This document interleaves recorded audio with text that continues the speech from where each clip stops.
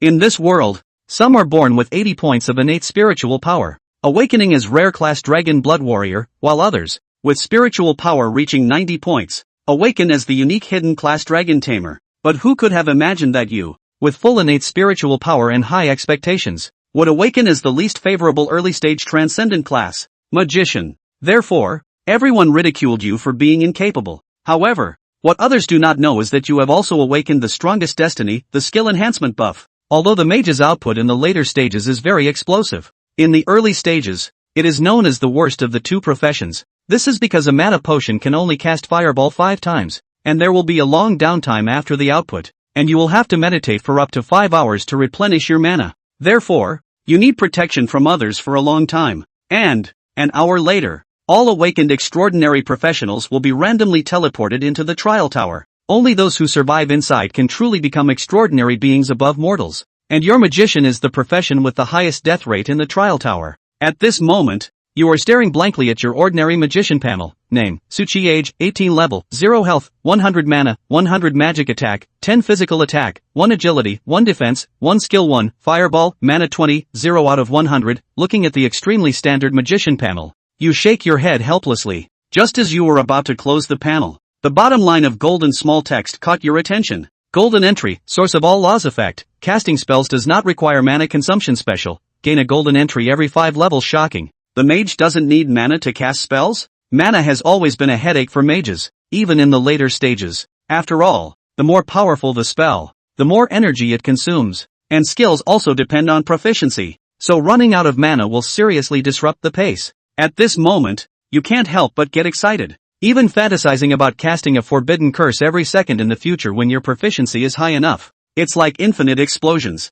Ha ha ha, am I about to take off? Just then, a harsh sound of the door suddenly came from behind. Your thoughts were brought back from imagination, and you turned to look at the door. The visitor is the school flower Jiang Yuwei, who is an awakened hidden class dragon master. You and the beautiful girl lock eyes, but a sentence inexplicably flashes through your mind. The first sword on shore. First cut the beloved. Are you here to break up with me? You asked directly. Jiang Yuwei rolled her eyes and said, have you read too many novels? Just as you were about to say 30 years in the East, Jiang Yuwei interrupted. Jiang Yuwei then patted your shoulder and said, don't be discouraged. Be careful with these things when you enter the tower yourself. If you die in the trial tower, I really have to change my beloved. After handing you the spatial storage ring, she turned to leave the classroom. You quickly grabbed Jiang Yuwei's hand and asked, where did you get this thing? The spatial storage ring, even the worst 1 cubic meter of space, is worth 100,000 huaxia coins, often priceless and absolutely not affordable for low-end extraordinary individuals.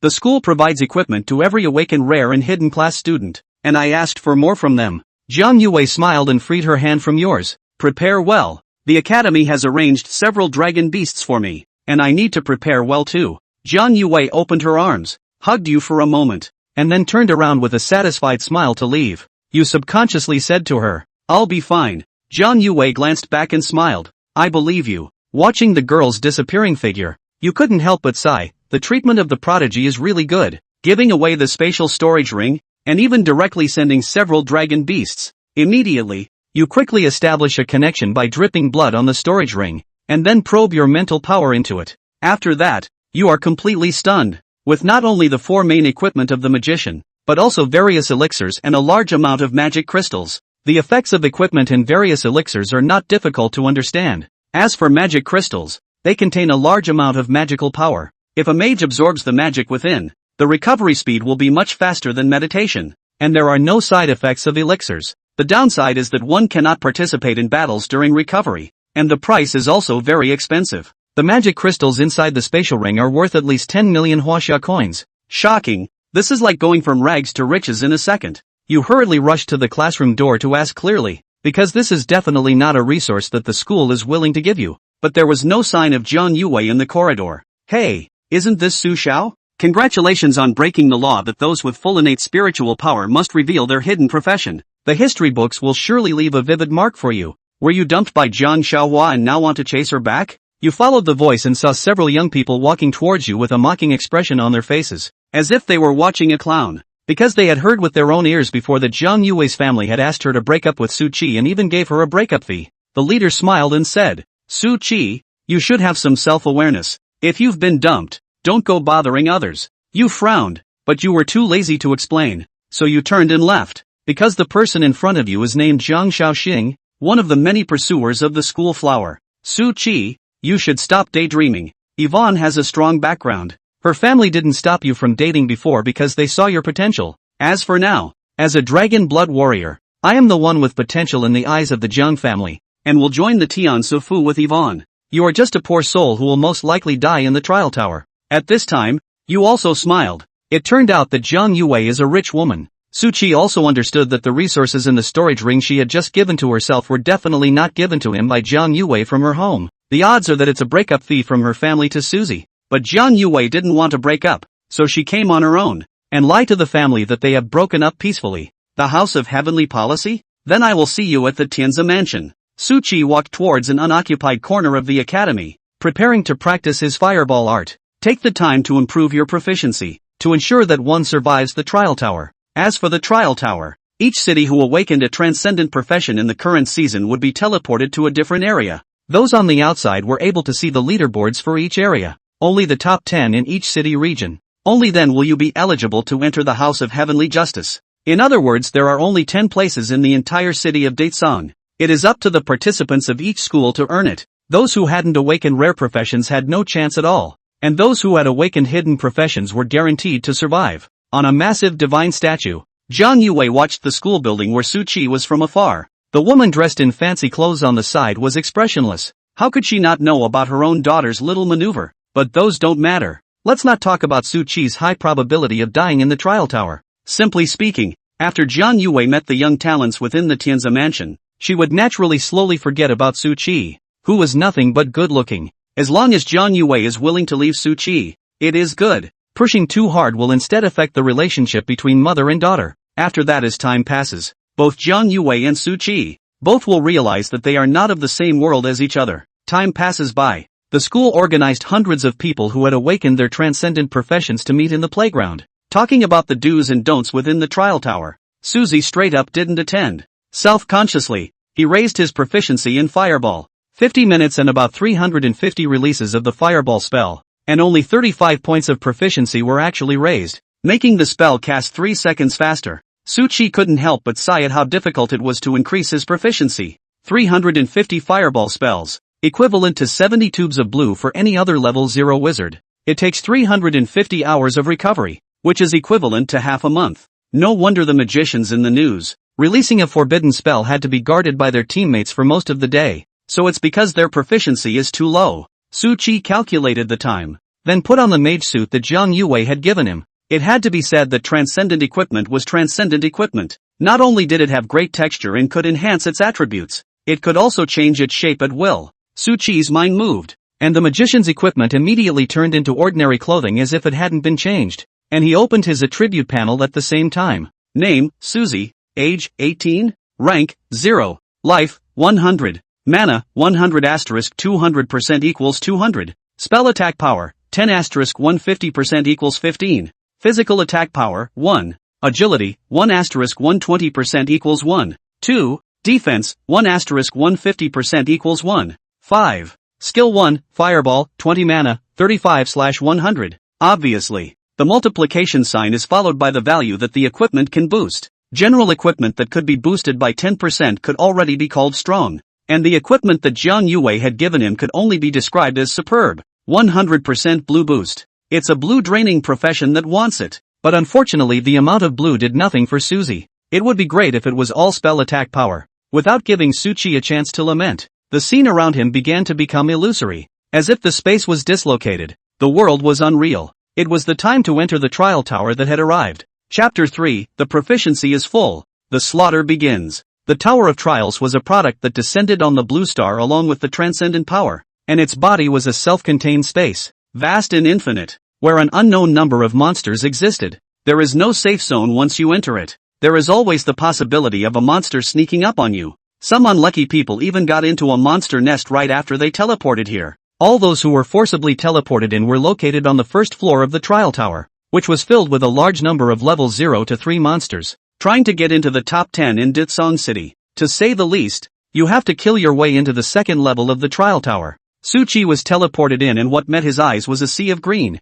Fresh air mixed with the fragrance of fragrant grasses rushed into his nostrils. If the average person comes in, the first thing they do is hide, not wasting a single moment of their power. First, to ensure survival for a day, killing monsters and upgrading instead doesn't matter. Suzy is also exactly the same as an ordinary person. He was going to find a place to pull his proficiency up before he did. Suchi traveled slowly all the way through the forest, then turned left and right to a piece of cliff where he wouldn't be attacked, and quietly released his fireball spell. Want to continue to improve your proficiency? Exactly 7 seconds passed before a fist-sized fireball coalesced in front of Suchi, emitting a bright crimson light. Suchi didn't fire it out, directly controlling it to dissipate, and then began to cast a fireball spell again. A fireball lit up out of nowhere and immediately went out. Suchi's skill proficiency was rapidly increasing, but while Suchi was practicing his skills, those with powerful professions began to brush up their points and practice their levels. After all, warriors and assassins are very different from mages. They consume their own physical strength and recover much faster than mages.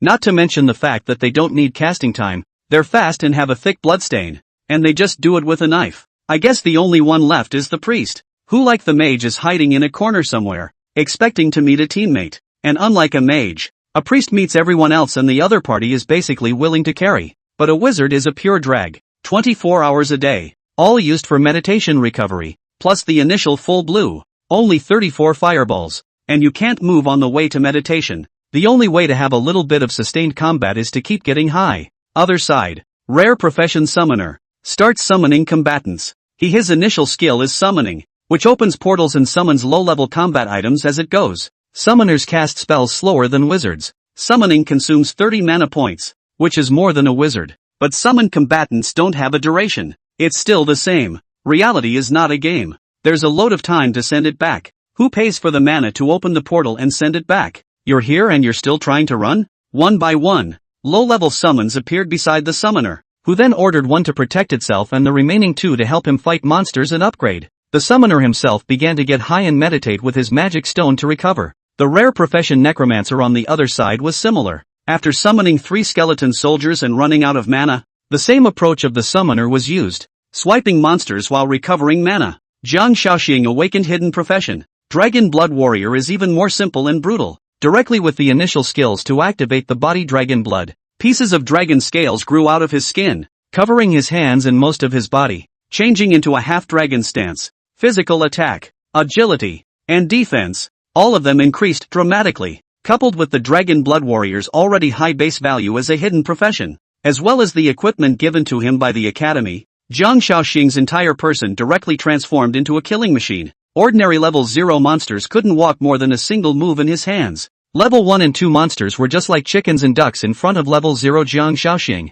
They were defenseless and could only be slaughtered by him. Jiang Yuwei was in no man's land. Everywhere you go, there's bloodshed. As for the duration of activating dragon's blood, Jiang Yuwei can last before he gets tired. So now he is like a god of killing. Points are soaring. The rankings are even going straight to the top 3. Meanwhile, Jiang Yuwei's experience was soaring. Kill Demon Spirit Rabbit. Experience plus 10. Points plus 1. Kill Dart Hedgehog. Experience plus 10. Points plus 1. Kill Man-Eating Frog. Experience plus 10. Points plus 1. Not much longer. Jiang Yuwei leveled up to level 1 then. As for upgrading to restore full blood, as well as blue, that's a scenario that only exists in the game. And realistically upgrading would only raise the cap. Add up to the amount of attribute blue boosted. For example, a necromancer, after summoning 3 skeleton soldiers, has 10 points of blue left, and after upgrading, the total blue comes to 200, and the mana available will only be 110 points. Jiang Yuwei made a flurry of kills inside the trial tower. In the area of Didsong City, there were other hidden professions killing indiscriminately, but people with ordinary professions could only hide. Of these, it was the wizard and priest professions that had the worst of it. Don't meet monsters. Don't meet monsters. A male magician hid in a cave, praying continuously under his breath. Perhaps the more you fear something the easier it comes. A large black bear slowly walked in from outside the cave entrance. A man and a bear look at each other. The scene was very awkward. It was as if the air had frozen. In the academy, the many trainees who hadn't awakened their transcendent profession looked enviously at the ever-changing list on the stone monument in front of them. As ordinary people, generally very safe, but it also loses the opportunity to become a human being. At this moment, as they watched Jiang Yuwei's ranking go all the way to the top, almost reaching the top, the crowd couldn't help but cheer. The school spent the price to invite Suchi to study. It's really a loss. Actually can't even enter the top 100. That's true. Now I don't know if he's dead or if he's run out of 5 fireballs and is hiding to recover his mana. The talent test for enrollment is a piece of. Or John's luck is good. The true chosen one. No more. No less. Just about 81 points are able to awaken the hidden profession. Time passes by. The top 3 have 2 hidden professions. The remaining one was a rare profession, necromancer, and had already formed a legion of skeleton soldiers while high on drugs plus magic crystals to help restore his blue level. A horde of 10 or so. Each one has the power of a near level 0 warrior. All the monsters you meet are beaten to death. The other side. After another 40 minutes or so of effort, Suchi released a full 650 fireball spells and finally pulled his proficiency level to full. The release rate came to nearly 0 seconds. It's true that everything is difficult at the beginning. I couldn't even use 2.5 minutes of my last 100 fireball spells. Suchi smiled and chose to exit the gate. One after another, fireballs floated around him. Then a steady stream of them blasted toward the perimeter. While walking slowly,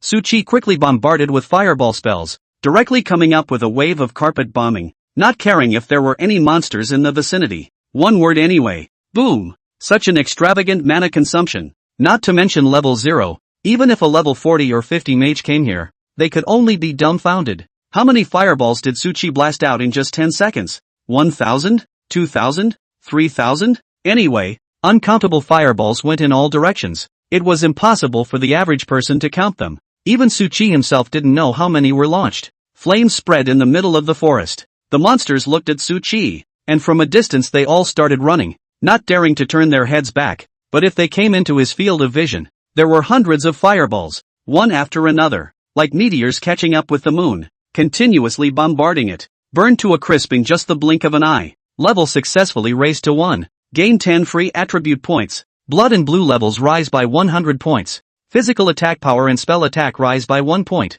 Suchi did not hesitate to add it all to the spell attack power. Spell attack, 10 * 150% equals 15. With the addition of 10 points of free attributes, its power from the original 15 points had directly skyrocketed to 31.5 points, and the power of the fireball spell had directly doubled. Now with the increase in spell attacks, the temperature of the fireballs generated by Suchi's fireball spell had directly increased by a notch. In the distance, Jiang Shaoxing was killing in a chaotic manner. Suzy, however, was slaughtering, totally stress-free one-sided carnage. Chapter 4, The Great Fireball Technique, The Power of the Forbidden Spell. Quick look, Suchi is in the top 100. It's only the first 100. What's the fuss? My brother Jiang is already in first place. His points are a whopping 74, and his level is already 3 levels less, so maybe he'll be able to kill his way into the second level soon. Only 10 points for 100th place, which is only a fraction more than my brother Jiang. The principal's expression was flat, barely. Too much worse than Jiang Shaoxing. It's been more than an hour, only killing 10 level 0 monsters. There are only 10 places in their city for the Heavens Policy Office. The top 100 were actually already very strong, but Jiang Shaoxing was like the sun in the sky. In front of him, not to mention the surrounding stars, even the bright white moon would become dim. Suchi has already come to the 90th place. His points are increasing rapidly. Wizards can't use a few spells, can they? Even one fireball spell a monster shouldn't take more than a few points. You don't know about this, do you? Schoolgirl John's family gave Suchi a breakup fee, and it's assumed that it contains equipment that adds mana value, as well as elixirs that restore mana. See, I was right, wasn't I? His points stopped increasing. In the Tower of Trials, Suchi looked at the flames burning in the mountains, but did not gain any experience. Understanding that the monsters in this area had already been slaughtered cleanly, and that he should change to another place, Suchi walked in the flames, but the flames couldn't hurt him in the slightest. He was like a god in charge of fire. All the fires were circling around him, worshipping him. Accumulated release of 100,000 fireball spells. Have successfully comprehended the fireball technique's axioms? Fireball technique is upgraded to Great Fireball Technique. Great Fireball Technique, the power of the fireball and its size can be increased by continuously consuming blue energy. Suchi was in a trance as if he had a feeling in his heart. He raised his staff in his hand and a fireball appeared above his head out of thin air. At first the fireball was only the size of a fist. There was no difference in size and power from a normal human fireball spell. But a blink of an eye, the fireball has come to the size of the head, and then blinked again. The diameter of the fireball has been with the bucket big difference, and with Suchi continuously inputting mana, the fireball grew bigger and bigger with the passage of time. 1 meter, 2 meters, 5 meters, 10 meters. Suzy had no intention of stopping, because no man could resist a spell that kept getting bigger. It was just that the fireball above Suchi's head was becoming more and more exaggerated. 30, 50, 100 meters in diameter. The air around the fireball was distorting, and now that the diameter was getting larger, the amount of mana needed to raise it by every meter was growing exponentially. However, Suzy did not lack mana. However, he could feel that there was an upper limit to the amount of mana his body could output. At most one tube of blue in a split second. Nearly 4 hours, nearly 1,000 meters in diameter. And my hands are tired of holding it up. So let's try the power first. Suchi smiled and waved the staff in his hand. And the huge fireball drew a perfect arc and flew towards the distant mountain peak. Along the way the plants on the ground quickly dried up, burned, turned into ashes in an instant. And then afterward the smoke dissipated, leaving only a scorched earth, as if it never existed. Boom! The huge fireball collided with the mountain peak. Destructive energy swept across a 10,000-meter radius, and a huge mushroom cloud rose into the air with it. The incomparably tall mountain peaks, directly into countless debris, dust, toward the splash out. But in the scorching fire, those pieces of debris, and just like ice meets the sun, it turned into rolling lava in the middle of the air. Terrifying heat waves swept out in all directions. Suchi hurriedly found a place to hide. He had just thought that the power would be great, but he had never thought that the power would be that great. It was like an annihilating strike. The entire heaven and earth seemed to be trembling. No one could imagine that this was just a level 1 mage, an attempt at a new skill. This power should be comparable to a forbidden spell, right? Suchi also had palpitations, almost playing himself out. Let's just say it's a good thing he chose a peak thousands of meters away. Otherwise the consequences are unimaginable. Kill tusked pig. Experience plus 30, points plus 3. Kill red-blooded monkey. Experience plus 20, points plus 2. Kill red refined mang. Experience plus 40, points plus 4. Densely packed information that increased his experience and points surfaced in front of Suchi's eyes as he came from level 1 to level 2 in an instant, and immediately skyrocketed to level 3. Level successfully raised to 4. Gain 30 free attribute points. Blood and blue levels rise by 300 points.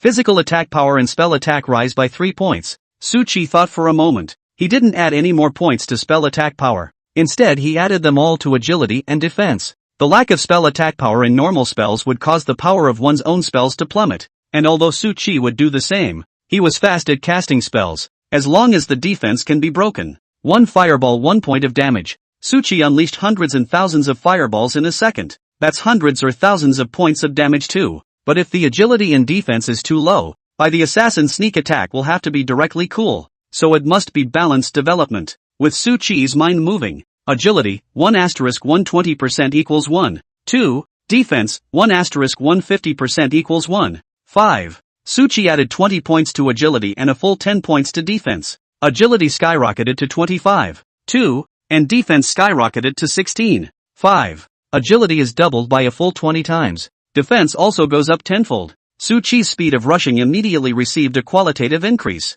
It was important to realize that the agility of a level 0 assassin was only 5 points, and a full point of agility at level 1 was only 15, and a full point of agility at level 2 was still 1 point behind Suchi. At this point, if a level 2 assassin came to kill Suchi, he would find a magician who was faster than him. However, the average assassin, Preston, had no chance to get close to him. As long as Suchi was allowed to detect a little movement, he will be greeted with fire coverage. However, Suchi was adding points and familiarizing himself with the speed of his current body, but his actions just now had already shocked an unknown number of people. The entrance to the second level of the trial tower in Datesong City, the majestic, as if real, phantom of a fierce tiger was quietly lying on top of the ground. Its body was huge and strong, and its body was actually burning with blazing flames around it, like a layer of blazing armor, distorting the air around it. From afar, the phantom of a fierce tiger burning with flames looked like a magical beast coming out of the abyss of hell. It wasn't a real monster. It was just a gatekeeper beast that guarded the entrance to the second level of the trial tower, and would reappear even if it was killed. No experience is gained by killing it, but it's a lot of points. Foot 50. Jiang Shaoxing sat not far away. At this moment, he had already exited the dragon's blood state, and after taking a qi and blood dan to recover, he quietly adjusted his body's state. He would restore his strength to its peak, then slaughter the level 5 red flame tiger in front of him and head to the second level to practice. The trial tower was treacherous for those who had just awakened their ordinary transcendent profession, but for geniuses like Jiang Shaoxing, it was an excellent place to practice. After all, Going out into the wilderness to practice isn't just about low-level monsters that you have to pay someone to take. Getting into a copy is even more treacherous, because low-level copies of strong people couldn't get in at all. While Jiang Shaoxing was recovering, a white-clothed young man with a blood-stained body and a tang sword in each hand slowly arrived. The two men looked at each other in all directions. Both sensed danger from each other. Hidden professions? A thought arose in both of their minds at the same time. At the same time,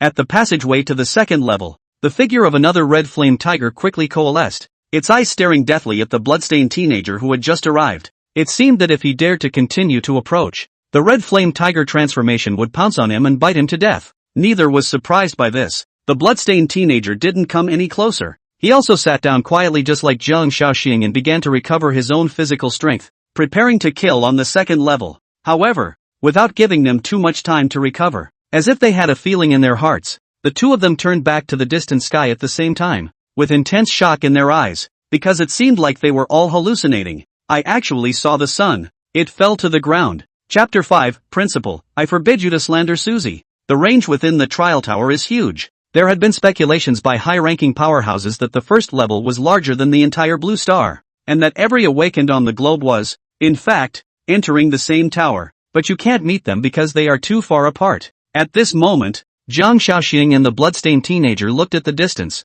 as if they had fallen into the mortal world, a huge fireball, and both of them fell into a state of stagnation, their brains going down as they watched. They saw the sun set, see the sky fall. A mushroom cloud was seen rising suddenly. This is... Jiang Shaoxing's jaw dropped. Forbidden spell? The originally calm bloodstained teenager almost stared his eyes out at this moment. There was no way the sun would set. And within Jiang Shaoxing and the bloodstained teenager's comprehension, there was only one other thing left for such a horrific destructive force other than a mushroom bomb. A forbidden spell rumored to be cast only by high-ranking mages. Of course, mage is a very generalized occupation umbrella term, which includes the common occupation wizard, rare occupation necromancer, hidden occupation elf mage, and so on. But where is this place? Ah, the first floor of the Tower of Trials. Only level 0 transcendent professions could enter. No one could force their way in. So how could there be a strong person who could release a forbidden spell? Jiang Shaoxing and the bloodstained boy could not understand at all, feeling his head buzzing,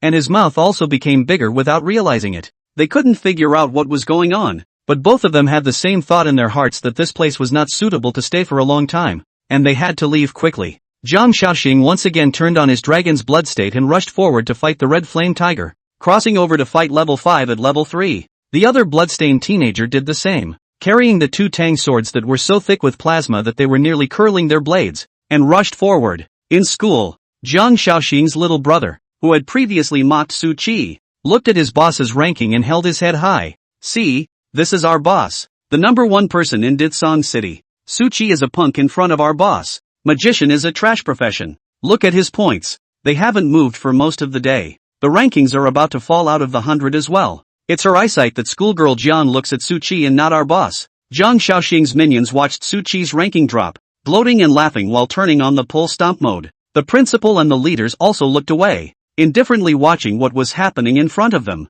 However, they were sorry that Jiang Yuwei did not enter the trial tower in Ditsong City after being picked up by her mother, not counting her as someone from their academy. Otherwise they'd have to take 2 of the top 3 spots. It's all Su Qi's fault. If he hadn't played friends with Yuwei, Yuwei's mother wouldn't have come to pick her up. What a scourge. Wasting our resources, not to mention actually costing us a top 3 spot. Listening to the ridicule of Jiang Shaoxing's minions, some of the teacher leaders couldn't help but crumble and start complaining. The more of the top 10 in Ditsang this season, the more their academy takes up, the more resources they get for the next season and so on. It even has the right to prioritize the selection of students, creating a virtuous circle where you no longer have to pay a price when you want good students. It's all about the other colleges paying their price. But now it's almost busted. The top 10 only take up 1 spot. Obviously not. However, without giving the crowd present a chance to laugh too much, Su Qi's ranking rose from 97 to first place in an instant. The points are even coming in at 139, far ahead of second place finisher Shaoxing Jian with 74 points, an instant boost of over 110 points? How is that possible? The school leaders present were all dumbfounded, and the entire college was plunged into dead silence for a while, as if it had been pressed into pause. Only Jiang Shaoxing is left the most loyal. Before Yin Yang Su Qi said that he must be in the history books to stay in the name of the little brother, Li Xingyu back to the charts. A puzzled face. Why aren't you guys talking? What are you all staring at the leaderboard for? I know that Jiang is very sick, but there's no need for you guys to be so worshipful. If you want to make friends with Jiang, just wait for Su Qi to come out and one of you spit a mouthful of foam at him. Li Xingyu was talking vigorously there, completely oblivious to the other companions, who had also fallen into silence. He was the only one still smiling, expecting Jiang Shaoxing to come out and give him a rich reward after seeing his elaborate preparations for the welcoming ceremony. But he didn't wait for Li Xingyu's chance to continue. A silhouette looked like it had crossed time and space, going up with a Rio flying kick, directly kicking him out and rolling twice on the ground. Although uninjured, he looked extremely wretched. My brother has the qualifications of a great emperor. Who dares to kick me? Li Xingyu climbed up and looked around angrily, but he couldn't find anyone. The principal stood up from his seat and shouted angrily, "Students should live in harmony with each other. What are your intentions in inciting the other students to isolate Su Qi?" Li Xingyu was confused and didn't understand what was happening. They had just been talking for half a day, and they hadn't seen the principal speak up, so why did they suddenly come to talk about him? Li Xingyu was at a loss for words as he looked around, trying to find someone who was also Jiang Shaoxing's junior to say a few words for him, but no one met his gaze, and eventually, out of the corner of his eye, Li Xingyu finally glimpsed that the first place on the Great Song Cities list had changed. From the previous Jiang Shaoxing, it became the big word Suzy, and the points are almost twice as much as Jiang Shaoxing's. Li Xingyu? What the hell? He just didn't look at the list for 10 seconds. Is it changing that fast? Level 0 monsters had 1 point, Level 1 monsters had 2 points, Level 3 monsters had 3 points, and even the Level 5 monster Red Flame Tiger that guarded the passageway was only worth 50 points. Could Su Qi still kill 2.5 at once? Headmaster, there's definitely something wrong with the list. No one in history has been able to increase over 100 points at once. Li Xingyu spoke in succession. The principal said in a cold voice, "Problems? There's never been a problem with the Trial Towers list. How could there be a problem now? This is all Su Qi's sweat and hard work. I won't allow you to slander him." Joke. The academy came out first and second. Don't say that nothing has gone wrong. Even if it has to be that nothing has gone wrong. Inside the trial tower, Su Qi couldn't help but get excited as he felt the increase in experience. And a fireball directly caused the level to achieve a triple jump. Come to level 4. One level short of a new golden phrase. That's cool. Must have another fireball. Su Qi didn't plan to continue in the neighborhood. The commotion just now was too great. The monsters that were still alive in the surrounding area had long since been scared off and finished running away,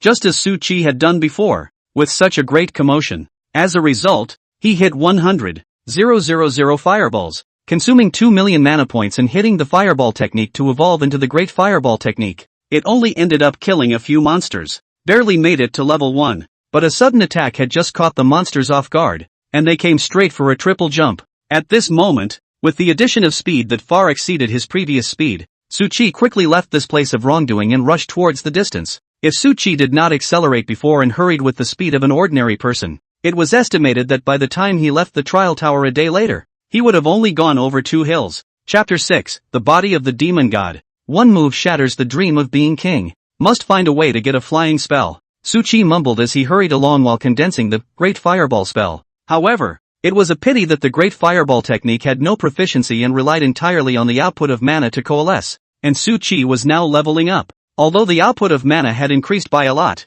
it was still not possible to coalesce the fireballs to a very strong level in a short period of time. Su Qi rushed towards the distance. After running for an unknown distance, he did not hesitate to throw out the cohesive Great Fireball technique after determining that there were a lot of monsters around. Boom! There was another explosion that looked like an extinction, and the horrifying sound waves accompanied the rising mushroom cloud, spreading out in all directions. The mountains crumbled for it. Su Qi was worried that he would be injured by the aftershocks. So this time, it was not as powerful as the last time, but the people nearby were already shocked and dumbfounded. Su Qi's experience and points were skyrocketing. Level successfully raised to 5. Gain 10 free attribute points. Blood and blue levels rise by 100 points. Physical attack power and spell attack rise by 1 point. Please select your skill. Water healing, spend 50 mana to generate healing water that can quickly restore wounds. Skyfire Meteor, consume 100 mana to gather a large number of red flame fireballs and attack one place, with very high burst damage. Earthen Wall Technique, consume 100 mana to designate an area and build an earthen wall to block the opponent's advance. Ice Seal, consumes 200 mana, releases a burst of intense cold air, causing the hit person to be frozen for a period of time determined by the opponent's strength. Entanglement of Wood, spend 100 mana to create vines under the opponent's feet. entangling him for a period of time determined by the opponent's strength. Every 5 levels, each profession will have 5 skills to choose from, and if you want something else, you can only go inside a copy to find a skill book. Suchi looked at the descriptions of the 5 skills in front of him and fell into a deep thought. After thinking about it, Suchi first ruled out the Heavenly Fire Meteor, which had the highest attack power, as his near 0-second fireball spell could completely simulate the corresponding effect. Secondly, exclude Earth Wall Technique, which is not very useful. Then exclude the Healing of Water that hits the auxiliary. In the end, you could only choose between Ice Seal and Entanglement of Wood, and both were control spells. Ice Seal consumes a lot of blue, but it's not a problem for Suzy and allows for wide-range group control. The downside is that it's easy to dodge. Entanglement of Wood, on the other hand, is a precise single-point control, but it can still be dodged away by speed, just with a bit more difficulty. However, in the face of the flying enemy is even more helpless. Even if the vines are born out of thin air, wrapped around the enemy, the other party can still fly. No different than taking a rope and trapping someone who can fly. After all, there is no ground to root on to lend strength to, all but defeating the purpose of confinement. Growing out of the ground, the other side would have run away long ago. Suchi did not hesitate any longer and directly took the Ice Seal technique. Skill 2, Ice Seal, 200 mana, 0 out of 100. Then Suchi opened the panel with great anticipation, wanting to see what golden words he had obtained again. Golden word, Demon God's Body. Effect, spending mana strengthens the body. Consuming mana to strengthen your body? How is it consuming? The consumption of mana for using spells, or the ability to strengthen the body by consuming mana? Suzy knew a thing or two. Practice makes truth. Without hesitation,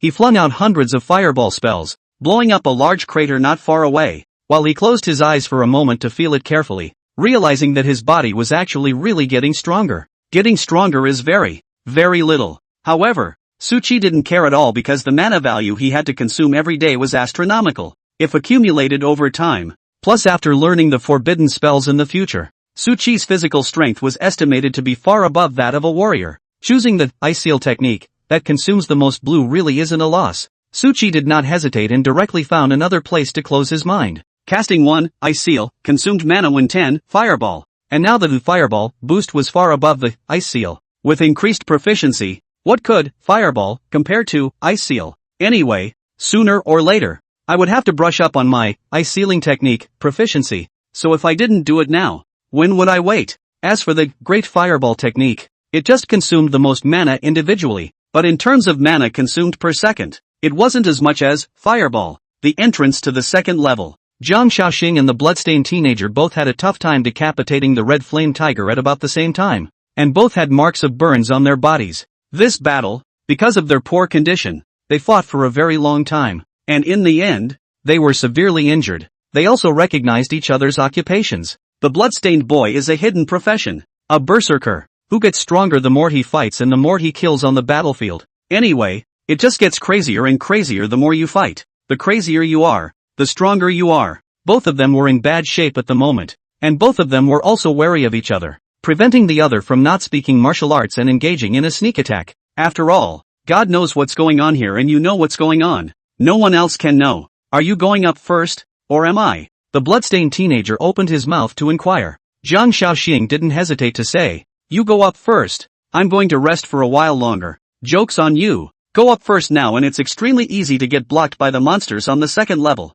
And then the opponent comes up and backstabs you at that point. Where do you go from here? The bloodstained boy said. I also want to rest a little longer. The two just sat quietly, but they were not given the opportunity to rest more. Looked and subconsciously, unanimously looked in one direction. There was another fireball as bright as the sun there, and instead of exploding straight away, it moved rapidly in their direction, and it's getting bigger at a rate visible to the naked eye. Looking at Jiang Shaoxing and the bloodstained teenager, their scalps went numb, but it was a good thing it didn't continue to come closer. That one sun-like ball of fire that plummeted to the ground. Boom! For a moment, the mountains collapsed, and Jiang Shaoxing and the bloodstained teenager could clearly feel that the earth under their feet was trembling slightly. This time, however, the explosion was not as strong as the last one, but because it was much closer, only a dozen kilometers away, it was far stronger than the impact brought to the two last time. Grass, coming their way. The two didn't know exactly what caused the two explosions, and they didn't have any curiosity to find out.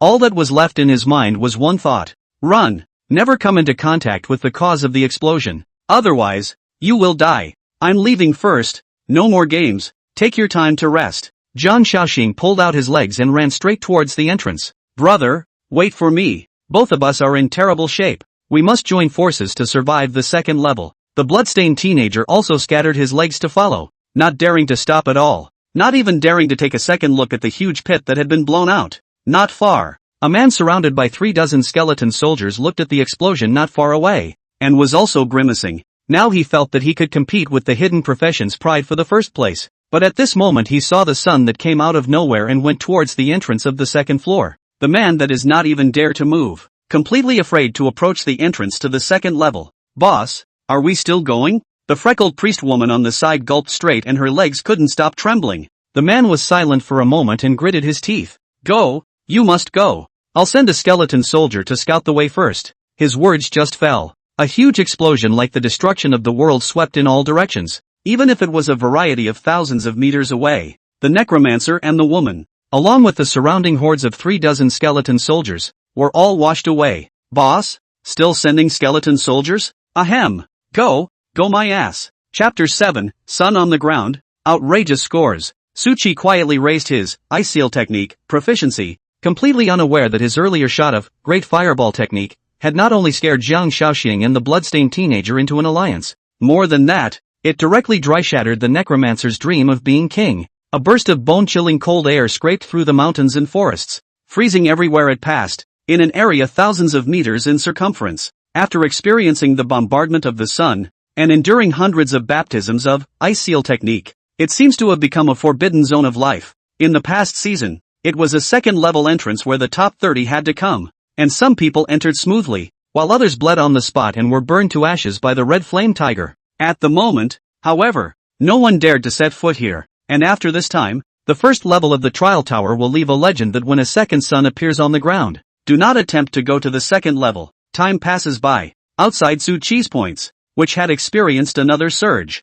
had not moved at all after Kaminto 213. On the contrary, the second-place Jiang Shaoxing, as well as the third-place bloodstained teenager Luo Xiaoyu, had their points raised a little bit from time to time. The fourth necromancer tried to catch up, but after the impact of the sun's explosion, nearly half of his skeleton soldiers died. Add to that the fact that necromancers were completely afraid to step foot on the second level to brush higher-level monsters and take double points, and the gap grew wider and wider. Su Chi should always shrivel up now, right? There are still 8 whole hours to go. I'd like to see how he's going to sit in first place. A magician is a magician. The mana consumption is just too much, and after 2 big waves of events through unknown methods before, they are probably hiding somewhere right now to recover. 213 points, at least 5 levels. In past seasons the top 10 were about this score. This season has been over for most of the day. How can there not even be a 150 points? Some people looked at Su Chi's points, which hadn't moved for 2 consecutive hours, and couldn't help but let out a long sigh of relief.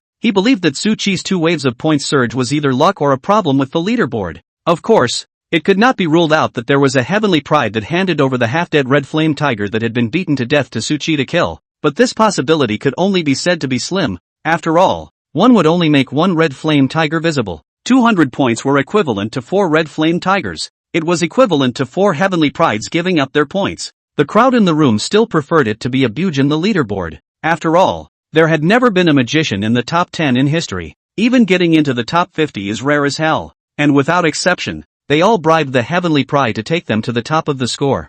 Jiang Shaoxing's minions in the audience were expecting that he would overtake Su Chi and trample him hard under his feet. School leaders are puzzled when they look at the rankings. In the previous seasons of the trial tower, there should have been a dozen or 20 people who had entered the second level by now, less 150 points. As a result, there is now nothing but Suzy. None of them reached 150 points. It can't really be a Bujin the leaderboard, can it? No one will fix this thing either. The principal, however, was expressionless, regardless of whether there was a bug or not. As long as the people from their academy could bag 2 of the top 3 was a good thing. Everything after that was tedious. Jiang Shaoxing and Luo Xiaoyu's points barely moved, and would only be raised once after an hour or 2, because they are all heavily wounded. They seem slow to kill more powerful monsters and have to recover for a long time after each big battle. Necromancers, on the other hand, are growing slowly and steadily. On the contrary, Su Chi, after resting for more than 4 hours, he seemed to have recovered, and every hour and a half his points would skyrocket.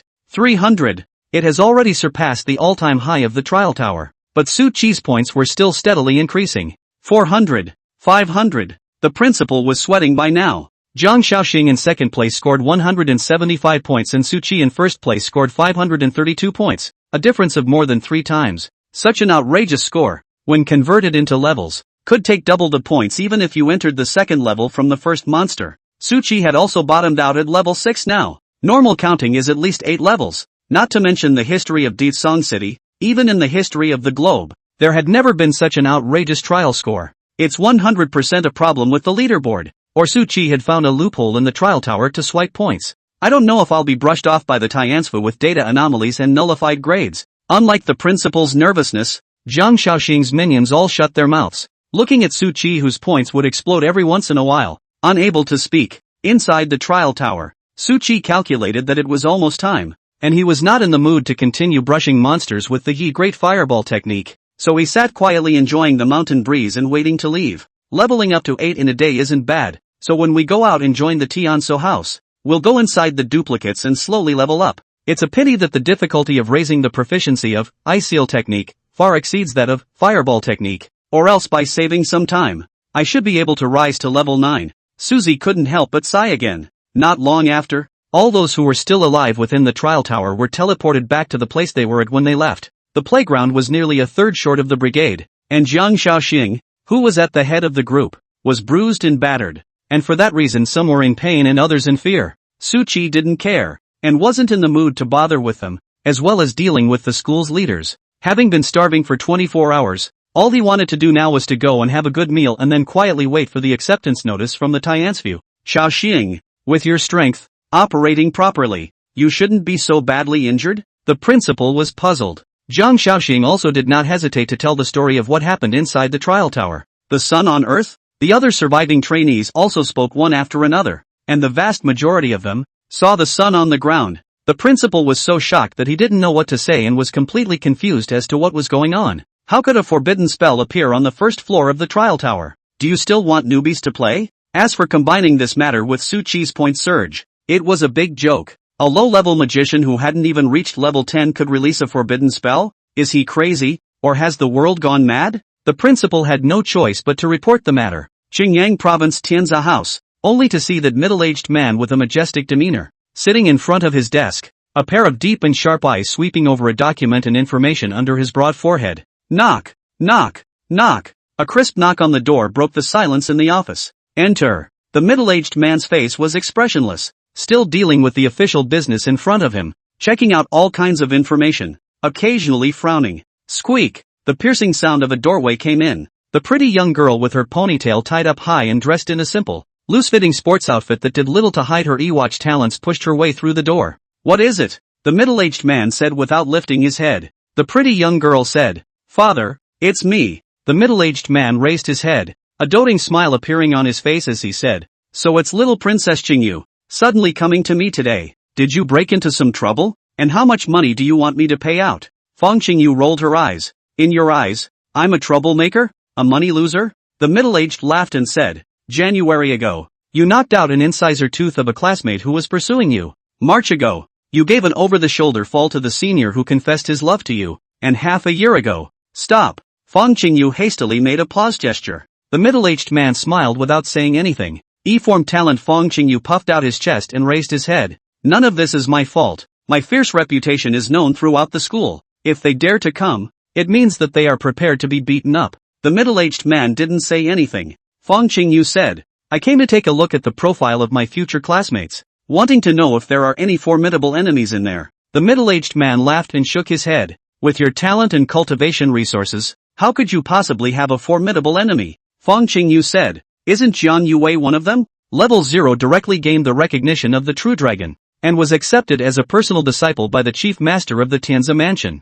If I were to go up against her right now, I would probably just be rubbed on the ground by her true dragon and asked to serve. The middle-aged man shook his head. That's just an exception, not to mention that the future you may not be her match. Fang Qingyu also covered her ears and shook her head. Don't listen, don't listen. The Wang Bang chanting, I just want to see how they are doing in the trial tower. It's not a big deal anyway. The middle-aged man was helpless. There was a sudden rush of footsteps in the corridor outside the office. Knock, knock. Knock. Is the mistress of the house in? I have something important to report. Chapter 8, Impossible. Absolutely impossible. The middle-aged man, the Tianzi province's Qingyang province branch prefect, couldn't help but frown slightly as he listened to the commotion outside. Enter. The female secretary who was wearing a suit and appeared extremely competent and sharp pushed the door in. Only at the moment she appeared a little bit anxious. Master of the house. Something big is wrong. It's not good. The prefect converged his smile and took a shallow sip of tea. Not panicking.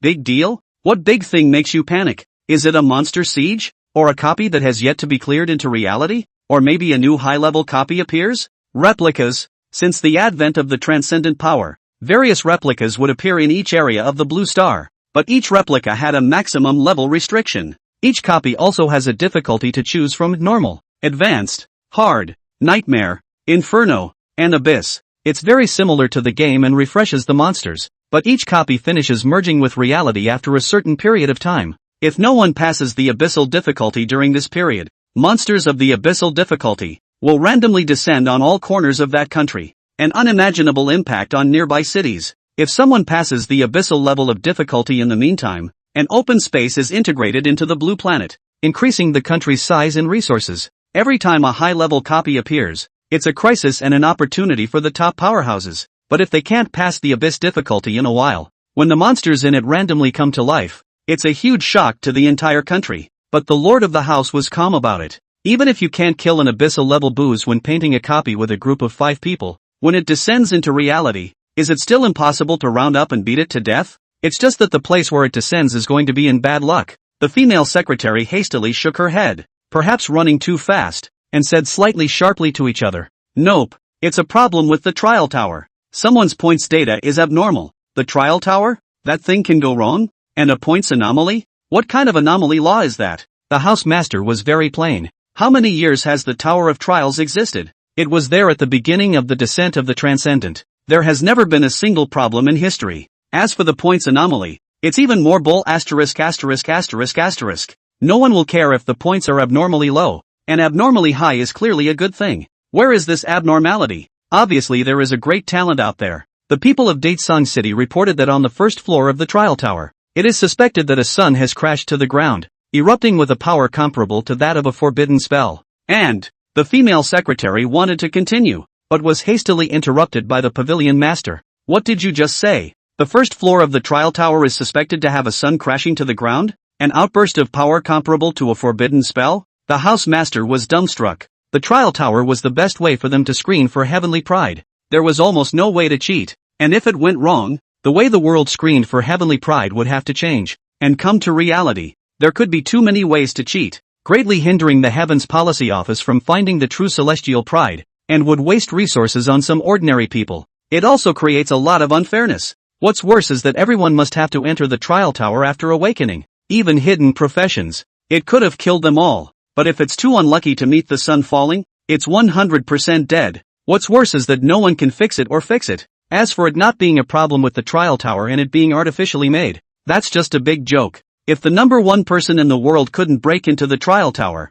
could any other forbidden spell mage break in? Fan Qingyu also couldn't help but open her small mouth wide, as if she had seen a ghost, but her heart couldn't help but rise a wave of happiness. Luckily she hadn't met. Otherwise you can only end up with a corpse. Any clues? Is this anomaly appearing on a wide scale? The prefect hurriedly opened his mouth to inquire. The female secretary said, I had people make multiple inquiries and found that only the corresponding trial tower in the Ditsong City region had this anomaly, and the trainees in other places did not see the scene of the great sun falling. The housemaster let out a long sigh of relief. It's fine if there are problems in just one area, but the big deal is to let the trainees in Ditsong City go to other urban areas to enter the trial tower in the future. If the great sun falls on the entire trial tower, I'm afraid that the number of transcendent professions that can survive from the trial tower in the future will be drastically reduced. Even a half cut is not out of the question. Will greatly influence the younger generation of the entire country. What about the other points anomaly? Normal professions taking high scores? The housemaster asked casually.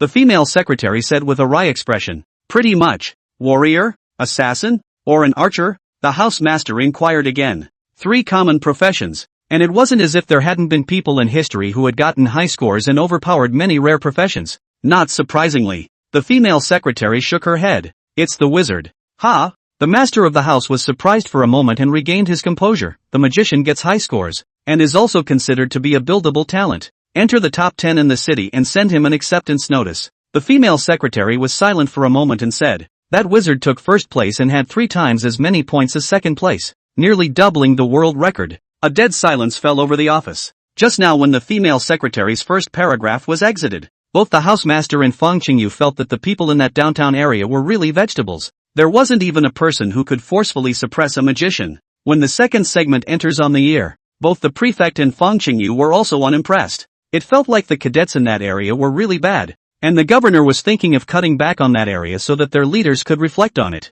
How can you teach a bunch of losers? However, when the third paragraph came out of the female secretary's mouth, the housemaster and Fang Qingyu were both dumbfounded. They understood every word in all 3 passages, and they understood each one. But why did each word feel so foreign when linked together? A wizard that broke the world record for points for the first time in the trial tower? And still doubled the world record? How long has it been since the world record has changed? Back in the day, it was still a certain dragon master who had gotten lucky in there and met a level 3 true dragon. And after concluding a contract with it, he was taken on a killing spree. But even so, that imperial dragon master is also only 277 points, nearly double his score, at least 500 points to start. Should it be that fake? Whoever heard the news in the first place? Besides being shocked, it felt fake. Very fake. Fake is totally out of order. If it was just an ordinary breaking of the world record, a few points over, a dozen points over, they would be shocked and feel that this son had the qualifications of a great emperor, but super at double at once.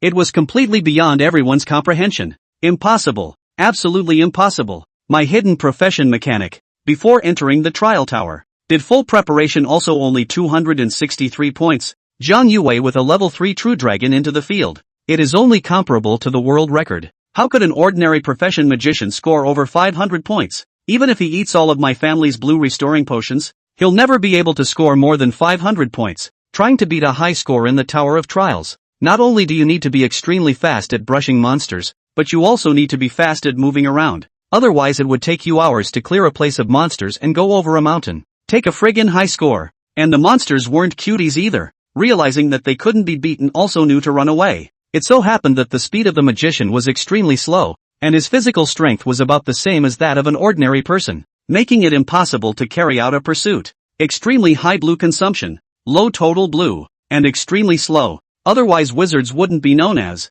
well, the most trashy profession in the early stages. Yet there are wizards taking over 500 points. Pressing is not an option. Chapter 9, Susie, you deserve to die. Show me that city's information. The housemaster also felt very outrageous, and pressed on, not believing that a magician could take an astounding 500 or so points. Even if you resolved a level 0 monster with a single fireball, that would be more than 500 of them, requiring the consumption of more than 20,000 mana points. It was impossible to have that much mana value by eating pills like food and eating yourself to death, not to mention a variety of other situations. It's impossible to press a fireball a monster. The secretary also reached out, handing out the information that had been prepared long ago and said, the trial tower corresponding to the Daesung city where he is located is the area where the sun fell. I don't think it's just the trial tower that's having problems, but even the leaderboards are having problems. The housemaster took the information and opened it. Fang Qingyu came to the side of the housemaster and looked up. The first thing that caught her eye was the picture of the Daesung city ranking list, on which the first place, Suchi's 532 points, appeared particularly dazzling. After that, second place Jiang Shaoxing's 175 points and third place Luo Xiaoyu's 171 points were mediocre. Even in previous years in the Great Song City, they couldn't even enter the top 10. But this year they made it into the top 3. And all of them were hidden profession heavenly prides. The housemaster couldn't help but frown. With the strength of the hidden profession dragon blood warrior and berserker, in a flurry of killing within the trial tower, without going to the second layer, at least a little more than 200 points can be killed. How come these two are so good? Fang Qingyu said, Father, look, this is the evidence that something is wrong with the trial tower and the leaderboards. The two hidden professions only have so many points. It's not normal at all. The lord of the house was non-committal. The female secretary said, Master of the house, do we still have to send him an acceptance letter? Is Tianza Recruitment recruiting wizards? Of course it will be recruited. However, no low-ranked magicians are recruited. And to be recruited, they have to be high-ranked to start, and even middle-ranked magicians can't reach the threshold. The housemaster tapped his finger on the desk. Fang Qingyu said, There's a big problem with his grades at first glance. What kind of acceptance letter is being issued? You take me to test him. If he can last 10 minutes in my hands, he's qualified. It's not too late to send then. Saying that, Fang Qingyu pulled the female secretary and wanted to go and test the height of Su Qi's strength, to let him know what a heavenly pride was. The housemaster said, "Qingyu, do not be rude." Fang Qingyu didn't reply, only somewhat unwillingly let go of the female secretary's hand, letting a district magician ride on his head. Fang Qingyu was very upset and had to go and expose his disguise. The housemaster said, "According to the rules, he'll be paid if he makes it into the top 10, but there's a new duplicate quest tomorrow. There will be no time for rest after joining the House of Heavenly Justice, and today the acceptance letter, as well as the ticket, will be delivered to you in a fast-paced manner. Immediately you must come by car. You must report to the playground at 9 a.m. Tomorrow." Understood. The female secretary left. Fang Qingyu also pressed his impatient heart. "If you can't try today, big deal. You can try tomorrow." Dyson City. After Su Qi ate and drank his fill in the city, he also returned to the school dormitory, and then not long afterward, the acceptance letter and ticket from the Tianzi house were delivered. He also set foot directly on the road to the Heavens Policy Mansion. The Tianzi mansion was very large, and after identifying Su Qi, he was also brought to a dormitory room. Coupled with the special treatment of being the first in the region, Su Qi directly occupied a room by himself. 3 rooms, 1 hall and 1 bathroom. Su Qi had rushed for most of the day and his body was tired. After he ate his dinner, he also went straight to sleep. Time passes in an instant. It's like a blink of an eye as the sun and moon turn. The next day dawned, and one after another, the celestial pride from the various urban areas of Qingyang province rushed to the playground of the Tianzi mansion. As the #1 academy in China, even if it was only a sub-facility nowadays, the people who could come here were all young geniuses picked out of thousands. But coincidentally, just up out of the dormitory not long, met Jiang Shaoxing, as well as his little brother. Of course, the juniors weren't trainees of the Tianzi house, they just followed Jiang Shaoxing and acted as underlings. To put it bluntly, the pride of the big families needed to work hard to brush up their levels and improve their skill proficiency, and couldn't be bothered with so many things. Usually, you have to ask other people to help you with the laundry, going to the cafeteria to get food, cleaning the residence, and other small chores. Tianzi still gave each urban area the top 3 students, with 3 entry slots for those who helped with their cultivation. Yo, after Su Xiao took first place, are you even willing to spend money to hire a nanny to serve you? Li Xingyu opened his mouth with the familiar yin and yang. This first place of his is just a lucky one that happened to get stuck in the bug of the trial tower. Can't you see that the Heavens Policy Office has already issued a notice that there are problems with the trial tower in Ditsong City, and that in the future, they'll all go to the next city to hold their awakening ceremony and enter the trial tower? Ha ha ha ha ha. This is an official denial. It's just a pity that Su Xiao's quota wasn't actually taken away. Su Qi was not interested in paying attention to them, not even bothering to give the 4 people in front of him more than a glance. He turned around and was about to leave. Jiang Shaoxing took a step in front of him. Su Xiao squealed to prove his strength. "You are the world record of the trial tower, as well as the Iron Law's son of Heaven's pride." The Iron Law in Jiang Shaoxing's mouth is naturally the Iron Law that if you have a talent of 100 or more, you will definitely awaken a hidden profession. That's a nice outfit you've got there. And schoolgirl Ginger's breakup fee is pretty comfortable, isn't it? Jiang Shaoxing saw Su Qi completely ignoring him, thinking that he had spoken to his sore spot. His face was full of refreshing smiles, explosive stomping on a former heavenly pride, the man who once robbed Jiang Yuwei. "It's really cool. Roll." Su Qi's reply was simple and clear. Jiang Shaoxing froze. A wave of anger rose from the bottom of his heart, and the 3 minions beside him also instantly understood in a second and surrounded Su Qi. Su Qi's face was expressionless. Jiang Shaoxing looked around at the crowd of eaters who were casting curious gazes and glared viciously at Su Qi. "Don't let me meet you where no one else is." He kept his voice low enough to be completely inaudible to the average person. Su Qi smiled. "I would have loved to meet you. Killing between transcendents had always been expressly forbidden, and it was even stricter to the extreme within the Heavens Policy Mansion. Even fighting with each other could get you expelled from the Tianzi. If you kill your opponent in broad daylight, there is and only one solution to go: pay back. All grudges can only be settled where no one else is." Jiang Shaoxing left with his minions, the beautiful young girl of E-table talent, but from the middle of the crowd came out, making Jiang Shaoxing cannot help but breathe a stagnation. He suddenly realized that he didn't really like Jiang Yuwei. Jiang Shaoxing suddenly realized that he just really liked beautiful women. "Did you have your own racy clothes today?" Jiang Shaoxing froze in place, looking at the beautiful maiden who was walking straight towards her. and watched the beautiful maiden pass by on the wrong side of him. Seeing that the beautiful young girl had arrived and set her feet in front of Su Qi. Jiang Shaoxing. Suzy, you deserve to die. Are you Su Qi? Fang Qingyu spoke flatly. Chapter 10. Practice more if you're a vegetable. You're Suzy? Fang Qingyu stared at the handsome teenager in front of her, decisively putting down the words she originally wanted to say bluntly, choosing to test him in a euphemistic way. The people around them were envious to the teeth. They had all stared at Fang Qingyu for so much, and they all took him as their target, determined that they had to chase after him. As a result, the goddess has now gone and hooked up with someone else. As I recall, wasn't she a violent woman? Didn't all the men who dared to pursue her end up in the hospital? Am I hallucinating today? She actually hit on a guy? Let me slap you so I can make sure I'm not dreaming. How can she hit on other boys when I got an over-the-shoulder slam for pursuing her in the first place? There were people around who knew Fang Qingyu crying, and they heard the people around them froze. Such a pretty girl actually likes to punch people? But what's the point of getting your ass kicked if you can get after it? Su Qi said. What do you want from me? Fang Qingyu smiled politely and said, introduce myself. My name is Fang Qingyu. Yesterday I heard someone say that your trial tower points broke the world record. I want to know how you did it. When a woman lowers her head and doesn't see her feet, she is already the best color on earth. Fang Qingyu lowers her head and really can't see half of her toes, belonging to the best color of the best color. At this moment, the young girl smiles. The surrounding crowd couldn't help but be dumbfounded, caught up in it and unable to extricate themselves, standing frozen in place. However, after coming back to their senses, their gazes at Su Qi became a bit odd because they had all heard that Su Qi's trial tower points had exceeded the world record by a factor of 2. Initially, they were stunned to hear that they were completely unconvinced that there was such a horrible person in the world who could directly surpass the world record by a factor of 2.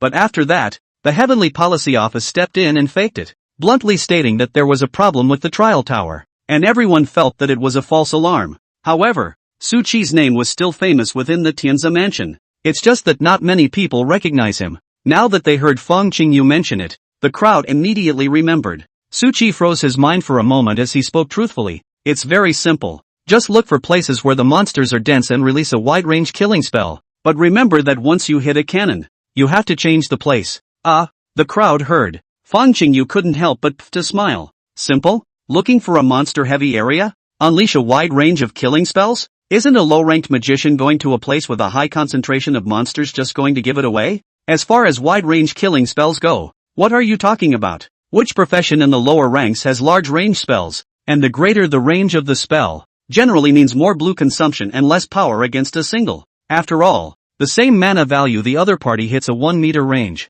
You directly cover 100 meters in a circle. How can the damage be the same? When the people around them saw Fang Qingyu laughing, they couldn't help but follow suit, and Jiang Shaoxing, who was watching from afar, did the same. It's not like they haven't seen people who lie without blushing or jumping, but still, it was the first time I had seen the man who lied so well and spoke so calmly, as if he were telling the truth. Fang Qingyu lightly laughed. You're so good. Can you bring me to one of the low-level copy exploration events that will be held later? I've never been through an abyssal level copy. The crowd couldn't help but envy Fang Qingyu when they heard her first words. Such a beauty was actually pampering him, actually begging him. The crowd felt that Fang Qingyu was really simple, casually believed Su Qi's ghost words, and felt that he was really that bullish, completely not reading the Tianzi announcement. I can't believe he had to come and take himself into the copy. But when they heard the second sentence, the expressions of the people were not calm. Even the hidden professions present, low-level copies, which were generally accessible below level 20,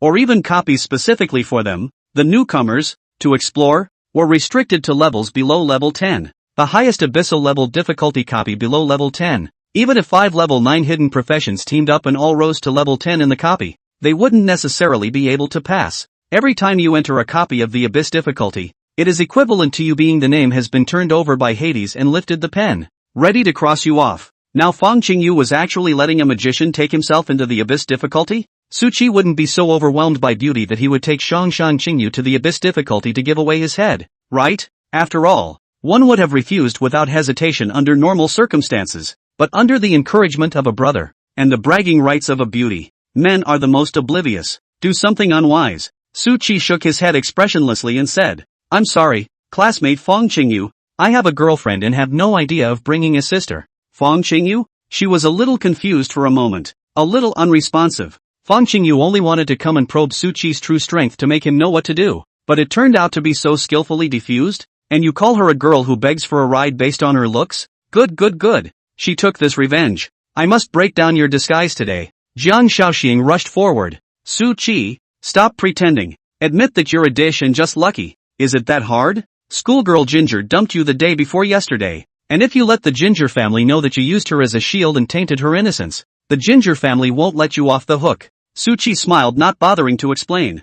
Jiang Shaoxing was like a puppy as he looked at Fang Qingyu with a big smile. Qingyu student, my name is Jiang Shaoxing. Hidden profession Dragon Blood Warrior. Second place in the city. I wonder if I could have the honor of taking you through a copy with me? Of course I don't have the ability to go through the abyssal level difficulty, but it's still simple to take you through an inferno. Fang Qingyu frowned, as if she smelled a familiar feeling. Once those suitors in the face of her, all of them were the appearance of Jiang Shaoxing in front of her, like a dog that only knows how to please. It looks like her fierce reputation hasn't spread far enough. I can't believe someone had the nerve to come after her, dare to come and disturb her from getting stronger. Fang Qingyu sighed darkly and dropped her icy eyes onto Jiang Shaoxing. Jiang Shaoxing's body stood straight, revealing an expression that he thought was handsome as he looked at Fang Qingyu's exquisitely beautiful face. But even though Jiang Shaoxing tried his best to contain it and try to look like a gentleman, his eyes couldn't help but glance downward. Fang Qingyu snorted coldly and said, second place in Ditsong City? 175 points within the trial tower. Second from the bottom of all hidden professions, and eighth from the bottom of the freshmen in the Tianzi Palace? Because of Su Qi, only 2 of this Ditsong City's trainees had entered the second level, and both of them were still heavily injured, resulting in the 2nd through 10th places in Ditsong City, which encompassed the 8th through 1st places in the countdown of freshmen, the lowest scores ever accepted into the Tianzi mansion. Jiang Shaoxing was unceremoniously unraveled, standing awkwardly in place for a moment, and the people around him, other than those in Ditsong City, unabashedly laughed. Jiang Shaoxing glared resentfully at Su Qi. He felt that Fang Qingyu was deliberately embarrassing herself because of him. 175 points for a little yakuza. Practice more if you're a dish. Su Qi lightly laughed and walked towards the playground stipulated by the Heavenly Policy Mansion on his own. Chapter 11, Abyssal Copy. 100% win-win situation. More practice if you're a vegetable? What an ironic statement. Especially when the person who satirized him was also his nemesis and a minor wizard by profession. Jiang Shaoxing almost stormed out, almost unable to hold back from making a move against Su Qi in the Tianzi mansion, but fortunately he managed to suppress his emotions in the end. Su Qi, you wait for me. Later on, I'll enter whichever difficulty you enter. Jiang Shaoxing gritted his teeth. The same copy, different difficulties in different spaces. It is said that only the abyssal difficulty is a real copy. The rest of the difficulty is nothing more than a projection of the real copy. Therefore, in addition to the abyss difficulty, no matter how many people through how many times the other difficulties are on, the copy of the monsters inside will still come down to reality. If you enter a copy in a group, everyone is teleported to the same place. But if you are not in a group, people will be teleported at random. Jiang Shaoxing was now going to try his luck and see if he could be lucky enough to meet Su Qi in the copy. Except for abyss difficulty, of course, only a maximum of 5 people can enter, and the entry channel will be automatically blocked when the number of people reaches the limit. Suzy came to the playground assembly after breakfast. In the entire Qingyang province, the more than 100 heavenly prides that had been selected for a season had all converged here at this moment. Su Qi stood in the crowd, surrounded by a number of teenage students, could not help but cast a curious and a little shy gaze. The person who took them was a middle-aged woman with some silver strands in her hair, dressed in brown and looking meticulous. 9 o'clock has come and gone, and those who have not yet arrived can go and check out on their own. The middle-aged woman's face was expressionless. The originally murmuring crowd immediately quieted down. The Tiansu house never lacked geniuses, and there was no point in continuing to stay when you couldn't even report to work on time and on time. The middle-aged woman said, "Students, I, Sun Jingyi, level 73 rare profession, weapon master, will be the teacher to guide you in battle from now on. I won't talk nonsense today. Your task for the week afterward is to level up 5 levels. Everyone, please come now and record your current rank. We will do an initial ranking and see who has leveled up the most after a week. The Heavens Policy Mansion will give the top 30 a certain amount of resource tilt based on rank advancement rankings." After Sun Jingyi finished speaking, she raised her hand and pulled out a stone leaderboard from her spatial ring. Touch it to leave a name and rank. One by one, the trainees went up to touch the leaderboard under Sun Jingyi's arrangement, but after entering their information, the leaderboard didn't directly display the rank ranking, because it will only show you the rank you have gained after entering your information, and not your current rank. There is no way to talk about the rankings. So when the last entry was done, Sun Jingyi signaled the crowd to follow her after putting the leaderboard away. The crowd followed in silence. Then they were taken to a chamber. And what met their eyes was a slice of broken space, and vortex-like passages in it. This is a copy of the exploration arranged for you by the Heavens Policy Mansion. Only level 10 or below are allowed to enter. All of you come to me to receive a life-preserving jade talisman and then enter. The difficulty and teammates will be chosen by yourselves. Many people were shocked. Tianzfu arranged a copy for them to explore. Something that was told along with the acceptance letter. But issuing a life-preserving jade talisman was something they never expected. A life-preserving jade talisman. The product of the copy. Pinch can be transported away from the copy at any time. Can be said to be the second life when breaking into the copy. After all, there was no life-preserving jade talisman trying to get out. There is only one way left. Kill the booze on that difficulty and pass the level. In addition to this, the explosion rate of the life-preserving jade talisman was not high. So the life-preserving jade talisman was sold at an extremely high price of 500,000 huaxia coins apiece. Only rich kids can afford it. However, the cadets of the Tianjia house were manned by one. Students, the life-preserving jade talisman isn't everything. In the middle of a copy, everything is about preserving life. Sun Jingyi walked directly to the side. You'll be forming your own teams first. As his words fell, quite a few people had already asked each other about each other's professions, as well as levels and points in the trial tower. Those who knew Feng Qingyu's true strength also flattered him. Sister, take me, okay? A loli that was less than 1 meter 5 in height pulled Feng Qingyu's hand and pouted like a child. But which of the people who could perform the awakening ceremony hadn't turned 18? The little loli in front of her was just short and her appearance was a bit more childish looking. A full legal loli. At this moment, she was so cute and adorable that she paid attention to the heart of the fierce man. Feng Qingyu, however, was unmoved. Suzy, however, didn't have any inquiries, because his message has been known for a long time. The number 1 wizard in the province, with a ridiculously insanely high 500 points, but it was straightened out by the Tenchi's downfall. There's a problem with the trial tower in Ditsong City. Jiang Shaoxing sneered. Young Su, didn't you just refuse Qingyu's invitation to form a team and plan to go through the abyss difficulty alone? Why don't you go now? It's not going to be a wimp, is it? The people present froze for a moment, and all of them dropped their gazes on Su Qi, exuding a posture of watching a good show. Abyssal difficulty. That was a difficulty where it was difficult to even ensure survival with a life-preserving jade talisman. The mortality rate going in is extremely high. Su Qi teasingly laughed. I just heard you say that you'll follow me into whatever difficulty I enter, right? Jiang Shaoxing was dumbfounded. At this moment, he only felt that it was difficult to ride the tiger. However, he was not in the least bit weak, not believing that Su Qi dared to choose the abyss difficulty with an extremely high mortality rate. As long as you dare to enter the abyssal difficulty, I will dare to enter. Jiang Shaoxing held his head high, proud as a peacock. Su Qi shook his head slightly and said, it's just too boring to go in. I heard that your family is quite rich. Why don't we bet a cubic meter of magic crystals? How about it? Su Qi directly took out all of the magic crystals that Jiang Yuwei had given him and piled them up to his feet, and a dense and extreme magic power immediately spread out in all directions. The people present could even see that the experience bar on their own attribute panel was slowly rising.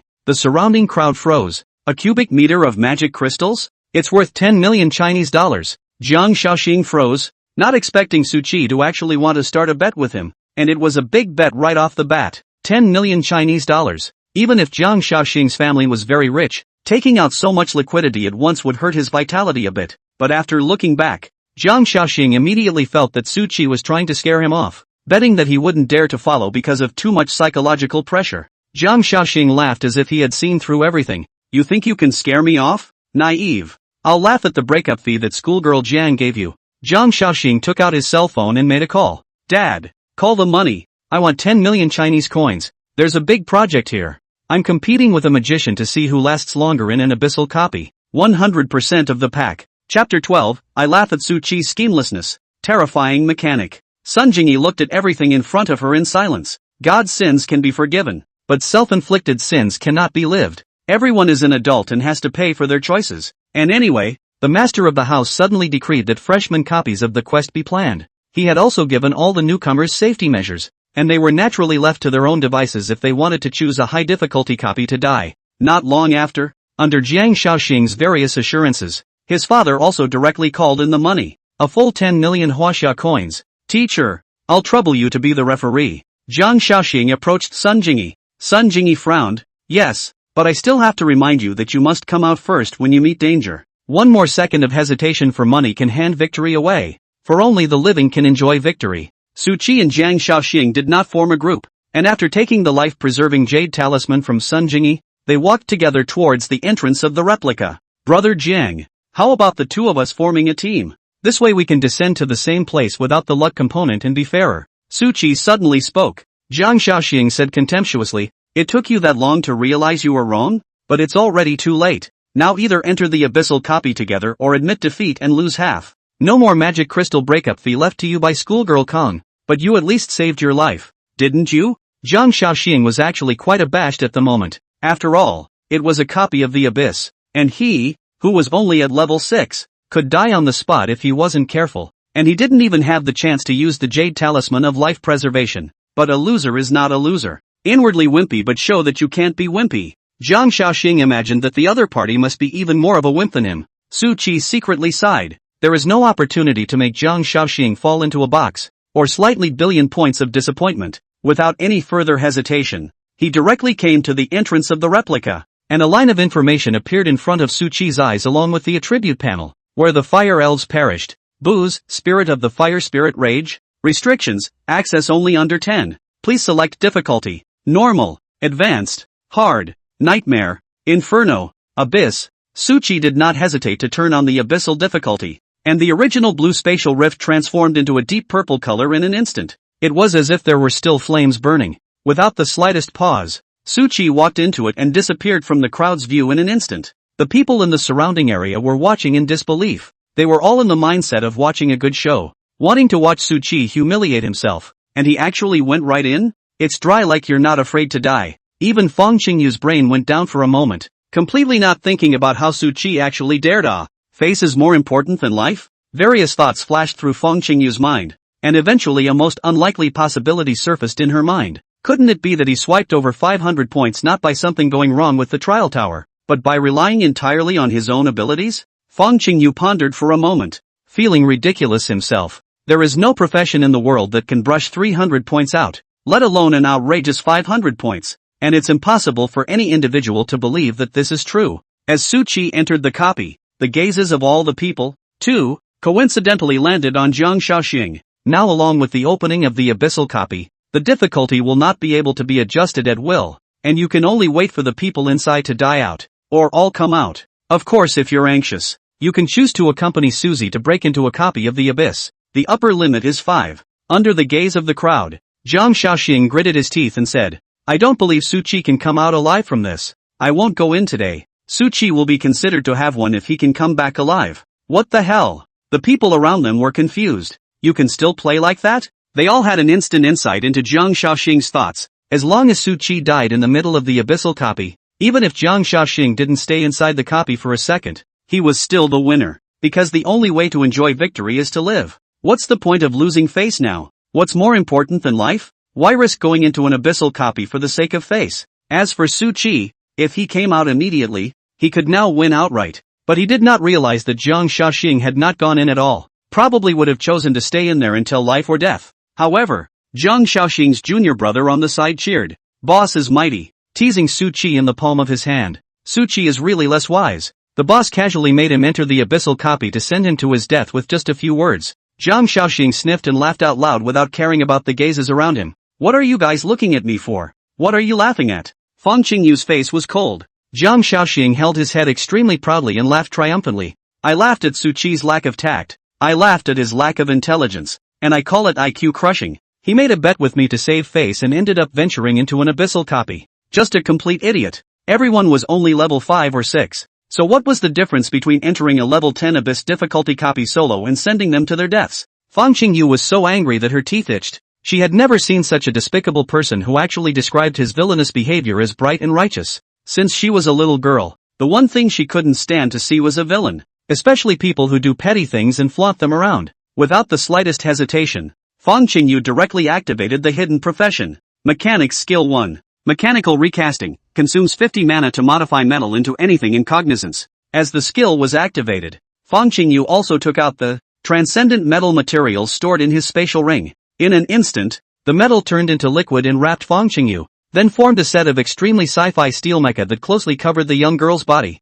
The mech was 3 meters tall and silver white with various other color accents, making it dramatically beautiful. The crowd looked a little confused, not understanding what Feng Qingyu was doing by consuming mana values for nothing. However, there were also men who looked at the mech with eyes that were glowing, brighter than when they looked at Feng Qingyu herself. Every time the crowd was given time to react, a burst of flames suddenly shot out from behind the mech, and Feng Qingyu transformed into a burst of streaming light, fiercely blasting out a fist towards Jiang Shaoxing. Do whatever you want to do. Beat up anyone who makes her sick. Feng Qingyu had always been like this. Jiang Shaoxing's behavior just now disgusted her miserably, and his words afterward made her want to vomit even more. Mechanical iron fist, accompanied by a sonic boom that went straight to Jiang Shaoxing's face. Boom! In his haste, Jiang Shaoxing could only raise his arms and activate the dragon blood in his body to resist. But the dragon scales had only just grown out of his arms when the mechanical iron fist had already blasted into his hands, sending Jiang Shaoxing's entire body flying out,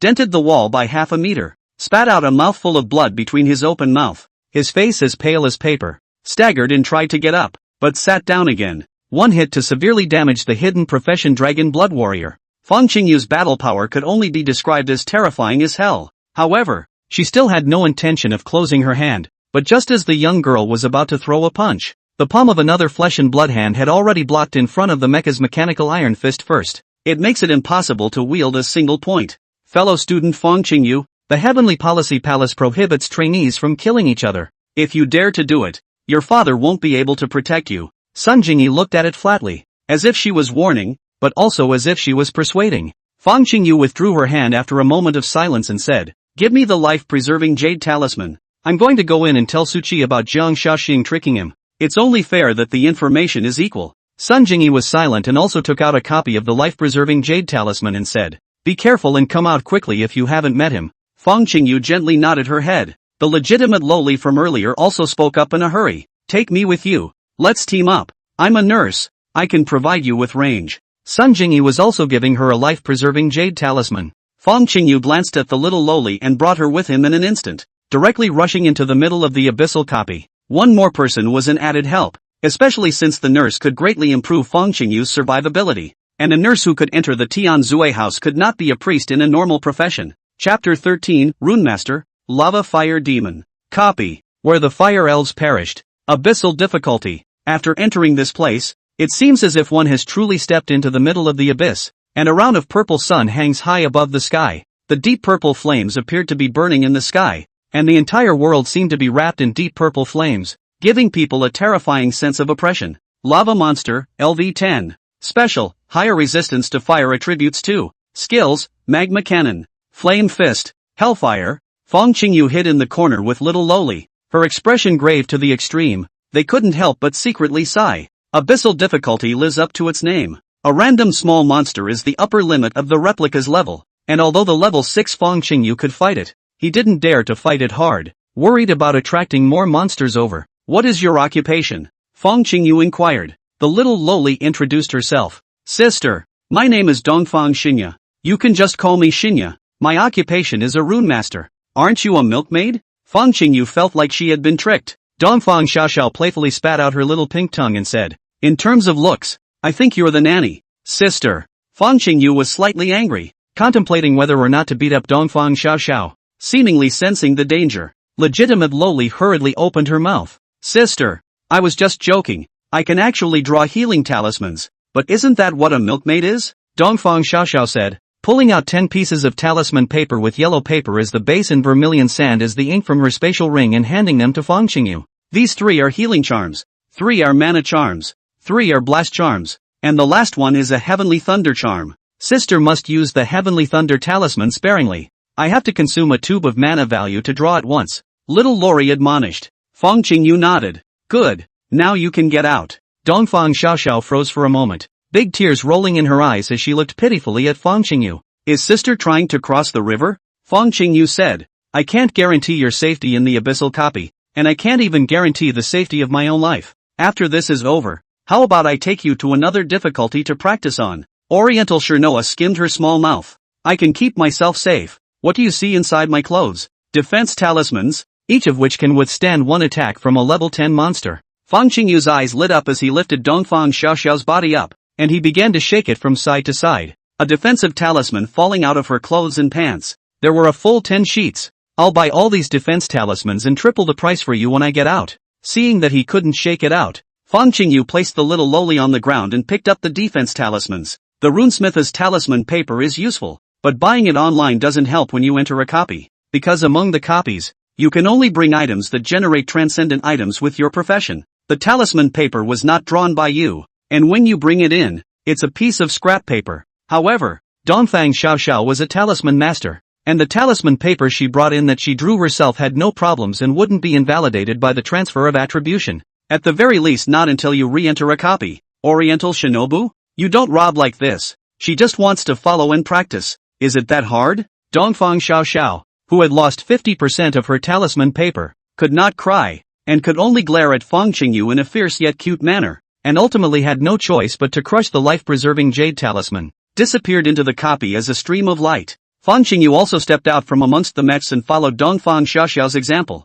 putting the defensive talisman into his clothes for easy triggering at any time. Rune Master is worthy of being a hidden profession, combining assistance, survival, renewal, and output. It's so useful. Fang Qingyu couldn't stop secretly sighing. Inside the House of Heavenly Policy, the crowd of trainees were shocked at the Oriental Shine that had just gone in not long ago and immediately came out. Is the Abyss difficulty copy so horrible? The strength that Fang Qingyu had just displayed was there for all to see, but even for her, she was unable to keep her nursemaid after only going in for a minute or so, making Dongfang Xiaoxiao have no choice but to crush the life-preserving jade talisman. Completely refreshed the crowd's perception of abyssal difficulty copies. After being treated by the other nannies, it had recovered almost as much. Jiang Shaoxing sneered. I thought Fang Qingyu was so bullish, but it turns out that he couldn't even keep his nannies. Dongfang Xiaoxiao ignored the crowd and sat on the ground, so silent that she didn't say a word, just like a little girl who had just lost her love and was deeply hurt. Jiang Shaoxing looked at Sun Jingyi and said,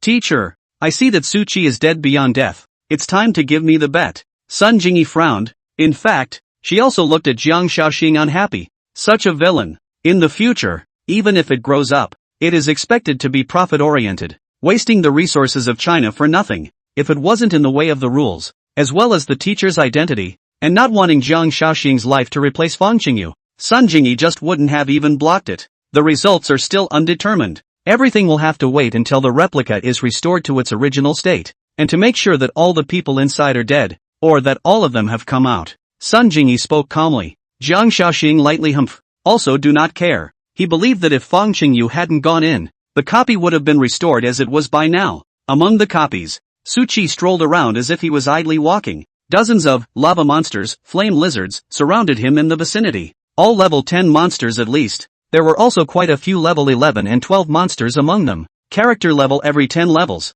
will come to a watershed. If 1 to 9 levels, can only learn and release the 1 rank skills. Grades 10 to 19. Then you can learn and release second order skills. In such a scenario, not to mention an ordinary career of level 8, even a hidden career of level 10 would have to sweat if they were to face it alone. Su Qi waved his staff in his hand, and a cold mist spread out in all directions, covering 100 meters in a circle in an instant. Ice Seal. It was released dozens of times in a flash. However, in a copy where the fire element was so dense, the power of the Ice Seal technique was greatly reduced, and the duration of the Ice Seal would also be greatly reduced. Even because the opposite side was full of fire elemental monsters, it would still greatly reduce the power and time of the Ice Seal technique. If it was a normal magician who released the Ice Seal technique, the probability was that it wouldn't even be able to freeze in half a second. And of course, Su Qi was the same. But what if I unleash it dozens or hundreds of times at a moment's notice? What about releasing Ice Seal hundreds or thousands of times a second?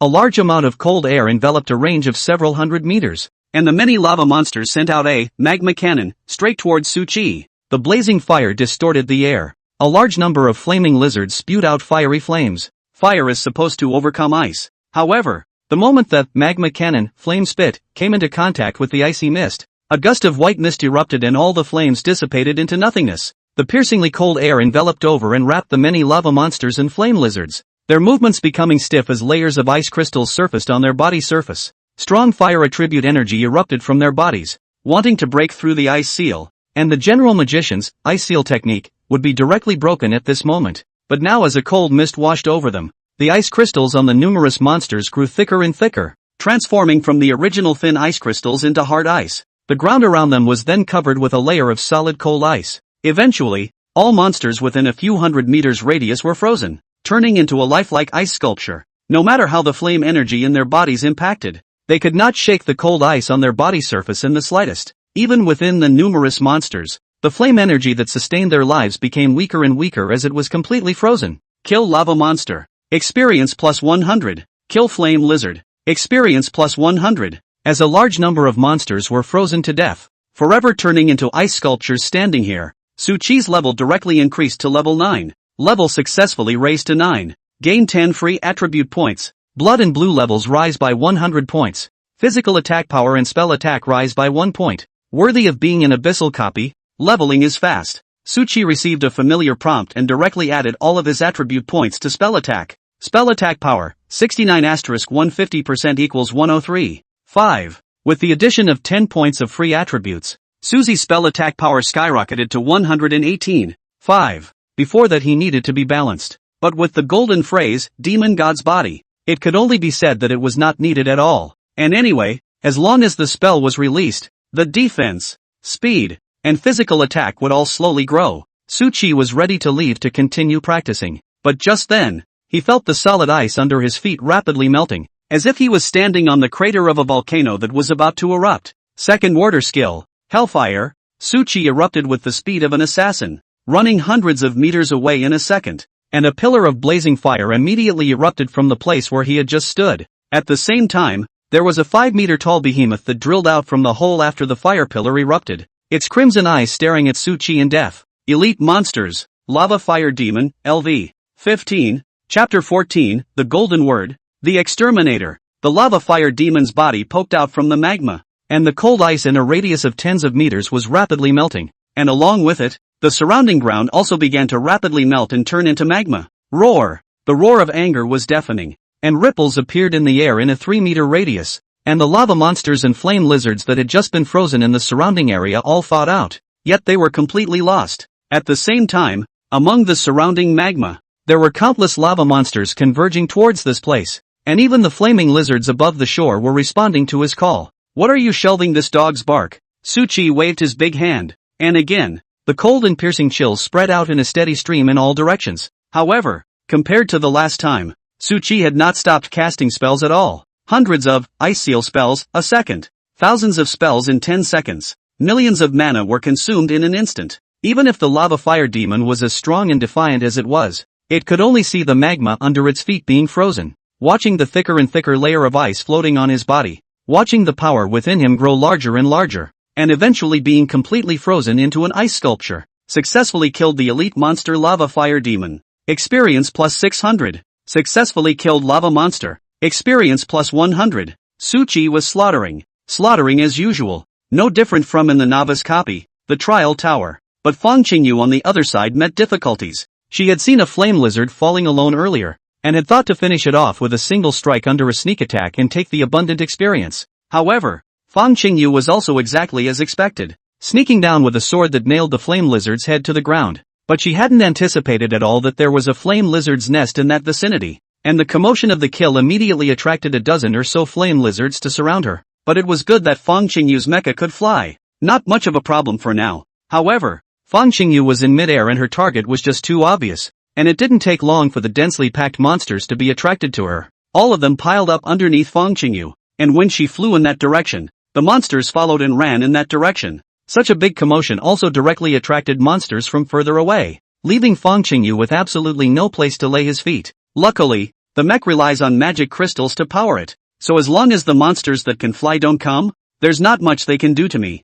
But just like speaking of the devil, just as Fang Qingyu was hesitant to take out the magic crystal battery first, so that the monsters below could enjoy the baptism of cannon fire, a small bird with a reddish body and burning purple flames suddenly flew down from the purple sun high in the sky. Purple Inferno Bird, LV. 10, has very high resistance to fire. Skills, Air Fireblade, Flame Crash, Purple Inferno Vortex. Fang Qingyu's face slightly stared, and without a single moment of hesitation, she turned around and started to run away in her mech. Fang Qingyu is being hunted. After killing the lava fire demon, Su Chi slaughtered all the various small monsters in the surrounding area that dared to come to his aid and leveled up once again. Level successfully raised to 10. Gain 20 free attribute points. Blood and blue levels rise by 200 points. Physical attack. spell attack up 2 points. Susie's spell attack power went straight up to 151. 5. Please select your second level skill. Flamestorm, spend 700 mana to create a vortex of flame that swirls enemies into it,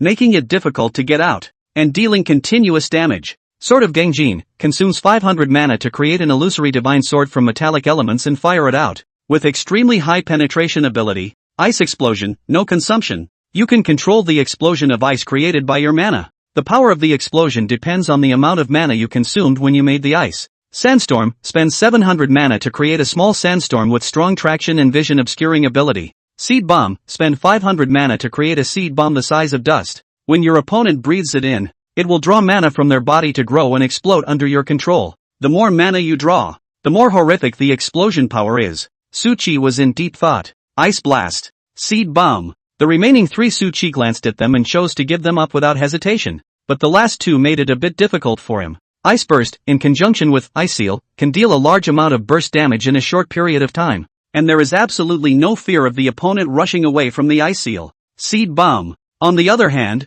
is the oldest of the old 6 skills, and after inhaling it, you can say that it's a must-have skill, and no one should be able to resist it in the early stages anyway. Later on, though, it's probably hard to be of much use, with mage-type professions being able to detect anomalies with ease. A skill with 500 mana, even if it enters a warrior's body late in the game, can't do much damage. It's better to look at the golden words first. Su Qi felt that he should pick a skill that best matched the golden phrase. With the properties panel open. Golden words, Exterminator. Effect, when releasing a skill, you can increase the coverage of the skill by consuming additional mana. Su Qi's spirit was shaken. The Exterminator is truly as terrifying as it is. It's equivalent to giving all his skills, with the attribute of infinite growth, as long as you can afford the mana consumption. For others, the usefulness is only average, and while it increases the range covered by the skill, it can't afford the mana drain at all. However, to Su Qi, who possessed another golden phrase, source of all laws, it was tantamount to a heaven-defying enhancement. So what's the point of picking seed bombs? What's the point of this thing to increase coverage? Without hesitation, Su Qi chose the Ice Burst technique. It's a no-consumption, no proficiency skill that works as long as it's held and detonates in seconds. The ice-cold and bone-piercing mist surfaced beside Su Qi again, covering a range of thousands of meters in a circle in an instant. And before the numerous monsters could react, ice had already begun to form on their bodies. It's a pity that even with the Exterminator enchantment, Ice Seal can't cumulatively consume mana indefinitely, up to 1 tube at a time, like Great Fireball. The increase in total mana still works for me. Su Qi had actually been depressed before. The total mana value that increased with every upgrade was completely useless to him. But now it was different. The upper limit of each of Su Qi's power skills was his total mana value, and the upper limit of the mana value he could output at one time. Previously a Ice Seal technique, the mana consumption was only 200 points, and the more mana consumed often represented the stronger the power that could be exploded. When you get to the later stages, the lower level skills from the earlier stages are basically useless and can only be used as a test attack. After now possessing the golden phrase, Exterminator, Su Qi a Ice Seal technique, consuming a total of 1200 * 200% equals 2400, 2400 points of blue. The range that can be covered is a dozen times greater than before. Blast! Su Qi let out a low gulp. The Ice Explosion technique was suddenly unleashed, and the mana contained in the several kilometers of cold ice in a radius was completely stimulated, and all of them exploded in an instant. Boom! The whole world seemed to be trembling slightly. The violent energy fluctuations directly killed all the monsters within a few kilometers. And along with the cold air completely dissipating, the devastated earth once again came into view. Other than Su Qi's 5-meter radius, the rest of the area was directly dented by 2 to 3 meters, as if several layers of skin had been scraped off. Such a big commotion immediately attracted Fang Qingyu, who was fleeing for her life in the sky, and she couldn't help but cast her gaze, wanting to see what was going on there. Chapter 15, shocked Fang Qingyu and Sun Jingyi. What's that? Fang Qingyu was startled by the explosion just now. At this moment, casting his gaze over, he found that there were no remaining clues to be found over there at all, except for a piece of rubble. Such a huge enveloping range was close to the forbidden spell level, but the surrounding peaks didn't appear to have too many problems. It made Fang Qingyu puzzled, but did not give her the opportunity to think more. Behind her large swaths of purple flame bird had already chased up. Fang Qingyu also did not dare to tend to just exploded place to go. Fear of a great horror over there. Half an hour later, in the House of Heavenly Justice, the crowd waiting outside was also dumbfounded. They had originally thought that Dongfang Xiaoxiao had been sent out so quickly, and Fang Qingyu would soon come out as well. However, it was never anticipated that she actually hadn't come out until now, still holding out inside the Abyss difficulty copy. Mistress Fang Qingyu isn't going to directly solo through the Abyss difficulty, is she? Single pass Abyss difficulty? Don't you say joke. Do you know how many level 10 monsters are in there? According to the information I've read before, among the Abyss difficulty copies, the lowest level of the monsters inside is higher than the highest level that can go in. Not to mention the large number of level 15 plus elite monsters in it, and even level 19 boos in the core. Is the abyssal copy so horrible? So what's the need to say? Do you know how the abyssal copies used to be passed? It all depended on the number of times in human lives to fill it up. The monsters inside the abyssal copy won't revive and respawn after they're killed. And there's one less to kill. Each copy of the abyss needs to be challenged countless times. First decimating all the small and elite monsters, and then ultimately sending the most suitable squad of 5 into the siege of the boos. So difficult? Goddess Fang Qingyu deserves to be my goddess. Goddamn 6. Actually able to hold out in the abyssal copy alone for so long. Jiang Shaoxing also smiled. Student Fang Qingyu is indeed very powerful, enough to be called the number 1 freshman. But that little cutie who was fooled by me should have turned into fertilizer long ago, right? Letting Fang Qingyu beat her down with one move.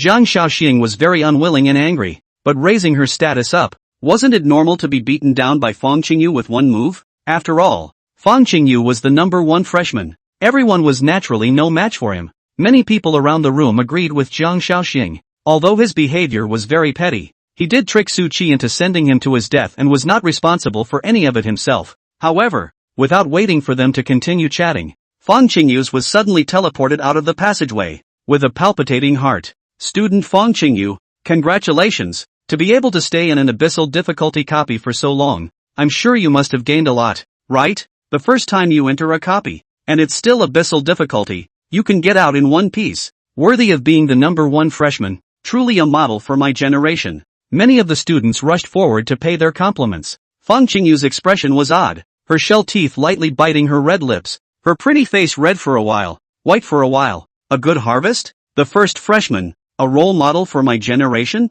Fang Qingyu felt that the person in front of her was being sarcastic. She had only killed a few monsters inside the abyssal difficulty copy before she was hunted to the heavens. Where's the great harvest? As for the first freshman, my model, it's even more nonsense. Fang Qingyu is the number 1 freshman. What's Su Qi? Thinking back to the scene that had just happened, Fang Qingyu's heart was palpitating. But fortunately, in the end, she managed to run out and didn't die inside. Wait, how come the duplicate passage hasn't changed back yet? Didn't Ms. Fang Qingyu come out already? Could it be that Su Qi didn't die? The moment these words came out, it was as if a stone had stirred up 1,000 waves, and the crowd that had originally surrounded Fang Qingyu's compliments seemed to have been suspended in time for an instant. The entire room was frighteningly quiet, but after coming back to their senses, they hurriedly turned their gazes to the replica passageway behind Fang Qingyu. Previously, because Fang Qingyu's mecha was so huge that it almost completely blocked the replica passageway, and because everyone thought that Su Qi was dead, no one bothered to look at the changes in the replica passageway.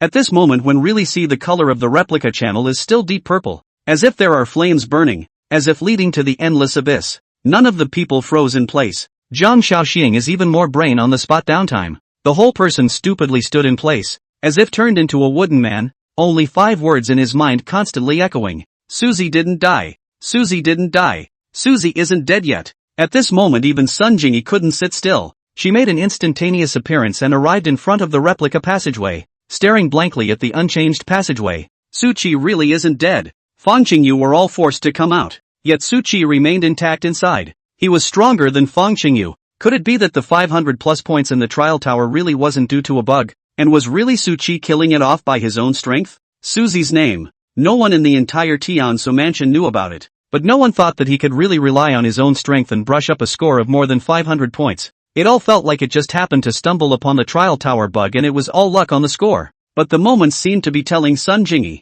where's the luck in that? It's all about strength. At this moment, Sun Jingyi's shock was no weaker than Jiang Shaoxing's, and even a few points more intense than him. After all, if others didn't know Fang Qingyu's identity, the resources she enjoyed, and her true strength, how could Sun Jingyi not be clear about it? It could be said that Fang Qingyu was the main seed that had been groomed to team up with the other Celestial Pride to attack the final boos of the Abyss difficulty and prevent the copies from descending. A key player in the future attack on the Abyssal copies. It all turned out to be a single entry copy. Suzy also went in first for almost a minute. Fang Qingyu is all out. Su Qi is still hanging in there. It's just outrageous to open the door to outrageous. Outrageous to the core.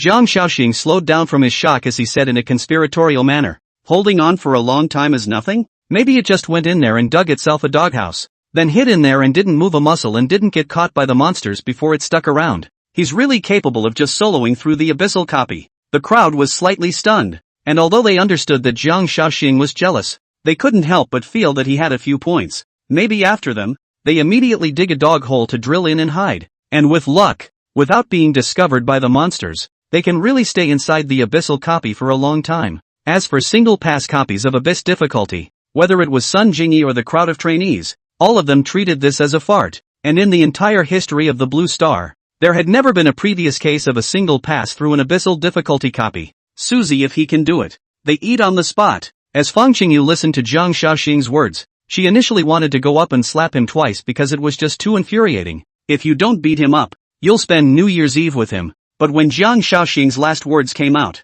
Fang Qingyu's expression gradually became strange. It was because Su Qi seemed to really want to solo the abyssal copy. Student Fang Qingyu, can you tell me a little bit about what you saw in the abyssal copy? I'll make a note of the map and monsters here. On the part of the Heavenly Policy Office, it will also give reasonable and compliant rewards and resources based on the value of the information you provide. Sun Jingyi inquired. The copy in front of him, since it was a low-level copy that had just appeared not long ago, and not a few people had been sent to break into the abyssal difficulty, so now he knew nothing about the inside. As for those rewards that followed, they were all normal processes and were all spoken to the cadets behind them. Fang Qingyu was silent. She was hesitant to tell everything she had just seen, because just say it, Su Qi would surely become a heavenly pride that would surpass Jiang Yuwei. It would definitely be snatched away by the general house of the Tianzi province, just as it had snatched away Jiang Yuwei, without any room for negotiation. Moreover, there were many people in front of him, so if the news of Su Qi was leaked to the enemy country,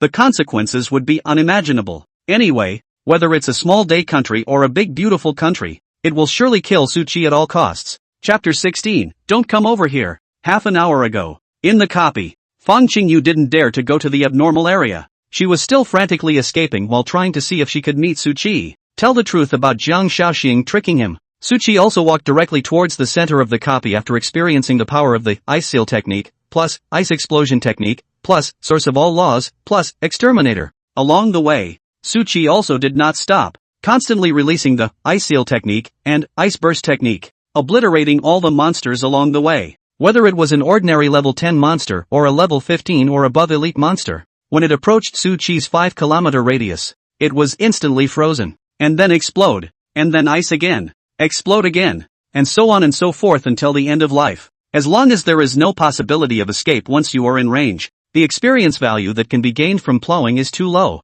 and those monsters are really running faster than rabbits. It looks like it's still only possible to use the method within the trial tower and hit a different place. Su Qi went far away at a speed that surpassed the assassins. Fang Qingyu in the distant sky was still escaping, not daring to return her head, but she was still attracted by the big commotion made by Su Qi. But when she saw the distant sky, frozen for thousands of meters, and then exploding in a split second, frozen again, and exploding again, Fang Qingyu's entire body was bad. What kind of is in this copy? Ice Seal, Ice Blast. Fang Qingyu had heard and seen them all, in order to make a defense against the skills of various professions. However, such an outrageous range of ice and explosion made Fang Qingyu completely unable to imagine a connection between the two. Such a wide range of attacks, only a forbidden spell can do. But in terms of destructive power and far less than the forbidden spell, just peeled a layer of ground. But for the current Fang Qingyu, stepping into it would only leave him with a dead end, without any possibility of struggling. Is this the Abyss difficulty?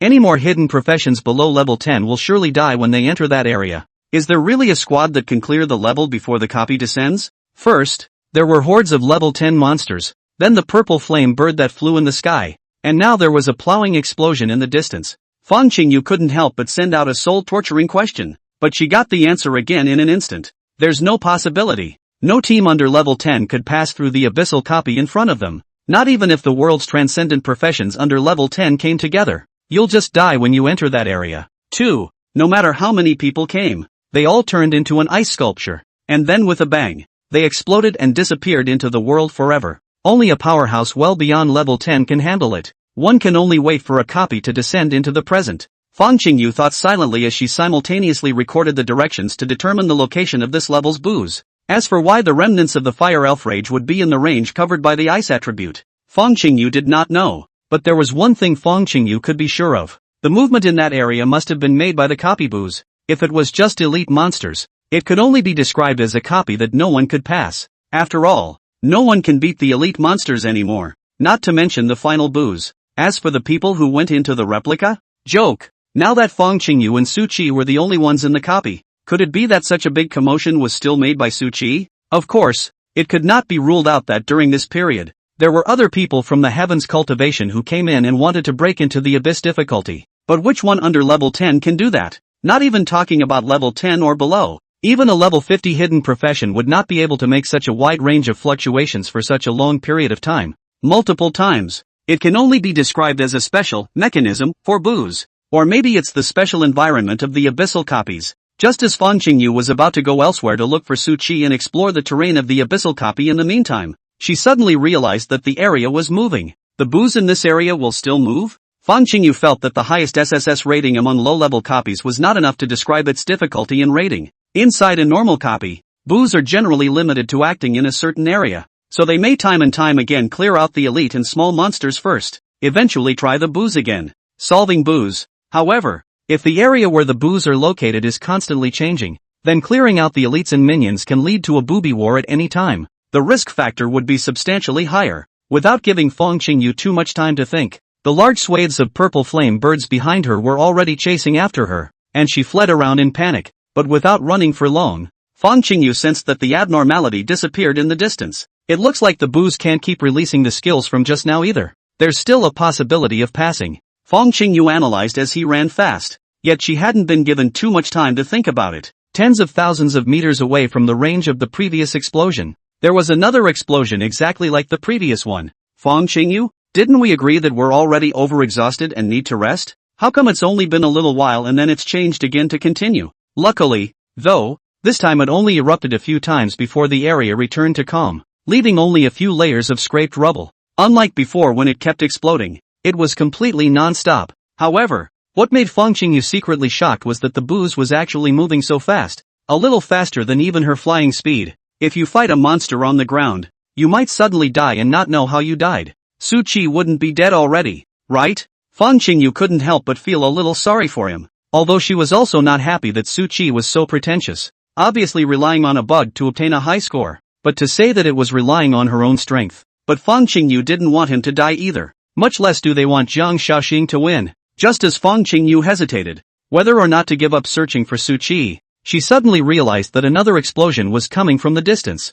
I don't know if it was an illusion, but Fang Qingyu always felt that the other party was coming in her direction, rather than just happening to be a hair's breadth closer to her. As if confirming Fang Qingyu's suspicions, the next explosion was tens of thousands of meters closer to her. At this moment, even though Fang Qingyu was hiding inside the mech, a chill went straight from the soles of her feet to the sky, causing her body to shiver and she couldn't help but have her hair stand on end. Without the slightest hesitation, Fang Qingyu exploded into full speed. Seeing this, Su Qi also accelerated his running speed without hesitation, wanting to catch up with the mecha in the sky and clear all the monsters that were chasing Fang Qingyu. Imagining that he could gain so much experience, Su Qi couldn't help but be excited, and even his running speed was a few points faster. As for the monsters on the road, certainly not to be spared, they are all experiences, and it could also consume mana value to enhance the strength of the demon god's body, allowing Su Qi's physical body to become stronger. This naturally includes speed, defense, and physical attack power.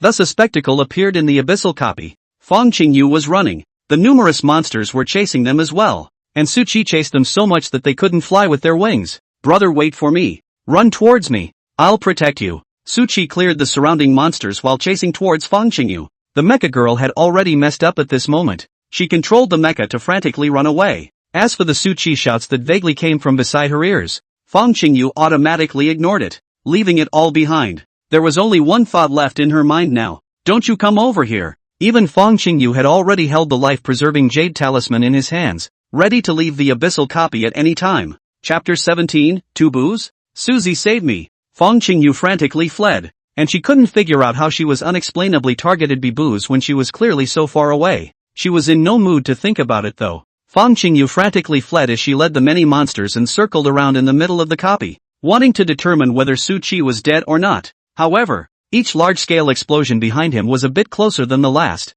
and he didn't even know if it was Fang Qingyu's own illusion. She always felt like the boos were getting a little faster, and it's growing slowly over time. High damage, wide range of skills, fast movement speed, all of them have reached the level of an intermediate copy of the boos. Why is the copy still only restricted to entry below level 10? Play Nima. Fang Qingyu couldn't help but break out in curses. But suddenly, it seemed as if a certain condition had been fulfilled, or as if Su Qi had killed the number of monsters up to the mark, or stepped into some range. The purple sun in the sky erupted with unprecedented light. The sky and earth fell into dead silence. Even with the mech filter, Fang Qingyu was still blinded by the piercing purple light. Both the monsters on the ground and the purple flame bird in the sky were now in a state of stillness. What is this situation? Fang Qingyu looked at the completely motionless monsters in the surroundings and was puzzled, always feeling that something big was about to happen. However, the sudden sound of explosions behind them made Fang Qingyu's scalp numb, and he immediately had to continue running. However, without giving Fang Qingyu any more chances,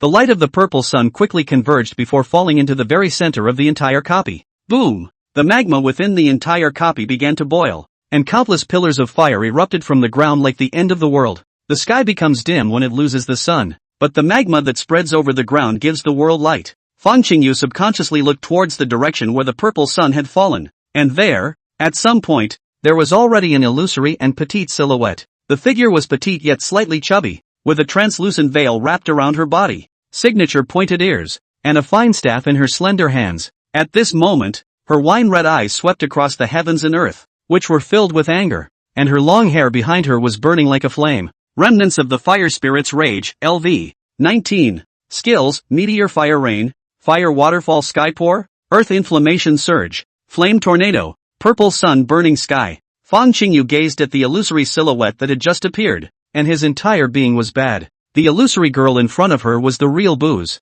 So what was behind her chasing her nonstop? Are there two more boos in this ghost copy? While Fang Qingyu was pondering, the illusory elf maiden raised her staff in her hand and let out a roar, and the entire world seemed to be responding to her call. Underground magma broke through the ground, and densely packed flame meteorites kept smashing down, directly enveloping the entire copy. Meteor shower. However, the range of the elf maiden's skill was vast but the power was ordinary. Plus there was no spirit, only the emotion of anger. She didn't have a target for her attack, as if she wanted to destroy the heavens and earth together. But with such a dense and wide-ranging attack, the one who bore the brunt of it was Fang Qingyu. A low-ranked forbidden spell? Fang Qingyu determined the level of the spell at a glance. However, it seemed that there wasn't enough mana to support it, and the elf maiden's forbidden spell was just in vain, and she was able to cast it solely by relying on her own connection to the copy space, mobilized the vast majority of the fire element here. Luckily, the elf girl did not have a clear target of attack. Fang Qingyu watched the right time and dodged left and right,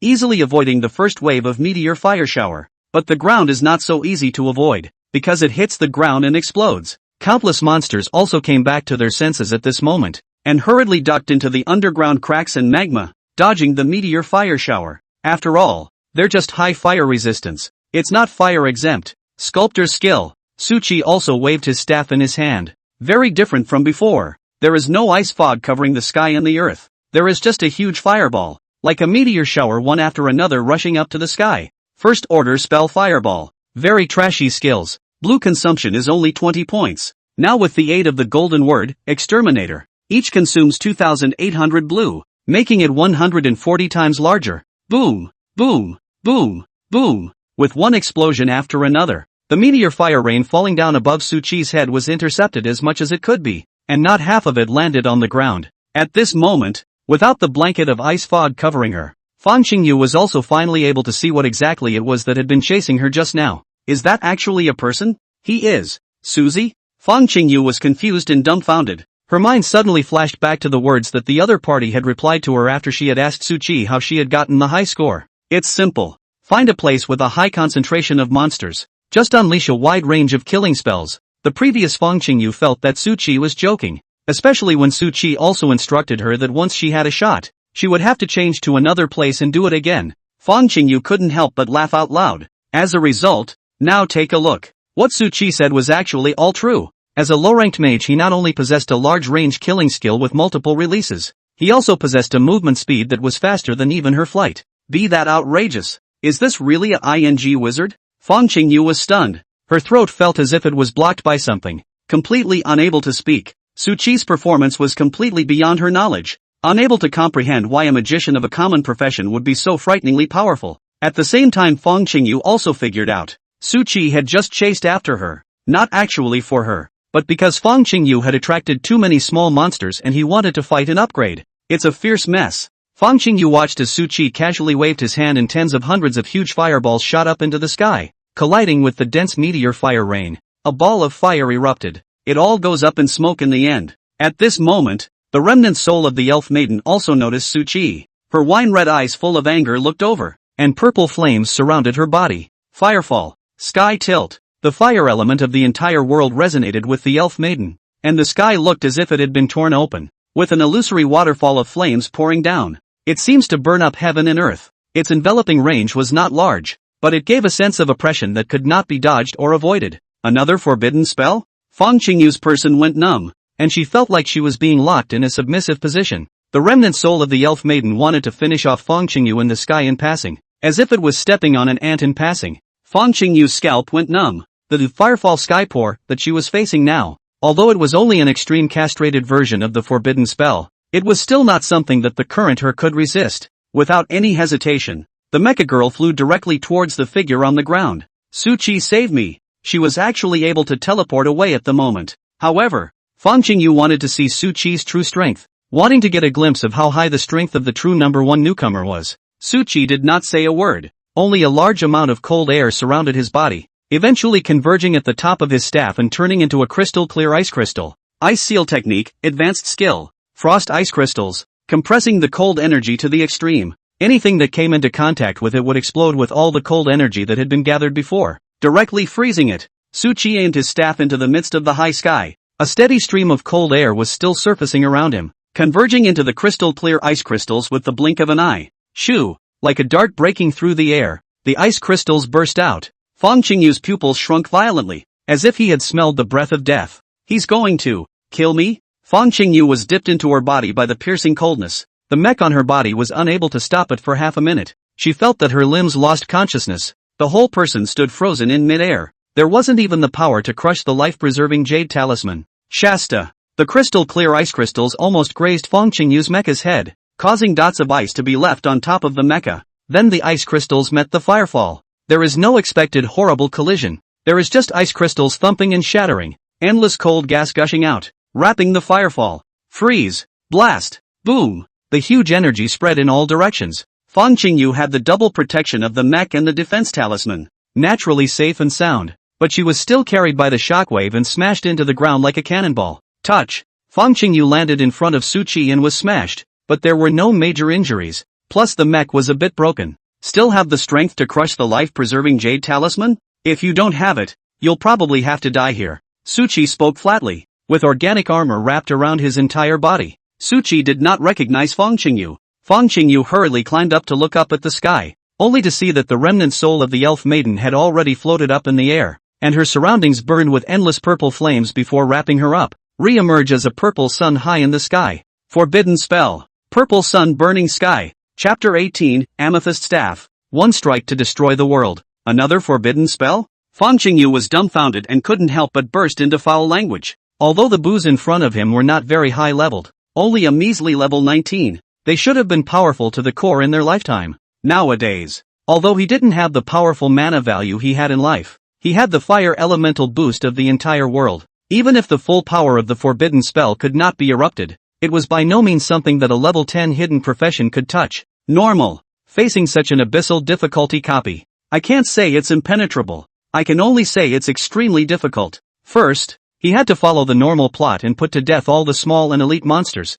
and then spend a lot of energy and time to diminish the fire element between heaven and earth. This naturally cuts down on the power of the boos. But where are we going to get these now? Are you sure you can block it? Fang Qingyu inquired. Su Qi froze for a moment and also recognized who the person in the mech was from the voice. He indifferently said, "Just don't drag your feet here." Fang Qingyu? Yeah. No one had ever disliked her since she was a child, but it turned out that with her beauty, talent, and family history, she was actually disliked by a man. If this can be tolerated, It's not really intolerable. Fang Qingyu took a deep breath and tried to calm her emotions. But the purple sun in the sky was already getting bigger and bigger in the middle of her vision, was falling toward the ground at breakneck speed. A strong sense of fear rose in Fang Qingyu's heart. Obviously, the might of the forbidden spell, purple sun burning sky, in front of him was by no means comparable to the previous two skills, even if the energies activated were exactly the same. But the power that erupted was still worlds apart. At this moment, the purple sun was falling from the sky, and before it even hit the ground, the terrifying heat wave had already caused Fang Qingyu to gasp for breath, and dense beads of sweat overflowed from his forehead. The young girl didn't hesitate any longer. Just the temperature that the purple sun was releasing outwards was making her feel like she couldn't hold on any longer. The purple sun falling down was even more terrifying to her. Watching the figure of Qingyu above turn into light and disappear beside him,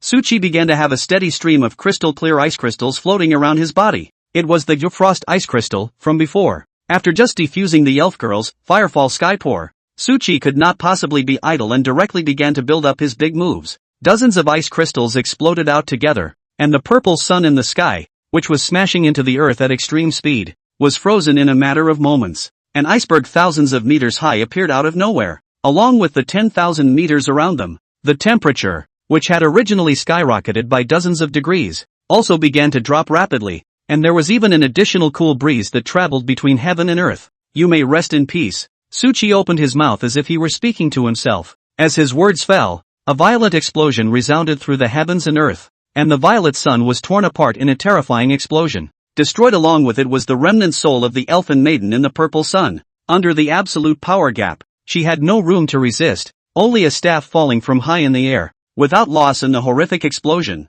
and then plunged into the rocks on the ground. Kill the remnants of the Boo's fire elf. Experience plus 2000. Additional plus 2000 for Boo's. Level successfully raised to 13. Gain 40 free attribute points. Blood and blue levels rise by 400 points. Physical attack power and spell attack rise by 4 points. Previously, after slaughtering many monsters, Su Qi's experience had already come to the top of level 11, and now that he had killed the Boos, he had actually raised 2 levels at once. Such a rank, if others knew, probably have to have their jaws dropped. Without hesitation, Su Qi added all of the free attribute points he had just obtained to spell attack again. Spell attack power, 117*150% equals 175. 5. A direct wave came to 235. 5. The total blue is even coming in at 3,600. That's nice. A portal floated in front of Su Qi's body, and as long as he stepped into it, he would be able to leave the copy, while the copy in front of him would merge with the reality of the Chinese country. The monsters inside will harm people if they are released,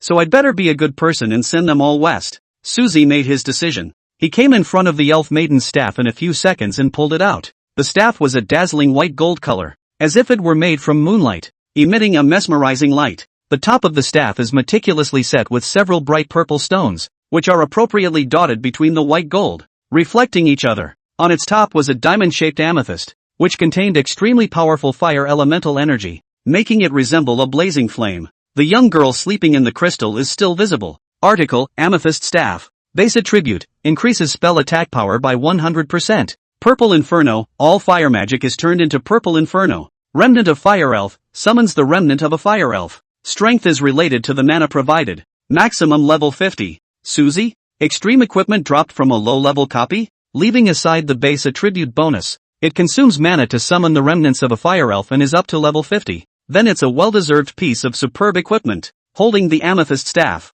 Su Qi felt that his strength had gone up another level, and his spell attack power directly skyrocketed to 314. He raised the amethyst staff in his hand high, and as the mana value was continuously fed into it, the remnant soul of the fire elf sleeping in the amethyst slowly opened its eyes. It floated out of it. She had no sanity and a dull gaze, like a puppet on strings all the time, with only her fighting instincts left, and wanting her to teach herself the skills she knew was not an option. Take me to the sky, Su Qi ordered. The remnant soul of the elf maiden did not have any words. She reached out her small translucent hand and grabbed Su Qi. Then the warm white lotus barefoot left the earth. As if it had no weight, it carried Su Qi to float into the sky, moving away from the earth at an astonishing speed, with only the whistling of the gale constantly sweeping by his ears. Stop. After feeling that the height was right, Suzy opened her mouth. The remnants of the elf maiden were obedient. Su Qi did not have any words either. Only a fireball formed at the tip of the amethyst staff and then began to rapidly grow larger. Great fireball spell.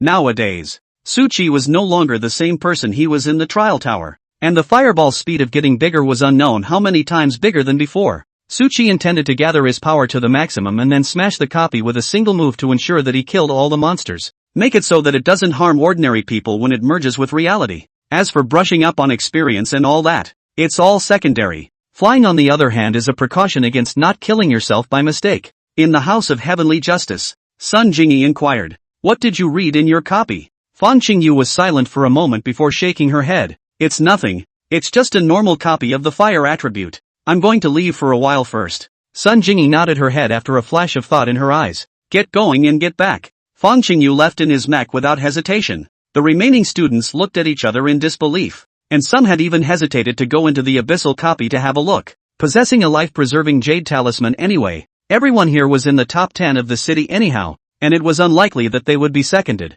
especially since some of them had hidden professions that were eager to try. Fan Qingyu was able to hold out for so long. They can't be seconded even if they're not as good, right? Especially since Suzy can hide longer by drilling dog holes. Chapter 19, Outsourcing is impossible to outsource. Shocked Mansion Master. Kyoto. After waiting for a day, Jiang Yuwei also got news from Suchi. "It's not easy for my news to come." Jiang Yuwei did not have the smiling face in front of Suchi. What was on her exquisite face was only indifference. According to the speed of news transmission these days, logically speaking, Jiang Yuwei should have been the first to know of his news after the end of the trial tower, knowing whether he lives or dies, know how many points he scored. But the news just waited a full day to come. However, Jiang Yuwei was not in a hurry. Judging from the fact that Suchi's message had been blocked, he had not died in the trial tower. Otherwise there's no point in wasting time. Just tell Jiang Yuwei directly and let her die. And that was the best news for her, after all. The death rate for wizards in the trial tower was frighteningly high. It would be nice to survive. As long as Jiang Yuwei was strong enough in the future, she would naturally be able to go to him, and no one could stop her. Just hope that day isn't too late. Suchi took 532 points within the trial tower?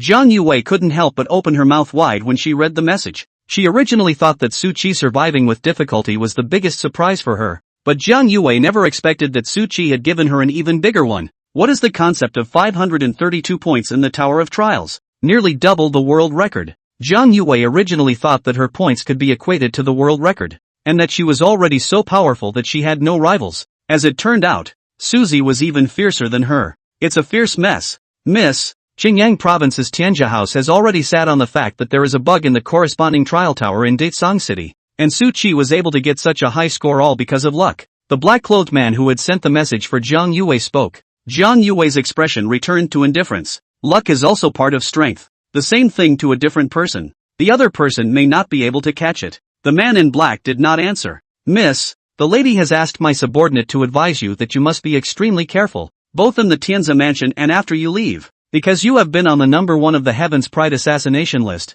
many outlaws will come to look for trouble from you. Jiang Yuwei likewise didn't answer him. Arrange a few support teammates for me. I'm going to go level in the abyssal copy. The young woman's words trailed off. Remember, don't arrange for a male, or if you want me to pit him in the copy. Subordinate obeyed. The black-clothed person left, but she didn't go directly to arrange teammates for Jiang Yuwei. Instead, she left the Tianjia mansion straight away and arrived inside a villa in a luxurious area of Kyoto. Madam, the message has been delivered. The man in black knelt on one knee and replied respectfully. The flamboyantly dressed woman took a shallow sip of the red wine in the long-footed glass in her hand and said, "How was Yu Wei's reaction?" The lady has no intention of giving up. Got it. The woman was flat, as if she didn't care at all. The man in black then spoke. Miss said that luck is also part of strength. The woman laughed contemptuously and said, 532 points. Indeed greatly exceeded my expectations. But an ordinary profession will always be just an ordinary profession. He was able to rely on luck in the trial tower and swipe a score that far exceeded the world record.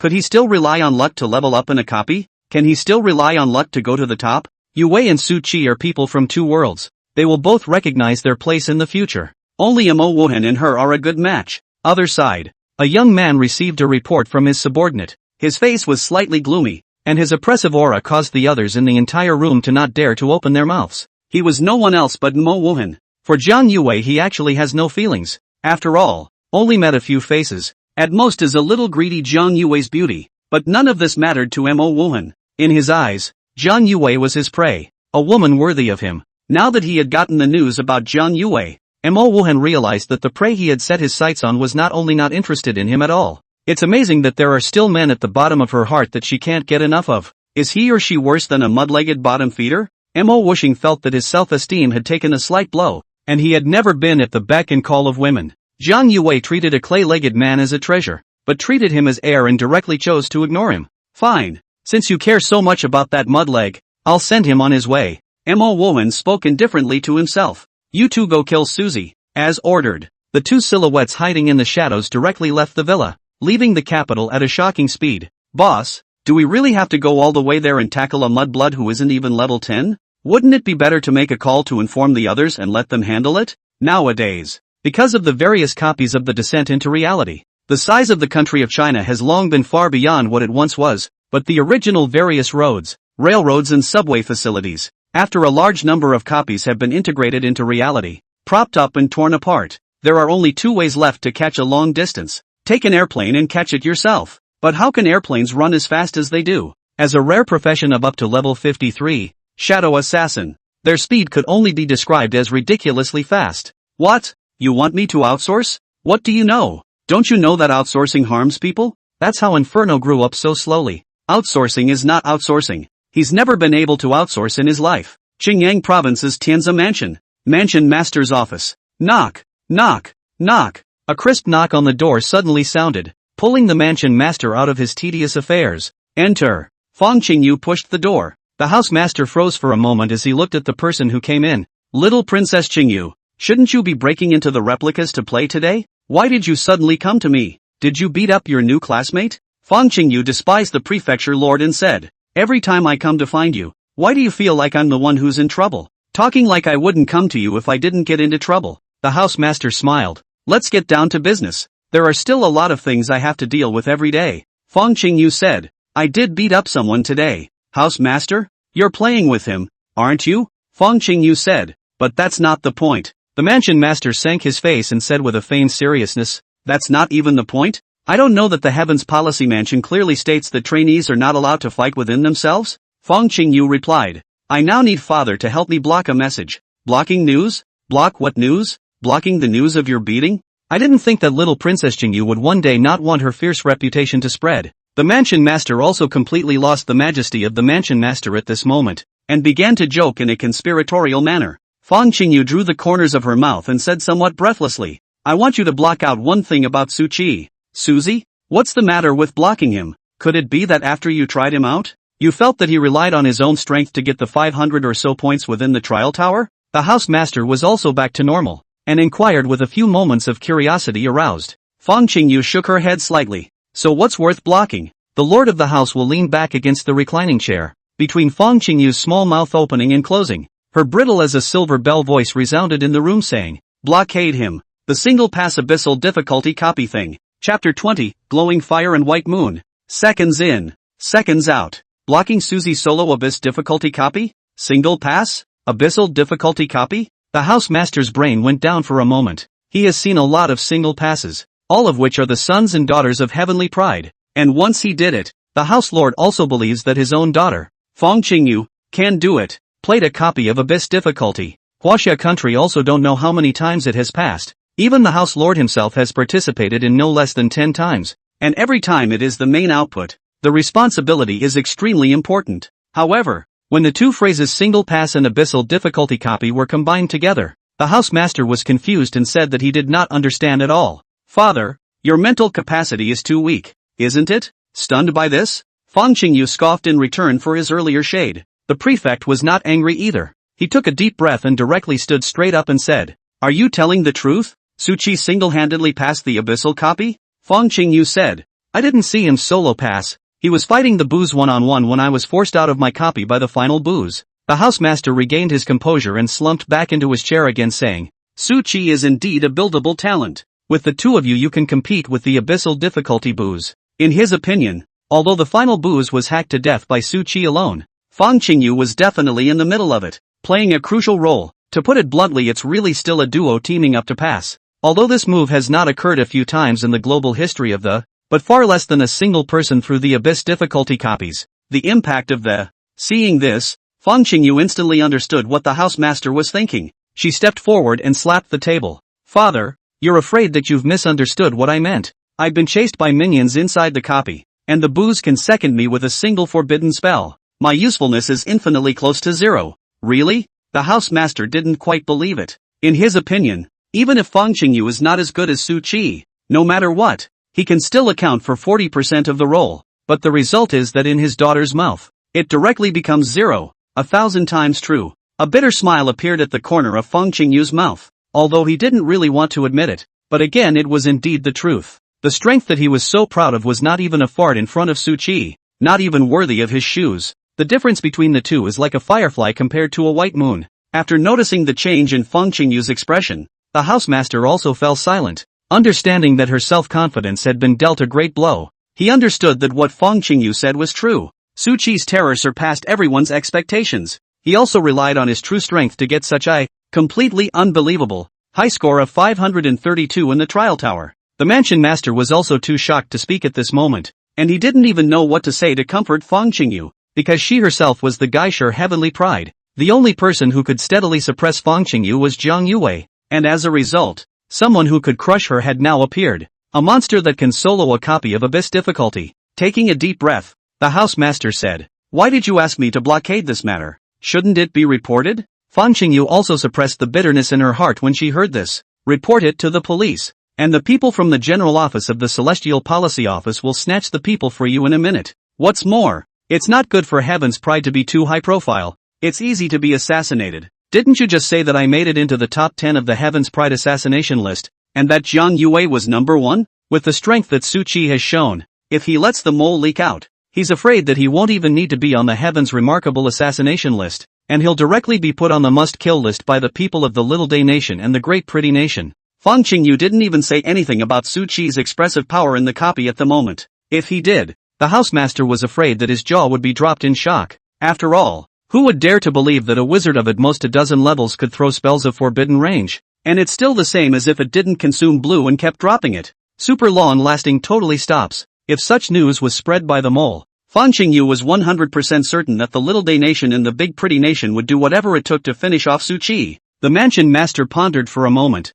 nodded his head and agreed to Fang Qingyu's proposal, and then led her to, in an instant, the room that housed the entrance to the replica. "Greetings, mansion master." Sun Jingyi was startled and took the lead with a salute, unable to help but ponder the house master's intentions. The rest of the trainees couldn't help but be shocked. The middle-aged man in front of him who had brought Fang Qingyu was actually the head of the Tianzi mansion in Qingyang province. "Greetings, mansion master." The crowd saluted in unison. The house master nodded and said, "Be free, none of you need to be formal." After speaking, he came directly to the channel and carefully observed it, as if he wanted to see something. However, even with the strength of the housemaster, he was unable to see what was happening in it through the replica passage. "Have you dared to go in and see what's going on inside?" The housemaster turned around and inquired. The cadets looked at each other. That's a copy of the Abyss. Going in could be life-threatening at any time, and even a life-preserving jade talisman wasn't everything. But in the end, it was the 3 hidden profession celestials that chose to go in.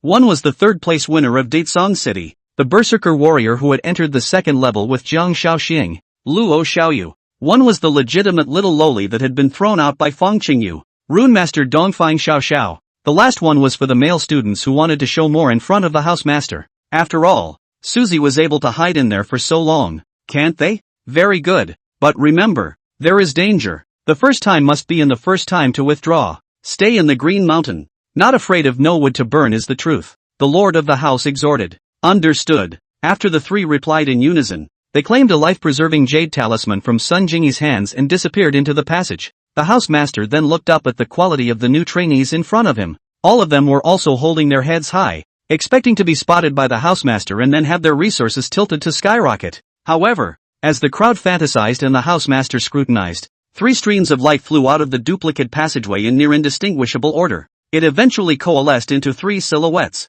It was Luo Xiaoyu, Dongfang Xiaoxiao, and the male students with hidden professions who had just gone in a few seconds before. At this moment, don't say that the crowd of trainees were shocked beyond measure. Even Sun Jingyi, the mansion master, and even Fang Qingyu, who had been inside for a long time, were dumbstruck at this moment. Is it that scary in there? Just went in for a few seconds and then ran out in a huff. The last time Dongfang Xiaoxiao followed Fang Qingyu into the replica, after which she calmed down and also told what happened. Anyway, it was robbed by Fang Qingyu. But that was also in the middle of the abyssal copy and stayed for almost a minute. Yet now it only went in for a few seconds and came out. Truly each of them looked a bit of a mess. Dongfang Xiaoxiao's hair was burned a bit curly, and the clothes on Luo Xiaoyu's body were all still in a burning state when he came out. The one remaining hidden profession male student was the worst. The aroma of roasting meat could be smelled vaguely on the body. You guys were teleported directly into the magma? Sun Jingyi inquired dumbfounded. Chapter 21, Purple Sun. Never a bug?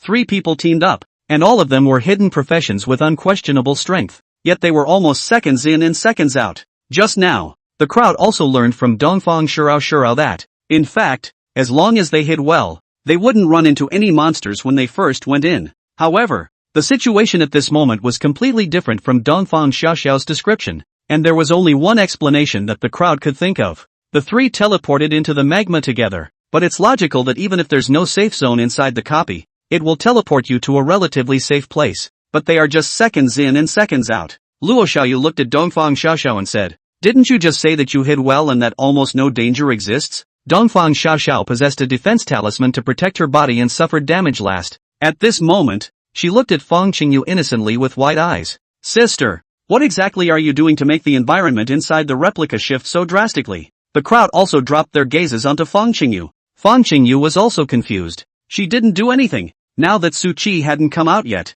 At most he was fighting with booze. Could it be that the 3 of them had been affected themselves? What did you guys see? It was impossible for Fang Qingyu to tell the truth. She inquired instead. Oriental Shine said, "A sun. A very, very large purple sun hanging above the sky. The temperatures in the area we went in have been so high that the clothes make the suits want to spontaneously combust. My poor hair." In fact, Dongfang Xiaoxiao was very confused when she first went in, not understanding the purple sun in the sky and why it had become so big. The male student on the side whose body gave off a faint smell of barbecue meat did not say a word, but only glanced at Dongfang Xiaoxiao silently. The surrounding students' eyes changed as they looked at Fang Qingyu. The rest of the hidden professions went in and didn't want to stay even a second longer, but she stayed for more than half an hour. What shocked them even more was that Su Qi hadn't come out until now, and the copy still maintained its previous state, proving that he hadn't died in it. Su Qi's first place, could it be that he didn't rely on a bug, but brought it by his real strength? I feel like it's a combination of strength and luck, but being alone in an abyssal copy for that long is a bit too outrageous, isn't it? The crowd's gazes at Zhang Shaoxing became odd. Although the Tianshu prohibited infighting, but in the future, making the Shore Sun, or even doing other things, as long as they do not let people find out. Zhang Shaoxing saw the meaning of the crowd at a glance, and he said in annoyance, "What are you all looking at me for? It's just the 3 of them who are unlucky. Being randomly teleported by a copy to an unlivable forbidden area is just a matter of blaming them for being stupid enough to form a team. 3 separate teleports definitely have people who can survive." After Jiang Shaoxing said and paused for a moment, he laughed with eyes full of sarcasm. "There won't really be any cuties. Think that a copy is full of forbidden areas of certain death, right?" The crowd was dumbfounded by the dislike, especially in the last paragraph. The sentence "will not really have a little cute" felt, it even made a lot of people blush. Never before in history has there been a replica that forces one to go in and have to come out. Even the air is hot enough to kill the intruder. Fang Qingyu's expression was also a bit odd, because others were not clear about the map inside the copy. She flew in it for more than half an hour, but she knew too well what was inside. The entire replica is except for inside the lava. There are no life exclusion zones at all. And Dongfang Xiaoxiao had seen the Xiang in its normal state. The current one was definitely truly very huge when she said it was very big. This could only prove one thing. The purple sun in the sky was by no means normal, and was most likely the booze's surefire kill move. But in a flash of light flashed through Fang Qingyu's mind. A giant purple sun? The sun is falling? The situation at this time seems to be extremely similar to the Bujin the Tower of Trials that corresponds to the city of Ditsang, with the difference being only in the color of the falling sun. Shasta. A thought that terrified Fang Qingyu was generated in her mind, and everything gradually became clear. The bug that never existed in the trial tower. All the participants in the corresponding trial tower in Ditsang City saw the fall of the Great Sun, which was equivalent to a forbidden spell, but it was actually some kind of spell of Su Qi. However, it was characterized as a bug because no one thought that a newbie magician of less than level 10 could release a forbidden spell. At this moment there is no big battle breaking out in the copy. The purple sun hanging in the sky, great probability is not the big move of the booze. Rather, Susie's big move. What does he want? Destroy the world? Fang Qingyu felt that it was unlikely. so there was only one possibility left. Su Qi was merely trying to play with experience. However, he was trying to brush up on his experience. I can't believe I made the entire copy in no-life zone. Fang Qingyu sucked in a breath of cool air. She had already witnessed Su Qi's terror before, but she did not expect him to be far more terrifying than what she had witnessed. 1,000 or 10,000 times more terrifying. Storing up a strike. Trying to kill the entire copy of the monster. Swing the copy by yourself. At this moment, facing Jiang Shaoxing's mockery, there were still some people who were upset and said, "Teacher's son, I would like to go in and verify the claims of fellow student Jiang Shaoxing." Sun Jingyi just wanted to agree. The housemaster said, "Teacher's son, there's no need for you to enter this copy, so take the trainees to practice the others." Sun Jingyi didn't understand, but she could only agree and left the room with the students. The housemaster asked, "Qingyu, do you know what's going on?" Fang Qingyu didn't hesitate either, gave away all the guesses he had just made. "What? No bugs in the Tower of Trials?" The so-called bug, the Great Sun Fall, which is comparable to a forbidden spell, is actually Susie's power storage type of killing spell? Now a copy of Xiang, highly likely to be Susie's new skill. The housemaster felt that the person was stupid. His heart was like a shocking wave, completely unable to comprehend a small ordinary profession of Su Qi. At most, they were low-ranked magicians in the teens. Why is it so raw? Qingyu, any thoughts on finding a boyfriend? The housemaster tried his best to calm down and suddenly opened his mouth to inquire. Me? Fang Qingyu froze for a moment. A bit of redness surfaced on her pretty white face and said, "Didn't I say long ago that I'm not interested in men? Besides, doesn't Susie have a girlfriend?" The housemaster said. Jiang Yuwei had already split up with Su Qi the day before yesterday. This is a known fact, not to mention that even if there was no breakup, a girlfriend is still just a girlfriend. It could be said that the matter of the disciple of the chief prefect of the Tianzui prefecture, the daughter of the #1 heavenly pride who held the world record,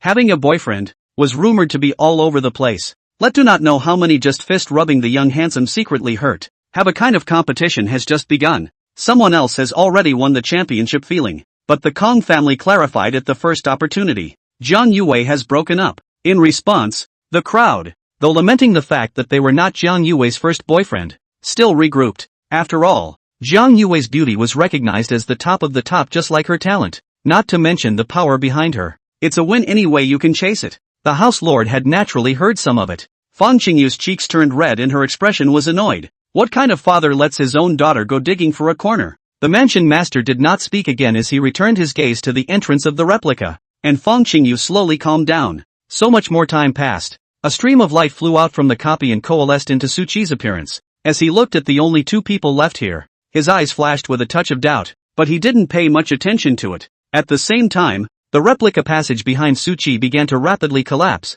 and a new land plate would descend upon the country of Huaxia. The entire area and volume of the blue planet had once again expanded. The satellite monitoring department was also the first to detect the anomaly. Chapter 22, New Golden Words. Satellite Monitoring Sector. An extremely important sector. It is responsible for monitoring the huge energy fluctuations in China, as well as some powerful monsters that exist in reality and cannot be solved in a short period of time. Alert! A spatial anomaly has been detected in the western region, and it is suspected that a piece of replica space is about to descend. Copy space descent? We haven't received any recent reports of a team about to conquer an abyssal copy? The minister was puzzled, looking at the various data reports clearly in his hands with a confused expression on his face. It was reasonable to say that every time there was a team that was about to tackle a copy of the abyss difficulty, they would be notified so that they could always monitor it closely, determine the number of monsters that have descended into reality, as well as the approximate location, so that the region can send people to do the closing work,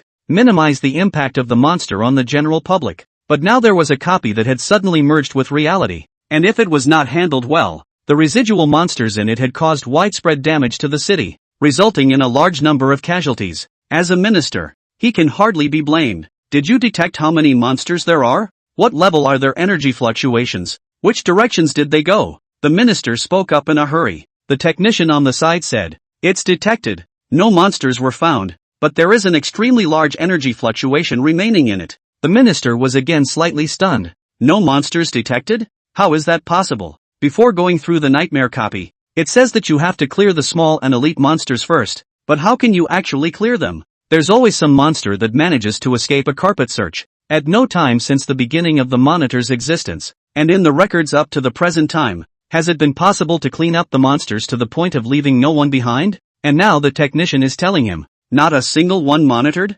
Monitor carefully. If you miss a single one and ordinary people are harmed, you'll all get demerits. Minister, we just thought the monitoring was wrong too. We all went back and forth a couple of times. It's true that none of it was monitored, and it will only be the same how many more times we do it. The minister completely shook his head in a hurry. Impossible. Absolutely impossible. How can there be a copy cleaner than my face? Minister, we've discovered that the terrain of the descending copy is a billion points weird. A technician suddenly spoke up. The minister smiled disdainfully and said, what kind of copies haven't I seen before? And you're bringing up weirdness for me. Minister, this is a satellite photo. Please take a look. The technician didn't talk nonsense and directly handed over a photo. The minister took it with a sneer. He'd like to see how weird it was. However, just looking at it, the minister's expression froze. Because there's nothing in the picture. There's just a huge crater, upwards of 100,000 meters in diameter, or 100 kilometers upwards. If it weren't for the labeling on the side of the photo and the smaller than ant peaks for comparison,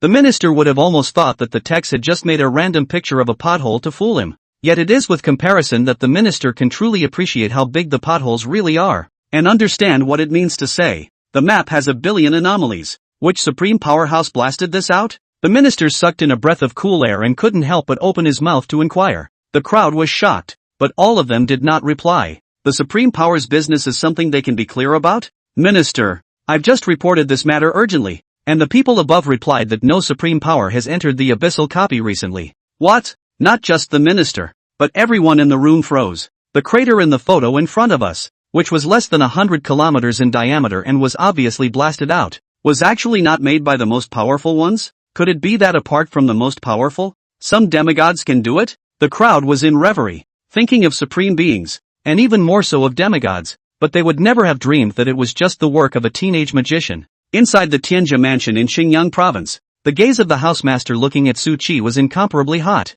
as if a big man who had been starving for decades saw a peerless beauty. Suzy raised an eyebrow. I'm not interested in men. The air in the room was suddenly silent. Su Qi looked at Feng Qingyu without a care in the world and said, Student Feng, where did the other students go? Why are you the only one waiting here with him? Feng Qingyu glanced at the housemaster with odd eyes. The housemaster coughed dryly to diffuse the embarrassment. They've gone to train elsewhere. Su Qi nodded. Can you point me in the right direction? They haven't given me the magic crystals and 10 million Chinese coins yet. The housemaster was speechless. Feng Qingyu was also a bit speechless. Su Qi, he is my father, the Tianjia prefect of Xinjiang province. The housemaster raised his head proudly. As the Tiansu mansion was a place for the Chinese nation to cultivate talents, the head mansion master was the most powerful, and the sub-mansion masters were all demigods capable of suppressing a party. He is highly respected by the world wherever he goes. It is the strongest man who stands at the apex of the human world. Oh, Su Qi calmly answered back. So where did they go? The housemaster's expression stiffened slightly. What do you mean by a faint oh? Shouldn't they be shocked and terrified? Shouldn't you feel flattered upon hearing that the lord of the house has come to see you in person? Not to mention that now is the time to care about a measly bit of magic crystals, as well as 10 million Chinese coins? Maybe that's the personality of a genius. The mansion master was helpless and said, Su Qi, the mansion master of Tianjia mansion in Xinjiang province, a demigod-level mechanic. Are you interested in worshipping me as a teacher? Demigod? A flash of surprise passed through Su Qi's eyes. What is a demigod? It was said to be a powerful person who had reached level 100 but was unable to advance for some reason, but still stood at the very top of the human world. The corners of his mouth couldn't help but hook up when the housemaster noticed. However, Su Qi regained his calmness in an instant. Not interested. Demigods? It's just 100 levels. It wouldn't take long for him to reach it, or even surpass it by far, or to have the battle power of a demigod after only a few dozen levels. What's the point of worshipping a demigod now? What could a mechanic teach his wizard? As far as offending people, to comply with his wishes so as not to offend? What's more, it wasn't like the current Su Qi didn't have the means to deal with demigods. Just now a skill went down, and after clearing the entire copy of monsters, Su Qi also managed to reach level 15. Gained new words. Golden word, past recurrence effect, pulls the opponent into the past years that she has experienced, can only be pulled in once per broken year. As long as Su Qi is ruthless in his heart, pull the housemaster directly into the years of the just overwhelmed copy of the abyss, and let him enjoy a super big fireball for once. The mana value consumed by that fireball was not at all something a normal person could imagine. 3,600 in an instant. Just such a long time of storing up power. The mana consumed is worth billions as a unit. Cough. Fang Qingyu almost choked on her saliva. What the hell? Her father took the initiative to take on an apprentice and was actually rejected without hesitation? That's a demigod powerhouse. Even though Fang Qingyu had a demigod father, if a demigod brought sincerity to accept her as a disciple, Fang Qingyu would not refuse. Who can have too much of a demigod background? The expression of the master of the house is also a slight stiffness. Apparently did not expect Su Chi's face in front of the refusal to leave. No. Chapter 23, Space Teleportation. A strong man should go forward. The atmosphere in the room seemed to have become somewhat oppressive. The temperature of the air had also dropped a few degrees. Fang Qingyu sensed that something wasn't quite right and wanted to go and pull down her father. She shouldn't be angry with her juniors over a small matter. However, before Fang Qingyu could pull the housemaster back, he suddenly laughed out loud and said, "Kid, quite the character. Since you won't be my disciple, do you have any feelings for Qingyu? She's no worse than Jiang Yuwei, and even a bit prettier in a way." "Fang Qingyu? Good old Den. You're a thief, aren't you?" Fang Qingyu would reach out to pull the housemaster's hand, and directly clenched it, violently punching the housemaster's shoulder. However, take a look at the damage. 0. And Fang Qingyu also felt his hand, shocked by the reaction, was raw and painful. Somehow prettier than Jiang Yuwei? Su Chi subconsciously glanced at the E-table talent Fang Qingyu, and could not help but secretly agree. But after returning to his senses, Su Chi said, "Mansion master, you know I have a girlfriend." The housemaster said helplessly, "It's not right to let you be a disciple, and it's not right to let you be a son-in-law. I heard Qingyu say that your mana value isn't quite right, so take this thing as a meet and greet gift. I'm sure that with your misplaced mana value, you'll be able to cast it even if you don't have enough levels." The housemaster threw Su Chi a jade pendant. Su Chi hurriedly caught it and found that it was a skill book that only has a very low probability of being popped out in the copy, and depending on the skill level, the probability of bursting will also decrease in order. Therefore, every skill book was extremely expensive, and high-level skill books were even more sky-high and could only be purchased with magic crystals. Third-level skill book, Space Teleportation, consuming 1000 mana. It can teleport 1 meter. The more mana it consumes, the farther the teleportation distance is, and it cannot exceed 10 meters at most. Suzy? Spatial skill book? In the market, a third-order skill book could only be described as an okay sentence. But if it was a spatial skill, it could only be described as having a price. It will be snapped up as soon as it appears. Even if it was only a third-order skill, the price could usually reach the price of a fifth-order, or even higher-order skill. The only downside is the extremely low burst rate, and almost no one will take it out and sell it. Su Chi's breath couldn't help but stutter. For other mage-type professions, spatial teleportation was merely a life-saving method, but in Su Chi's hands, it could make his strength produce a qualitative leap. The source of all laws allowed Su Chi to consume a tube of mana for every teleportation, and now at level 15, he had a total of 400 mana, enough to teleport 4 meters away. But Suzy can teleport indefinitely. As for the maximum distance limit of space teleportation, after the blue cap breaks through 10,000 points in the later stages, in front of Su Chi, who has the golden phrase, Exterminator. That's a setup. "Thank you, Prefecture Master." Su Chi gave a respectful bow. The housemaster laughed and said, "So you kid can take a hand short too?" Su Chi was silent. The housemaster said, "Since you're not willing to worship me as your master, and you're not willing to try it out with Qingyu, I can now give you 2 choices. 1. I'm blocking you from single-passing the abyssal copy. You continue to stay within the Heavens Policy Mansion and cultivate well, and I'll do my best to cultivate you as well. 2. I'll inform the top about you, and you'll be vigorously cultivated by the state of Huaxia, and will be able to go directly to the general mansion of the Tianzi Mansion to meet Jiang Yuwei, but at the cost of the possibility that your message will be passed on by a mole and then assassinated at any cost by the big pretty country and the little day country." Instead of following what he had previously agreed with Fang Qingyu, the prefecture master had given Su Chi the right to choose everything. After all, he was neither his master nor his old man, and was not qualified to make decisions for Su Chi. Su Chi and Fang Qingyu both froze for a moment. One didn't expect that the housemaster would want to block his news, and one didn't expect that his father would actually give the choice to Su Chi. It's clear to mature people, one must play it safe. After all, the world's heavenly pride is like a river of carp. But there are very few people who can truly grow up and leave their name in history. Heaven's pride and joy are generally young and vigorous. They generally engage in less than rational behavior. Seemingly confirming Fang Qingyu's conjecture, Su Chi said after a salute, "Thank you for your love. But how can transcendentalists such as myself cower when we meet difficulties? How can you experience the scenery of reaching the top without the courage to go ahead?" Fang Qingyu glanced at the teenager and didn't say anything. but only secretly said in her heart that it was true. The housemaster smiled broadly and patted Su Chi's shoulder. "Kid, to my liking," he said, and was about to leave, to report the matter to the chief mansion master. Su Chi, however, hurriedly shouted, "Mistress of the mansion, I actually don't really want to go to the Kyoto General Mansion." The housemaster's footsteps froze slightly. Feng Qingyu said, "You just talked so well. Why did you suddenly give up? Did you figure it out?" She actually wanted to mock Su Chi, but Feng Qingyu finally gave up and instead gave Su Chi an appreciative look. "Being human, it's best to play it safe." Su Chi ignored Feng Qingyu as he said, "I want to join the demon removal guards directly and go to the outskirts of the Death Mountain range to practice." "What did you say?" The housemaster froze. Feng Qingyu's eyes were even wider, full of disbelief, and she couldn't help but scold. "Su Chi, you're crazy, aren't you?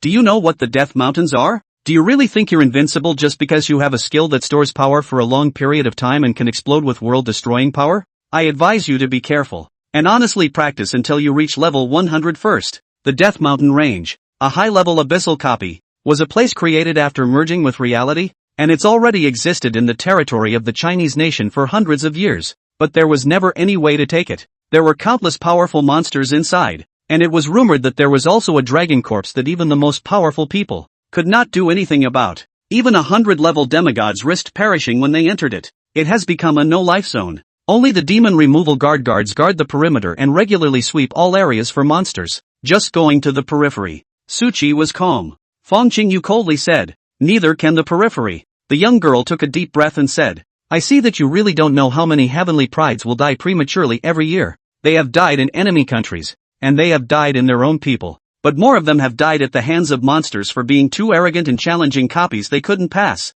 Feng Qingyu looked to the side of the housemaster and said, "Father, you absolutely cannot give him the approval." The prefecture master was also gloomy. If he was just going to the general mansion of the Heavenly Policy Mansion, he would definitely authorize Su Chi, because that was Su Chi's choice. But go to the Death Mountain Range. What's the difference between that and dying? The powerful monsters inside won't let you build up your strength properly outside. As long as you make them feel a little threatened, they will come out without hesitation. Wipe you out. Su Chi laughed and said, "A fledgling bird can never grow up without flying out of its nest, and a tiger cub that grows up under the shelter of its parents will not be able to become a beast king after all." Fellow Feng Qingyu, it's true that you can grow safely under the wings of the prefect and with the help of resources, but do you think you have the slightest chance of surpassing the prefect? Chapter 24, Zhang Shaoxing, "Even if I die, I will not kneel down to make amends." Do you have the slightest chance of surpassing the master of the house? Feng Qingyu froze. She froze and looked at Su Chi. The teenager's inquiring voice kept answering in her mind. A father who surpasses the demigod level of the same profession? Feng Qingyu had never thought about it. At most she thought about the fact that she could become a demigod-level mechanic in the future, just like the house master. But how could Feng Qingyu not realize that her goal of becoming a demigod-level powerhouse was nothing in Su Chi's eyes? Opening his mouth, he wanted to surpass the demigod-level house master. The housemaster also couldn't help but freeze, seeing his younger self in a trance, spirited and springtime. But as the years change, he was no longer the man he once was. Good. Youngsters have their own way. I'll talk to the demon removal guards about your request, but it's up to the demon removal guards to decide whether or not it can be passed." The housemaster took one step and his figure disappeared. Su Chi also chose to leave. He was going to get money from Sun Jingyi. Only Feng Qingyu was left in the room, staring blankly at Su Chi's departing back. Her beautiful eyes were mesmerized, and she did not know what she was thinking. Other side, after a few hours of casting training, the blue draining profession was drained of its mana value, and was arranged by Sun Jingyi to work on their escape ability, running all over the place. Those warrior classes that didn't consume much blue were a bit more miserable, and one by one, they were beaten up by Sun Jingyi. Zhang Shaoxing is one of them. Even if Sun Jingyi didn't use her skills and didn't burst out with a strength that far exceeded theirs, she still hung them up and beat them with one hand. "Mr. Sun, do you know what went wrong with the replica when the housemaster suddenly asked us to leave there?" The crowd unanimously cast curious glances. "That's not something you guys should be in charge of." Sun Jingyi responded flatly and was just about to leave when she happened to see Su Chi walking slowly this way. "Mr. Sun, I won." Su Chi smiled. However, just 6 words, but let the exhausted Jiang Shaoxing once again stimulate the potential. Into both fists clenched. Seems to want to fight with Su Chi. Su Chi also didn't spoil him in the slightest, returning Jiang Shaoxing a smile and said, "If you're a vegetable, practice more. If you can't afford to lose, don't play." Jiang Shaoxing was furious, and when he climbed up, He activated the dragon blood in his body and charged towards Su Qi. Sun Jingyi raised her eyebrows and hurriedly stopped Jiang Shaoxing and took out Su Qi's 1 cubic meter of magic crystals, plus Jiang Shaoxing's deposit card. Many thanks to teacher for keeping it. Su Qi did not stay long after receiving it, and directly turned around and left, disappearing from the crowd's view. Boss, calm down. He just got lucky. It's no big deal. The junior brothers at the side hurriedly persuaded. Jiang Shaoxing took a deep breath and said, something that drills a dog hole. Do you really think you can get my money if you win? He didn't hesitate to call his father's number. Dad, I lost. Su Qi's luck's too good. Drilling dog holes without being discovered by monsters. Then relying on luck. Hiding inside the abyssal copy for a few hours. What did you say? From the other end of the phone came a shocked, middle-aged voice mixed with a bit of panic, completely lacking the composure of the last call. Jiang Shaoxing frowned. Dad, what are you alarmed about? $10 million is a lot, but it's not something that can't be lost to our family company. Not to mention the fact that he's got my deposit card and PIN number. So does the money really belong to him? I'm calling because I want you to have someone lose it for me. Jiang Shaoxing is not prepared to fulfill the bet. As long as the deposit card is lost, the card in Su Qi's hand will not be half useful. He won't get a penny. As for taking about the bet they had to make earlier. Sorry, no contract. Suing the officials doesn't do anything. Are you clear about what you're saying? The middle-aged man on the other end of the phone didn't answer Jiang Shaoxing's words. Instead, he raised his voice a few more points. Jiang Shaoxing frowned. Dad, what's wrong with you today? Alzheimer's? I've just made it clear. He would have been very upset before. It was also a bit angry at the moment. As the hope of his family, awakening the hidden profession and joining the heavenly pride of the Tianjia mansion. What's the big deal about losing $10 million of his family's money? Big opportunity to earn it back in the future. Not to mention that 10 million is just as good as losing. What's the difference between just going and losing your deposit card and not losing it? The middle-aged man said angrily. You make it clear, my ass. I'm telling you right now. Hurry up and go kneel down with Su Qi to make amends. I'll call you another $20 million as compensation. At the moment the middle-aged man was maniacal and insane. A few minutes ago, he had just gotten word from an official friend that a sudden copy had merged with reality. The thing that made people above suspicious was that the area of the replica was very small, just like a low-level replica, but there was a sinkhole in it that could only be caused by at least a demigod powerhouse. A copy that could be entered at most at level 20, but then a sinkhole that only a demigod could make appeared and killed all the monsters inside. The official direct and heavy national search for the powerhouse that caused it, or the team that caused such destruction. At that time, the middle-aged man just as ate a melon, but he never expected it. It's highly likely that you'll eat melon on yourself. A few minutes ago the copy merged with reality, and a few minutes later his son called to say that Susie had come out of the abyssal copy, and it happened to be a low-level copy. At this moment, although the middle-aged man did not have full proof that Su Qi was the one who had passed through the low-level abyssal copy and caused such a large pit, however, the middle-aged man was still shocked out of a cold sweat, and his intuition was constantly telling him that his guesses were most likely true. Su Qi was the one who passed the low-level abyss copy. He's the man officials are looking for. The person who used a special method to cause destruction in a low-level copy that had to be a demigod. At the very least, to cause destruction. Is such a son of heaven's pride something they can offend? Jiang Shaoxing? At this moment, not to mention that he was dumbfounded. Even the surrounding students who were sitting on the ground resting, listening to the voice coming from the phone are all people silly. What's the situation? Not only do you have to honor the bet, but you have to take out another 20 million huaxia coins as an indemnity. And you have to make your son go on his knees to make amends? Dad, you're crazy. Jiang Shaoxing roared. There's no way I'm kneeling down to make amends to Su Qi. Not even if you beat me to death. The middle-aged man froze for a moment before bursting into a rage. Sinful animal. Do you realize what you're doing? Do you want to push the entire family into the abyss? Jiang Shaoxing hung up the phone without hesitation and directly raised his hand to heavily slam the phone to the ground. With a bang. Shattering away in all directions. Su Qi, I'll fight you.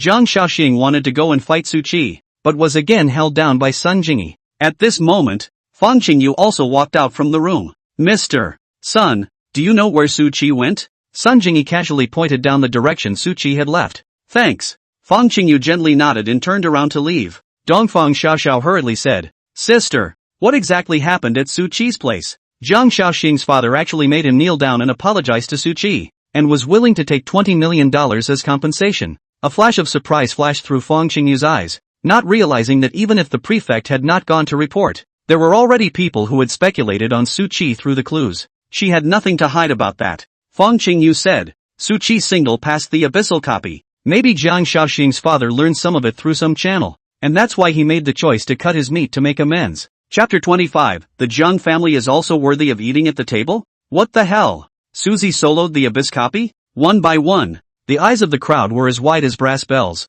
and they looked at each other as if they were confirming with each other that they hadn't been hallucinating. Both ended up seeing disbelief in the other's eyes. Jiang Shaoxing stood frozen in place, as if petrified, turning into a lifelike statue, completely motionless. The most shocked among them were Dongfang Xiaoxiao, who had gone in, as well as the other two hidden profession geniuses, who were all wide-eyed. A copy of that abyss that's too hot to live in, and someone was actually able to get through it? And still the most outrageous single pass. After Fang Qingyu finished speaking, she walked away without the slightest hesitation, chasing after Su Qi in the direction he left. Sister, wait for me. I just trained for a few dozen kilometers of running, and my legs are very weak right now. Dongfang Xiaoxiao hurriedly got up and chased after her. Such a gaijin, and so handsome. How could you not go up there and make friends? Fang Qingyu had no choice but to directly use skill 1, mechanical recast, and get a wheelchair for Dongfang Shine. The rest of the crowd of people were in the wind. Su Qi actually soloed the abyss copy. Wouldn't that mean that getting a high score of more than 500 within the trial tower wasn't a bug that was relied upon either, but was all based on one's own strength? At this moment, Jiang Shaoxing looked in the direction Su Qi had left, feeling that his body had been emptied. His legs couldn't help but soften and he directly fell to his knees. No! Impossible! Absolutely impossible! How can he, a magician, single-handedly pass through an abyssal copy? Jiang Shaoxing blasted his fist on the floor in front of him, even if he hadn't activated the dragon blood state. At this moment, he was still punching out dense gaps in the floor before it directly shattered. However, even though Jiang Shaoxing had dry shattered the floor with one punch, he still looked extraordinarily powerless, and the arrogance in his eyes that he had felt before when facing Su Qi was gone, and all that was left was despair. A deep despair. A despair of defenselessness. Why am I still inferior to you even though I've awakened my hidden profession? Jiang Shaoxing roared up to the sky. He jerked his hand up and slapped himself, expecting everything to be a nightmare, then jerked awake after the slap. But then there was a crunch. Nothing has changed. The gazes of everyone present looking at him showed some regret,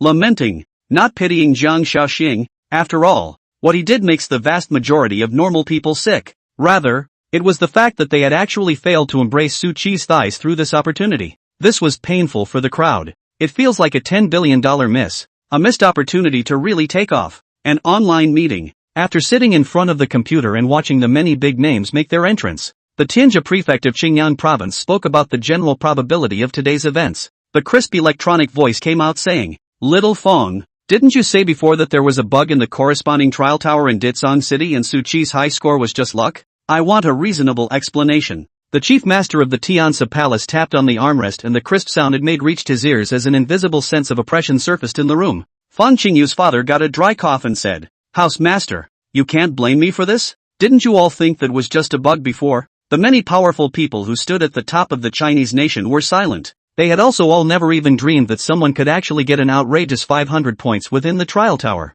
It was because they had all entered the trial tower that they could realize how difficult it was to get just 300 points. And it was even clearer that it was impossible to get more than 500 points. Ahem. The chief mansion master coughed dryly and said, "Explanation is a cover-up. You must take the main responsibility for this matter." Actually handing over the decision to the young Su Qi. "Does he know what's good or bad?" The commander of the demon removal guard said. "What? He is bad for choosing to join my demon removal guard? Without us guarding the Death Mountain range, can you still enjoy peace?" The chief mansion master did not let up in the slightest. The demon removal guards do have high merit, but the mortality rate there is too high for you to cultivate Su Qi. This mansion master is still saying the same thing. Give up on him. The demon removal guard commander also sneered. The people within the heavenly policy mansion are nothing more than sheep in a flock of sheep pens. Won't your heavenly policy mansion still end up letting trainees come to my demon removal guard to practice? Might as well get there in one step. How can there be a one-step approach to cultivation? It all has to progress gradually.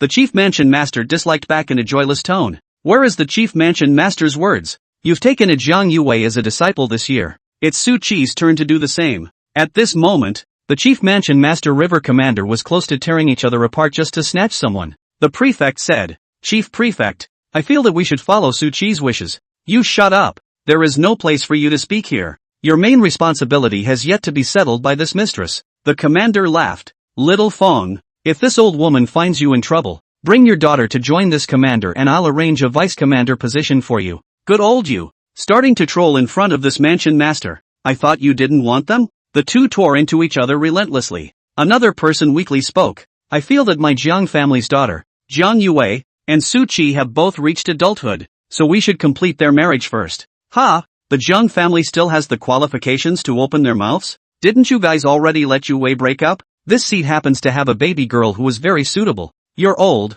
You'd better get off the line quick and not stop here to make us laugh. And the Ginger family deserves to eat at the table? The ancestral land of the Jiang family. In the quadrangle, the old man with white hair sat in front of the computer, trembling with anger, and smashed the wall next to him across the room with a slap. You have bullied me too much. The Jiang family members on the side were so scared that they rushed over. Old ancestor, why are you so angry? The old man snorted coldly and said, it's not because you're good family head, who married a good wife, didn't even know to wait a little longer, and actually let the duck that came to his mouth fly away. Old ancestor, what is it that you are talking about? The Jiang family listened in confusion. The old man didn't bother to speak again. Go down. Your mess. You deal with it yourselves. I don't care. He had no intention of going after Jiang Yuwei's mother. One could only say that no one could have imagined that a magician could actually be able to actually score more than 500 points within the trial tower. And even more so, no one could have imagined that he could single-handedly pass through an abyssal copy.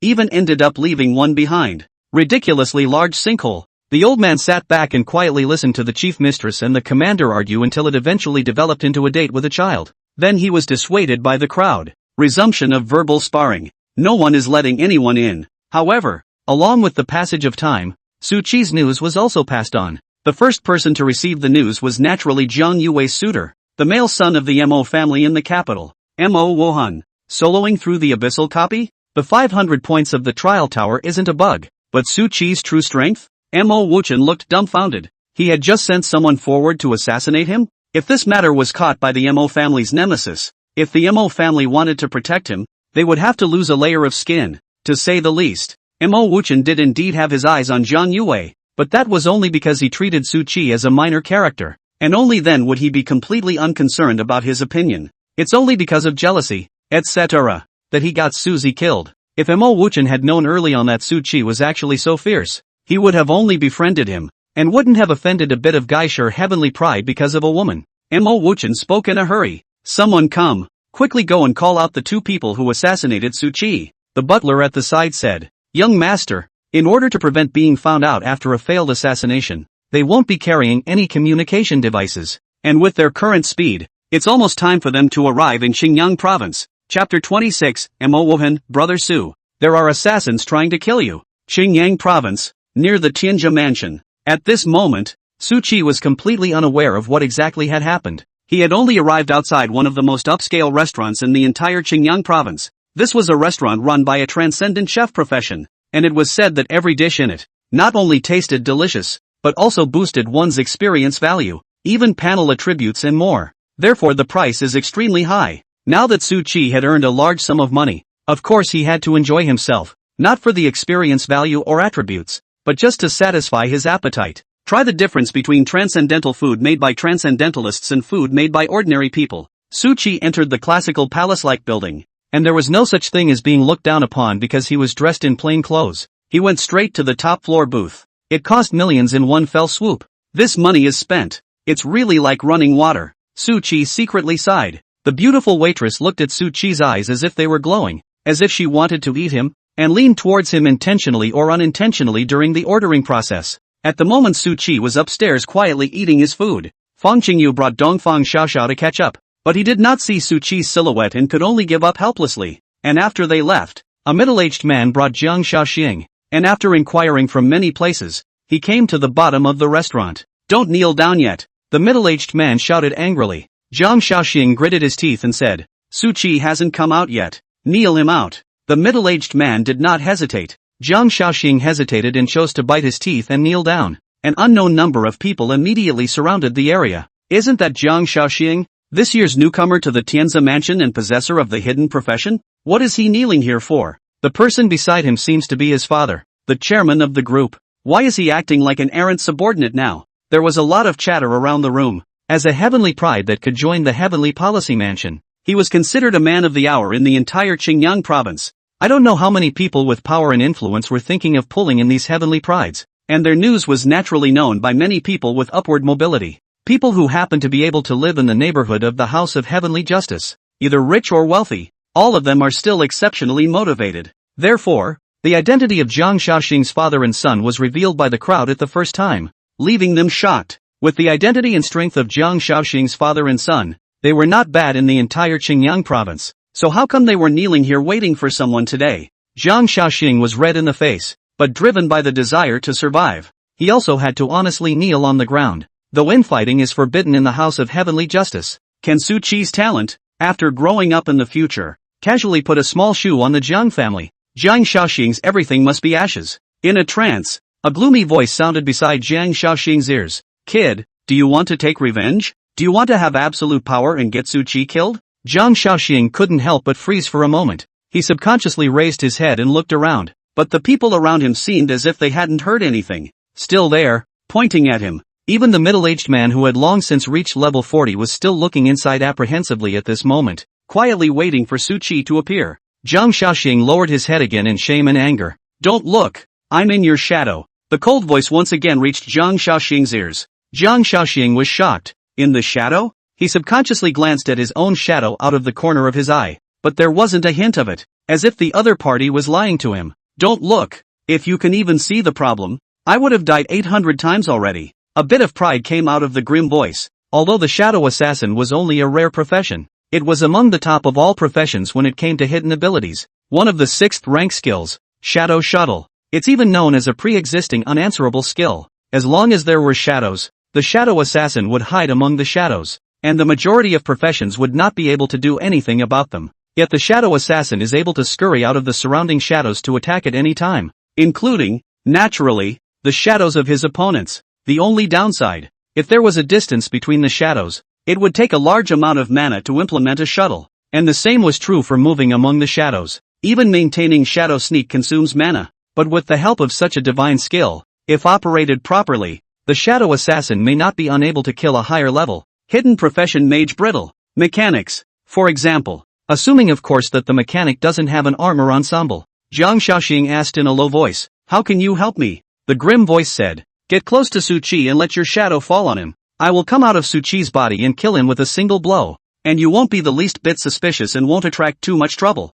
The assassin didn't choose to lurk on the shadow of the eater. After all, it was still unknown if that shadow could get close to Suzy. As a level 53 shadow assassin, Shadow Shuttle was still too much of a drain on them, and it was a struggle to move through the shadows. A few random shuttles would have to drain them. Good. Jiang Shaoxing agreed without the slightest delay. The assassins were satisfied. In fact, they didn't expect to be that lucky. He had just come to Qingyang province not long outside the Tianjia mansion, and was worrying about how to sneak into it, but it turned out that Su Qi came out on his own. Then they meet Jiang Shaoxing, who has a grudge against Su Qi, and are able to help them achieve an easy assassination, plus escape. Let's just say perfect. It's a solid wave. Time passes by. Su Qi ate to his heart's content, feeling that he had never eaten such delicious food before. As for experience and a slight boost above physical attack power, defense, and speed, Su Qi didn't care. Just here for the luxury anyway. Treat yourself. How long has Jiang Shaoxing been kneeling down there? Su Qi inquired as he wiped his mouth with a paper towel after making his payment. Back to your excellency, about half an hour. The beautiful waitress replied respectfully. Suzy nodded. Can you play Wangjia? He opened his own phone, ready to play a little game for a while before going down, letting Jiang Shaoxing kneel for a little longer. Dragon blood warriors are strong in flesh anyway. Yes, the beautiful waitress's eyes were glowing, and she couldn't wait to be in a room with Su Qi all the time. However, Su Qi couldn't help but frown when he opened his cell phone, because on his cell phone was a whole bunch of missed calls, as well as a whole bunch of text messages. As a fatherless and motherless orphan, Su Qi's cell phone has always been on tawdry intercept. After all, the average person doesn't have his phone number, and it's rare for anyone to come to him. But what's with all the calls and texts today? Suzy clicked on one of the text messages. Kid, what are you doing? I get rid of the demon guard commander. Has sent someone to pick you up. Why don't you answer my call? Su Qi, I, the chief prefect of the Tianjia prefecture, am on my way to pick you up. Quickly give me a location. Do you still want to see your little girlfriend? Brother Su, I, Mo Wuchen of the Mo family, have just received news that 253 level shadow assassins are about to assassinate you. So hurry up and seek refuge with the heavenly strategist prefect. Su Qi was speechless. There was actually a fraudster who dared to use the name of the commander of the demon removal guards and the chief prefect of the Tianzi province to commit fraud? Don't you want to live? Turn around and report it to the house master. And Mo's what the hell? And who is Mo Wuxing? Totally unheard of. Why are you calling him your brother? I can't believe you're saying there are assassins. Your information is that accurate? You even know the assassin's profession, level and number? Su Qi backhanded them all. Chapter 27, Chief Mansion Master. Ji Feng Mai. The number you have dialed is in progress. Please wait a moment before dialing. Inside the demon removal guard, the middle-aged man heard the voice ringing from his cell phone and slammed it to the ground. Good boy. How dare you pull the plug on this commander? The members of the demon removal guards on the side listened to this and were secretly shocked, completely unable to imagine who would dare to pull the wool over his commander's eyes. Standing as one of the top strongest men in the country of China, Kyoto, Mo Wuchen's face has also darkened. He himself properly called Su Qi did not answer, texting did not return, and now actually pulled him black. Whatever. Anyway, I've already warned that in the end, even if something happens to Su Qi and he dies, it will never be traced back to me. Some people from other big families also had dark faces. This kid is really good at not giving a damn. I'm a demigod who betrothed my daughter to him, and even if I don't want it, it's not even a problem. I'm actually pulling the plug on me? Because of Su Qi's news announcement. For a moment, the entire Chinese country was surging with dark currents, and even the strongest of foreign countries held emergency meetings because of him. Xinjiang Province Tianzi House, office of the head of house. At this moment, Fang Qingyu's father was no longer sitting on the chair, but standing on the side, making a call on his cell phone. But the phone kept saying the number you have dialed is in the process of calling. Please wait and dial again. But even though he had been unable to get through, the housemaster continued to call relentlessly and the sweat on his forehead increased as the number of times he dialed increased. Susie, you little brat, why aren't you answering your phone? I'll help you report it truthfully. Don't you kid me. The office chair that originally belonged to the lord of the house was sitting a great beauty of about 20 years of age or so. Her eyebrows were like a crescent moon, her eyes were like stars, and her skin was as delicate as sheep's fat jade, emitting a bit of crystal and luster. Xiao Feng, look at the good trainee you taught. Even daring to pull the plug on my phone and not reply to my text messages. The woman smiled, her small mouth not pointing but vermilion, the pink corners of her mouth slightly up, with a touch of if not a smile, quietly looking at the side of the busy master of the house. Mistress of the house, this is not what my subordinate taught me. It should be that Su Qi won't answer a phone call without a note. Fang Qingyu's father hurriedly explained. Master of the house. To be precise, it should be the chief of the general mansion of the Tianzi mansion. The teacher that Jiang Yuwei had just worshipped was none other than the woman in front of her, Ji Feng Mai. In fact, after coming to Xinjiang province, Ji Feng Mai immediately determined where Su Qi was, and even knew that there were 2 assassins intent on assassinating him. However, Ji Feng Mai was the chief mistress of the hallowed heavenly policy mansion. Personally coming was already giving face. How could she still personally go to see Su Qi? But Susie pulled a vendetta against her. Ji Feng Mai still silently noted it down. At this moment, facing the housemaster's answer, the woman smiled without saying a word, so beautiful that she seemed to be able to make people forget to breathe.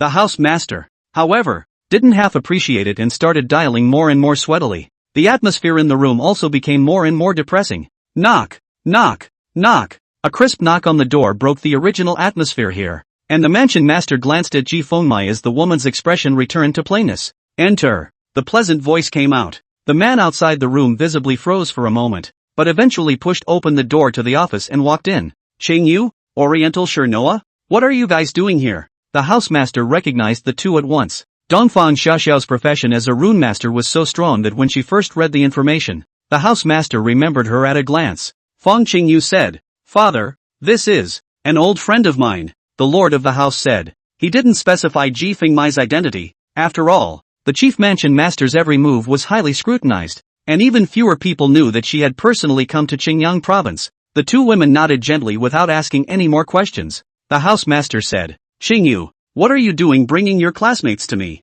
Fang Qingyu looked at Dongfang Shine. Dongfang Xiaoxiao also looked at Fang Qingyu, with 4 eyes facing each other. The two women hesitated for a moment before Fang Qingyu spoke. Father, I think Su Qi is right. A fledgling bird can never grow up until it flies out of its nest, and a tiger cub growing up under the shelter of its parents can never become a beast king after all.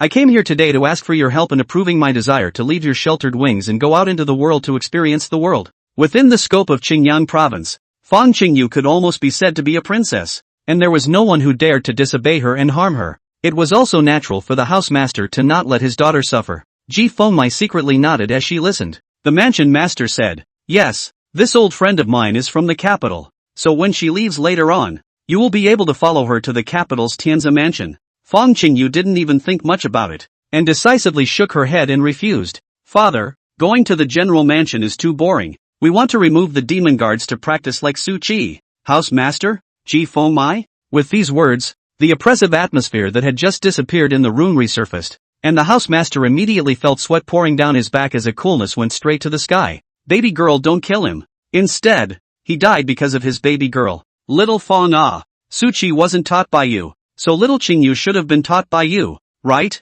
Ji Fengmai asked coldly. The government master quickly turned around and said, "The government master, please listen to my cunning explanation. All these words are not all taught by Su Qi, absolutely nothing to do with the subordinate master of the house." Fang Qingyu and Dongfang Xiaoxiao froze for a moment at the same time, instantly realizing that the woman in front of them must be the Tianji General Mansion Master. And it's for Suzy, without joining the General Mansion of the Heavenly Policy Mansion, to actually be able to directly allow the Chief Mansion Master to personally run over. In the whole of the Huaxia Kingdom, it was estimated that there was only one person like this. Just what Fang Qingyu just said. The two women couldn't help but shiver. "Greetings to the Chief Mansion Master." Fang Qingyu and Dongfang Xiaoxiao hurriedly saluted. Ji Fengmai smiled. "Be excused, getting angry with a junior." She wasn't that careful, but since the score couldn't be settled on the junior's head, it could only be settled on the old thing's head. Other side. Su Qi played the game while his mind was divided into two, raising his proficiency in space teleportation. Downstairs, Jiang Shaoxing was kneeling quietly. At this moment his hands were clenched tightly, his nails almost pinched into the flesh and blood, while also almost biting his own teeth. "Asshole Suzy, why don't you roll down?" Jiang Shaoxing secretly cursed angrily in the bottom of his heart, while his father had a sad face and kept walking back and forth in the surroundings. According to the time, Su Qi should have finished his meal long ago, but he was late to come out, like he wanted Jiang Shaoxing to continue kneeling, pressed to forgive him. "You're so strong, why don't you just go in and kill him?" Jiang Shaoxing questioned in a low voice. The assassin said, "Do you really think there are no strong people inside such a large restaurant?" Jiang Shaoxing was momentarily speechless and could only kneel quietly. However, they didn't know that a man in bloodstained armor had already come to a high altitude not too far away, and heard the words of Jiang Shaoxing and the assassin clearly. "Dare to assassinate a member of my demon removal guard? Seek death." The man was just about to make a move to kill Jiang Shaoxing and the assassin together, but he felt a wave of power being added to his body. "Chief Mistress?" The man's face was a bit ugly. He really didn't expect that the commander had to guard the Death Mountain range and couldn't leave at will, while the Chief Mansion Master who had to sit in Kyoto was not speaking of martial virtues. "In person, don't be in a hurry. This Mansion Master is going to make this brat suffer well today." Ji Fengmai quietly watched everything. "How dare you just pull the plug on her?" Since the creation of the Tianzi house, tens of thousands of copies were the first time to eat a defeat, or eat so big a defeat. She had to let Su Qi eat a big defeat today. 253 Shadow Assassins. It's not easy to beat a 15-level mage. Chapter 28, Light and Shadow Split. "I'll help you." 2.5 hours later, Su Qi's spatial teleportation was directly consummated, and he didn't continue to be idle as he began to skill up the second-order skill that he had obtained when he was level 15. Light and Shadow Splitting. Consume 2000 mana to build a doppelganger. The doppelganger only has the first, second and third level skills of the main body. The consumption of releasing skills is borne by the main body.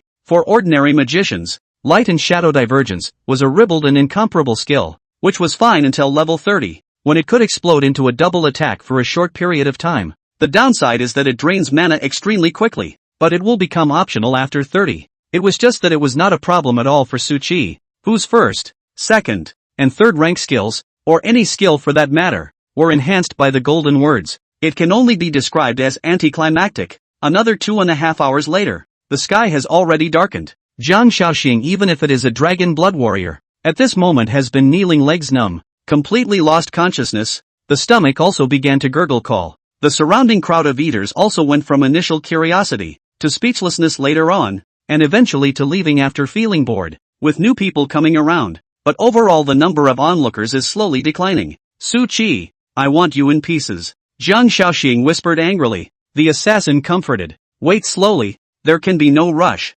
During the night my strength will increase to some extent. Jiang Shaoxing suppressed the anger in his heart and knelt quietly. In addition to the Demon Guard Vice Commander, Ji Fengmai, the House Lord, 3 people also waited until some speechless. They also completely did not expect. Await Su Qi is to wait for half a day. As for what Su Qi was doing, they didn't care. Anyway, they all wanted to watch him get beaten up, so that they could export their anger while at the same time letting Su Qi understand what it meant that there were people outside of people, and there was a sky outside of heaven. After a dinner, Su Qi finally leisurely walked out of the room, raising his head in the beautiful waitress's grumbling gaze. When you say you play games, you really only play games? You can't just play mobile games. Su Qi walked downstairs. Jiang Shaoxing was like looking at the dawn of hope, but also saw the scene of the handsome young man's head falling to the ground. Jiang Shaoxing almost couldn't help but jia laugh. Su Shao, it was indeed my son who did wrong before. This card of $20 million will be taken as an indemnity. You are generous.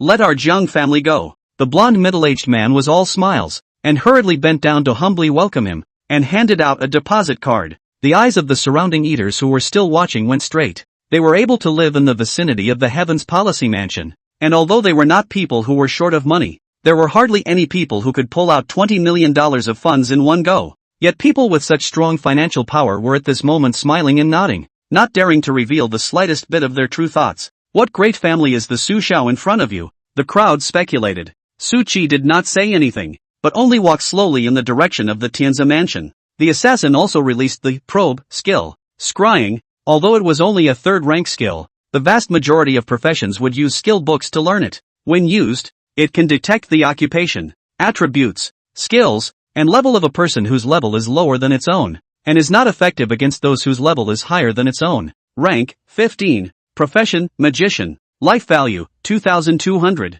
Mana, 2,200. Spell attack power, 183. Physical attack power, 104. Agility, 95. Defense, 95. Skills, Fireball, Ice Seal, Ice Blast, Light and Shadow Split. Space Teleportation, 15. The 2 assassins in the shadows looked on in shock, never dreaming that someone could reach such a high rank in a few days. But 2 53s beating 15s. Advantage on me. After that, the life and mana values are ordinary. Nothing out of the ordinary, full-on ordinary wizard panel. But when the 2 assassins saw the spell attack power, physical attack power, agility, and defense, they couldn't help but suck in a breath of cold air. Sure, this is the panel a level 15 wizard in the district should have? High spell attack power is understandable. All the free attribute points are added to spell attack power. But that physical attack power, agility, and defense are what a wizard should have. No level 15 assassin could be that high. But the final skill gave the 2 men a long sigh of relief.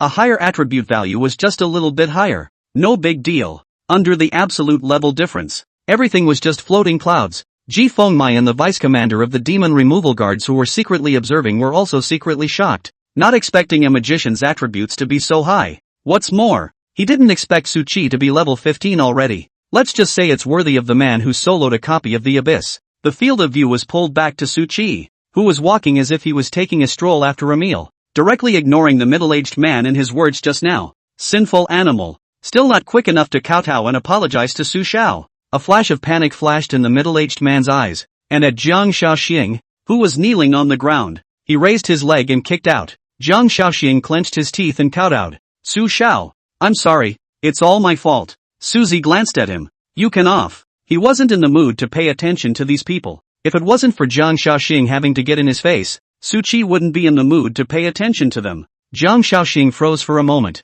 He heard Su Qi's carelessness, heard that he did not put himself in his eyes from the beginning to the end. A nameless feeling of humiliation surfaced in Jiang Shaoxing's heart. The middle-aged man, however, nodded his head and hailed. Many thanks to Su Shao. This point of compensation you take it first. Su Qi also came and took it. Jiang Shaoxing on the ground stood up and spoke as if he was grateful. Many thanks to Su Shao. Many thanks to Su Shao. The middle-aged man said. Su Shao told you to get lost. Why don't you get lost? Jiang Shaoxing walked towards Su Qi as if he did not hear him. Just under a second, Jiang Shaoxing's shadow fell on the teenager. A strong sense of crisis immediately surfaced in the bottom of Su Qi's heart, and without hesitation, he used space teleportation. The surrounding melon-eating crowd did not react at all as a silhouette suddenly sprang out from Jiang Shaoxing's shadow and violently swung his sword at Su Qi. It ended up falling flat. The assassin's gaze stared at the direction where Su Qi was and realized that he had continuously cast space teleportation dozens of times in less than a second.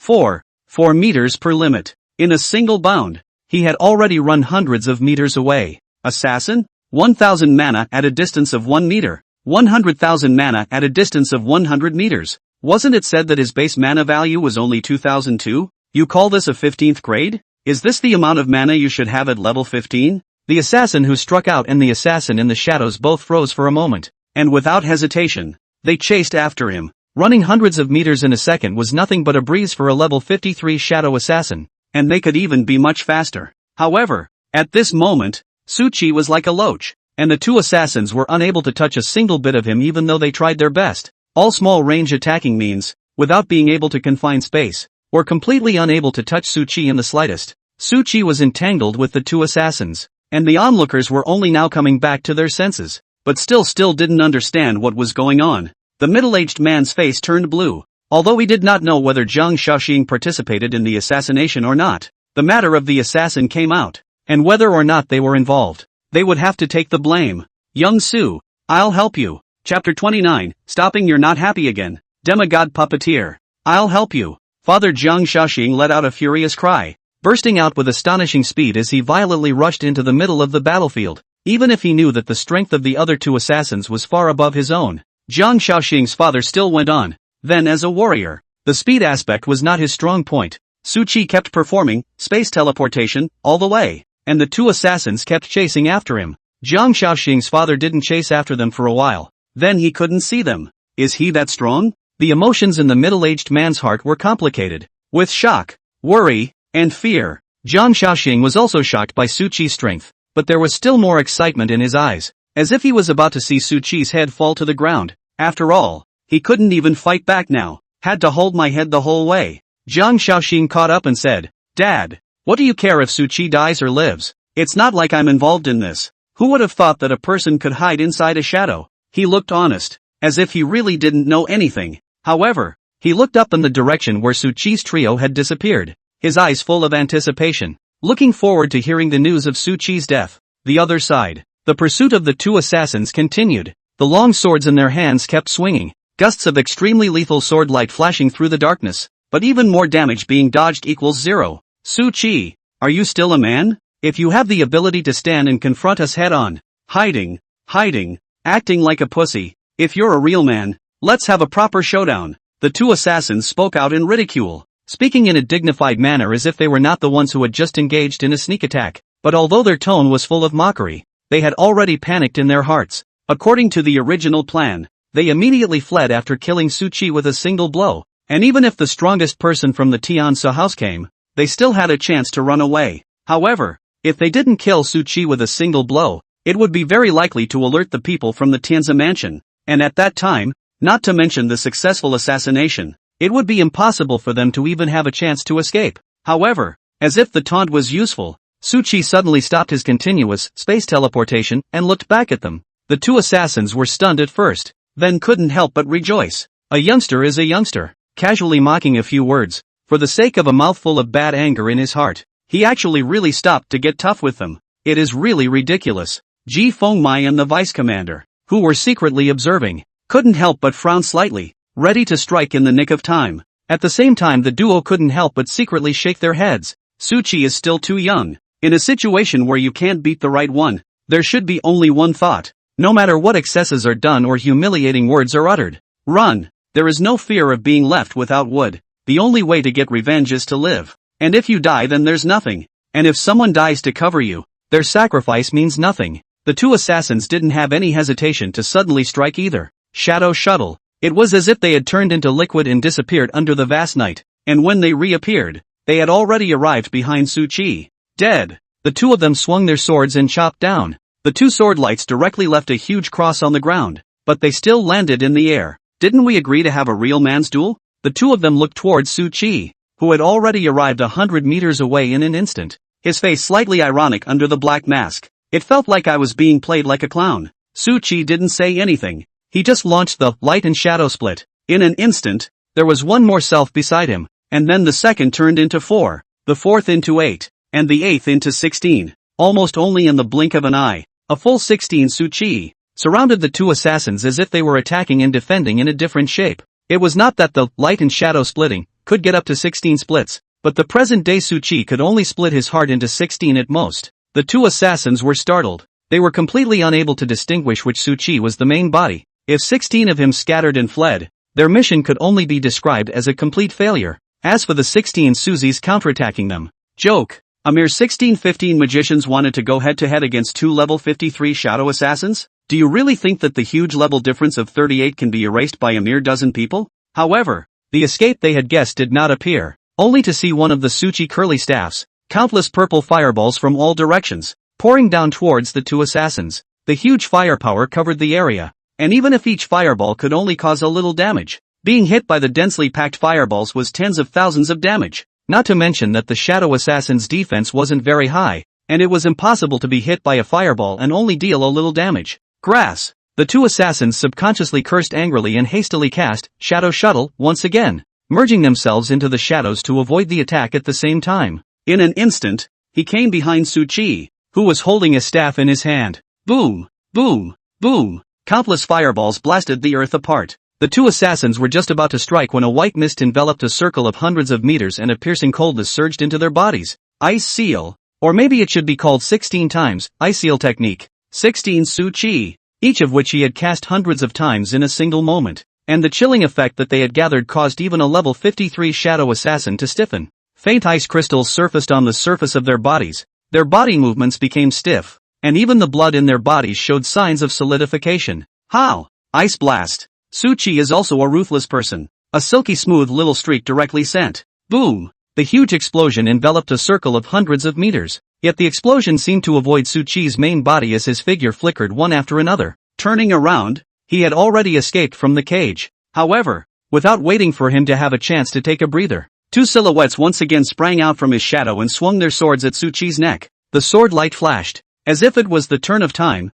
the sword light cut through the air and landed on the earth, surfacing across sword mark. There was no gap from before as 16 Suzy surrounded the two assassins. However, this time they also learned to be smart. Not giving Su Chi the chance to launch the Ice Seal technique, they directly used a hand of Shadow Shuttle to sneak into the middle of his shadow. Your skills are too rogue, aren't they? Didn't you just tell me to stop and have a proper duel? You guys are not happy again after I really stopped. What does it mean to hide in my shadow and not come out? Su Chi followed suit and mocked. He had just run only because he didn't want to accidentally hurt the eaters. Doesn't mean one is really afraid of them. The two shadow assassins were silent. Shadow Shuttle, still shady? There, Shadow Shuttle, is still rogue? Who's the scoundrel and who knows it in his heart? A level 15 common profession magician. Press two level 53 rare profession shadow assassins and beat them senseless. Who's the scoundrel? Ji Feng Mai, the vice commander, and the prefect who were secretly observing were so dumbfounded by what they saw that they even felt like they were hallucinating.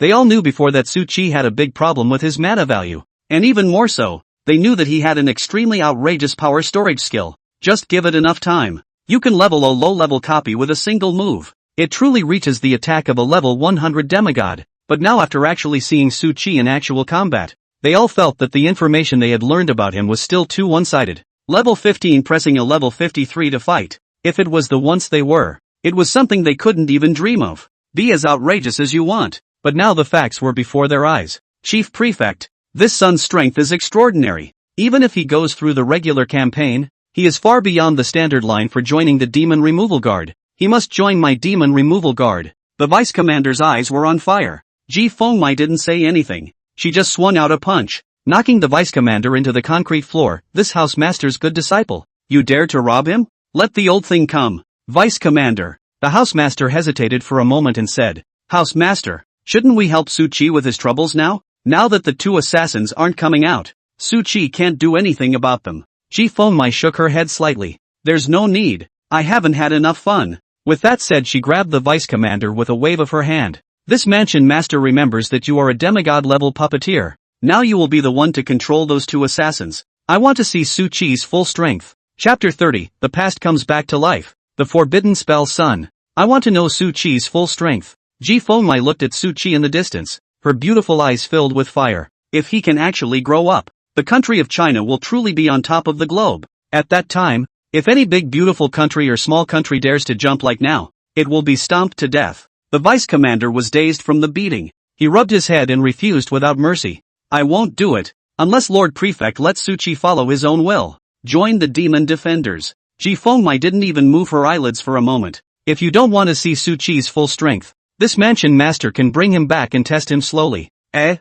vice commander was speechless. Just beat him and then asked him to do something. Want to be so overbearing? The point is that not doing it isn't good enough. Ji Fengmai was curious about Su Qi's true strength. And naturally, the vice commander and the mansion master were also incredibly curious. All wanted to know just how fierce Suzy could be. Far away, Su Qi was speechless as he looked at the shadows on the ground. Judging from the fact that they were able to rely on shadow shuttle to dodge the ice blast technique, ordinary means of attack, totally can't do anything with them in the shadow state. The only skill Su Qi had now that had a way of hurting them across the reality level were estimated to be only two: Great Fireball Spell and Frost Ice Crystal. A constantly storing fireball could directly explode the power of a forbidden spell, and a constantly storing cold air could also explode the power of a forbidden spell. All of them had the chance to break the interval between reality and the shadow world, injuring or even killing the person hiding among Su Qi's shadows. However, at such a close distance, storing the forbidden spell level, Great Fireball Spell, and Frost Ice Crystal,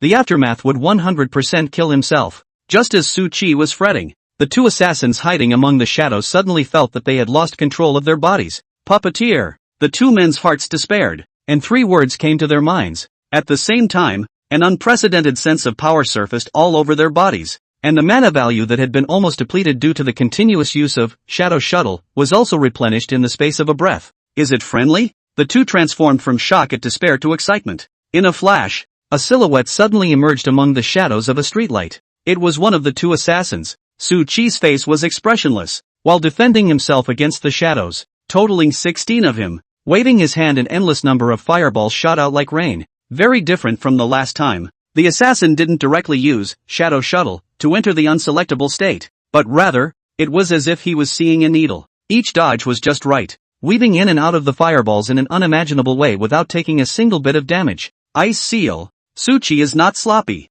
A move is ineffective. Immediately repeat the same trick, releasing a wide range of attacks so that the moment cannot hide. Ha! The assassin laughed coldly and violently threw the longsword in his hand. Shadow Assassin talent skills. Throwing money at it. A desperate strike that brings together the strength and mana of the entire body to unleash a powerful blow, and after using it, the assassin will directly lose his battle power. However, now that there were puppet masters manipulating in the dark, as well as teleporting mana values, even after using Desperate Throw, there was still the power to fight again. The longsword broke through the air, and the sword aura was like a rainbow. Even Su Qi's 16 times ice sealing technique was still torn open by the longsword in a straight slit, preventing the cold air from enveloping the assassin's bearing. At the same time, the longsword was also like a stream of light, charging straight at Su Qi's chest, so fast and oppressive that it seemed that even the space around him was blocked by the sword chi. Unable to use space teleportation to dodge, Su Qi was slightly startled, not expecting the assassin to suddenly become that fierce all of a sudden,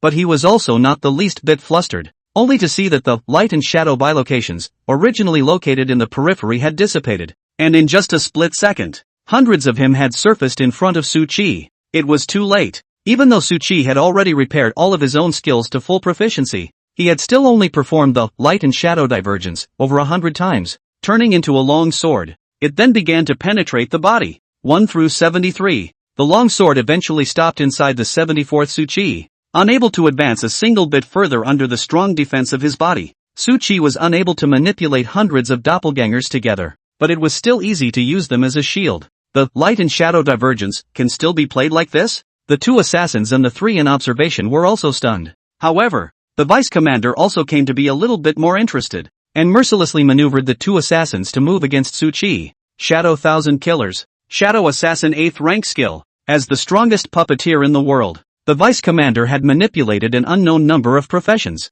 controlling various skills of various professions. Now that he was manipulating the Shadow Assassin, he could only cast it as if it were his own, but at level 53, even with the vice commander supplying the mana, it still couldn't explode the true power of an 8th rank skill. In an instant, countless phantoms appeared around Su Qi, and 1,000 sword lights were exhibited at every tricky angle, blocking all of Su Qi's escape routes, and at the same time blocking the space around him, cutting off the possibility of him dodging with space teleportation. The other Shadow Assassin wasn't idle either, as he surfaced not far away and once again used only Lone Throw to throw the longsword in his hand with vigor, turning into a meteor-like point of light. It happened to pass through the other assassin's illusory light shadow and headed straight for Su Qi's chest. forming a perfect match. With such a coordinated strike from two people, Su Qi would not be able to withstand it even if he used hundreds more detachments at once. Unless he had hundreds of doppelgangers up and down, left and right, and in all directions. The 8th ranked, Shadow 1000 extermination kill, would come as promised whenever there was an omission.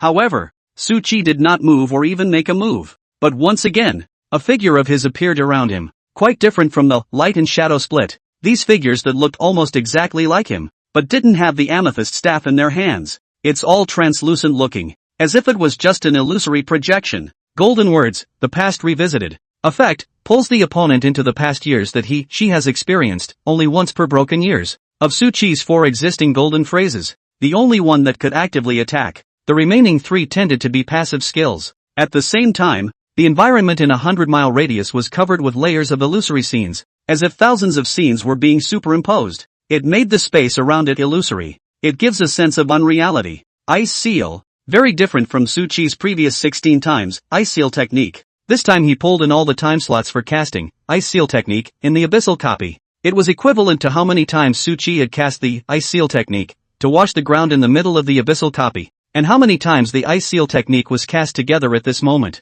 The heaven and earth in a circle of hundreds of meters was frozen. Even if the Su Qi of the past was not as powerful as the current one, when the numbers piled up, the coldness in the space kept stacking up. Whether it was the desperate throw that came straight at Su Qi, or the thousands of phantom shadows that surfaced around him, densely packed with swordlight. In an instant it was turned into an ice sculpture. Hiding inside the shadow again? Su Qi laughed as his casted space teleportation and flew high into the sky. Su Qi can't fly. However, every time, space teleportation, it would make his height go up by 4 meters, and then fall back down a little bit. But after the source, space teleportation, he came directly to a height of thousands of meters, where the air was cold and the oxygen was thin. But Suzy didn't care. Only the remnants of a fire spirit surfaced and pulled his hand, allowing Su Qi to stay in the middle of the high altitude. At the same time, because Su Qi was flying in the middle of the sky and his shadow was above the earth, even with the vice commander's control, the 2 assassins were unable to attack through the shadow shuttle.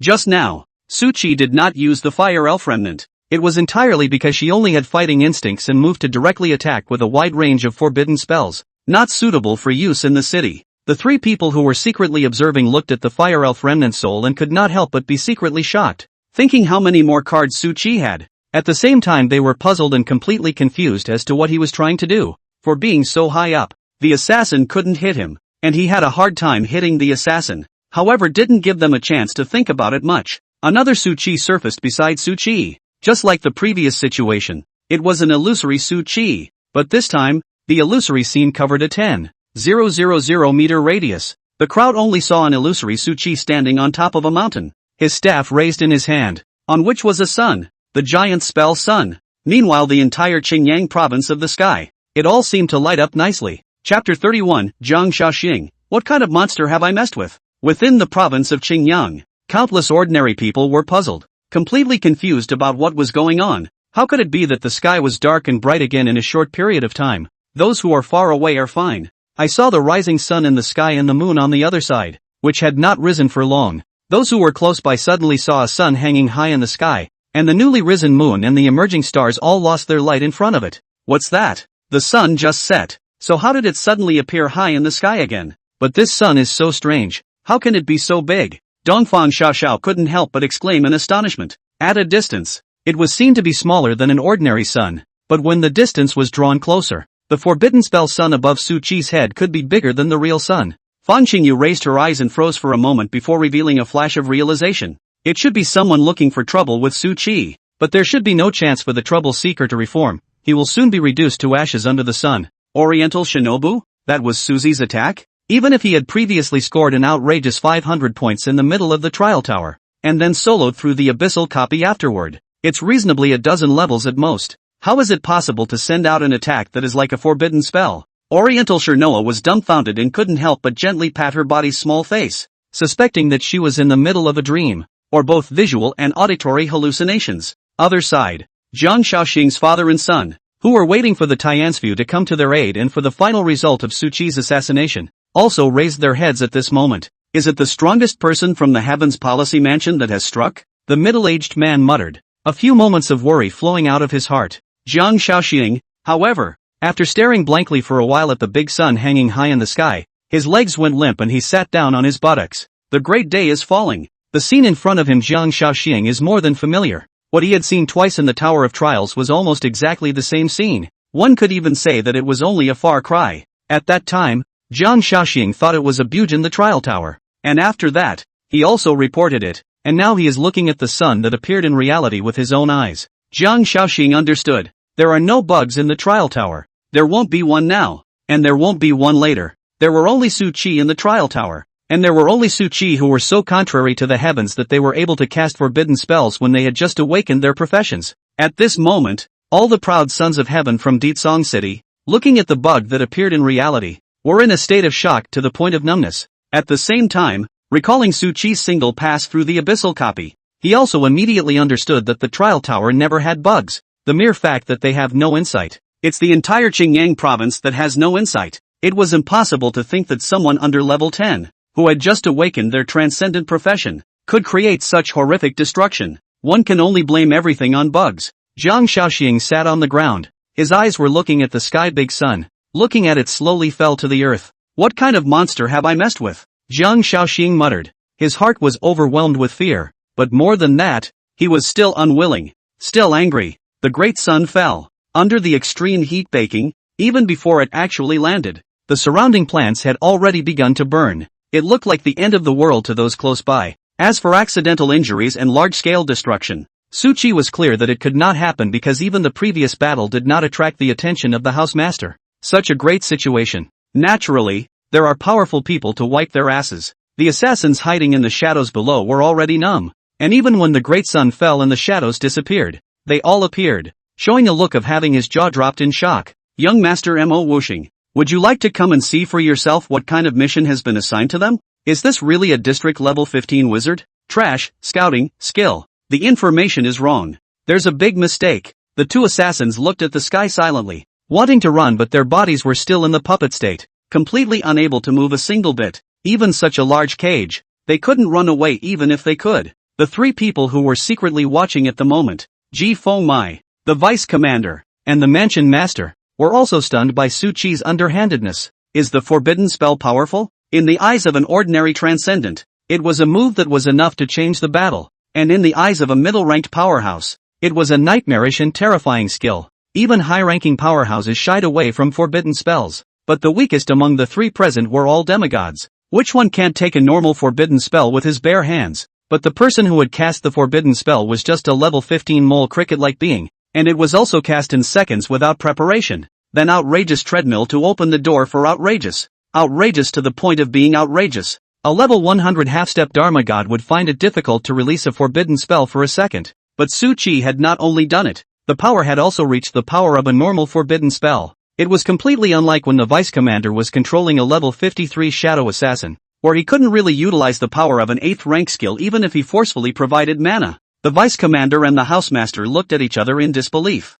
Little Feng, a forbidden spell that big, are you going to watch it explode in the city? Ji Fengmai suddenly opened her mouth and asked, make a move? There was no way she was going to make a move. Coming all this way to take Su Qi as his disciple, plus having his phone number blacked out, and then wanting him to suffer a little bit for not getting it was fine. Anyway, it was impossible for Ji Fengmai to take the initiative to meet Su Qi. Even if she let the Feng mansion master pressurize her, it had to be him who came to see her. The house master froze for a moment, then immediately struck out. The crowd saw the sun fall, and everyone in the neighborhood thought the end was near, but an incredibly large mechanical hand suddenly surfaced. One grabbed the big sun in his hand. The sun erupted with rolling heat, the surrounding space was twisting and seemed to be about to shatter, but the giant mechanical hand remained as stable as Mount Tai, with no sign of melting, holding the big sun as firmly as an egg in his hand, and along with the passage of time, the sun is getting smaller at an alarming speed. It's as if the energy is being siphoned off by a robotic hand.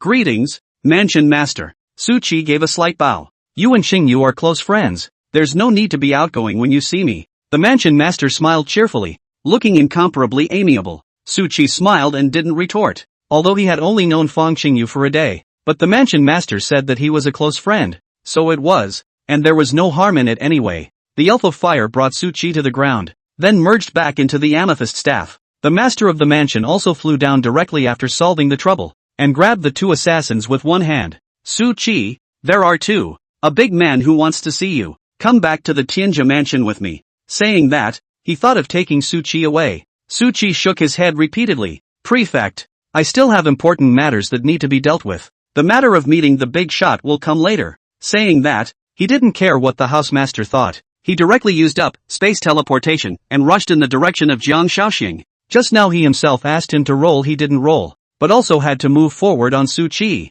to purposely drop his shadow on him. If this matter is very Jiang Shaoxing does not matter. Su Qi was the first to disbelieve. Even if Jiang Shaoxing couldn't invite such a high-level assassin, he must have known that the assassin was in his shadow. He was the equivalent of being directly involved in the assassination. Almost killed Su Qi. During the first time he was sneak attacked by the assassin. If not for Su Qi's quick reaction, otherwise even if he had more cards, they would be useless. Jiang Shaoxing really almost let Su Qi turn over in the gutter. The housemaster was silent, not knowing what to say for a while, and could only use the corner of his eyes to look in Ji Fengmai's direction. You don't want to see the chief of the Tianjia mansion? Anyone else would have gotten a lecture. But he. It's Suzy. Chapter 32, Crazy Jiang Shaoxing. The mansion master looked back in Ji Fengmai's direction, and after realizing that she did not give any indication, he silently took a step to follow Su Qi, headed toward the center of town. As the three people who witnessed the whole process, they naturally knew exactly what Su Qi wanted to go for,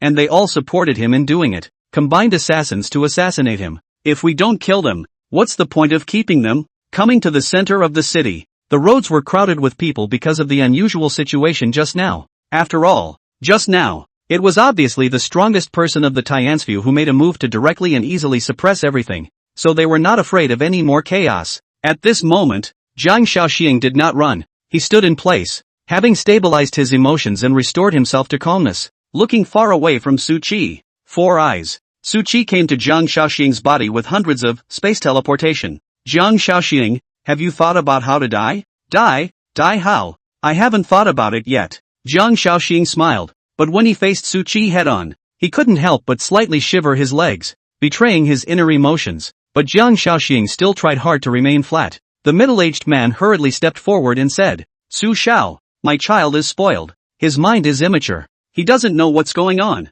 You're a generous man. Please spare Shaoxing one more time. Don't you kneel down yet. The middle-aged man roared at Jiang Shaoxing. Jiang Shaoxing laughed, smiling disdainfully. Dad, you're telling me to kneel? You only know how to make me kneel and beg for my life in the face of a strong man. But I won't kneel today. Su Qi, you dog, kill me in public today if you have the ability. You're a coward if you don't kill me. Jiang Shaoxing laughed madly. He wanted to utilize the rules of the Heavens Policy House, where trainees were forbidden to kill each other, and violators would be killed without amnesty. Jiang Shaoxing just wanted to trade 1-for-1 with Su Qi today, wanting to see if the rules of the Tianjia Palace were a joke or not. Maybe he can make a joke out of the rules of the Tenchi. Suzy frowned. He saw Jiang Shaoxing's intentions at a glance. Now if he himself killed Jiang Shaoxing in a dignified manner and in full view of the public, he would be slapping the face of Tianshu, especially since there was still the Tianzui prefecture lord standing on the side. Everything in front of him, according to the rules, can only be left to the decision of the Tianshu, in the event that there is enough evidence to prove that Jiang Shaoxing was involved in the assassination. Execution by the Tennessee government. This is a rule set down by the chief master of the Tianjia mansion himself. No one can violate it, not even the lord of the house. It is said that once, when the rules were first established, there was a Gaijin pride, and even a demigod mansion master who violated the rules. When the news reached the ears of the chief mansion master, regardless of whether it was a Gaishur heavenly pride or a demigod mansion master, all of them ended up with their corpses separated from their heads. Pop! The middle-aged man slapped Jiang Shaoxing to the ground, and wisps of blood spilled from the corners of his mouth. Su Shao let in once. I reason to give you the entire company. The middle-aged man knelt down, tears surfacing in his eyes full of vicissitudes. Su Qi sighed and said, You're a good father, and I won't take it out on you, but I won't spare anyone who tries to kill me. Jiang Shaoxing laughed disdainfully. Su Qi, talking is better than singing. I want to kill you? Where's the evidence? Don't talk nonsense without evidence. Now if you have the ability, kill me in front of the people around you. In front of the Heavens Policy Mistress. Jiang Shaoxing laughed with madness and contempt, seemingly mocking Su Qi's incompetence. Even though he knew that he had harmed him, he still hesitated to make a direct move. The housemaster stepped forward and pressed Su Qi's shoulder, preventing him from acting impulsively. Although he had witnessed the entire process and heard the exchange between Jiang Shaoxing and the assassin, the affairs of the Tianzhou house had to go through the process. The lord of the house may appear in court to testify on Susie's behalf, but never let on the spot Jiang Shaoxing grizzly. Otherwise, even if Ji Fengmai had also seen the whole process and pronounced Su Qi innocent, the entire impartiality of the Tianzi palace would be greatly impacted. After all, there are a lot of chess pieces of other countries within China. Rumor mongering a mouth. Disproving rumors run through the legs. Jiang Shaoxing's body stood straight, holding his head high, smiling contemptuously, and there was nothing left in his eyes but provocation and desperate madness. The middle-aged man on the side, however, was kneeling and crying, "Su Qi, you coward! Kill me if you can!" Jiang Shaoxing felt unprecedentedly happy as he laughed crazily, wantonly, and mockingly. "Put the fear of death behind you." Jiang Shaoxing found out what he wanted to do. The housemaster was prepared to directly lead Su Qi away. Suddenly, a crisp round of applause reached everyone's ears. Snap! Pop! Pop! Ji Fengmai applauded while elegantly and incomparably stepping out from the void. She glanced at Su Qi in a bland manner, and finally landed her eyes on Jiang Shaoxing. "Give you a chance to cut yourself." Ji Fengmai was aloof and indifferent, like a deity high above, looking down on the multitudes in the mortal world, not harboring a single trace of emotion. The crowd was captivated by her appearance and couldn't help but cast amazed glances. Actually, Ji Fengmai was originally not prepared to stand out, but she didn't expect that there were actually people who were even more arrogant than her and wanted to bully her people. Jiang Shaoxing froze slightly, turned back to look at the stunning beauty that came from nowhere, let out a cold smile,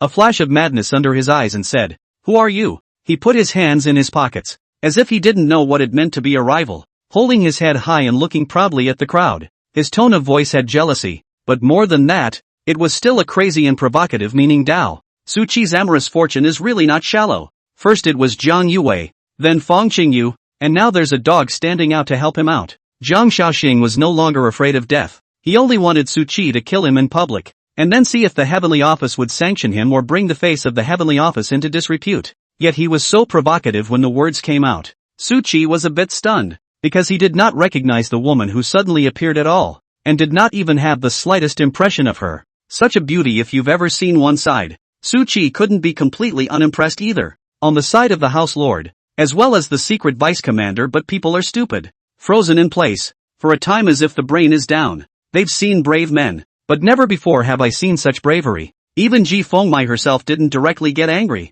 but couldn't help but be dumbfounded, as if she hadn't reacted yet. "It looks like someone doesn't want my good intentions." Ji Fengmai didn't get angry. She instead revealed an aesthetic smile. Bright eyes curved into a crescent moon. The smile is like the twinkling stars in the night sky, bright and dazzling, mesmerizing. But Jiang Shaoxing, who had 4 eyes with Ji Fengmai, felt that his hands and feet were cold, as if he had fallen into hell, and he no longer had the arrogance he had before. All that was left in his mind was the instinctive fear of life, a fear like no other. Millions of times stronger than the fear that death brings. "Who the hell are you?" "I'm a student of the Tianzi mansion. If you dare to kill me, no matter who you are, the Tianzi mansion will break you into pieces." Jiang Shaoxing roared with rage and fear. "The Celestial Policy Office has broken me into pieces?" Ji Fengmai smiled disdainfully. "In the Tianzi mansion, my words are the rules, so you can go to hell." The woman's voice is very pleasant, like the wind blowing through the silver bells when the sound of brittle, but in the ears of Jiang Shaoxing is like a life-threatening sound of death.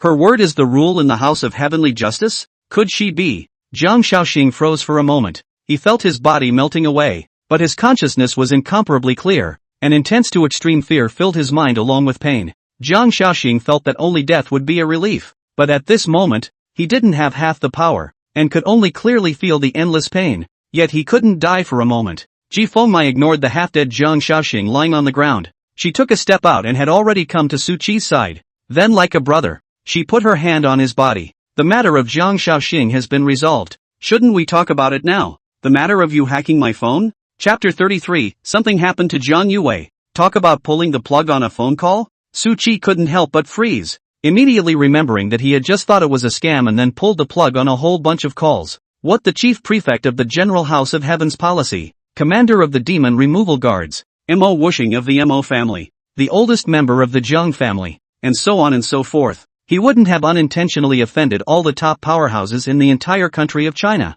would he? The words that the woman beside him in the dark had just uttered. It's not hard to surmise who she really is. The chief master of the Tianzi mansion. Susie felt sweaty all of a sudden. At the same time, he felt the scenery around him turn blurry, and when everything stabilized, Su Qi realized that he had already arrived at the office of the prefect. Figured out how to fix it? Ji Fengmai sat on a chair and crossed her legs, her beautiful and exquisite big white legs showing the hem of her skirt. Not the slightest bit of the ancient-style beauty's civilized image. Suzy smiled awkwardly. Everything is up to the chief mistress. Su Qi gave a slight salute, calming the shock of learning the other party's identity, and opened his mouth without being condescending. Ji Fengmai said, "What did you call me?" Suzy was uncertain. Chief mistress? As soon as these words came out, Ji Fengmai did not know when she had already arrived in front of Su Qi, and pinched his face and pressed him onto the table. Even though Ji Fengmai was far less tall than Su Qi, his aura at this moment suppressed him completely. "You should call me master." Su Qi froze for a moment,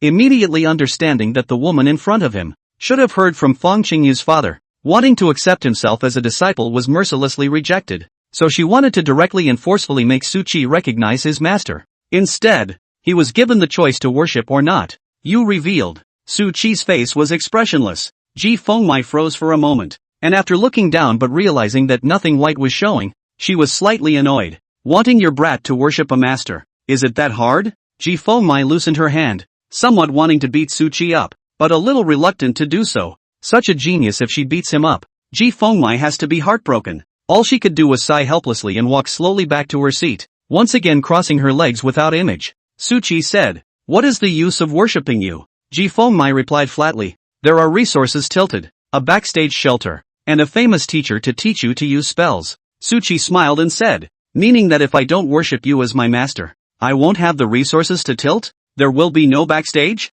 Ji Fengmai was slightly stunned. "No resources are tilted if you don't worship her? There's no backstage? How is that possible? With Su Qi's talent, the resources of the entire Chinese nation would be tilted in his favor, and the entire Chinese nation would be his backstage. Even if Su Qi did not worship her as his master, if his life was in danger, it was impossible for Ji Fengmai to sit back and do nothing. In this way it seems that it is indeed the same whether one worships or not. Isn't there a famous teacher to guide us?" Ji Fengmai's heart was unwilling. She paused to explain, "Don't look at the fact that you're very strong right now, but the fight with the two assassins just now was just full of holes in my opinion. If you have me to guide you, I can make one spell work for 3 spells, and beating them both is but a simple task." Su Qi smiled. He wasn't surprised that he had just met danger, but the chief mansion master who saw everything didn't make a move. "I don't know if the chief mansion master has heard of a saying?" Su Qi asked with a smile. Ji Fengmai raised her eyebrows. "What words?" "Poor is tactical penetration. Rich is fire coverage."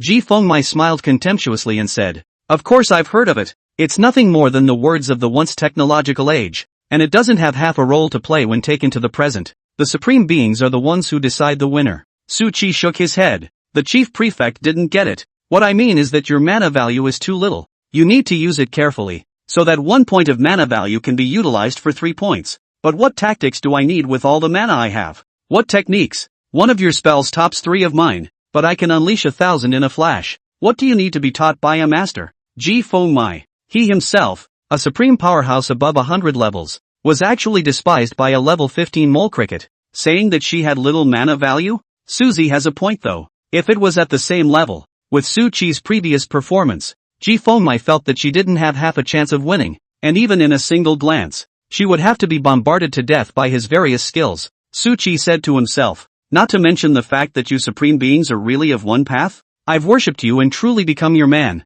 but will people who have a grudge against you try to get me killed?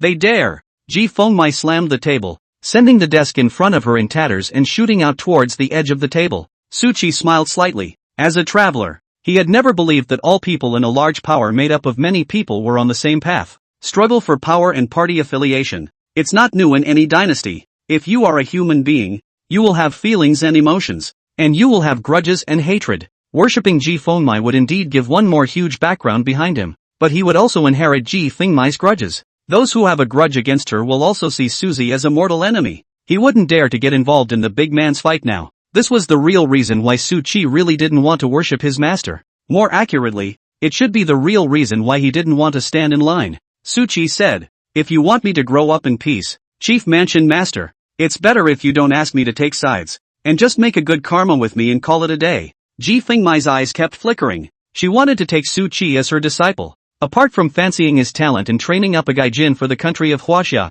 why else? Ji Fengmai dared to pat herself on the back for no other reason. But it's not like there's only one type of person among the most powerful. Some, like Ji Fengmai, simply wanted to grow the power of Huaxia, while others wanted to draw Su Qi in and increase their own power and voice when he grew up. Not to mention that Ji Fengmai is also somewhat of a dead ringer. If Suzy completely sides with her, the other party wouldn't care about any geisha heavenly pride or the future of the Chinese nation. They would only see Su Qi grow up. The end of himself is at hand. Then do whatever it takes to get Suzy killed. Only a gaijin who didn't take sides, or only a gaijin who took sides with the Huaxia kingdom, was a good gaijin, and they all felt that they had the possibility of pulling the strings. However, once you stand in line with the exact person, then his nemesis could care less about miscellaneous, because they could only see that their end was approaching step by step and coming the moment Su Qi grew up. Ji Fengmai was also aware that she had lost her temper. She took a deep breath to calm down and reached out to pat Su Qi's shoulder again. I didn't expect you to look quite far ahead at your young age. But have you ever thought that based on your relationship with Yuwei alone, my nemesis has tacitly agreed that you followed me? People from the outside felt that Jiang Yuwei had broken up with Su Qi, but as her senior, Ji Fengmai was very clear. Su Qi frowned slightly. This was what he was worried about when he chose to remove the demonic guards before and not go to the Tianzi General Mansion to see Jiang Yuwei, with two more geniuses under Ji Fengmai's hand at once, and both of them were not ordinary geniuses. Her nemesis would 100% jump over the wall. Wouldn't wait for them to grow up and destroy themselves. A deathly silence fell over the room. After such a long time, a burst of music broke the silence, and Ji Fengmai's cell phone suddenly rang. Yes? House Master. Something has happened to Miss Yuwei. Chapter 34, Hidden Profession. Destiny Writer. Something happened to Jiang Yuwei. It was quiet in the office, and Ji Fengmai didn't have the intention of avoiding people on the phone. 6 big words directly exploded in Su Qi's mind. Ji Fengmai also had a cold look on her face. Didn't she enter the abyssal copy in a group? With the strength of their squad, what could have happened? The person on the other side of the phone trembled and said, "Back to the House Master. Miss Yuwei's entry into the abyssal copy, as well as the news of your departure from Kyoto, was somehow revealed by someone. A supreme powerhouse from a small day country used a divine artifact to forcefully open the passageway between the copy and reality and sent an assassination death squad in, causing the entire copy to undergo a mutation. Ms. Yuwei was hunted down inside, and only one of her teammates escaped with serious injuries." Ji Fengmai couldn't suppress her emotions even as she sniffed, and inadvertently exerted a little force, crushing the cell phone into a pile of scrap metal. The Little Day Kingdom has truly eaten the guts of a bear, actually daring to hit my disciple's idea. Ji Fengmai waved her hand and tore a crack in the space in front of her. At the other end of the passage was a continent that was very different from the small day country Su Qi remembered. Apparently it was after breaking through the abyssal copies multiple times that had boosted their territorial area immensely. However, before Ji Fengmai could pass through the spatial passage and descend into the sky above the Little Day country,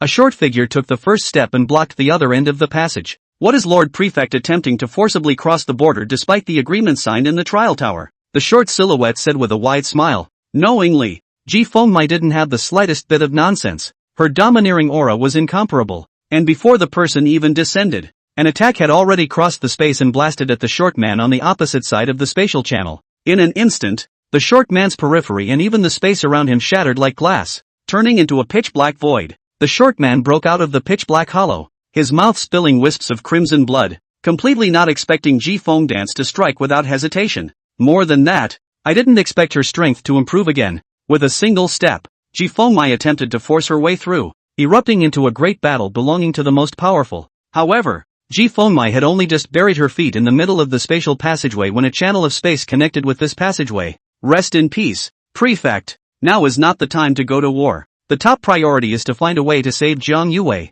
Rather than wasting time by being intentional here, we have to look at the big picture. If we go to war, the entire human civilization will have to be wiped out if the crisis found in the trial tower comes down. A voice reached their ears, and among them were the supreme warriors of the Little Day country, as well as the supreme warriors of the Huaxia country and the Great Pretty country, but without exception, all for Ji Fengmai to call it quits. Even the spatial channel, which had become chaotic under the admixture of multiple massive forces, was completely unable to force its way through. Obviously, if Ji Fengmai does not compromise, for the sake of the so-called greater good, they had no choice but to step in. However, it wasn't against the people of the Little Day Kingdom, but rather Ji Fengmai, in case it made the battle widen further. Ji Fengmai could only suppress the anger in her heart. In an instant, the spatial channel healed as if nothing had happened. Only Ji Fengmai's clenched fist seemed to be silently saying something. Prefect, what is the agreement signed in the trial tower? Su Qi also suppressed the anger in his heart and inquired. Ji Fengmai took a deep breath. What do you think could make the global first and second unite? A greater crisis. Su Qi did not hesitate. Ji Fengmai nodded. When the transcendent power initially descended, nuclear weapons were no longer equalizers of all beings hanging high above the heads of those in power. And so the ambitious launched a war. The vast majority of the world's nations disappeared into history. At a time when the world felt that only the emergence of an overwhelming power could put an end to disputes and unify the globe. Yet what has replaced the present era of peace is not the strong man who ended all disputes, but the fact that we have discovered a greater crisis. A threat that is enough to wipe out the human race. The threat is on the trial tower? Su Qi inquired. Ji Fengmai nodded. The answer is obvious, but I don't have the time to tell you those things now. And those things are not something you can manage right now. Now you just have to make a choice. Take a chance or not to save Yuwei. Adventure? Su Qi's strength. Ji Fengmai had seen it before, but at this moment, from her mouth, she said the word risk. Enough to see the danger in this. Ji Fengmai didn't have any nonsense, and directly told all the information she knew, including the possible dangers. The abyssal copy that Jiang Yuwei entered was restricted to level 10 or below in order to enter, and it was teamed up with a maximum of 5 people. However, the most powerful could break the forced restriction and send a powerful person whose level was much higher than the copy limit into it. It was through this method that the most powerful person from the Little Day country had locked the spatial coordinates of the replica and then forcibly opened the spatial passageway, destroying the rules of the replica. The cost of this move, however, is to make the copy mutate. The more people you forcefully send in, the higher the level, and the difficulty of the copy will grow exponentially, so trying to force a rescue is almost impossible to accomplish. If a supreme powerhouse personally intruded into it, one could only say that the people inside, including the supreme powerhouse himself, would have to die without a burial place. The dangers Suzy will face. 1. I wonder how many people were sent from the little old country and what their rank was. Secondly, whether Jiang Yuwei is dead or not, how difficult the abyss copy is nowadays, and whether it will be a waste of effort to go in. Suzy frowned as she listened. If the most powerful can send people into copies at will, wouldn't it be possible to exchange ordinary transcendence for geniuses from other countries at will through this method? Ji Fengmai gritted her teeth and said, the fault for this matter lies with me. If I'm sitting in Kyoto, no one will be able to break through the copy space in that area and forcefully send someone in. Su Qi fell silent. He developed a suspicion. It felt very coincidental. So coincidental that it was like it was arranged. It so happened that the chief mansion master left Kyoto for him. And it so happened that Jiang Yuwei also chose to go and break into the abyssal copy at this moment. It just so happened that his side of the story had just ended. The news of Jiang Yuwei's accident came immediately. It was as if Ji Fengmai was forcing him to take sides, forcing Su Qi to make a move with Jiang Yuwei's life, and then letting everyone know that their relationship was not over. Eventually forced into a boat. Send me into the copy. Su Qi was very unhappy with the feeling of being pushed around, but recalled Jiang Yuwei's gentleness. Recall that even though she became an ordinary person, even if her family forced her to break up, but Jiang Yuwei still gave him a hug when they parted. Suzy just couldn't possibly not care. Ji Fengmai said, please, I will compensate you and Yuwei after this matter. She also stopped talking nonsense and directly operated her whole body's power while locking the copy space, forcibly tearing the barriers of that small world and opening the connection between the two worlds. On the other side of the dimly lit room, the young man bowed his head slightly, cupping a delicate fountain pen in his hand. Just seeing his wrist move, the tip of the pen lightly touched the clean white paper, and a line of beautiful words emerged. With the fall of one word after another, the story on the white paper was nearing its end, and the young man wrote the final ending in the book on the paper. Su Qi agreed to enter the copy, but due to too many people forcing their way in, the level was too high and the copy became terrifying to the extreme. So, they're all dead. Bang! Along with the last word, the pen in the young man's hand, which possessed extraordinary power, suddenly exploded, and he violently spat out a mouthful of blood, collapsing on the ground. The power of the copy is truly amazing. Obviously I'm the supreme power and it's just a low-level copy, but I'd have to pay a painful price if I wanted to influence the developments inside. Hidden profession fate writer, with a core ability to influence the fate of yourself or others to some degree by writing stories. The way things are going, make everything reasonable and unreasonable. For example, Ji Fengmai chose to leave the capital. For example, because of various reasons, Su Qi had dragged Ji Fengmai for a long time, giving the Little Day nation enough time to make a move. Taking a deep breath, the young man climbed up and waved his hand to clean up the room as it was, while raising his hand to wipe away the blood from the corner of his mouth, and then found a chair to sit down quietly, as if waiting for something. Everything was as expected of him. There was a loud noise from outside the room. Lord Prefect, my house parent is in seclusion. No one is allowed to disturb him. Those who block, die. Ji Fengmai's pleasant voice traveled far into the ears, but the young man had no fear. Boom! The door to the room was kicked in. Have you thought about how you're going to die? Chapter 35, Space God Cut. Warning sign. Thousand-eyed evil god's forest. Booze, eye of the evil god. Restrictions, access only under 10. Difficulty, abyss. Special, due to a large number of people beyond level 10 forcing their way in. The difficulty of the copy will be drastically increased and the life-preserving jade talisman will not be able to escape. Main, kill the reinforced booze, kill everyone from the rest of the camp, and keep the final number of survivors to no more than 5. Number of current camps 3, HUAC 13. Country of small days, 47. The great and beautiful country, 24. Affiliation, China. Suchi looked at the information that appeared in front of him, and his heart could not help but produce a touch of doubt. Since the life-preserving jade talisman could not be escaped, how did the person who ran out to deliver the message escape from it? Suchi then noticed that unlike normal entry into the abyssal copy, the mutated copy actually had a main quest. However, after looking downwards, Suchi's face couldn't help but chill. There are really a lot of people coming to join in the fun. Suchi was not surprised by the involvement of the small days country and the big pretty country in this matter, but the fact that the number of Chinese countries was actually as high as 13 could be very intriguing. After all, normal into the copy, counting Jiang Yuwei himself at most 5. But at the moment in addition to Suchi are still 12 people, far beyond the upper limit of normal entry numbers, and since Ji Fengmai had already sent Suchi, it was impossible for her to add to it by sending others in to increase the difficulty of the copy. Then it's only possible that someone else sent it in. What is the purpose? Suchi dare not jump to conclusions, but 9 times out of 10 is not in order to save Jiang Yuwei. After all, if there are really other people who have the ability to break into the copy of the still pass, there was no need for Ji Fengmai to let Suchi venture in. Having to kill the copy's enhanced booze, killing people from other camps, and finally being wary of people from your own camp. It's really not a copy that people can fight. Suchi sneered and muttered to himself. If it wasn't for the fact that there was Jiang Yuwei in the copy, he would have had to let the fire elf take him up into the sky and give the copy a direct shot of extinction. There was only one priority for Suzy now. Find Jiang Yuwei. The teenager withdrew his thoughts and looked around. Unlike the last copy he had entered, everything here was normal. Normal sun, normal mountains, and surrounded by normal large trees and flowers. The overall environment was very similar to the first level of the trial tower. As far as the eye can see, it is a sea of green. Suchi used spatial teleportation to continuously weave in and out in the middle of the forest, and in the blink of an eye, there were hundreds of blinking teleports. Half an hour had passed in the blink of an eye. Suchi had already performed hundreds of thousands of spatial teleportation, all of which had been its advancement into spatial god cutting, and still hadn't met anyone. Space Kamakiri, by storing up power for every 10,000 mana consumed, it can travel a distance of 1 meter and leave a spatial rift in the area it passes through,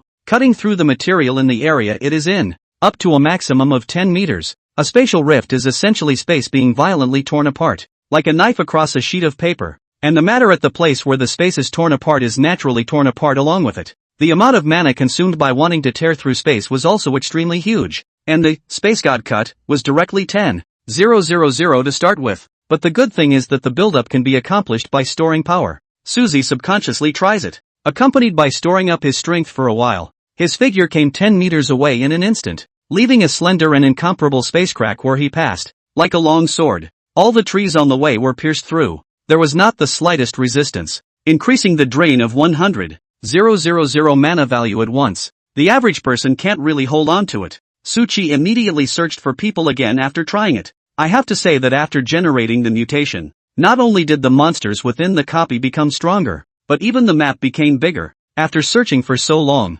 hardly a shadow in sight. The only thing that makes you feel sick is that the experience doesn't go up. Suchi looked at the quests of the replicas while looking for them, and found that the number of people in both the Huaxia country's camp, as well as the Little Days country and the Big Pretty country had dropped a little bit.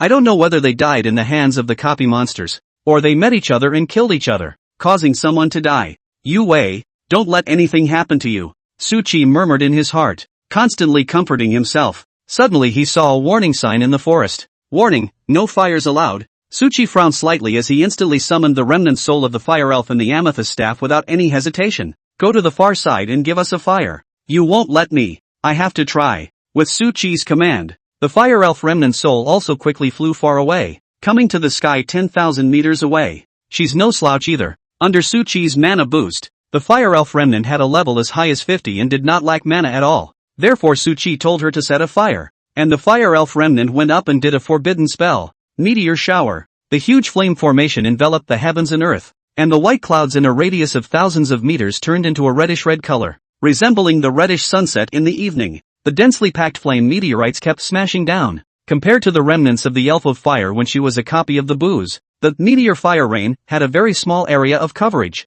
and its power was far inferior to that of her under the world power enhancement. However, the might that erupted at this moment was extremely terrifying. Each flame meteorite landing can be smashed out a tens of meters in diameter crater, burning everything in the vicinity into ashes. With such a move, meteor fire rain, coming down thousands of meters in a radius would be left without an inch of grass. However, at this moment, Suchi felt as if there were countless more gazes on his body, not as if to be precise, but as a matter of fact, because all the surrounding trees opened their eyes. The trunks of a sky-high ancient tree were densely filled with eyes, and the branches shook wildly in the wind, like giants with teeth and claws. Countless vines rose toward the sky, seemingly to kill the crimson figure high in the air, to pull her into the ground and bury her. Boom, boom, boom, one after another. Violent explosions swept through the heavens and earth. Countless vines were smashed into pieces by the flame meteorite, ignited and turned into ashes, but there were still countless thick vines to follow. The remnant soul of the elf of fire was expressionless,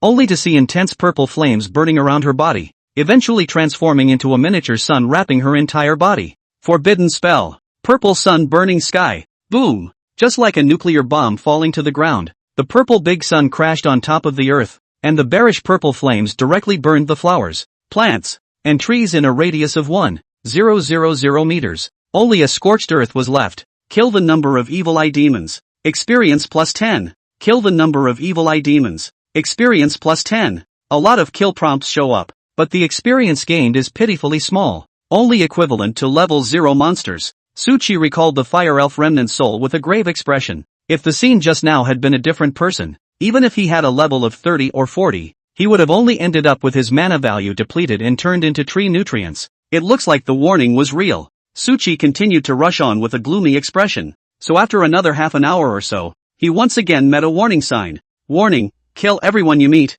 At the same time, as if by coincidence, a silhouette suddenly stepped out of the distant mountain forest, as well as a pair of iconic, extremely eye-catching large white legs. The visitor was no one else. It was Jiang Yuwei. Chapter 36, Five-Clawed Golden Dragon. Absolute crushing. Inside the copy, Suchi felt a coolness rush straight to his head. Even with his extraordinary body, he could not help but tremble a little at this moment. Alongside is the warning to kill everyone you meet. On one side was the goal of Suchi's trip. Jiang Yuwei. Suzy, how did you get in here? At this moment, Jiang Yuwei looked a bit wretched. The clothes on her body looked like they had been through a big battle, slightly torn, and her waist-length green silk was also slightly messy. Still can't hide the beauty of a young girl though. Now that Jiang Yuwei had seen Suchi, some surprise and delight flowed across her exquisite face, but more than anything else, she was still puzzled and worried. Seeing one's favorite person in a desperate situation was both a surprise and a joy, but subconsciously worried that the two would die together inside the copy.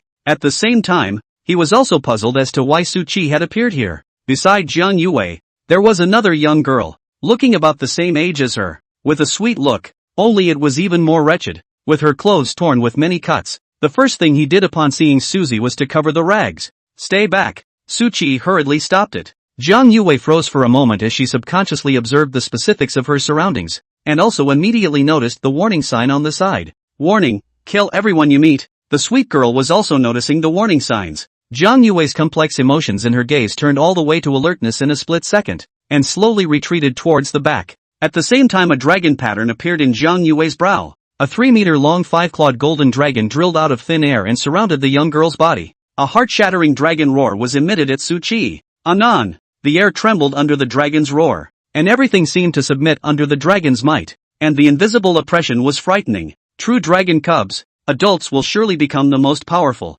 There were less than a handful of true dragons in the entire country of China. At the same time, Jiang Yuwei's body also appeared to change a little. A golden aura faintly appeared among her eyes, and the illusory dragon scales enveloped her white skin, adding a strange beauty to her. The dragon master can not only command the true dragon, assist in the evolution of the true dragon, and help the true dragon to improve its battle power, but he himself can also be improved by dragon blood. Jiang Yuwei's appearance at the moment was dragonization. It was very similar to Jiang Shaoxing, who was a dragon blood warrior, after activating his dragon blood state, but Jiang Yuwei's dragonization was stronger. At the same time, a staff that looked like it was forged from white jade appeared out of nowhere and was held by a small, delicate hand that was flushed with a healthy red color. The sweet girl also took out a brush, as well as a seemingly green jade-made bamboo brief, and spread it out on the left arm, ready to write something.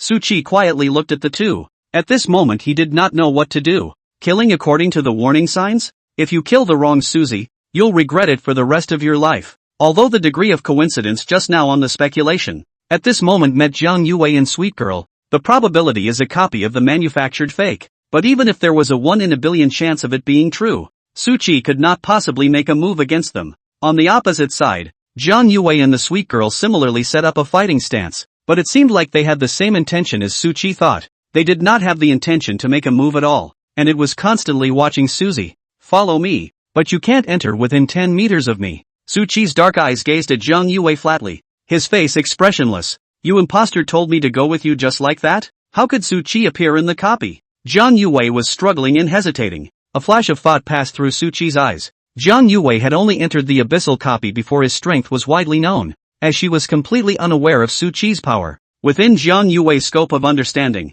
Su Qi shouldn't appear in the copy 999% of the time. After all, he was just a common wizard. Should not and could not have been involved in the rescue. Could she be real? Suzy muttered. However, he didn't intend to think much about it. Regardless of whether the Jiang Yuwei in front of him was real or not, he would first beat her into submission. I'll give you two another chance. Honestly follow me and don't have any other thoughts. Su Qi gave an ultimatum. Jiang Yuwei followed suit and said, I'll also give you one last chance to be honestly tied up by me. Otherwise I don't mind beating you down before tying you up. The sweet girl's brush had already landed on the green jade bamboo slip. Su Qi did not talk nonsense. The amethyst staff appeared in his hand out of thin air, and the mana value in his body was running wildly, traveling through the meridians to all the limbs and bones. Ice seal. A large amount of cold air surged out from Su Qi's body and drifted towards Jiang Yuwei's direction, and all the flowers, plants and trees along the way were turned into exquisite ice sculptures. Sculptor's little skill. A ray of light landed on the five-clawed golden dragon between the waves of the white jade staff in Jiang Yuwei's hand. Dragon scale reinforcement. Spell resistance enhancement. Physical attack strengthening. Spell attack strengthening. In an instant, all sorts of enhancement buff were added to the five-clawed golden dragon, causing its aura to skyrocket by a large margin. And the dragon's might that shrouded heaven and earth also caused Su Qi to feel the slightest bit of pressure. At the same time, the sweet girl could not help but look stagnant. Her wrist kept shaking, and two lines of cursive writing then quickly appeared on the green jade bamboo slip. Ice skill unleashed today. It's a good day for a dragon to fight. In an instant, Su Qi's ice seal technique power was greatly reduced, and the aura of the five-clawed golden dragon once again rose a notch. Anon, the five-clawed golden dragon roared. Along with the air shaking, the gusty wind blew up the flowers and grasses on the ground, as well as the broken tree branches, and the dirt on the ground surged towards Su Qi's direction. But everything turns into an ice sculpture when it enters the ice fog, and then explodes with a bang. However, under the gale, even Su Qi's ice mist was unable to envelop the direction where Jiang Yuwei was. Heavenly thunder lead. Jiang Yuwei opened her mouth. The five-clawed golden dragon understood. Men's feet slipped today. Boom! A loud sound shook the hearts of the people, only to see a tear falling out of the sky above the cloudless clear sky, filling the entire world with pure white light. Space teleportation. The moment Jiang Yuwei gave the order, before the sweet girls wrote out new words, Su Qi had already arrived in front of them. Heavenly thunder struck the ground, but it didn't do much damage. If it's splitting on a person, it's probably just enough to make people lose the power to resist. And in the face of the close combat magician, the five-clawed golden dragon was also not the slightest bit abashed. A magnificent tail, carrying the sound of air breaking will directly meet up, but it's a move that falls flat. Su Qi arrived behind Jiang Yuwei with a teleportation, wanting to directly grab the back of her fateful neck. The rule of easy foot slipping is completely ineffective against him walking on different legs. Men should not be rough today. Su Qi immediately felt his body's strength diminish greatly. Jiang Yuwei also did a spinning side kick, hitting him straight in the palm of his hand. Bang! Hands touching legs. As the saying goes, the arm cannot be twisted. However, in front of absolute strength, even though Su Qi's strength was greatly reduced and the soles of his feet slipped, he still easily grabbed Jiang Yuwei's ankle, with a backward pull that threw her off balance. The other hand snapped forward and grabbed Jiang Yuwei's white neck, and pinned her to the ground. The three of them exchanged blows for less than 10 seconds, and while there was clearly not much of a difference in level, and there was also an extremely strong assist present, Jiang Yuwei ended up with a complete defeat. If I were fake, you would have died by now. After Su Qi spoke flatly, he also directly loosened his hand and came 10 meters away with an instantaneous movement. If Jiang Yuwei and the young girl were to make another move now, they're 100% an imposter. Su Qi naturally could no longer show any mercy. Chapter 37, The Final Big Boos Attack the Novice Village. In the dimly lit room, at this moment, or should I say in a ruin, the young man was being completely abused by Ji Fengmai unilaterally without the slightest power to fight back.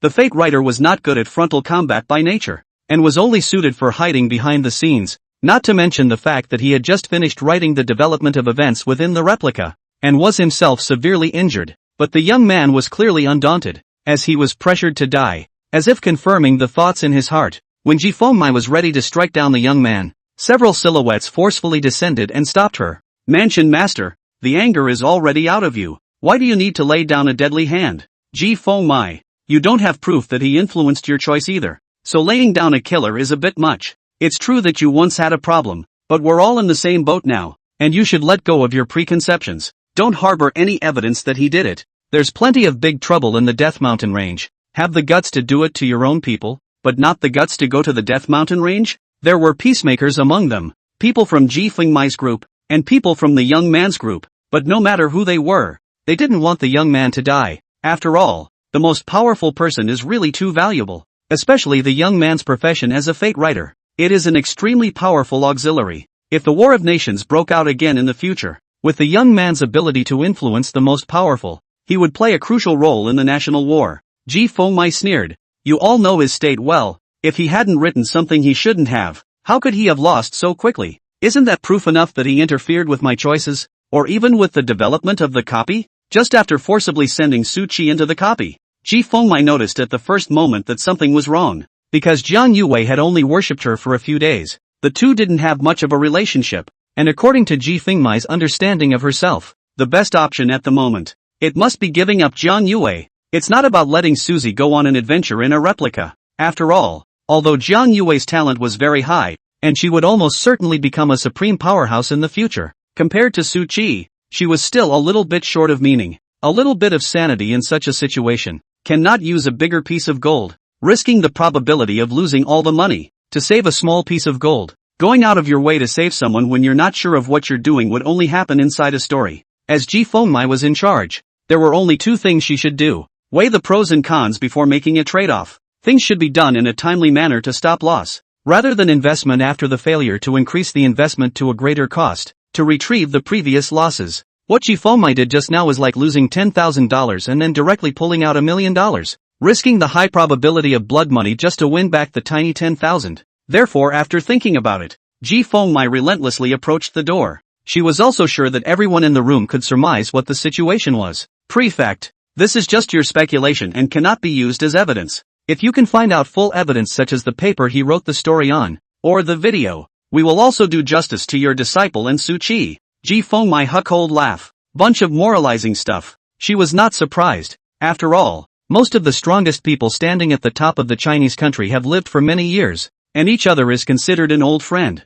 However, Ji Fengmai didn't have the idea of tearing her face off, even if it was her ally. It wasn't possible for her to tear her face off. Ji Fengmai said, since you all said that he didn't, now I need him to do his part for the country and rescue the heavenly pride of the Huaxia kingdom with the ability of the fate writer. As for the damage caused after forcibly interfering with the replica, as well as the damage I just inflicted on you, it will be compensated for by the Tianzuwei palace afterward, since they like to use the great righteousness. Ji Fengmai happens to know. The crowd's eyes flickered as they continued to ponder inwardly. Brotherly, Su Qi and Jiang Yuwei are both the heavenly pride of my Huaxia country. We implore you to come to our aid. This is an official matter, and only Brother Xing Yuan present can interfere with the copy, so do not excuse yourself. Ji Fengmai's allies were also speaking at the moment, starting to put pressure on Li Xingyuan. They were also annoyed that Su Qi and Jiang Yuwei were being set up. Ji Fengmai was with them and these two were considered half of their own people. But in order not to affect the overall situation, not only did they have to suppress the fire in their hearts,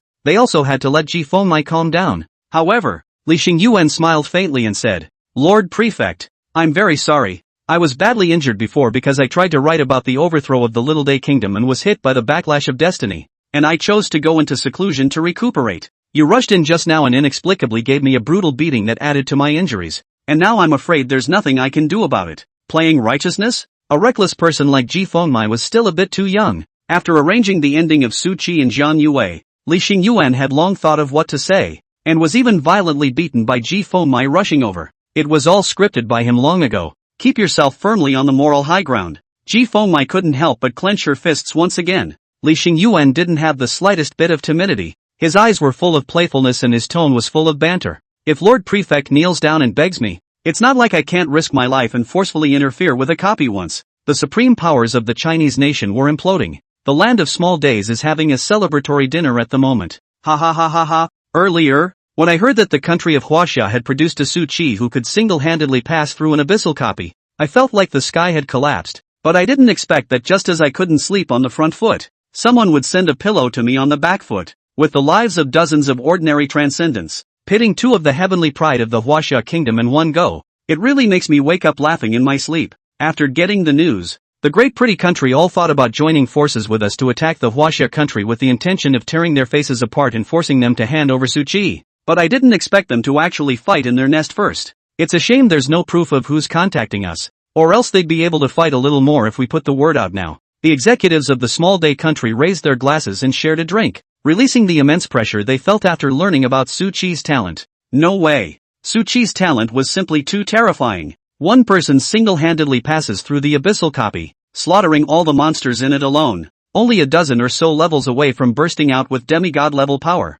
and raising the entire abyssal copy to the ground in a single move. Even if it was through a special method, it was enough to prove Su Qi's terror. At the time, both the executives of the small-time country and the executives of the big, beautiful country listened and felt that it was fake news. How could there be such an outrageous heavenly pride under the sky? Both are questioning the veracity of the message. However, after multiple insiders determined that it was true news, everyone was confused. Whether it was the high-ranking and holy-ranking powerhouses, or the demigods and supreme powerhouses, all of them were numb with shock. Everyone was on pins and needles, feeling that a divine sword was already hanging over their heads and would fall after Su Qi grew up. After all, with the strength that Su Qi showed today, as long as he grew up, killing the people present would be like slaughtering a chicken or duck. The ultimate booze at the level of the strongest of the strong, and without hesitation, launched an attack on the novice village. It was necessary to obliterate Su Qi at all costs. At this moment, he entered the copy of certain death, and the crowd could not help but take a long breath of relief, and the heart in their throats was finally let go. To getting rid of Su Qi, to killing a great danger in our hearts, and to destroying the future supreme powerhouse of the Chinese nation. Cheers! Chapter 38, Dead Man Leaving Alive? Inside the copy, Su Qi and Jiang Yuwei looked away from each other. The sweet girl hurriedly took the brush and the green jade bamboo slip and came to the young girl's side. Sister Yuwei, are you alright? The five-clawed golden dragon also returned to the side of the young girl at this moment. It appeared to be very unconvinced, and its golden eyes that were as dazzling as stars glared angrily at Su Qi. It seemed like he wanted to actually use his full strength to fight him. Jiang Yuwei said, Mengli, don't make a move. He has no ill will towards me. Otherwise I would have died just now. The young girl stood up and patted the dust off her body. The five-clawed golden dragon let out a low dragon roar, and a bit of loss and self-reproach showed in its golden eyes, as if to say it's all my fault. Jiang Yuwei reached out and touched the dragon's horn. Don't blame yourself. It wasn't your fault just now. It was me who didn't let you use your full strength. The five-clawed golden dragon encircled Jiang Yuwei's body and flew around joyfully for a few times, then instantly transformed into a flash of golden light and merged into the dragon pattern on the young girl's brow. Gone. Jiang Yuwei looked at Su Qi and smiled crookedly. Su Qi, it's only been a few days since we met, but you've actually become so strong. It looks like you can take more than 500 points in the trial tower, completely by virtue of your own strength, and I don't know whether those old antiques in my family have repented their intestines. Jiang Yuwei looked exclamatory, and as the corners of her mouth raised in a stunning arc, the color of teasing and anticipation also flowed from the bottom of her eyes. The sweet girl froze. He's Susie? Rumor has it that he's not a loser magician who got over 500 points on luck in the trial tower bug. Susie? He actually managed to beat you with my assistance? Jiang Yuwei turned her head to give her affirmation. My man, it's fierce, isn't it? I'm going to correct you though. Wizards aren't wasteful professions, as he just proved by rubbing us on the ground. Secondly, with my man's strength, taking a measly 500 points within the trial tower. You still need luck? It's clearly all about hard power. The sweet girl's cheeks flushed as she put away the quill and the green jade bamboo slips, and covered the torn areas of her clothes with her hands. Jiang Yuwei put away her seriousness just now. She smiled and took a step towards Su Qi and said, to be able to meet each other in a desperate situation. My Prince Charming, don't you want to give a hug? The maiden opened her arms, as also at the time of separation. However, all that greeted her was an ice crystal landing in front of her body, freezing Jiang Yuwei's path as she continued on her way. Yuwei, I have yet to determine if you guys are for real. I'll be honest with me. Su Qi, however, refused without mercy. Jiang Yuwei pursed her small lips, looking a little angry, but in the end, it could only turn into a helpless sigh. As you wish, I'll listen to you in everything. Who asked you to be the man of my choice? Jiang Yuwei spread her hands, still as spontaneous as ever. Su Qi then began the questioning of the two women. By making some inquiries, Su Qi learned that today's Jiang Yuwei, her level had already reached level 13, and the five-clawed golden dragon just now was her contracted true dragon. Naming it Jiang Mengli, the sweet girl beside her was named Feng Sudi, a hidden profession fate writer, and her level was also sufficiently high at level 11, exceeding the original level cap of the replica. At the same time, Su Qi also separated the two women and conducted a careful questioning, which was used to compare the authenticity of their words, trying to prove that they are not themselves. Both Jiang Yuwei and Feng Sui were very cooperative with Su Qi, answering whatever he asked and following whatever arrangements were made. Both women also spoke about their experiences separately after they separated. After entering the copy, their group of 5, led by Jiang Yuwei, could almost only be described as a messy kill. At first the girls were restrained, only going to kill the monsters that had fallen to leveling, but when they all reached level 10, a massacre began, and start searching for the location of the replica booze. But they searched for a long time, almost turning over the entire copy, and they couldn't find the booze in the information presentation, the Eye of Evil. Instead, they waited until the most powerful one forced his way through the world wall, sending in a large number of powerful people far beyond 10, causing the copy to mutate while at the same time hunting down the 5 of them. Those people were randomly teleported to various places by the copy power, and then started searching for them, and Jiang Yuwei, with the assistance of the 4 of them, crossed the line and forcefully killed one of the people who had fallen behind. However, it alarmed one of the elite monsters inside the copy. It originally couldn't have been a match for Jiang Yuwei's group, but after experiencing the copy mutation, the elite monsters were frighteningly powerful. The 5 Jiang Yuwei people were beaten and scattered. If it wasn't for the fact that at the final moment, Feng Sui had consumed all of her mana value, as well as being revolted at the cost of it, only then did the crowd manage to escape from the monster. They're all probably dead by now. In response, Su Qi also carefully examined Feng Sui's body and found that although she appeared to be fine on the outside, her entire body was already deficient in qi and blood. Even with the aid of various elixirs, he would not be able to recover for a while. Then after that it was a journey of hiding, and it was only after meeting Su Qi that Jiang Yuwei couldn't help but bring Feng Sui out. Su Qi nodded slightly as he listened. There was also little difference between what the two women said, and Jiang Yuwei was able to tell what had happened between the two of them. But nothing was enough to prove they were in person. With the power of the copies, creating dummies with the exact same memories and powers could only be described as no difficulty at all. Do you guys know which direction Mu Yunsu fled to? Su Qi once again inquired. Jiang Yuwei's willow eyebrows clustered. Her tone carried a little bit of jealousy. You guys should have never met. How do you know her name? Su Qi interrupted without mercy. Answer honestly if you have to. Right now I can't be sure if you guys are for real. Jiang Yuwei's shell teeth lightly bit her red lips. Mu Yunsu was already dead. She was the one who was sneak attacked by the elite monsters that were attracted after we killed that enemy, and we were too late to rescue her. Su Qi froze for a moment and hurriedly used out space teleportation, and after a few hundred flashes, he arrived beside Feng Sui, who was thousands of meters away. Do you know Mu Yunsu? Su Qi hurriedly inquired. The young girl who had just changed into Su Qi's previous clothes was startled and crouched down in a hurry. Didn't you say you were done asking? Susie turned around and got up. Answer my question first. Feng Sui blushed her cheeks. She's already dead, killed by the sudden arrival of the elite monster's attack. None of us could save her. Susie froze in place, motionless, as if he had been transformed into a wooden statue. Feng Sui glanced back and seeing that Su Qi also had no intention of peeking, she hurriedly put her body's clothes in order. Why aren't you moving? Feng Sui reached out and poked the waist of the poke. Su Qi came back to his senses and his expression became incomparably grave. This was because the person who ran out from amongst the copies earlier and gave Ji Fengmai a message was none other than Mu Yunsu, a dead man, left from a copy that you couldn't leave before you passed. Dead people who left alive? Nothing. Su Chi shook his head, feeling a cold chill on his back. He didn't give the news up because he still couldn't be sure if the two people in front of him were real or not. Chapter 39, Unsolvable Certain Death. Who cares what that dead person who left alive is? My current mission is only to leave the copy with the real Jiang Yuwei, Su Chi muttered. Further inquiries after that did not help. Su Chi, you are so strong. Can you lead us to the remaining two teammates? Fong Sui inquired. The copy is so big, how are we going to find it? Su Chi frowned. Fong Sui directly introduced her abilities. I can write that within 3 hours she'll meet them both.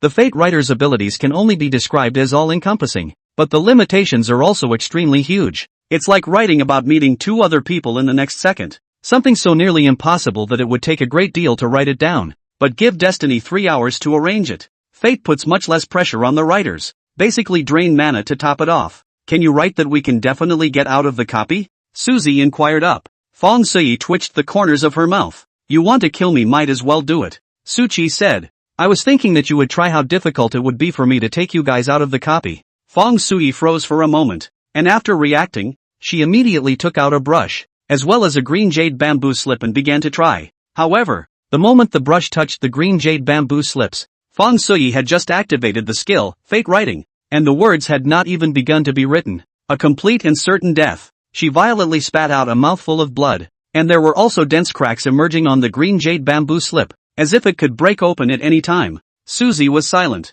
Fong Sui wiped away the blood at the corner of her mouth and looked at him with despair in her gaze. We can't get out. We all have to die inside. Jiang Yuwei hurriedly stepped forward and fed Fong Sui an elixir. Unlike runes, the vast majority of elixirs, though also the product of other transcendental professions, do not lose their power upon entering a copy. Sure, abnormal elixirs are excluded. Su Chi said. Right again, Su Chi will surely be able to get out. Ha! You're playing me to death. Do you know what's in my hand? It helps me fight against Destiny Backlash, but it's just about to shatter without even writing a single word. Fong Sui was furious at the moment. She dragged her traumatized body to stand up, holding a brush, as well as the soon-to-be broken green jade bamboo slip about to go up and fight with Su Chi. Jiang Yuwei hurriedly pulled her back and said, staying inside is certain death. Listen to him. Your bamboo slips will still be able to help you resist a little bit of Destiny Backlash. Fong Sui gritted her teeth. Needing you two counts as my bad luck. Just pity me for being as beautiful as a flower.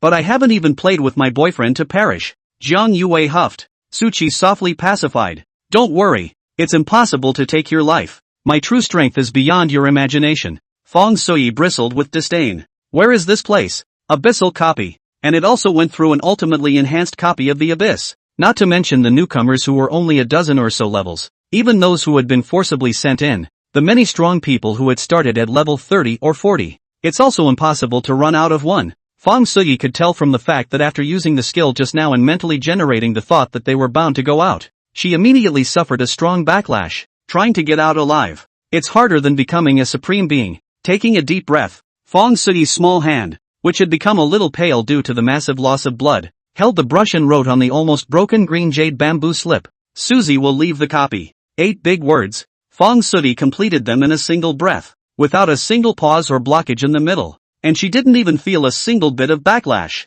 Fong Sui? What's going on? I didn't just use a skill? That's not right. It's clearly used. How is it possible to not suffer the backlash of a half-dozen destinies? Not even a big drain on mana. Does he really have the strength to kill his way out? Should it be that horrible and outrageous? Fong Sui's small mouth opened wide and round, as if it could be stuffed with an egg, as she stared daggers at Su Chi. Jiang Yuwei also froze for a moment, somewhat wondering if Fong Sui was afraid of death, then didn't use the skill and pretended to write. Su Chi, however, was not surprised. In the middle of the copy, there were many that could threaten him, but if it was determined that Jiang Yuwei was dead, Su Chi would naturally have no desire to listen to the explanations of the people inside the copy. At that time he will let everyone know. What does it mean to live in heaven and earth? If the cohesion of the Great Fireball art has a strong interference, Su Chi will also use the past reproduction out, leveling the last copy of the Purple Big Sun. Sui, you. Jiang Yuwei didn't know whether to question her or not. After all, who can't be afraid of death? Even if Su Chi was by her side she was afraid. She was also unwilling, not wanting to die together in the enemy's calculations when her life had only just begun. Fong Sui naturally guessed what Jiang Yuwei was thinking, but she didn't have any thoughts of explaining at the moment. Instead she hurriedly wrote out another line on the green jade bamboo slip. Suzy will be able to take me away. It was exactly the same as before. All in one go. Without the slightest obstruction or backlash of fate. As if as long as Su Qi wanted to, he was sure to be able to do something. Feng Sui froze. Jiang Yuwei also froze. Even Su Qi was startled. Before, when the three of them left, they couldn't even write a single word, but now Su Qi can easily write it when he leaves, and he can also easily write it when he leaves with Feng Sui. So what's the problem? Su Qi and Feng Sui looked at Jiang Yuwei together. Jiang Yuwei looked around, completely confused as to why. Feng Qingyu took a deep breath and after gritting her teeth she used the fate writing skill, then let the brush come into contact with the green jade bamboo slip.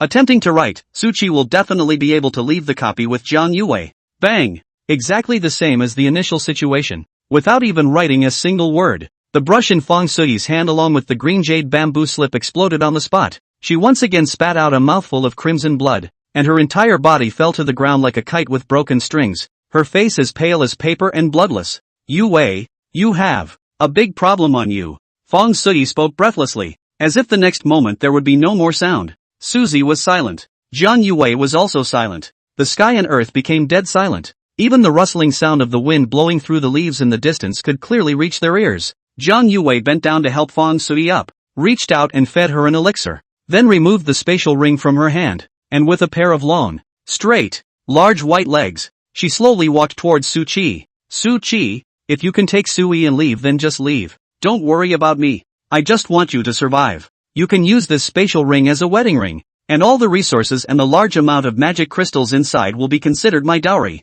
Jiang Yuwei is not unwilling, not to mention the despair of facing the situation of certain death. Her beautiful face instead hung a smile. Only the beautiful eyes showed some reluctance. Still, the greater emotion in his eyes was one of celebration. He was glad that Su Qi was strong enough to escape the copy, and he was glad that he didn't have to follow him and be buried here together. A love that lives and dies together is romantic, but Jiang Yuwei didn't want it. She just needed Suzy to live. Bring your own share. Chapter 40, Not to be so oppressed. The Talking Tree. Su Qi looked at Jiang Yuwei who was slowly approaching, and could not help but frown as he was frantically pondering over the possibilities. Why did Feng Sui get to take it out? Why can't you take Jiang Yuwei out? It was reasonable to say that with Su Qi's true strength, if he wasn't worried about accidentally injuring Jiang Yuwei, he would have already begun to flat out push the copy. After thinking about it, Su Qi could only think of one possibility. The Jiang Yuwei in front of him was a fake. The real Jiang Yuwei doesn't know where she is now. Perhaps long dead in the middle of a copy of the mutation.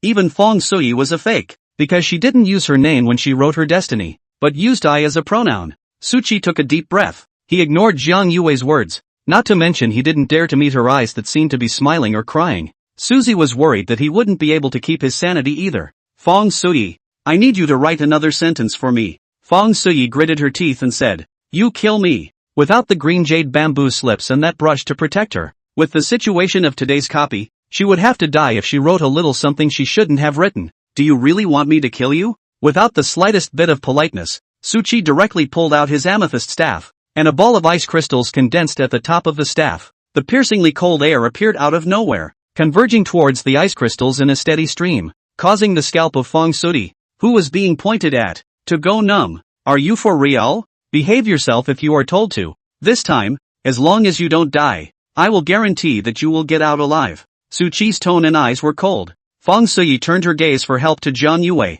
The ice crystal at the tip of Su Qi's staff, however, shot straight out and stopped half an inch before Feng Sui's eyebrows. The piercing coldness seemed to freeze her soul. I'll write. Feng Sui was also planning to put up a fight. Just now, since it was written that Su Qi could take himself away, it would be right to follow him and listen to him. While it's not always true that what the fate writers write comes true, it does lean fate in that direction. What do you want me to write? Feng Sui took out a spare pen and white jade bamboo slips from her spatial ring, both possessing the ability to resist the backlash of fate, only not as strong as before. Write that I can take people within a 5-meter radius away. Su Qi spoke out of thin air. Feng Sui wrote without hesitation. Suzy can take anyone now located within a 5-meter radius of him out of the copy. Feng Sui felt a little bit of destiny backlash, but not a lot. It only caused a little crack to surface on the white jade bamboo slip. This. Feng Sui looked at the line of text she had written out and looked blank. Then she looked at Su Qi and Jiang Yuwei again. The distance between the two of them,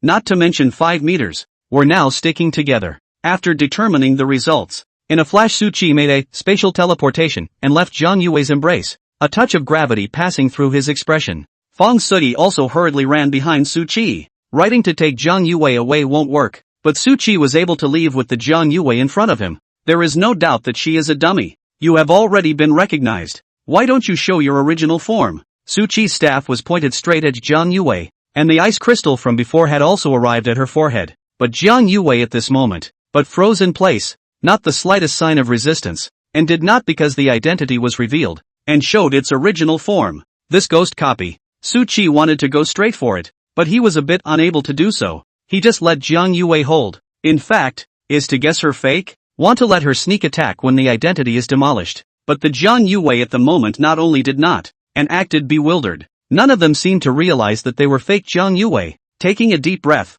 Su Qi was not prepared to make a move. He also didn't figure out the rules and wasn't sure if the Jiang Yuwei in front of him could be killed or not. Now right. I can take Fong Sudi away. Fong Sudi froze for a moment and also wrote without hesitation. However, the same as before, the white jade bamboo brief instantly exploded into countless pieces, flew out in all directions, and Fong Sudi also spat out a mouthful of blood, lying on the ground dying. I'm a dummy? Fong Sudi was dumbfounded. The adrenaline in her body spiked wildly, and she crawled on the ground in a panic, wanting to escape. After all, Su Qi did not kill Jiang Yuwei. It does not mean that he will not kill her, but an ice crystal stopped at the center of Fong Sudi's eyebrows. Don't run. I have nothing to do with Fong Sudi, and I will never go back on my word when I say I'll take you away, no matter if you're really Fong Sudi or not. Su Qi spoke flatly. Fong Sudi froze for a moment, let out a long sigh of relief, and reluctantly took out an elixir from her spatial ring and took it. At this moment, Su Qi's face was gloomy, and he could not understand the rules of the copy at all even now. He couldn't even tell if the degree of difficulty detected by Fong Sudi with the ability of the fake writer was true. After all, Fong Sudi is just an imposter, as evidenced by the fact that she didn't hesitate to test herself as a fake. Right, we will meet the warning sign soon. Su Qi helped Fong Sudi up. That's not how you use me as a tool, is it? Fong Sudi was breathless, but after meeting Su Qi's eyes that were not half interested, she just helplessly compromised. The good thing is that it's not that hard. Fong Sudi didn't suffer from fate after writing. She only felt that her body was emptied. Her legs were so weak that she couldn't stand up at all, and she could only collapse in Su Qi's arms. Take a step and see. Su Qi put the half-dead Fong Sudi on the ground on his back, and pulled the disoriented Jiang Yuwei with his other hand. Started using space teleportation non-stop to catch up. I'm a fake. Why don't you kill me? Su Qi said expressionlessly. Be honest and obedient if you know you're a fake. As long as you behave yourself, I may not be unable to take you with me when we leave. So are you still my man? Jiang Yuwei's big eyes were full of anticipation and apprehension. Su Qi didn't half hesitate. No, you are not her. Jiang Yuwei lightly bit her lower lip without speaking. Now that he had the script of the fate writer to augment his script, it didn't take long for Su Qi to meet another warning sign. Warning, do not travel with others. Su Qi looked at Fong Sudi and Jiang Yuwei. Jiang Yuwei still lost her head. Fong Sudi smiled awkwardly and said, Su Qi, the two of us shouldn't be considered human beings, right? She quickly stepped away after making sure she wasn't a real person. With only one primary goal in mind right now. Live. I'll let you meet another warning sign. Susie's face was expressionless. A warning sign? He favors the violation. You don't bring a squeeze like that, do you? Fong Sudi was speechless. She felt she was being squeezed so miserably, without a paycheck and still had to drag her badly injured body to work. So it was for a while longer. Susie once again met a warning sign. Warning, if you meet a talking tree,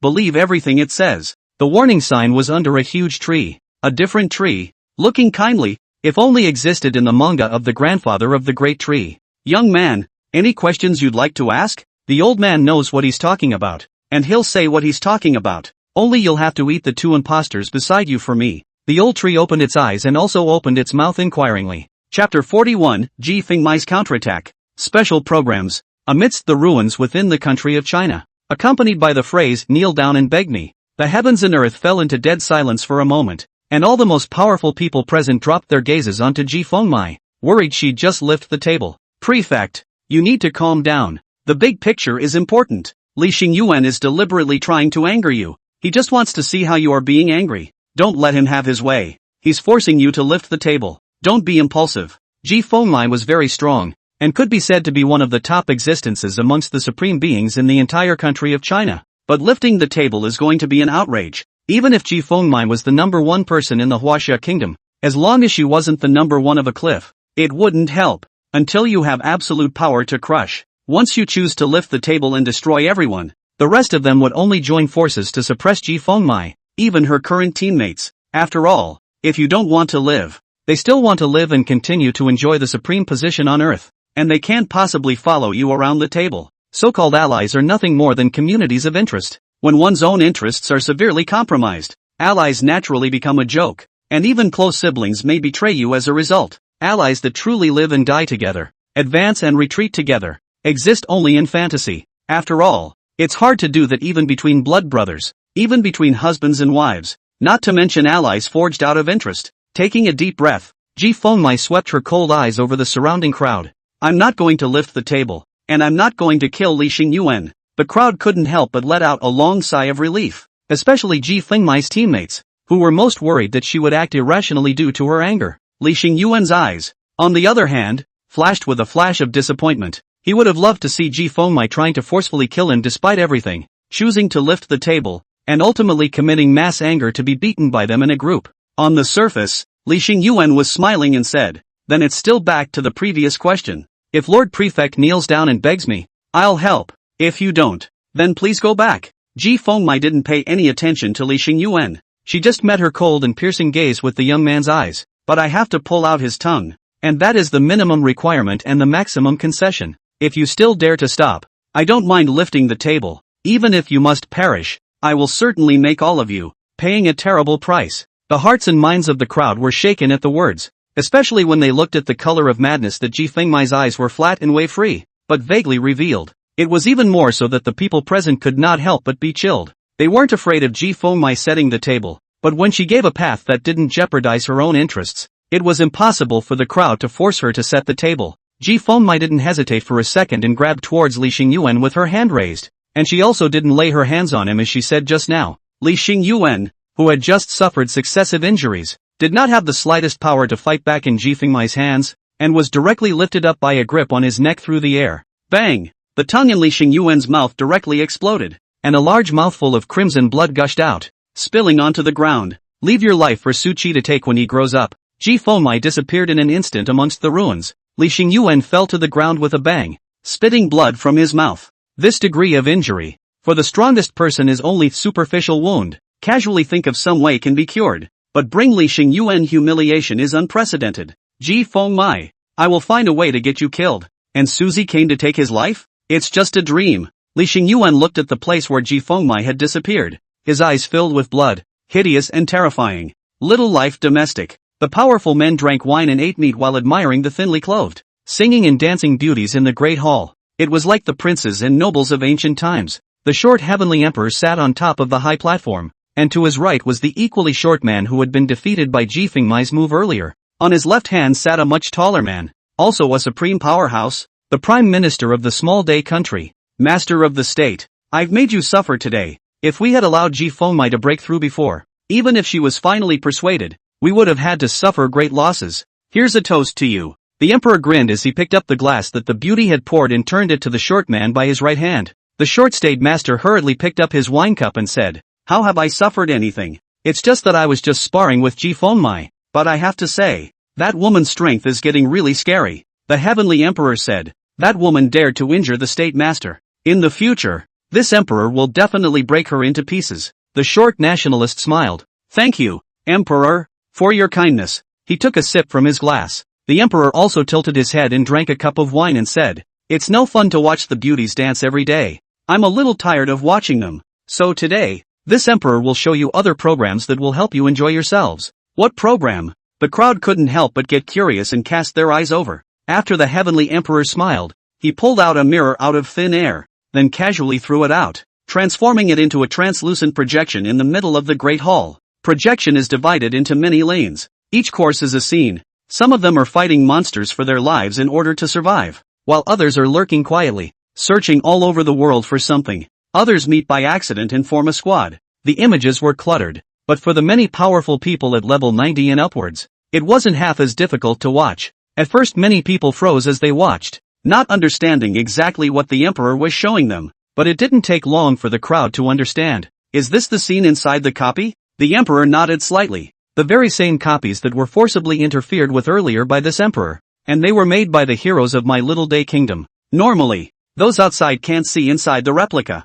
However, the emperor has an extremely special item that is able to project everything that is happening around the person who is connected to it. And since there would be no interference with the copy, the power of the copy, too, did not make a block. As for the so-called heroes, certainly people who risked certain death to be sent in. And the booster program is? Someone inquired. The emperor smiled. Of course it's to see how the heroes of my little day country are hunting the heavenly pride of the Huaxia country. And we'll also have a small gamble in the meantime. As the emperor spoke, he waved his hand again, and the messages of the heroes he had sent in appeared in the void. Let's bet on who kills a bit more Chinese celestials. Who can kill Ji Fengmai's disciple Jiang Yuwei? Who can cut off Su Qi's head, and press who dies first, Su Qi or Jiang Yuwei? The crowd couldn't help but be interested. As for heroes, what heroes? The emperor paid lip service to it. A small bet is a good thing. I'll bet on that Su Qi to die first. 10 cubic meters of magic crystals. Then I'll press Jiang Yuwei to die first. Also 10 cubic meters.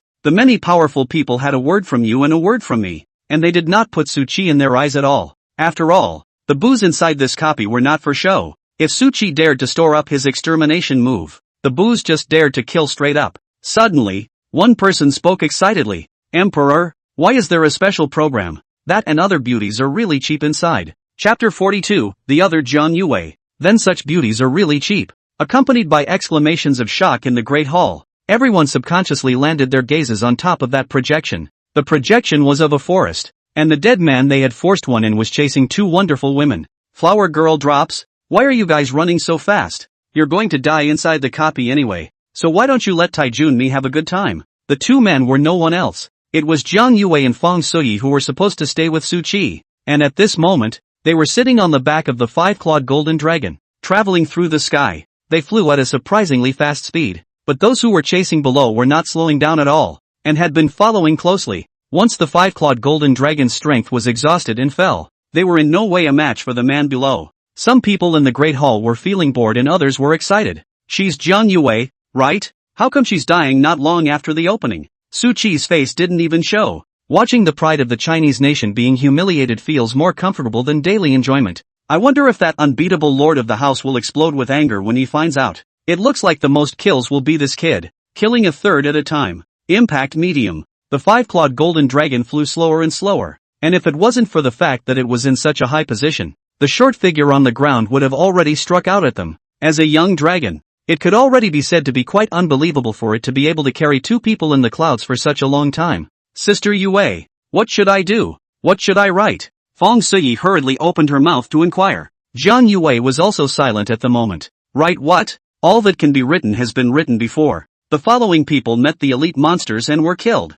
but he directly decimated the elite monsters with little effort. At the very least, they are all rare professions that are level 60 and up. It was written that he would be slippery on his feet today and should not be pursued, and he wanted to use this as a way of draining his stamina, which turned out not to be drained. All the way to the chase. The five-clawed golden dragon. Even with the assistance of Jiang Yuwei and Feng Suyi, its physical strength and mana value was on the verge of being drained. How about spelling with him and writing needs booze? Inquired Feng Suyi tentatively. The booze of the duplicate, which they had searched for a long time before someone forced their way in, were not met. Feng Suyi had also unleashed her fate writer ability, and easily wrote out that within half an hour, she met the final booze of the copy. But even if someone forced their way into the middle of the copy afterward, she never met the copy booze. It's a moment of life and death now. Feng Suyi wants to wrestle again. Right. Jiang Yuwei also gritted her teeth. If we're going to die, we're going to die together. Feng Suyi didn't have any hesitation and directly wrote on the green jade bamboo slip.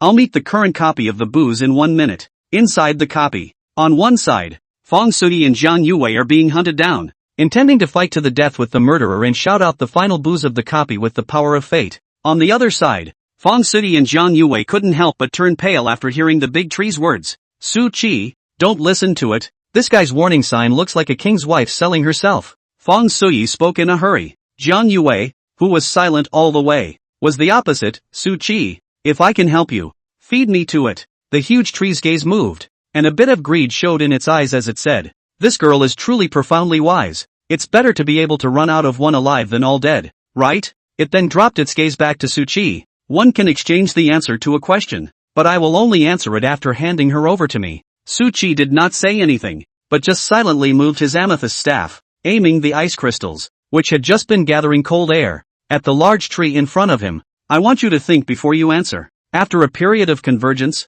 the power of the Yifrost ice crystals was still far from the level of a forbidden spell, but it was still as terrifying as it was if the two shadow assassins Su Qi had met earlier. As long as they did not hide in the shadow, they would 100% be instantly secured. The giant tree froze for a moment, and then its thick trunk began to bend backwards as it couldn't help but laugh at the sky. Kid, are you trying to laugh me to death? How dare you? A level 15 minion. Threaten me? Why don't you use scrying to check my level first? I don't make interceptions to make sure you can see it. Su Qi said expressionlessly. I don't know the G probe skill, and now you only have 10 seconds to consider it. 10, 9. Fong Sui, who was at the side, hurriedly pulled Su Qi's hand. Father, you're my living father. Don't make a move at the drop of a hat. I just looked at it. His level is as high as 63. It's by no means something we can fight against. Su Qi ignored Fong Sui. His reading of the seconds continued. 7, 6. Fong Sui was numb. The master in front of you can't really think that he can beat the Jiang Yuwei who didn't use his full strength. And then he can cross the level to kill a strange tree that doesn't attack them. Right? That's level 63. The three of them combined were not as high as it. The giant tree coldly hummed and said, since you kid is stubborn, you can try your hand on me. According to the rules, if you dare to make a move against me, I can kill you. The giant tree didn't pretend anymore. It directly took up a fighting stance. The earth trembled slightly as it pulled out two roots that resembled human legs from the ground. The two thickest branches on the trunk bent down, and a mass of bright green leaves was placed at the top of the branch, resembling two fists. This, Fong Sui couldn't stop her body from trembling slightly as she looked at the huge tree man in front of her. Jiang Yuwei blocked in front of Su Qi and summoned the five-clawed golden dragon, emitting a mighty and domineering dragon roar. However, when the five-clawed golden dragon saw the behemoth in front of it, it instantly shrank behind Jiang Yuwei and let out a burst of aggrieved whispers, as if to say, no dude, I'm only a little milk dragon to beat it? What kind of backwoods joke is this? It was indeed normal for true dragons to be able to cross levels, and even at low levels, crossing a dozen or so challenges was not a problem at all. But how many levels is that in Tama? 30? Or is it level 40? You have to mail even if you let a true dragon cub on. Su Qi quietly looked at the giant tree, and did not show a single fluctuation of emotion because of its change, only issuing the final figure between the opening and closing of his lips. 1. Crystal and ice crystals flew out from the amethyst staff and turned into a perfect arc, pointing straight at the giant tree. Sculptor's little skill. The giant tree swung its fist like a real person, and the air directly emitted a roar, the terrifying power stirring the air in a 100-meter radius. But the moment it touched the tiny ice crystal that was less than 10 centimeters long, the infinite coldness wrapped it, and the temperature of 1,000 meters in a radius dropped several degrees in an instant. The tree felt that it had lost the sense of its arm and saw a layer of ice crystals emerging and heading towards the trunk. Without any hesitation, it directly used its other hand, chopped off the frozen hand, and moved 100 meters away in a split second. At the same time, the tree branch in midair completely turned into an ice sculpture. But the cold energy contained in the ice crystals still failed to fully explode. The moment it landed on the ground, the power of the ice crystals was completely stimulated, freezing the direction pointed out by Su Qi's hand directly for a distance of 10,000 meters. Chapter 43, Booze, Eye of the Evil God. In the great hall of the Land of Small Days, the corners of the crowd's mouths couldn't help but curl up slightly as they watched the pride of the Huaxia kingdom struggle to the death and watched the five-clawed golden dragon in the sky falter. Killing Jiang Yuwei and killing the five-clawed golden dragon was equivalent to killing two of the most powerful people in the Chinese nation at once. Not to mention the fact that there was also a Su Qi who had the appearance of invincibility, waiting to be hunted down by the crowd. Later, do we need to record a video and send it to the Lord Prefect of China? I feel it's very okay. They have too many supreme beings anyway. Let them all be fierce if they like infighting. Will it be overplayed? Overcooked? How can we go too far? We've only offended a small number of people. How can we go overboard if we don't offend them all? Some of the people within them can't wait for Jiang Yuwei and Su Qi to die, or even Ji Feng Mai, so how could they possibly start a war with US without regard for the greater good? Ha ha ha ha ha. The crowd laughed and murmured, but a sudden patch of snow surfaced in the sky in the projection and spread over towards the center of the projection at an appalling speed. The crowd froze in disbelief. What the hell was that? A warrior from My Little Day Empire just got seconds? In the projection, a cold air had just inexplicably scraped across heaven and earth, freezing everything in the landscape as far as the eye could see, turned into a crystal clear ice sculpture. It also included the short silhouette that was above the ground. frantically chasing after Jiang Yuwei and Feng Sui. That's a rare profession up to level 60. It wasn't considered very strong in the small day country, but it was definitely called a stalwart force. If it wasn't for Su Qi's dazzling battle record, the emperor couldn't afford to send him into a copy to die. But one of the 5 most powerful people of all people just died for no apparent reason? Mutant copies are really scary as hell. With the death of the short man, they have also all lost their projections here. At the moment the copy is in, the 5-clawed golden dragon and the Jiang Yuwei and Feng Sui on its back couldn't help but shiver as well. And they didn't know that they were frozen out by the sudden change in temperature, or by the ice sculptures on the ground. Did we really need the booze? Feng Sui asked tentatively. Before the copy mutation, she didn't need it after writing it out, and after the copy mutation, she met it easily instead. It should be. No one in the replica should be able to burst out with such terrifying power except for the booze. Jiang Yuwei also nodded her head gently, her hands clenched tightly. However, the 5-clawed golden dragon was silent for a moment before letting out a crisp dragon roar. You said you were over there and felt the aura of other true dragons? Jiang Yuwei inquired. The 5-clawed golden dragon nodded gently. Jiang Yuwei looked at the second attack that didn't appear and fell into deep thought. Feng Sui said, "What are you thinking? Sister Yuwei, what are you thinking? Booze, let us go. We still don't run. What are we waiting for? You don't think the booze evil god's eye is a dragon, do you?" Jiang Yuwei's eyes flickered. She did wonder if the booze could possibly be a dragon. If so, with her Dragon Master's dragon affinity talent, the odds were that nothing would happen to her within the copy. More sideways evidence of why the booze didn't do it again to them after they went out and took care of the little day country people. Now that she had been awakened by Feng Sui, Jiang Yuwei didn't have any more hesitation and immediately wanted the 5-clawed golden dragon to take them and find a secluded place to rest. But the next moment, a sudden burst of cold air rose in the distance, and then coalesced in mid-air into 4 large characters carved out of ice. "Yuwei, come here." Jiang Yuwei just looked at it, and the ice sculpture fell straight down. Feng Sui and Jiang Yuwei looked at each other in dismay, and after hesitating for a while, they still chose to rush towards the source of the ice world. With the 5-clawed golden dragon's current physical strength, there's no way to run. The field of view closes in. Jiang Yuwei and Feng Sui stared blankly at the cold ice world formed by the shattering of a small ice crystal in front of them. One move at level 15 takes out level 63? It was something they couldn't even dream of. Now the things found in front of Jiang Yuwei and Feng Sui are simply more outrageous than dreams. The giant tree that was just about to crush Su Qi to death was also honest. It rooted its legs into the earth and changed back to its previous amiable appearance, as if nothing had happened. Su Qi didn't rush to ask the big tree a question, but instead, he looked his gaze towards the sky, and another small and delicate ice crystal slowly surfaced on his amethyst staff. Frost ice crystals. Endless coldness appeared and immediately merged into the ice crystals, accumulating energy in a steady stream. Not long after, the 5-clawed golden dragon rushed over with Jiang Yuwei and Feng Sui, and they were first delighted when they looked at Su Qi. But after looking at the Jiang Yuwei and Feng Sui beside him, as well as the 5-clawed golden dragon, he became bloodless in a flash. "Yuwei, both of them are fake. You guys come down first, I have something to ask you," Su Qi called out. Jiang Yuwei and Feng Sui were silent. "They're fake, aren't you?" Jiang Yuwei said in a deep voice. Su Qi said, "I caused that blow just now. I want to kill you guys as easily as I can. Why do I need to talk nonsense?" After Jiang Yuwei was silent for a bit, the 5-clawed golden dragon couldn't hold on any longer and flew down with the two of them. Su Qi did not talk nonsense and directly let Feng Sui start testing in the same way as before. "Suzy can get us out of here. Su Yong can leave with Jiang Yuwei. Suzy can take Feng Sui away." Feng Sui understood Su Qi's thoughts in an instant. On the side, the big tree was the one who spoke up. "There's no need to test. Both of them are fake." Feng Sui and Jiang Yuwei froze. "Are they imposters too?" Su Qi, however, ignored Big Tree's words as he spoke in a deep voice. "Feng Sui, if you're told to take the test, you take the test." Feng Sui didn't hesitate and directly measured it. As for the end result,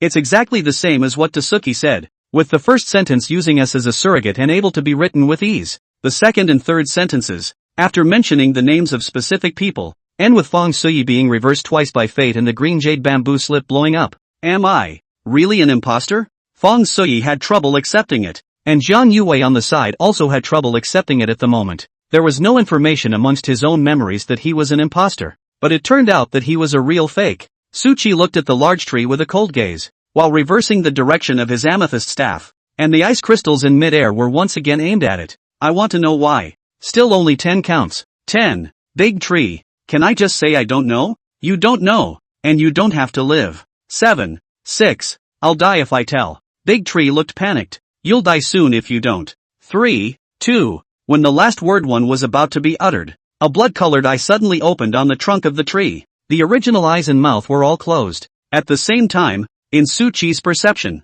the aura of the big tree suddenly surged, and even a divine might that did not belong to mortals surfaced between heaven and earth. Side booze. The Eye of Evil. Chapter 44, Battle with the Eye of the Evil God. An unexpected product. The blood-colored eyes opened above the large tree, just like the scene when Su Chi had let the remnants of the Elf of Fire release the flames in the copy earlier. But those are just ordinary old trees, and at that time, without giving Su Chi any room for discussion, the countless vines madly killed towards the fire elf remnant soul. At this moment, the vast divine might enveloped heaven and earth, and the world seemed to be subdued by it, and everything in the world was plunged into a deathly silence. Su Chi resisted the pressure, but he also felt as if he was carrying a mountain on his body, and his speed was greatly affected. The two Feng Sui, Jiang Yuwei, and the two five-clawed golden dragons beside them, however, seemed to feel nothing, and they all stared nervously and guardedly at the tree in front of them that had produced a strange change. Eye of the Evil God, LV, Sex Buine, Skills, Abyssal Gaze,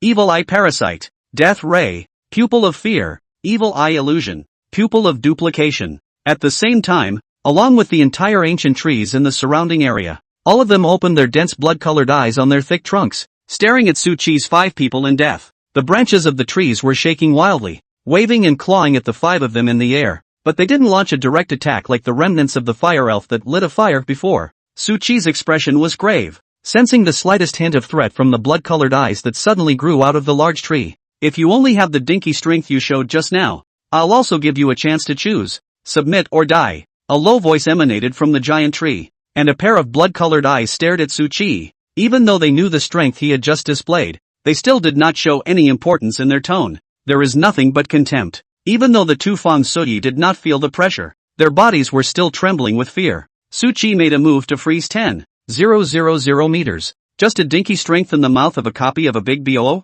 Shouldn't it be so scary? And they couldn't meet the copy half a day before, not even when they used the Fate Writer's ability. So how did they suddenly need it? Even more accurately, it's the ultimate booze that come to the door. The two Jiang Yuwei both looked grave to the extreme, while the two five-clawed golden dragons looked at her pitifully. It seems to be saying, really want it on? Can we not get on? It wants to go back and get some rest. Su Chi did not wimp out in the slightest and said, if you also only have the power to block the move you just made, I will also give you a choice. Cut yourself or be crushed to death by me. Feng Sui? It's a real ing needlepoint. One is more arrogant than the other. Suzy should not be so fierce. The five-clawed golden dragon couldn't help but froze at hearing this. Su Chi's move just now had already stunned it, and now there was actually something even fiercer. They did not dwell on whether it was true or not, and with golden eyes full of adoration, they came to Su Chi's side, incarnating as his right and left protectors. Arrogant. The giant trees snorted coldly. Both sides did not have any words. A strong sense of crisis surfaced in Su Chi's heart. He grabbed the two Feng Sui, as well as the two Jiang Yuwei with one hand. The two five-clawed golden dragons subconsciously grabbed Su Chi's shoulders as he unleashed hundreds of spatial teleportation in an instant. Blinding light erupted from the blood-colored eyes on the giant tree, hitting the direction where Su Chi's five people were just now and covering a radius of tens of meters. Death Ray. There were no violent explosions, but only the area covered by the bloodlight. All plants withered quickly, and even the ground seemed to have lost its vitality. One turned dry and cracked in the blink of an eye. Another blink of an eye into countless sand and dust. As the breeze blew through, it scraped up countless sandy soil. The ice crystals on Su Chi's amethyst staff burst out, and this one was extremely powerful even though it hadn't gone through such a long build-up just now. Do you really think this will work on me? The evil god's eye smiled disdainfully, and the many blood-colored eyes on the huge trunk began to converge, eventually transforming into one. It is located above the brow of the original face of the giant tree. Duplicate pupil. A reflection surfaced in the blood-colored eyes. Everything in heaven and earth was reflected in it, and an identical piece of crystalline ice crystal exploded out of the blood-colored eyes. It collided with Su Chi's ice crystal. Bang! The two ice crystals shattered together, and the huge cold gas erupted together and eroded in each other's direction, but no one could do anything about it. In the end, it could only take the location where the ice crystals touched as the center of the circle, creating a semicircular ice wall with a diameter of 1,000 meters out of thin air. Ice blast. Boom! Su Chi used spatial teleportation to quickly move away, and the energy contained in the ice wall, and even the energy contained in the move that he had been freezing for 10,000 meters, erupted together. The violent explosion enveloped a full 10,000 meters, and the terrifying energy fluctuations created an invisible impact between heaven and earth. The entire world was as if it had trembled slightly. Suchi did not have any idea of waiting for the energy to calm down before striking again. He directly summoned the remnant soul of the spirit of fire, taking him, Jiang Yuwei and Fang Qingyu to fly high into the sky. Let Jiang Yuwei put back the 5-clawed golden dragon. Suzy was in the same orientation he was in before. This Su Chi, however, was not a solid entity like the fake Jiang Yuwei girls, but a translucent illusory body, and the illusory scenery that enveloped a 10,000 meter radius also overlapped with reality at this moment, making people look a little blurry. Jiang Yuwei and Fang Suyi only saw an illusory Su Chi standing in the middle of the mountains, his staff raised in his hand, and on top of it was a sun. The terrifying temperature caused the air to distort and boil, and the huge energy fluctuation seemed to make space somewhat unable to withstand it. Trembling slightly, past repeats itself. Su Chi still didn't believe that his opponent could copy any skill, even if it can be replicated. So what? Just the blast aftermath alone could kill it if it was close enough to the clash. Forbidden spell? The two Jiang Yuwei and Fang Qingyu couldn't help but cover their mouths and looked at each other in disbelief. But the next moment, a panicked cry rang out from the explosions that had mostly subsided. Little brother, spare your life. It has already run away. You quickly put away your magical powers, and little one will tell you everything. Su Chi could not help but frown. The illusory scene around him disintegrated. He indeed could no longer feel the threat. When the ability fluctuations on the ground completely subsided, a huge crater appeared in all the locations where there was coal ice before. It was as if the entire ground had been plowed. Only the perimeter where the huge tree was intact, while the eyes on its trunk had reopened. Those blood-colored eyes all disappeared. Obviously, the evil god's eye blocked the ice burst spell with ease, but after seeing Su Chi use past reproduction to make a forbidden spell level fireball surface, the eye of the evil god chose to run away without hesitation. It's still a bit better to fight a spiritless booze. Su Chi secretly sighed and looked at the remnants of the elf of fire beside him, allowing him to lead himself and the others down. At the same time, Su Chi once again cast Frost Ice Crystal and began to build up his strength, ready to deal with unexpected situations. Tell me everything you know. Su Chi expressionlessly aimed the ice crystal at the giant tree. What do you want to know? The giant tree had kind brows and eyes like clear college students. Where are their original bodies? And how did the four of them appear? The giant tree was silent for a moment. You really want to know? Su Chi was silent. Only the ice crystals were closer to the giant tree. The giant tree hurriedly said, their original bodies have already died and become the sacrifices of the evil god. The four of them are just accidental products after being sacrificed to the evil god. Chapter 45, The Eye of Truth. The eye in the sky. They become sacrifices to an evil god? Are they the product of an accident? Su Chi's spirit was shaken, and Jiang Yuwei and Fang Sudi on the side also froze, as if they had turned into a stone statue. The giant tree watched quietly, with no intention of sneaking up on him. Fang Sudi was the first to come back to her senses. What are you talking about? We didn't meet any obstacles along the way. How could we possibly die? Su Chi and Jiang Yuwei also came back to their senses. The giant tree said, are you sure you guys really aren't dead? Sure. Fang Sudi replied without hesitation. The giant tree said, you just think you're not dead. Think again. Have you ever met the evil god's eye before? Of course I didn't meet. Fang Sudi did not say the last word see, and it seemed that the floodgates of her and Jiang Yuwei's memories had been opened. Brand new memories come to mind. They did initially kill indiscriminately within the copy, except it wasn't a kind of no-boss encounter after that. After Fang Sudi used the Destiny Writer's ability to look for the booze, it didn't take long until the strongest of the strong forced open the duplicate passage. The whole world has changed. After that they meet the booze. The sun in the sky blinked. After that the memory cuts right off and turns into the fact that they didn't meet the booze and were being chased by people who forced their way in. Muyan Su died under the sneak attack of the elite monsters, and after the remaining dead split into two to escape, they met Su Chi. No, it can't be. I can't be dead. The memories of Fang Sudi and Jiang Yuwei were colliding, and a blood-colored aura emerged from their surfaces, and their bodies gradually began to alienate, shift toward the monster. Blood flowed out of his body, turning into a bloody man in an instant, his eyes turning pure black, and his face was filled with pain. Little brother, do it and kill them, give them a relief. A flash of pity passed through the giant tree's eyes. Su Chi was silent, only releasing a tenfold ice sealing technique, freezing the limbs of Fang Sudi and Jiang Yuwei, keep them from moving and striking out. Su Chi, kill me. I'm in pain. Give me relief. The two Jiang Yuwei who had turned into blood people shouted. Su Chi, help me. For the sake of our acquaintance, please give me a pain. The voices of the two Feng Suyis were full of prayers. Suchi ignored it and just coldly looked at the giant tree and said, "You know the scrying skill, right? Will." A flash of doubt flashed in the giant tree's eyes, but it answered truthfully, "Teach me." Suchi's mind moved, and the ice crystals came in front of the giant tree's brow, seemingly crashing into it the next moment. The giant tree also felt the piercing coldness, and did not doubt for a second that the might contained within it could freeze itself into an ice sculpture from the inside out the moment it touched it.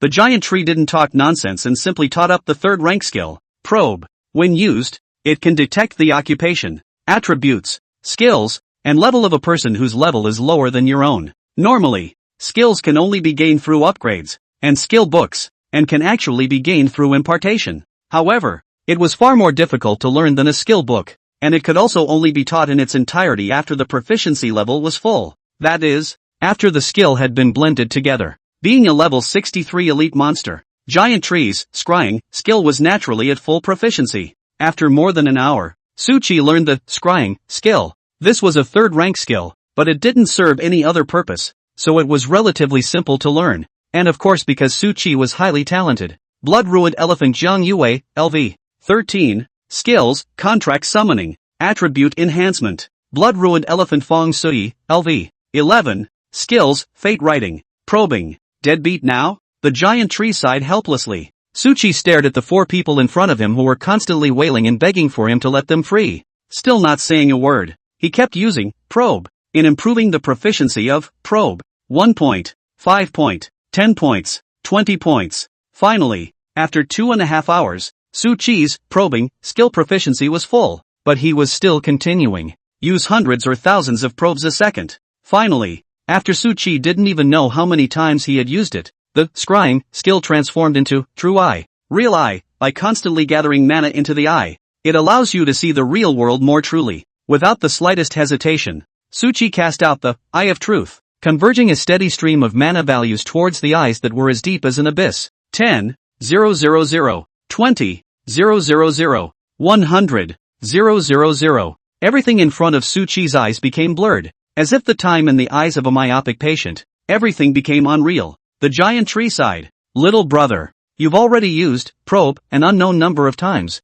and your proficiency has reached its maximum, so it's better to give up. I know it's hard to lose what you love, but you can't keep dwelling in the past. You have to go out and avenge them. Suchi glanced at the giant tree, without any hesitation, levitated at its brow, stored power for a few hours, comparable to the forbidden spell of ice crystals directly hit. In an instant, before the giant tree could even react, the terrifying coldness contained in the ice crystals directly erupted. However, due to Suchi's deliberate control, the coldness did not result in a horrifying scene of freezing 10,000 meters as before, but it was precisely because of the concentration of coldness that made its power even more terrifying to the extreme. Just in a flash, the giant tree then completely turned into an ice sculpture. Why? At the last moment when it was completely frozen by Suchi, it inquired with eyes full of unwillingness. Suchi sneered, "Do you still want to keep pretending?" He also didn't unleash the ice burst, but instead, he came behind the giant tree in an instantaneous body, and under the exterminator's enchantment, a huge spatial rift appeared out of thin air, holes through the huge tree trunks. Space Kamakiri. In an instant, the giant tree transformed into a dense bloodlight, which passed through the ice and converged towards the sun in the sky. At the same time, Feng Sui and Jiang Yuwei, who had been chased by the people of the Little Day country, had the cold ice on their bodies suddenly explode. Ice blast. In the violent explosion, their bodies directly turned into blood mist, floating toward the sun in the sky. Let the sun's rays be tinted with a blood-red color, and under the illumination of the blood-red light, the colors of all the flowers, plants and trees in heaven and earth changed, becoming eerie and terrifying, becoming as if they were carved out of congealed blood. But what is even more terrifying is that the sun in the sky is becoming redder and redder, and the light that shines out is becoming redder and redder. It eventually transformed into a blood-colored eye. Indifference looks down on the earth, overlooking Susie on the ground. Chapter 46, The Remnants of a Divine Spirit, The True Eye of the Evil God. Small Day Country. Inside the Great Hall, the crowd came back to their senses from Suchi icing over 10,000 meters and killing their men in seconds. It's a shame the special is gone. What the hell was that just now? I remember that the person who was forcefully sent in there was at most level 64, right? How did a monster appear that could kill him in seconds? It's supposed to be a copy booze, but the stronger it is, the better. No one can kill it anyway. The crowd chatted with you first. The emperor's gaze swept over the many projections, realizing there was nothing to see, and also tilted his head back with a sudden sense of boredom and took a sip of his wine. This is a long gamble. Take your time. The party goes on. As a group of transcendentalists who stood at the apex of the world, it was possible to go without eating, and eating was not likely to hold them up. The emperor's feasts were all the world's finest delicacies, which were not only incredibly delicious, but also possessed attribute-enhancing effects. So the crowd ate and enjoyed it too. So much for a long time. Finally, a little something to watch again. This time the special will always be broadcast properly, won't it? Jiang Yuwei can hold out until she meets the copyboos solely because she can fly. How can these two level 11 flower girls run? Is it hard to believe that the copyboos will still come to their rescue? The crowd laughed, and not to their surprise, without Jiang Yuwei's true dragon to carry them flying. In front of the huge level gap, Jiang Yuwei's two remaining auxiliary teammates were bound by an invisible force in just 2 breaths after they met up with the people from the Little Day Nation, standing still unable to move a single inch. Bastard! Leave us alone if you can. Give me a break if I want to kill you. The short man laughed. Let you go? Give you a good time? Wouldn't it be a waste of your beautiful faces? The flower girl of the country of Huaxia should taste good, and I have yet to taste the daughter of heaven's pride. The short man licked his lips and lustfully surveyed the ground while walking towards the two bound beauties. The many high-ranking members of the small day country in the Great Hall had to look on playfully as well. However, the next moment, the sun that hung high in the sky and all the projections suddenly emitted a burst of crimson light. It was as if time had been stolen from heaven and earth, and in an instant it was evening, with the setting sun coloring the whole world red. But what it brought was not a beautiful view, it was a mutation of all the surrounding plants and trees, as if they were poured out of blood. At the same time the crimson sun in the sky transformed into an eye, a blood-colored demonic pupil, causing the originally peaceful heaven and earth to be filled with a bizarre aura. The short man stopped in his tracks and looked up at the sky. A strong feeling of fear surged through his heart. He only felt his hands and feet go cold, and the desire he had just felt vanished. What's that? Some people in the hall couldn't help but ask questions, and at this moment, they didn't have the heart to watch the special program, and all of them put their eyes on the sun in the projection. Is that the remnants of a deity? The emperor's tone showed some uncertainty. The prime minister on the side also gave his affirmation. It is indeed the remnants of a deity, but how can a low-level copy appear as a deity's remnants? The impact of forcibly sending someone in is so outrageous? The state master couldn't help but let out a shocked cry as well. The ministers below could not help but be appalled. Although they are clear that the dead soldiers sent in by force will probably come over and not be able to come out, and the previous 10,000 meters of ice ceiling that killed a 60-plus leveled powerhouse in seconds also happened to prove this point. But no one expected it to be so outrageous. The remnants of the gods, literally meaning part of a deity's corpse, and that was indeed the case. The giant blood-colored eyes that suddenly appeared in the middle of the copy were the eyes of a certain perished deity. What is the realm of the gods? Level 100 powerhouses are known as demigods and are the upper limit of mortal levels, after reaching which you will not be able to gain experience from fighting monsters, much less break through the level cap. If one wanted to become a supreme being, there was and is only one way to let one's life level undergo a metamorphosis, causing one's life essence to be sublimated. After such immortals can be considered two species, the vast majority of demigods in the world couldn't block a single move of a supreme powerhouse, and with such strength, they were only able to embark on the path to godhood. It was called a supreme power solely because it was the highest rank in Blue Star today, and a more accurate term would be pseudogod. Pseudogods whose level of life has touched the threshold of deity, far beyond the level of mortals, yet have not truly become gods. A deity is naturally a supreme being who has completed a successful metamorphosis. However, in today's Blue Star, no one has reached it, and the day when someone does is the day when the Blue Star completes its unification. There was only one quickest and shortest way for a level 100 demigod to quickly complete the metamorphosis of their life level: devouring the remnants of gods with the help of the most powerful. Even the most powerful could allow themselves to take a big step forward on the path to godhood after devouring the remnants of a deity. Therefore, the remnants of the divine spirit were a great opportunity that made all the most powerful people moved. Even the heavenly emperor had not obtained the remnants of the divine spirit once, yet such a heavenly chance. At the moment, it appeared in a low-level copy. However, this was not important. What was important was that even if it was only the remnants of a deity, once it regained its spiritual wisdom in the midst of the years, at the very least, it was equivalent to a level 100 demigod, even to the level of pseudogods. Send some people in who were at most level 64 and the boos just leveled up to 100? Is this the obliteration of the copy rule level? It doesn't leave any way to live at all. You can pop the champagne. No one gets out alive. The crowd murmured. The emperor also snapped out of his shock and sighed darkly as he looked at the remnants of the deity in the projection. If he could obtain it and finish devouring it, his strength would definitely be able to rise to another level, becoming one of the top pseudogods of the blue planet in one fell swoop. But a low-level copy. Which supreme being dares to enter it? Among the copies, Su Qi stood quietly, his black eyes flatly locked with the huge bloody eye in the sky, and the Eye of Truth spied out its information. Eye of the Evil God, LV. False God. Special, part of the dismembered body of an evil god has regained its spirit over a long period of time. Skills, Abyssal Gaze, Evil Eye Parasite, Death Ray. Even Feng Suyi and Jiang Yuwei, whose bodies were mutating and experiencing great pain, had a flash of fear in their eyes. Or rather, in the entire copy, everyone except Su Qi. An unspeakable fear surfaced in the bottom of their hearts, and everyone's body was trembling slightly. Griffin, you have one more chance to choose. The blood-colored eyes gazed at Su Qi, and a voice that was so cold that it did not contain half an emotion, and even more so that it could not be heard as male or female, emanated from above the sky dome and resounded throughout the entire copy. It reached everyone's ears. A vast divine might accompanied it, tilting down from the high heavens and falling on all things in heaven and earth. The timid ones had already pissed themselves in fear, and the bold ones were as if they were carrying a mountain of gods, falling to their knees under the terrifying pressure. Su Qi was the only one who stood proudly and drew his sword to the sky. Chapter 47, Evil Eye Parasite, Terrifying Evil God's Eye. Su Qi had the experience of fighting against divine might once, and at this moment, even if the terrifying divine might was several times more than before, he was completely unafraid of it, as if it had never existed. Treating the words of the evil eye of God is nothing but fart.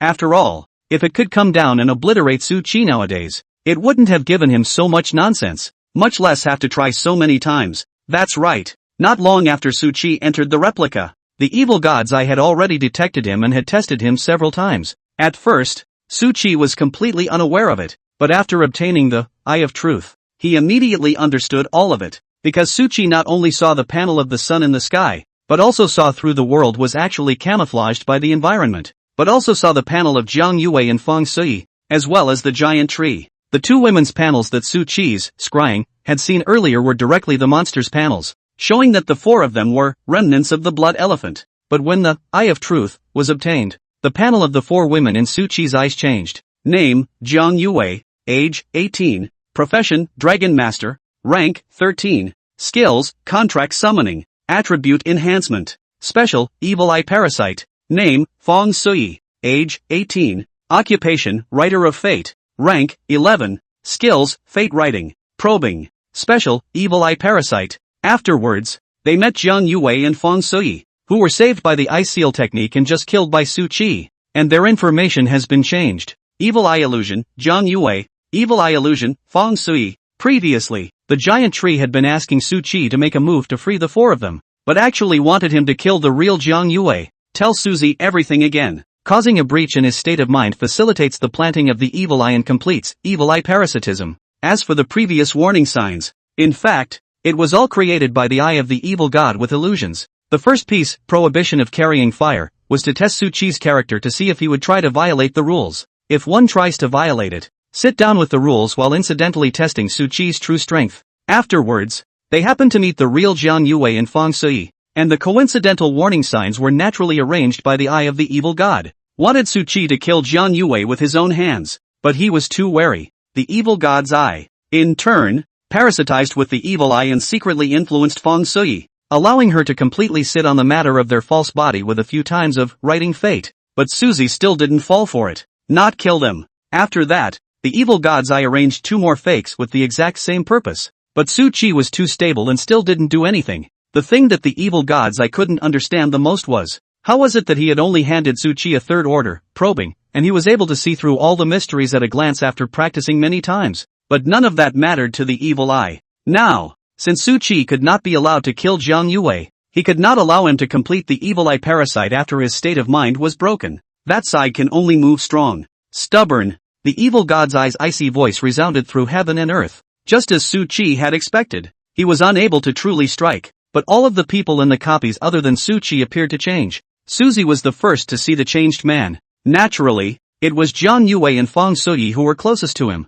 With the fall of the evil god's eye's words, their skin stopped spilling blood and they stopped wailing. Blood coagulates on the surface of the body to form a blood crust. A blood-red eye tore through the skin at the center of the eyebrow and grew out. And the eyes that originally belonged to Jiang Yuwei and Feng Suyi were both tightly closed. Exactly the same as the giant tree before. Evil eye parasite. Parasitization is accomplished with absolute power, or when there is a huge crack in their state of mind. Successful parasitism is undetectable, can modify short-term memory, can secretly guide the host's behavior, and will take over the host's body when fully stimulated. Note, after forcibly taking over the body, the host must be able to detect the parasitism, and it cannot be erased by short-term memory modification. Suzy watched quietly. After obtaining the Eye of Truth, and seeing Jiang Yuwei and Feng Suyi get hit by the evil eye parasite, he had already anticipated what was in front of him. Die! Jiang Yuwei and Feng Suyi gave a cold shout at the same time, and a ray shot out from the bloodshot eye in the center of the two women's eyebrows.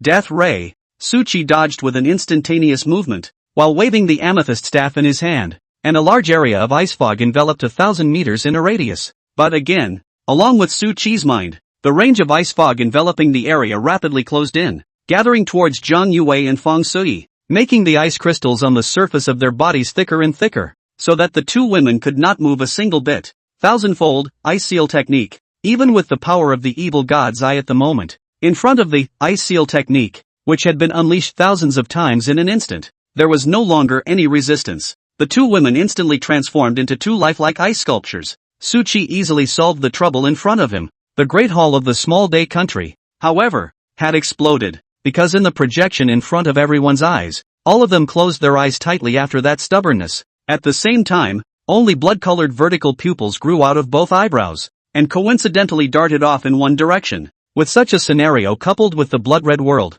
a bizarre sense of oppression surfaced in all hearts, causing many people's bodies to tremble. When did they all die out? This is all controlled by the blood eyes in the sky? What are they all going to do? The crowd couldn't help but be emboldened if this booze descended upon the land of small days and wasn't dealt with in the first place. How horrible will it be? Perhaps one day, all the people in the world close their eyes together, but a blood-red vertical pupil opens between their brows. The crowd was shocked, puzzled, and confused. At this moment, if they could see the matchups of the replicas, they would realize that the population of the camps had changed drastically. Number of current camps 3, 1. Country of small days, 0. Great powers of beauty, 0. Inside the copy. Su Qi smiled contemptuously, feeling that all the participants were gathered within a certain range in the distance under the special arrangement of the evil god's eye. He grabbed an ice sculpture with one hand, activate space teleportation, and fly towards the sky. If this is all you have, you'd better hurry up and cut yourself. Su Qi flew to a height of tens of thousands of meters,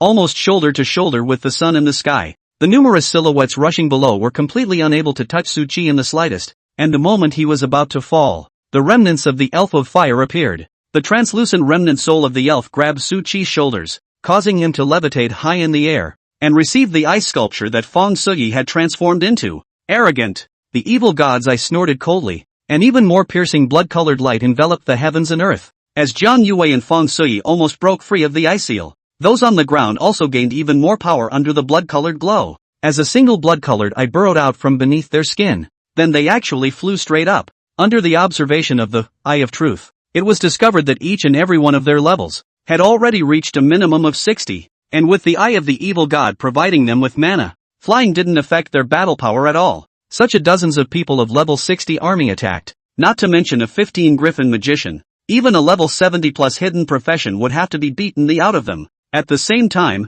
the cold voice of the evil god's eye entered Su Qi's ears. Griffin, do you really think that I can't make a move at all? Chapter 48, Abyssal Gaze, Strike of Extinction. Small Day Country. The crowd looked at all the people in the projection, all of them rushing frantically in one direction, looking at Su Qi, who was surrounded in the center, somewhat confused. However, after they came back to their senses, the vast majority of them revealed a look of excitement again. He caused all of this? The copy boos were also forced out by him? What a handful of deaths. Someone who has been strengthened by boos so many times, and the remnants of a deity in the sky. I'd like to see how Su Qi runs. Many of the people present seemed to see Su Qi being crushed to death, seeing what would happen to his body and head. Although it was clear that it was almost impossible for Su Qi to kill his way out of the copy, the crowd was still unavoidably uneasy without seeing his corpse with their own eyes. However, when they watched Su Qi use spatial teleportation to fly up into the air, a strong sense of uneasiness immediately rose in the bottom of everyone's hearts.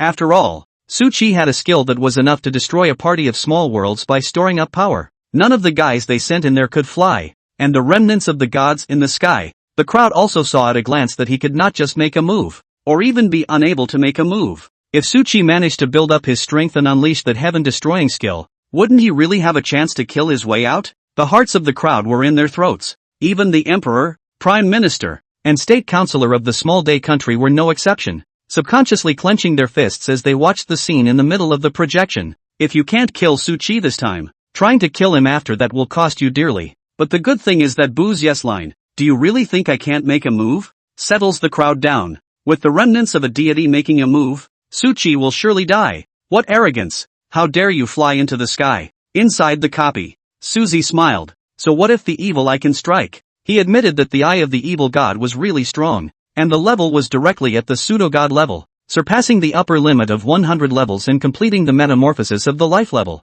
But so what? What's the point of talking nonsense when you can kill Suchi? I'll have to see what you're capable of. Suchi glanced at the evil god's eyes for a moment, and his gaze fell on the many people flying up below. Light and shadow splitting. Suchi's figure transformed into 2, 2 into 4, 4 into 8, and countless purple fireballs coalesced around them. Fireball spell, the most basic of the basic skills, but with the golden phrase exterminator. Each fireball spell consumed 400 mana. It far exceeded the original 20 mana points consumed, and at the same time, it also expanded its size by a full 220 times, and its power naturally gained a qualitative leap. And with the assistance of the purple inflammation, passive skill of the amethyst staff, the power of the fireball spell had been increased by a large margin again. Countless fireballs were like meteors smashing downwards. For a moment the fireball spell was actually used by Suchi. The feeling of the forbidden spell, meteor fire rain. But even if each fireball spell was an extremely enhanced version, a single fireball was not enough to pose a threat to everyone below. It was only when the fireballs fell as densely as raindrops and bursts of explosions were heard endlessly that everything changed. Everyone just flew up a meter, and immediately dozens or hundreds of purple flame fireballs knocked them down 3 meters. Boom, boom, boom. Densely packed explosions resounded through the heavens and earth, and it seemed as if a sea of purple fire appeared under Suchi's feet, as numerous people with vertical pupils growing at their eyebrows rushed up into the sky. Want to break through the sea of fire? Immediately Suchi set fire attack, suffered tens of thousands of purple flames fireballs, instantly beaten back. Kill evil eye puppet Zhou Xingyu. Experience value plus 1000. Kill the evil eye puppet Li Xian. Experience value plus 1000. Kill evil eye golem Yamamoto bear. Experience value plus 1000. As time passed, under the constant suppression of firepower, there were finally some evil eye puppets that died as well. However, even though their levels were high, the experience given to Suchi was given according to the lower level copies. Of course Suchi was able to kill them so easily. In addition to his own strong strength, there was also the crowd that was manipulated by the evil god's eye. It was only increased by the power of the eye of the evil god. The press could not fully utilize its true power. As if Suchi used light and shadow diversion, it was a mind divided into 8 uses. But the evil god's eye manipulating the crowd was a direct mind divided into dozens of uses, and completely unaware of the skills of the various professions, much less a complete fit. It's just a slam dunk. Finally, the evil god's eye couldn't sit still, and a roar resounded through the entire copy, and for a time it seemed like the ground was shaking. Around the big sun in the sky, an illusory chain of rules appeared out of thin air, one end of which was deeply rooted in the void, and the other was wrapped around the blood-colored eyes. The countless rule chains were like dense spider webs that intertwined and twisted around each other, forming an impenetrable cage. Each of them flickered with a mysterious and dazzling light, containing infinite power of law, imprisoning the evil god's eye for eternity. Now that the rule chains had suddenly appeared, it was obvious that the evil god's eye was trying to forcefully break through the seal and truly descend among the copies. However, as the terrifying energies erupted in the sky, the forces of rules were colliding, the surrounding space was crumbling, and the endless chains of rules were getting tighter and tighter. The eye of the evil god also finally tore open a slit.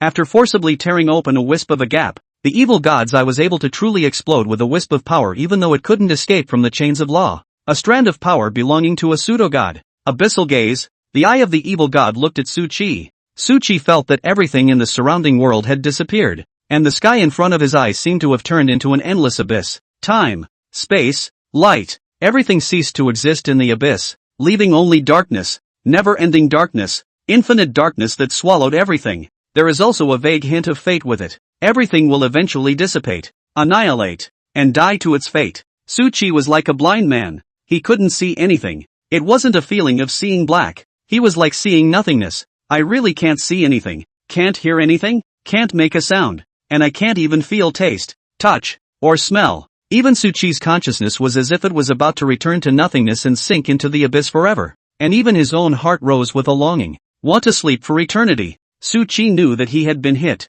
and without any hesitation, he directly used the golden phrase, past recurrence. In a trance, a purple flame broke the darkness of the abyss and became the light of all that was in heaven and earth. Suchi's illusory figure was illuminated by the purple flames, and he recovered his 5 senses and everything about himself. How could you possibly break through my abyssal gaze? A puzzled, shocked voice came from the darkness. This move can be said to be his best trick in the box. If it was in its peak state, the evil gods I would be enough to exterminate an ordinary supreme powerhouse with this move. Now even though it was bound by rule chains and had the vast majority of its power cut down, it was still impossible for a level 15 mole cricket to be able to defuse it. Yet the facts are in front of us. Not only that, at this moment, an illusory Suchi stood in the darkness. A huge and boundless purple sun appeared out of nowhere, suspended above his head. The entire abyss was illuminated. Chapter 49, Collision of Forbidden Spells. The illusory Suchi stood in the void, with the purple sun hanging above his head, and the illusory remnants of the spirit of fire gripping his shoulders.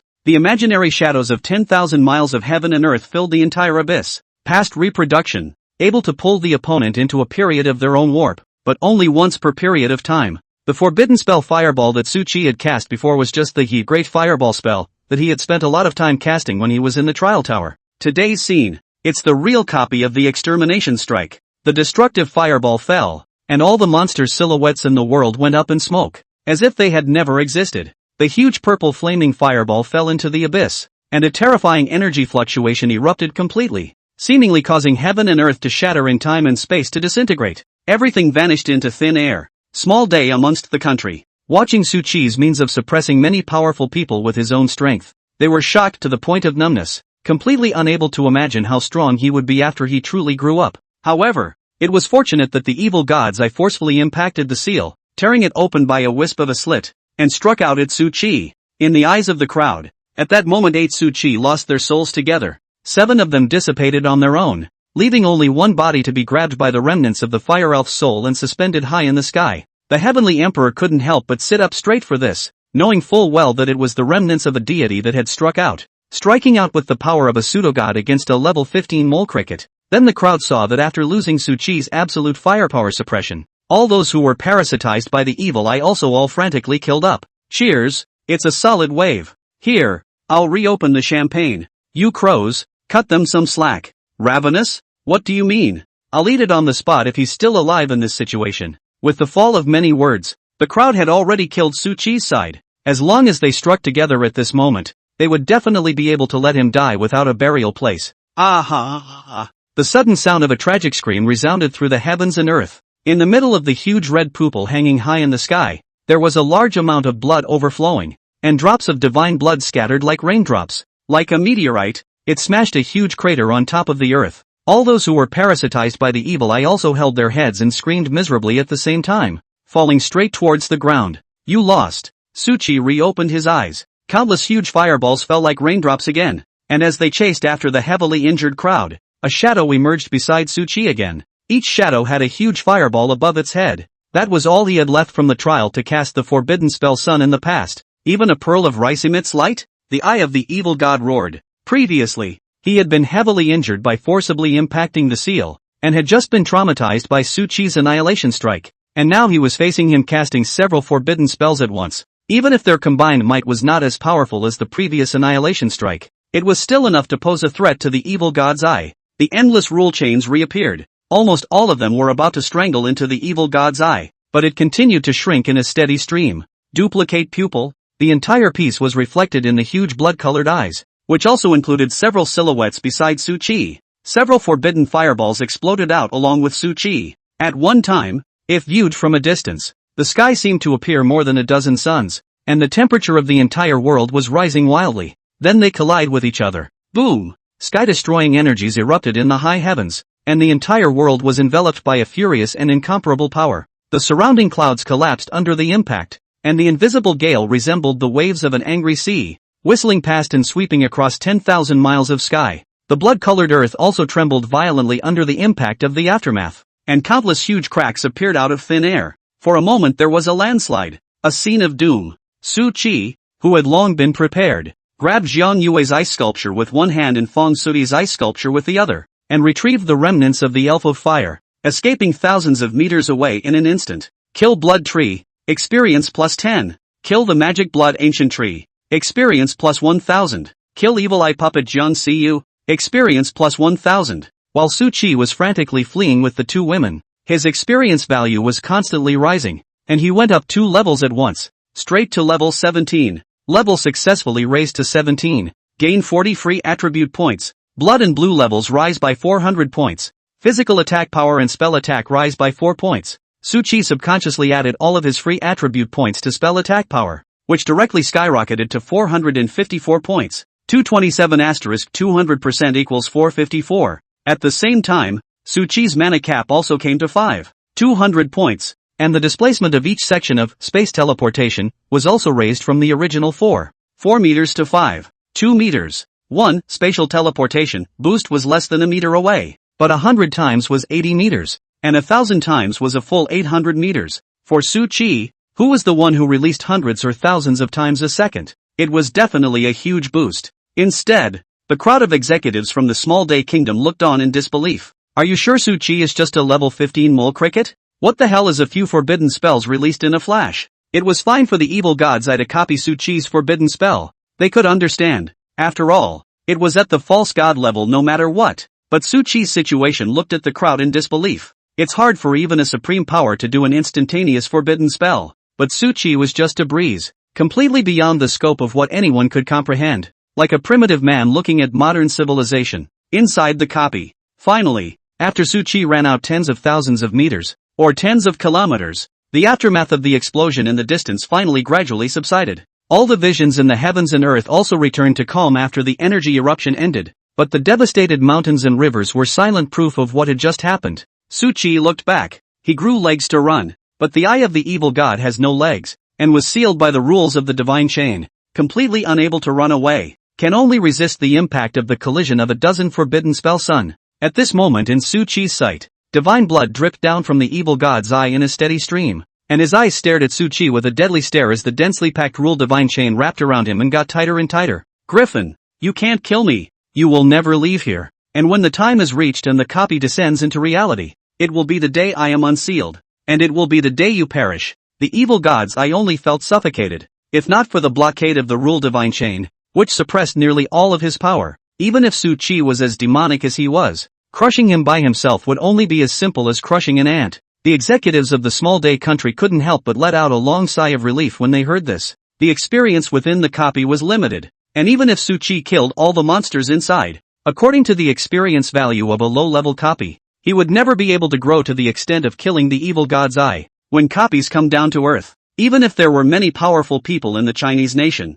the eye of the evil god would still be able to kill Su Qi at the first time, and he would never be able to survive. The situation at hand is just a dead end. Or maybe the mutated copy didn't even try to let anyone out alive. Su Qi returned a cold look. Do you really think I can't kill you? Chapter 50, A Sky Divided in Two. Do you really think I can't kill you? Su Qi's flat and indifferent voice came out, causing the evil god's eye to froth while also causing the crowd of executives of the Little Day Kingdom to freeze for a moment. A low-ranked mage of a dozen levels trying to kill a false god? Are you kidding me? Normally speaking, don't low-ranked mages. Even a legendary mage casting a forbidden spell would have trouble hurting even a hair of a pseudo-god. Su Qi was able to injure the evil god's eye twice. In addition to the world-destroying purple sun being too terrifying, it was more the injuries he sustained from breaking the seal. If it was only struck by the purple sun of extinction and the several forbidden spell suns, the evil god's eye would at most be slightly injured, and there would be no risk of death. As for the magician's other moves, not to mention injuring the evil god's eye, it would be considered impressive to cause him a little pain, trying to kill the eye of the evil god, unless Su Qi can keep releasing the purple sun of destruction. Otherwise, with the pseudo-god's own resilience, an ordinary forbidden spell didn't do much damage, and he immediately recovered again. Cheap jerseys from China, no damage, no booze, recover fast. Ha ha ha ha ha, griffins are so arrogant. What can you take to kill me with your meager strength? The damage you inflicted on me just now wasn't as great as the damage I inflicted by forcing through the seal. If I didn't really want to kill you, would you even presume to cause harm to me with just you? You can fight if you want to. When my seal is lifted, I will surely ask you to return it 1,000 times over. As the earth-shaking sneer spread out, the bloodshot eyes hanging high in the sky closed and turned into a crimson sun. It was like an evening sunset, coloring everything in heaven and earth with a layer of blood-red color. Had he not been located in the middle of the world, it might have been true that he would have been treated as an ordinary great day. At this moment, heaven and earth fell into a dead silence. The evil god's eye obviously did not want to continue to entangle with Su Qi. He now only wanted to continue to wait for the seal to lift, waiting for Susie's death. As for what he was going to do, the evil god's eye didn't want to care, worrying that he wouldn't be able to hold back and force his hand on Su Qi again. Therefore the eye of the evil god chose to ignore it. He can fight all he wants. Su Qi just laughed, and was happy with the evil god's eye's move to ignore himself. The power of Great Fireball spell, which increased with the amount of mana consumed, required a great deal of time and had no upper limit at all. The downside, though, is that it's too powerful. If the evil god's eye felt threatened, it would definitely force its hand to interrupt him. Sealing it that way would have traumatized the evil god's eye, but it wasn't a serious matter. So Su Qi didn't hesitate, directly casting Space God Cut. For every 10,000 mana consumed, you can space travel a distance of 1 meter and leave a spatial rift in your path, cutting through the material within the area you are in, up to a maximum of 10 meters, and can build up mana by storing it, a highly consumable divine skill. As long as one could afford the mana value, it would allow a teenage transcendent to have the power to tear out a rift in space, and tear everything apart with spatial rifts. There was no possibility for a low or middle-ranked transcendent to dodge it at all. At the same time though, it was also a low-cap skill, as it could only tear a 10-meter space rift at most. With a random mid-ranked transcendent, it's also more than 10 meters a second. However, everything was nothing but a floating cloud in front of the two golden phrases, Source of all laws, and Exterminator. Source of all laws, resolve mana drain. Exterminator, consumes mana to boost the range of the skill, reducing distances of up to 10 meters to nonsense. The main thing was still one thing. The Space God /S buildup was very different from the Great Fireball technique, S buildup. Great Fireball spell must always provide mana, and a normal magician will run out of blue and only be able to release it, and the power stored up is still very powerful. But Space God Cut not only didn't have the power of storing up power, and ordinary magicians were able to articulate storing up power by consuming like mana and recovering it. So for Su Qi, is not in the use of skills, all the time will be the mana value. Throw into the Space God Cut pool in the storage. In other words, in fact, after unlocking the Spatial God Cut and trying it once, Su Qi had been in the middle of storing up his strength. The buildup is now long overdue. Small Day Country. The executives watched what was happening in the middle of the projection through the few remaining people in the replica and couldn't help but laugh. He doesn't think that he can kill a false god by relying on storing up his power to explode the power of a forbidden spell, does he? When he sends out a forbidden spell to deal damage and builds up his strength for the next one, it's expected that the pseudo-gods are recovering well on their own resilience. It's a pity that we all lost this bet. I didn't realize that the person who killed the most of the Chinese country's heavenly pride was the copyboos. What's the pity in that? What should really be a pity is that Susie ran away and couldn't see the despair on his face and could only hear the words of his stiff upper lip. Ha ha ha ha ha. The heavenly pride of the Huaxia country really has a backbone, and continues to talk tough even at the end of his life. There is an old saying in the country of Huaxia, which is called a dead duck with a stiff upper lip, and that is what he said. The crowd's jeering sound came to an abrupt end, as they didn't know what had happened, and a spatial crack suddenly surfaced in the sky amongst the projections, a crack that ripped open the entire sky. In such a scene, it was as if Pangu had opened the sky and earth with a single drawing, and the entire world was split in two, with violent spatial turbulence raging and gushing out from among the cracks. Countless spatial fragments, like an indestructible flying dagger, wreaked havoc with the spatial turbulence between heaven and earth. The moment all the substances in the world came into contact with it, they all turned into pieces under the cutting of countless space fragments, and vanished in an instant. At this moment, not to mention the ordinary ministers of the Small Day Kingdom, even the three of them, the Heavenly Emperor, the State Master, and the Prime Minister, who were the most powerful, were all so dumbfounded by what they saw that they almost stared their eyes out. A crack in space was torn open. A random supreme power could do it. Hundreds and thousands of meters of spatial cracks could be torn open with a single wave of the hand, and they could even use it to open spatial passages to other places. But as the scene in the projection, how long is the space rift? Tens of thousands of meters? Hundreds of thousands of meters? Or thousands of kilometers? The crowd of supreme powerhouses were only projecting through the projections, and were completely unable to tell just how long the spatial rift was, but the three of them were only clear about it. can't do it myself. There was not even a supreme power in the world that could tear through the huge spatial rift that seemed to be able to swallow the entire world. It was estimated that only the legendary true gods could do it. But now, such a huge spatial rift had suddenly appeared in the projection, appearing inside the copy without warning. It was like a supreme immortal sword capable of destroying the gods, piercing through the blood sun in the sky, causing the blood of the gods to fall like raindrops, leaving countless craters in the ground. All signs of everything are on the surface. It's Su Qi casting out the Space Excalibur, a divine sword that pierces through false gods.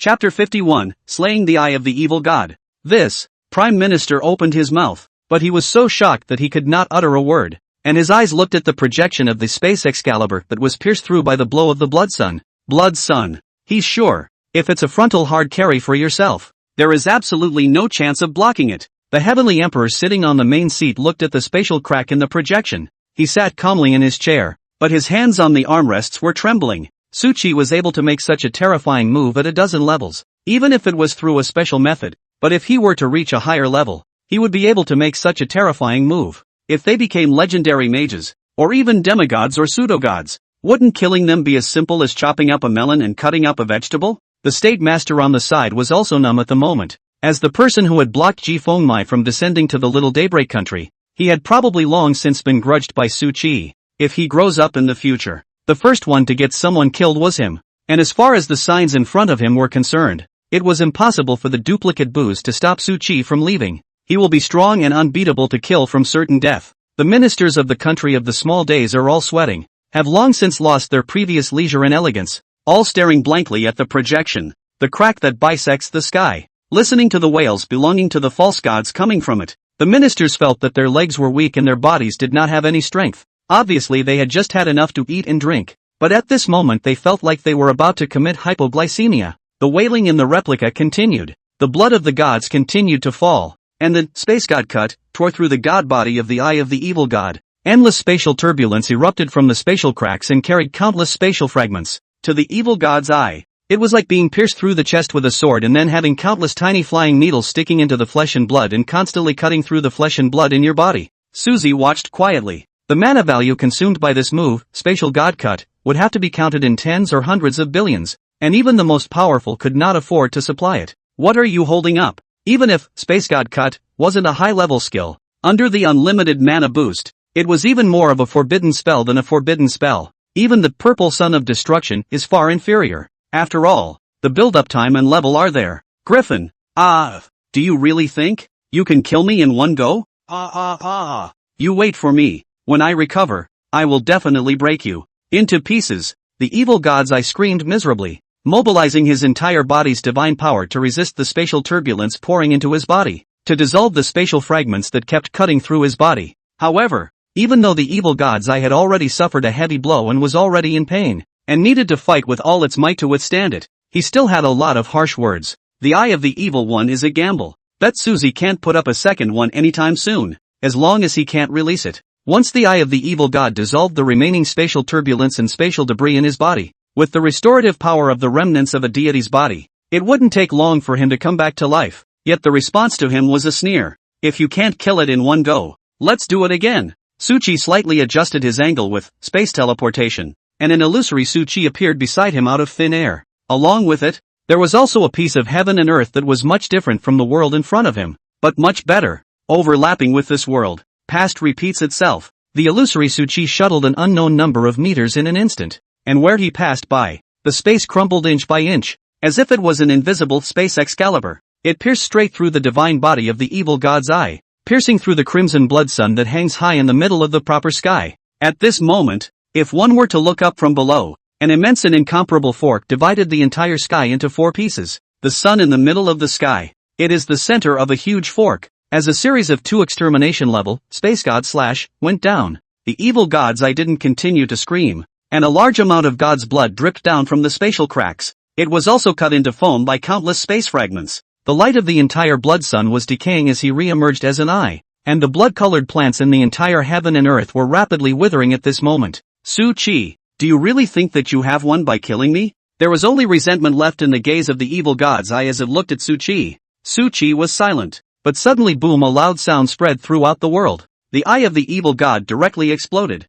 Divine blood spilled like rain. covering the entire copy. Each drop of divine blood contained a mighty power that was enough to crush a saint-level powerhouse. And nowadays, if Su Qi had a little contact, he could only end up with a shattered body. However, for Su Qi, who was in control of spatial teleportation, dodging the dense rain of blood was not a problem at all. At the same time, with the explosion of the eye of the evil god, the center point of the fork that divided the sky into 4 pieces, the space cracked apart inch by inch, because Su Qi's spatial god cut was too powerful. The spatial structure of the entire sky was now as fragile as if it was paper mache. A spatial vortex appeared out of nowhere, augmented by the fragile spatial structure, expanding in all directions, seemingly engulfing the entire copy. At the end of life, the eye of the evil god chose to self-destruct, even if the seal of the rule god chain around him resisted the vast majority of the might generated after the eye of the evil god exploded itself. But the self-destruction of a false god, its power is far beyond the world's imagination. The emperor, prime minister, and state master of the Little Daybreak Kingdom all froze for a moment, and they were in despair when they saw Su Qi unleash 2 spatial divine swords, one after the other earlier. But now seeing the evil god's eye's sudden self-detonation, the 3 strongest men of the small day country had the feeling of sitting up in shock from a dying disease. They admitted that Su Qi was indeed strong. Very strong. Ridiculously strong. But the body should always be in the teens for strength, right? Facing the self-explosion of a false god. Facing the self-explosion of a supreme power. Facing the sudden self-explosion of the remnants of a deity. In addition to the fact that the surrounding space had been completely torn apart by Su Qi, was not stable. What's he gonna block with? Kill the eye of the evil god. Experience plus 50,000. Level successfully raised to 20. Gain 140 free attribute points. Blood and blue levels rise by 400 points. Physical attack power. Spell attack up 14 points. Note, the level has reached the upper limit of low-ranked wizard. If you want to continue to improve, please complete the middle-ranked wizard promotion. Raising 3 levels up so many attribute points. It's entirely because of getting to the dividing line between low and middle order. Su Qi's mana value came directly to 8,000. However, he was not in the mood to spit it out at the moment. Killing the titular false god only added such a small amount of experience, and even less in the mood to care about the level reaching the upper limit. There was only one thought in his mind right now. Run fast. Su Qi grabbed Jiang Yuwei's ice sculpture with one hand and Fang Suti's ice sculpture with the other, desperately using space teleportation at the same time. Add all attribute points to spell attack power. 381 asterisk 200% equals 762. At the same time, Su Qi also opened the 3rd rank skill selection, as well as a level 20 gold word. Chapter 52, Golden Words. Lord of Time and Space. Please choose your 3rd level skill. Blizzard, spend 5,000 mana to create a blizzard that covers a radius of 1,000 meters, and all enemies in it will be continuously damaged by the ice and snow. Inflammation Explosion, consumes 3,000 mana, causing burning flames to erupt with great power, dealing fire damage to a wide range of enemies. Quicksand Abyss, consumes 3,000 mana to turn 100 meters of earth within a designated area into quicksand, engulfing enemies on top of it. Gangjin Sword Rain, consume 8,000 mana to make a 1,000 meter area rain. Each raindrop contains Gunjin energy, just like a sword falling. Withered Wood, consumes 2,000 mana to heal a person's wounds, removing pain. Healing effect depends on the level of the person being healed and the wounds he suffered. Su Qi didn't even look at it, and directly directed his gaze to the newly appeared golden words as he rose to level 20. Golden Words, Time Lord. Effect, consuming mana can control the time of an area. Within the time control area, the stronger the spirit and the higher the level of the item, the more mana needs to be consumed. Suzy froze. Master of Time? Control of time? That's a real realm of time. Even the supreme warriors of the entire Blue Star would find it difficult to reach, let alone reversing time. But Su Qi only needed to consume the amount of blue ward sent. Just what's the point of this thing? It couldn't have been possible to keep reversing the time of itself and Jiang Yuwei and Fang Suti and hard carry through the self-destruction of the evil god's eye. Could it? Su Qi took a look at the effects of healing injuries and removing pain in the withered wood, and he didn't hesitate to choose it directly. Remove pain plus time rewind is almost equal to invincible gold. The downside is that it's completely immobile during that time. After all, you've been traveling back in time in this area. The self is naturally fixed in that moment forever. As for time stasis, then all attacks would stay in the stasis area, and the amount of mana consumed to try to stasis this area would only get higher and higher. If the output of mana in one instant exceeded Su Qi's total blue limit of 8,000, he would also be completely unable to fix it. At this moment, the terrifying spatial vortex hung high in the sky, as if the sky had been poked through a hole, and everything in the world had lost its gravity. Mountains and rivers were disintegrating into countless pieces.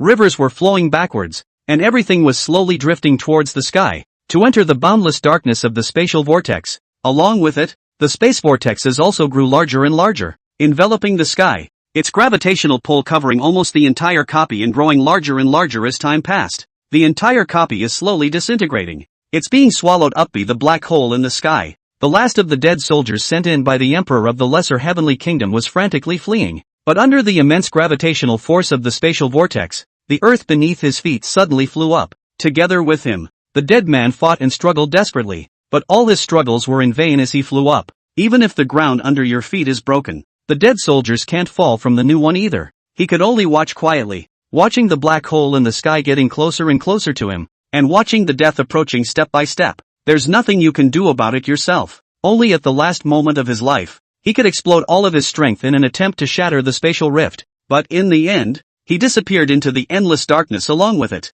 dissolve into the most basic particles and dissipate into the heavens and earth. Along with the dead man, the last projection in the Great Hall disappeared. The spatial vortex of extinction. Suchi should always die, right? That was a false god's self-explosion. The entire copy will be swallowed by the spatial vortex and cease to exist. Where can Suchi hide? I don't believe he can resist the spatial vortex hard enough to survive this time. I promise to eat. You're a crow's mouth. Don't talk too much. Believe it or not, I'll slap you to death. The ministers withdrew their gaze and murmured. The emperor, the prime minister, and the state councillor also breathed a long sigh of relief and put their hanging hearts at ease. Nowadays, Suchi was indeed very strong, possessing the means to kill a false god supreme powerhouse, but compared to them, he was still a bit inadequate. You can't hide from the eye of the evil god. After all, when they, the supreme powerhouses, met danger and triggered their danger perception, they could only say that they ran faster than a rabbit. The three of them didn't believe that Suchi was able to infinitely perform that space Excalibur.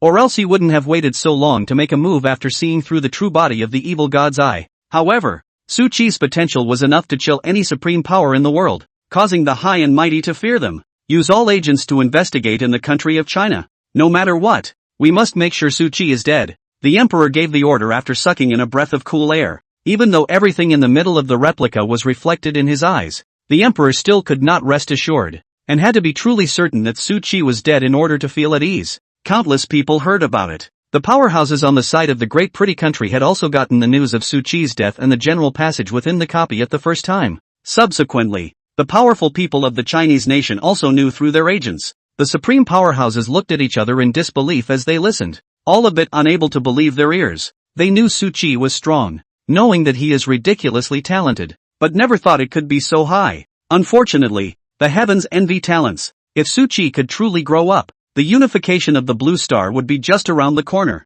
I don't think so. Suchi's talent was exposed too early. It's just a scourge. With him around, my Chinese nation is a public enemy of the world. I also agree with Li Xingyuan's point of view. According to the information I have received, the great pretty country has already prepared to break out a second supreme powerful one move after learning of Suchi's talent. Even if humanity will surely be annihilated as a result. Their internal viewpoint is simply that if the great pretty country may not exist in the future, there is no need for humanity to exist. Ji Fengmai silently exited the conference room. Suzi's dead? It was his own hand that drove him to his doom. Even though there was the secret guidance of the fate writer, Li Xingyuan, it was still Ji Fengmai who forced him into the middle of a copy of certain death. I will avenge you. Ji Fengmai made up her mind. Since today's pseudo-god cultivation could not lift the table, much less have the strength to overturn it, it would be a desperate attempt to go one step further. Ji Fengmai was ready to go and break into the abyssal copy. A copy of the abyss at the level of the supreme powerhouse. Go after that ray of miracle of becoming a god. Then cut down Li Xingyuan. And cut down anyone who dared to stop Ji Fengmai from avenging Suchi's death. All cut. Suzy died because of her. She doesn't avenge Suzy. Her name wouldn't be Ji Fengmai. Ji Fengmai pushed open the door of the Qingyang province, the office of the head of the Tianjia prefecture, and the three silhouettes were the first to be reflected in the middle of her eyes. Qingyang province's Tianjia mansion's head, his daughter Fang Qingyu, and the legitimate little lowly on the side, Dongfang Xiaoxiao, prefecture master. Has Su Qi returned? Fang Qingyu couldn't help but step forward, her beautiful eyes filled with worry as she asked. Dongfang Xiaoxiao also couldn't help but raise her eyes to look at Ji Fengmai, her eyes full of worry, as well as an expectation. Expect Suzy to come out alive now. Although Dongfang Xiaoxiao had barely come into contact with Su Qi, she admired his strength and felt that such a heavenly pride should not stop here. He should and deserves to go farther, all the while leading the HWA to greater heights. Ji Fengmai said with a sigh. He's already dead. Chapter 53, Generous Reward.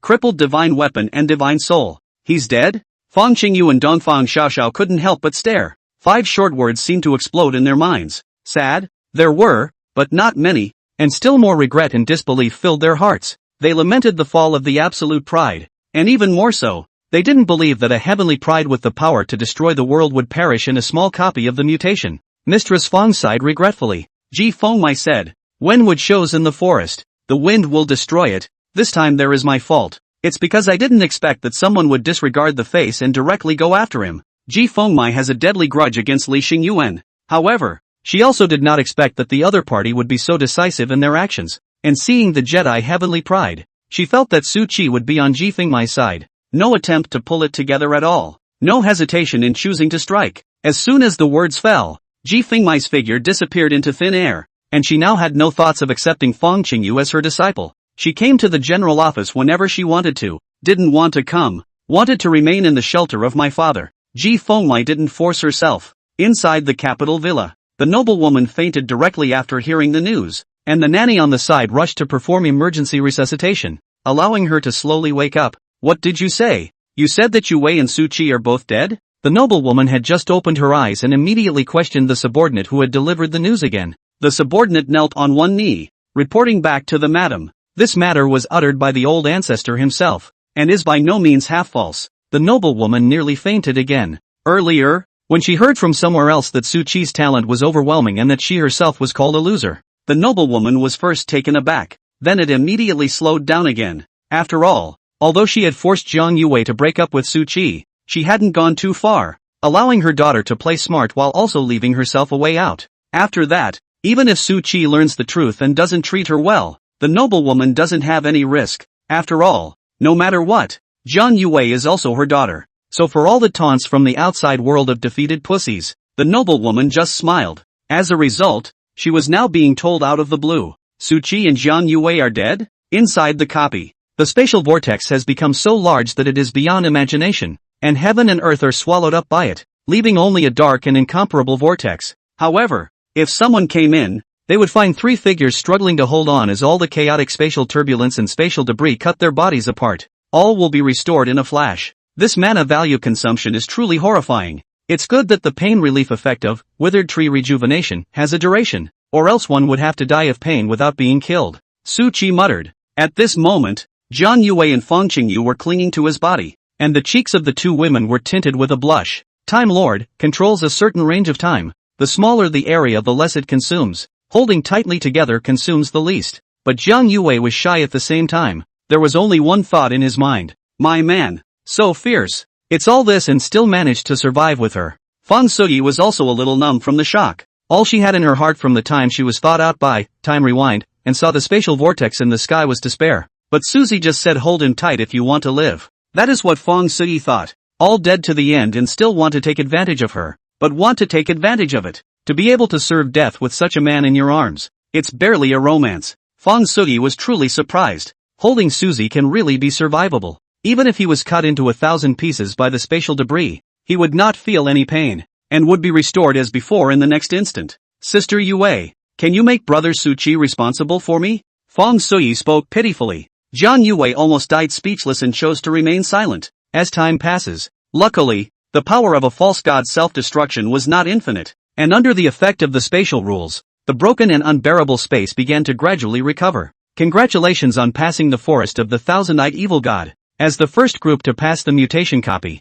the reward will be greatly increased, and survivors will each receive an evil god's eye, demigod. The spatial vortex completely leveled out, and everything in heaven and earth was crushed into powder, as if the 3 of them had arrived in space. No gravity, even less light. It's a good thing that time rewind ensures that the 3 survive. However, after hearing the rewards, whether it was Su Qi or Jiang Yuwei or Fang Suyi, they almost couldn't tense up. An evil god's eye had nearly killed them all. And even the thought of the evil eye parasite putting itself under control made Jiang Yuwei and Fang Suyi's scalps numb. As a result, each person is now issued an eye of the evil one. But the good thing was that the reward was just that, a reward. And this evil god's eye was just a mere remnant of a deity, born with a spirit of its own just like the previous one. The drawback, however, was that the grade wasn't as high as the previous one. It was only at the demigod level and hadn't reached the pseudo-god level. But even so, it was the equivalent of giving the three of them, each of them, a ticket to the most powerful one. Just refine the eye of the evil god after reaching level 100. Straight away, you can become a pseudo-god, a supreme being. Also, all three were able to borrow the power of the eye of the evil god. This wave is so comfortable to lie down. Feng Sui secretly sighed. The only thing that was a bit of a pity was that she didn't dare to steal a man from Jiang Yuwei. Instead, Suzy looked at an item in space. Amethyst staff. The spatial ring had been destroyed countless times just now. And even with the time retrace enchantment, the items inside were pretty much lost. This naturally includes the amethyst staff. However, Suchi never expected that it had not been destroyed. Without the slightest hesitation, Suzy unleashed Eye of Truth, the staff of the elf princess of fire. It had been accompanying the princess of the fire elves, and its grade was rising. And finally, when the princess of the fire elves became a god, it was transformed into a divine weapon. Spirit of the elf princess of fire, god. After experiencing an annihilating battle, the remaining tattered divine soul, even with the careful nourishment of the tattered divine artifact, is still like a candle in the wind. Suzy? He knew that the amethyst staff was of high grade, but not thinking that high. Qingyang Province's Tianza Mansion. Inside the office of the mansion master, Feng Qingyu's mind flashed through her acquaintance with Su Qi, and flashed through the scene where she had ventured into the abyssal copy because of Jiang Shaoxing's handsome bomb. Flash forward to the scene when Su Qi stated that a strong man should go forward and questioned her if she thought she had any chance of surpassing her father. Feng Qingyu let out a long sigh of regret. Su Qi, if you had listened to me and worshipped my father in the first place, where would there have been so much trouble? We may have a marriage in the future. As for her father wanting to betroth herself to Su Qi, Feng Qingyu was outwardly 10,000 times unwilling, but deep down it's not offensive. After all, Su Qi was not only a demonic talent and not bad-looking, his character was not as disgusting as Jiang Shaoxing's. Otherwise, Feng Qingyu wouldn't give her father face and would only turn around and walk away. And it was precisely this point that the Feng Mansion master had long since seen. However, just as Feng Qingyu's words fell, Su Qi suddenly appeared in front of her eyes with Jiang Yuwei and Feng Sui. That was exactly the location where Ji Fengmai had forcefully sent Su Qi into the copy. Chapter 54, Suzy, I'm still too weak. Su Qi brought Jiang Yuwei and Feng Sui and appeared out of thin air in the office of the head of the prefecture. And Feng Qingyu froze in place as she looked at the three people who were right next to each other, like a fine statue motionless. Feng Qingyu? This is fraudulent? After Feng Qingyu froze for a split second, she immediately came back to her senses, a flash of dismay flashing through her beautiful eyes. Su Qi, you're still alive? Jiang Yuwei and Feng Sui's pretty faces, which were already full of redness, became a little redder at this moment, and they hurriedly loosened their hands to get down from Su Qi. Su Qi glanced at Feng Qingyu, and some playfulness flowed out of his tone. What's wrong? Me living makes you unhappy. Feng Qingyu was slightly stunned, wanting to dislike Su Qi back, but for a moment, she did not know how to speak. Say yes. Feng Qingyu couldn't possibly say. Answer no. It felt like I was crushing on him again.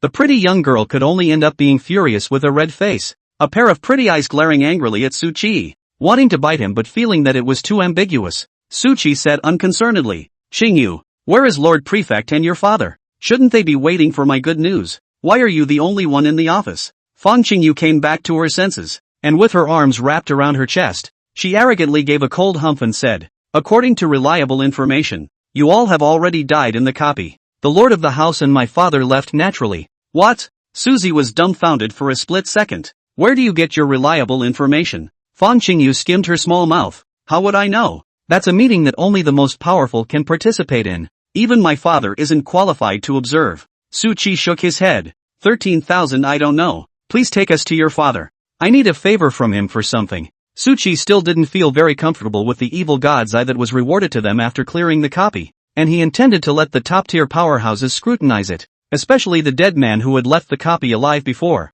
the Jiang Yuwei teammate who had come to tip off Ji Fengmai. Mu Yunsu, it is highly likely that there is a big problem with the body, or even a backhanded way for the eye of the evil one to escape his copy. It's just that he probably never dreamed that he would be killed in the copy, leaving the backhand out of the copy without a chance to work. Of course there is also the possibility that it may have worked by now. Even the evil god's eye didn't really die. He had already left the copy through Mu Yunsu and descended into reality. That's why it's necessary to check properly to see if there's any possibility of being controlled by the evil god's eye. and definitely not to have another evil eye parasitism situation. Fang Qingyu felt that she was being disliked, but she wasn't in the mood to get into it with Su Qi. Instead she admonished, Su Qi, the three of you will stay here. You absolutely cannot leave, let alone let anyone know that you are still alive. Understand? Su Qi laughed. Now that you know, am I going to kill and kill? Fang Qingyu kissed and bit her lips. Su Qi, be serious. I'm not in the mood to joke with you right now. This matter concerns the survival of the Chinese nation.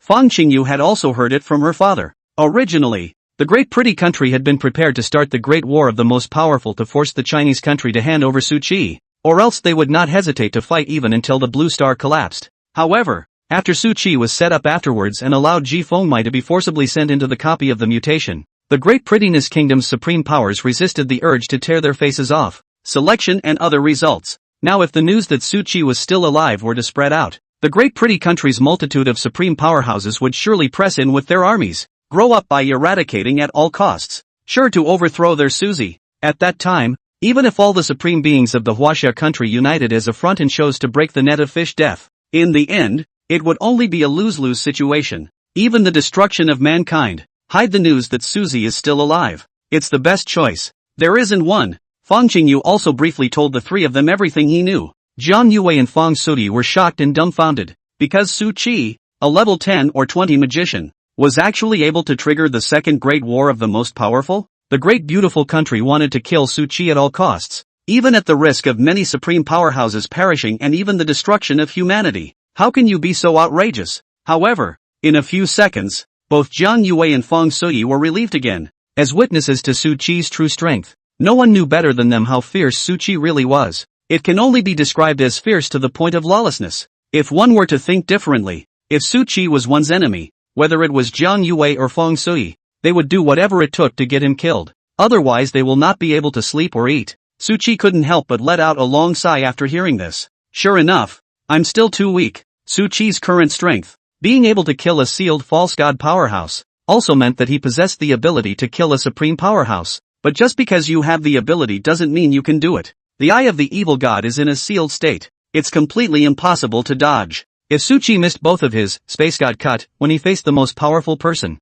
he was just a rascal who knew the invincible golden body. As for being too weak, on the other hand, it is a fact that Suzy recognizes himself. If he's strong enough, what's the need to see what the great and beautiful kingdom thinks? Go up there and teach them how to behave by slapping them twice. But now the strength is not enough, can only pin the tail between the legs. The three women, Jiang Yuwei, Fang Sudi, and Fang Qingyu, couldn't help but slightly twitch the corners of their mouths as they looked at Su Qi, who was in the midst of sighing at the side, and were completely at a loss as to what to say. You're too weak? Do you want to hear yourself talk like a human being? A mutation copy that 5 people could pass through. One person soloing, killing level 50 or 60 powerhouses like chopping melons and cutting vegetables. In the end, he even killed the evil god's eye, which was at the level of the strongest, and even under the false god's self-destruction. Not only did he leave himself intact, but he also brought the two of them out safely. If Su Qi was weak, wouldn't they all be wastes amongst wastes if they were the supreme heavenly pride of the hidden profession?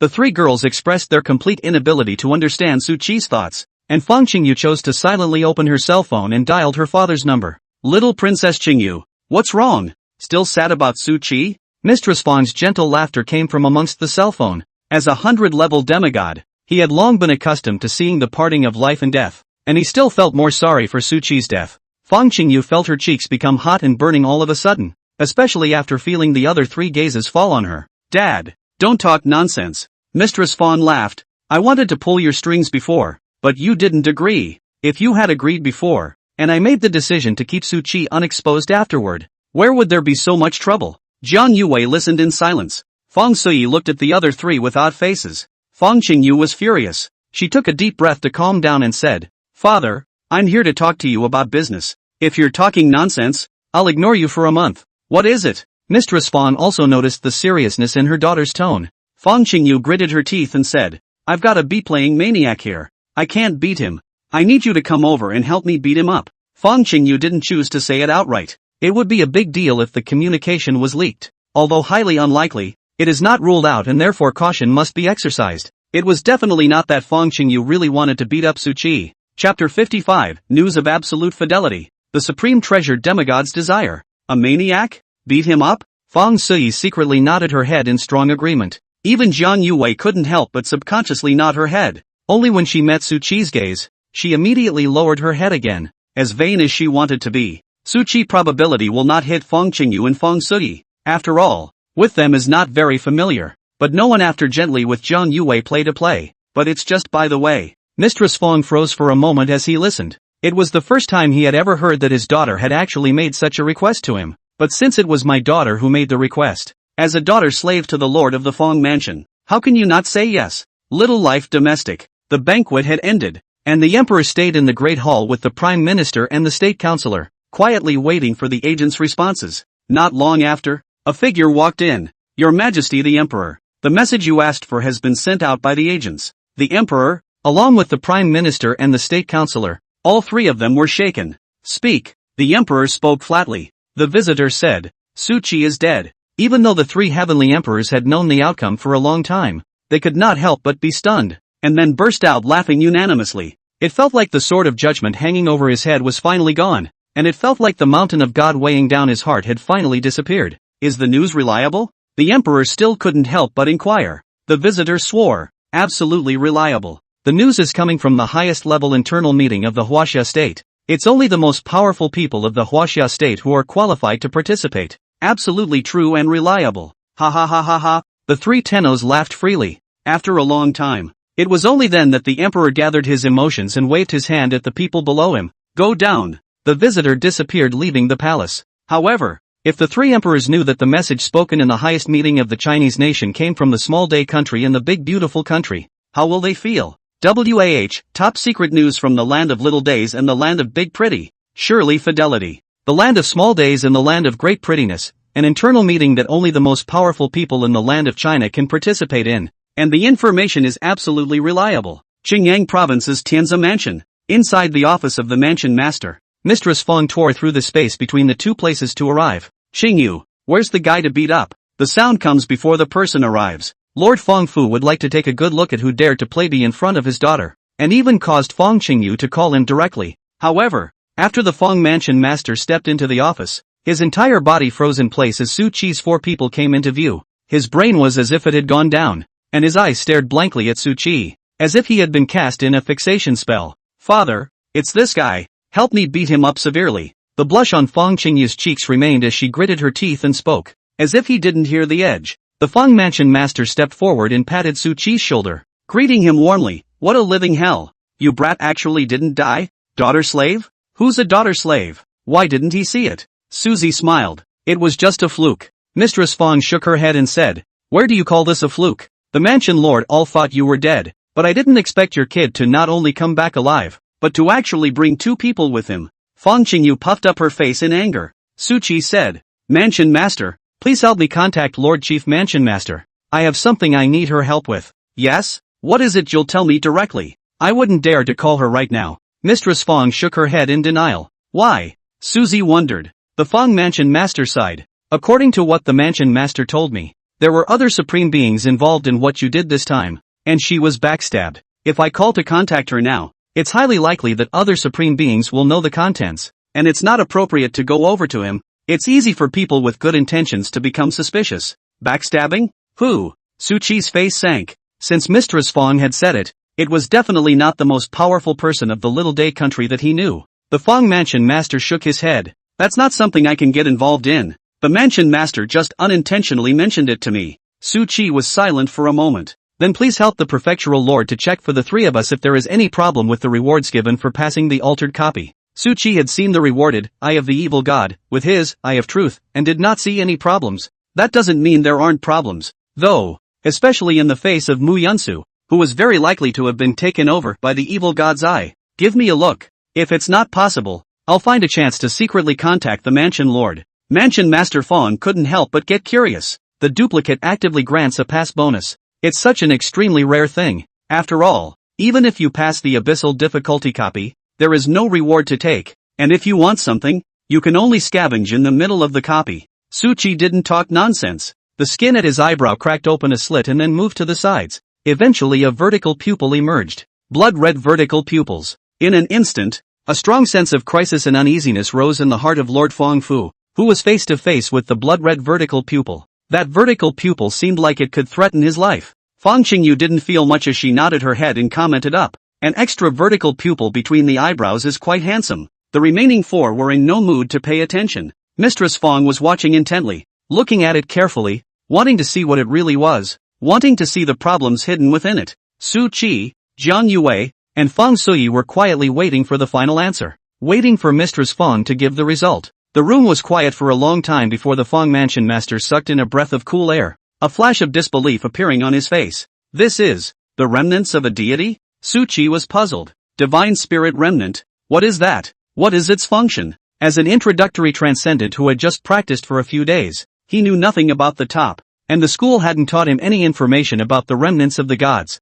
Jiang Yuwei and Fang Suyi and Fang Qingyu had never heard of it, and all stared curiously at the Fang Mansion master. Mistress Fang took a deep breath to calm down and said, "The remnants of a deity's body. 100-level demigods can only dream of the most precious treasure, because as long as one refines the remnants of a deity's body, one's own life level will undergo a metamorphosis, and one will leap to become a supreme power." Ha! Jiang Yuwei, Fang Suyi, and Fang Qingyu couldn't help but open their small mouths. It can make 100-level demigods leap to become the most powerful? Knowing that a level 100 demigod could not gain experience, the vast majority of the world's talented hidden professions were stuck here, trying to go further without being able to, but now Su Qi had directly obtained it. A supreme treasure that a 100-level demigod could only dream of. A priceless treasure that was enough to cause any demigod to become greedy for killing people. At this moment, even the Fang Mansion master was no exception. As he looked at the blood-colored vertical pupil between Su Qi's eyebrows, a flash of greed could not help but flash under his eyes.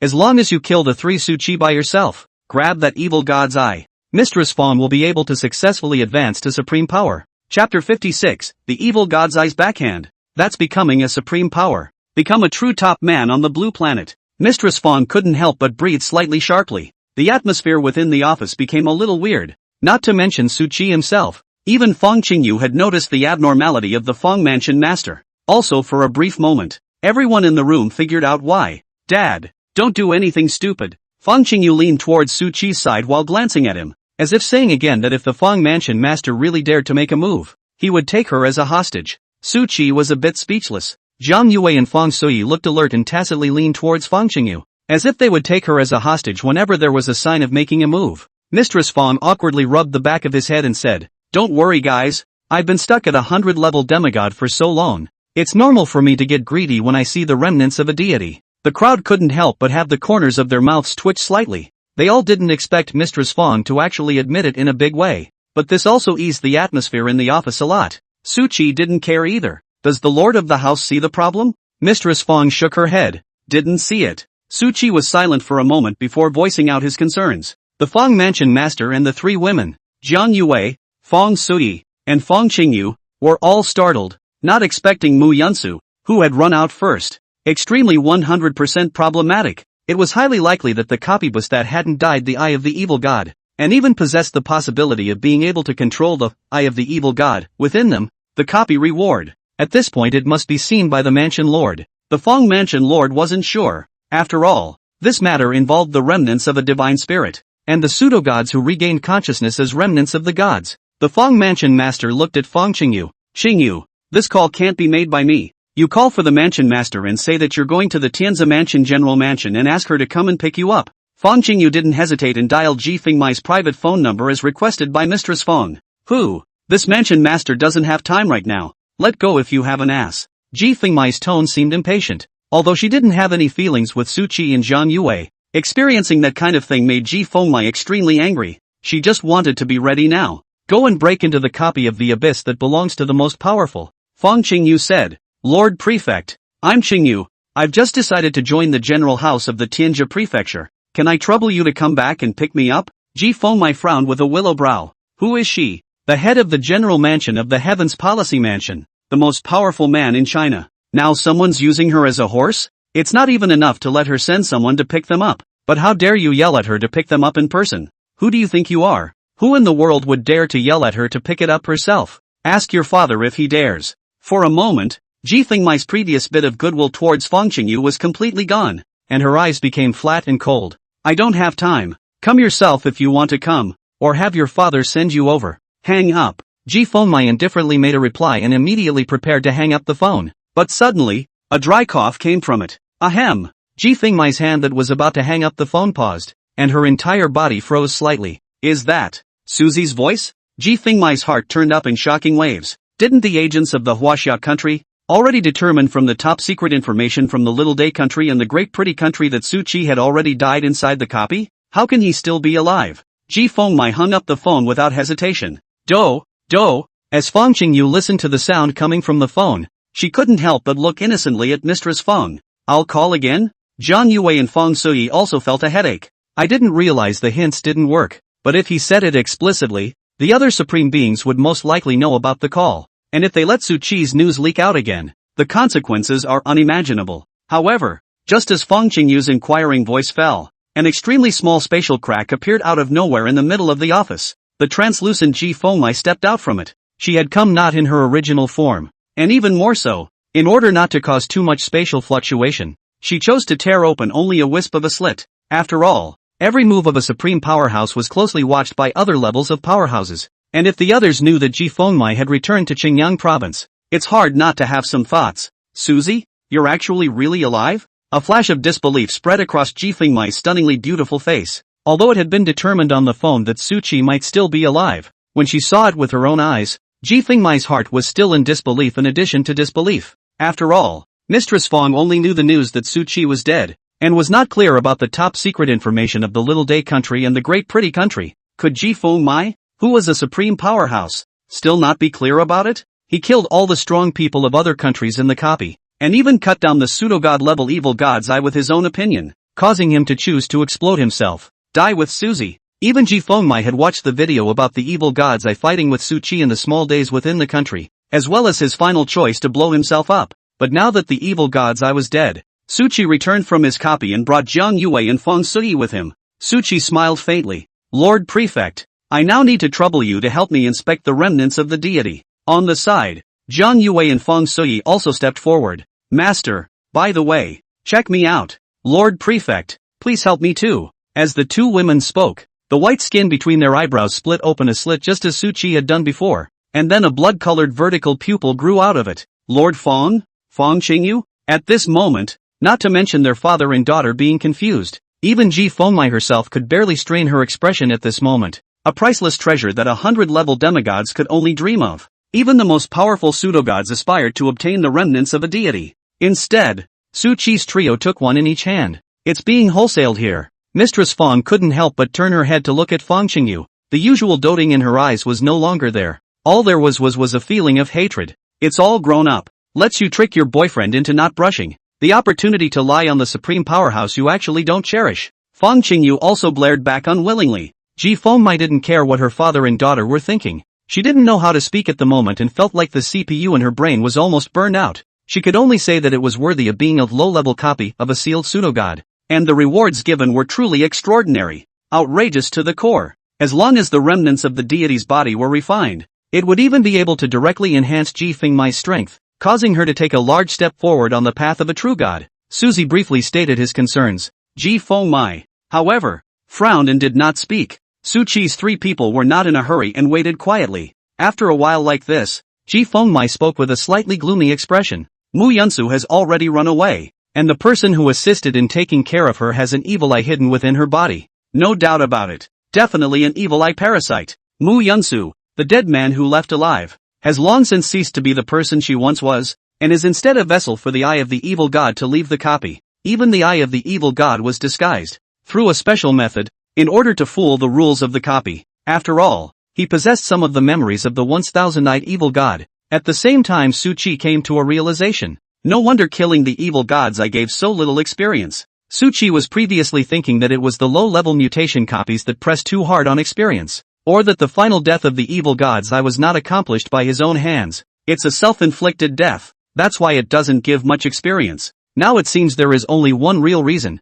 The eye of the evil god is not completely dead. He had gotten a backhand at the beginning of the copy mutation, and even the evil god's eye could be killed so easily, completely helpless against the seal. There is his separation of power for the sake of the backhand. Chapter 57, Potential Hidden Danger. Broken Divine Weapon Golden Scale Sword. After determining his guess, Su Qi's eyes narrowed slightly. revealing some dangerous divine light. All he could say was that it was truly worthy of a pseudo-god. 100-footed insect dies but never falls down. The evil god's eye inside the replica was dead, but it turned out to be a special method to directly get rid of the seal and descend into reality. Jiang Yuwei and Feng Suti's faces were grave to the extreme. They had witnessed the terror of the evil god's eye with their own eyes. Noiselessly, all the people in the copy except Su Qi were controlled, and no one noticed any abnormality. They were doing what they wanted to do. If the eye of the evil god is given enough time to develop, he may have the power to overthrow mankind, become a bigger threat than the Death Mountain range. Su Qi took a deep breath and said, "What Lord Prefect means is that the evil god's eye that the copy rewards the three of us with is highly likely to be controlled by Mu Yunsu?" Ji Fengmai shook her head. "I'm not too sure, but they are from the same source after all. They are both the remnants of a deity. It's not impossible for a powerful remnant of a body that has given birth to a spirit to manipulate and drive a weak remnant of a body that hasn't given birth to a spirit. But everything is just my personal speculation. No one has met you guys in reality. The remnants of a deity, even if there were lucky people who met them, they all belong to different deities, which were like Su Qi's trio. In one encounter, there were 4 identical remnants of bodies, and one of them had even opened up his spirit and reached the level of a false god." Su Qi was silent as he looked at Feng Qingyu's father. "Mistress Feng, if this is sold to you, what price can you offer, Lord Feng?" At this moment, not only was he dumbfounded and his brain didn't turn around, even Ji Fengmai, who was on the side, froze. A priceless treasure that could help one advance to the highest level of power. But it was just sold because there was a bit of a possibility of hidden dangers? Why don't you get off your ass? Mistress Feng was silent for a moment. "Can I sell my baby girl to you?" Feng Qingyu was dumbfounded, and then turned red-faced and furious enough to stomp on the Feng master's feet. "If you keep talking nonsense, I'll really ignore you." Mistress Feng laughed and said, "I'm just kidding. It's actually because I really don't have an item that's equal to it. Taking something else seems like I'm not sincere enough." Divine remnants, truly priceless treasures that could directly create a supreme being. How could Mistress Feng, a demigod, have an item equal to that? If emptying the house can buy it, Lord Feng Fu bought it a long time ago. The gap between a 100-level demigod and a supreme powerhouse was not a small one level, but rather there was a qualitative change. It was like the vice commander of the demon removal guards, the same level 100 demigod hidden profession as the Feng Mansion master. But Jiang Yuwei couldn't even walk a single move in front of her. Even though the puppeteer was not good at head-on combat, it was enough to truly illustrate the gap between a 100-level demigod and a supreme power. Feng Qingyu let out a light humph. Su Qi said, "There is no need for Mistress Feng to take it out now. Just pay it back slowly when you become a supreme power in the future." Mistress Feng was silent. He knew he would owe Suzy a huge favor, but the opportunity to achieve supremacy was right in front of them. Could any 100-level demigod refuse? Suzy smiled. It was clear to him that the answer was doomed. It was clear to everyone in the room that the answer was doomed. Su Qi also believed that Mistress Feng was by no means a backstabber, from the fact that he dared to face up to his greed and suppress it. You can tell by notifying Ji Fengmai without hesitation. After a while like this, Mansion Master Feng took a deep breath and said, "Little brother Su Qi, if there is a need in the future, I, Feng, will die by all means." Su Qi just returned a smile and directly raised his hand between his eyebrows. The blood-colored eyes were immediately subjected to a wave of rejection and were forcefully grabbed out. In an instant, Su Qi cast the skill, Withered Wood Rejuvenation, thousands of times, and the wound between his eyebrows passed away in an instant. "Here." Mistress Feng accepted it with both hands cautiously.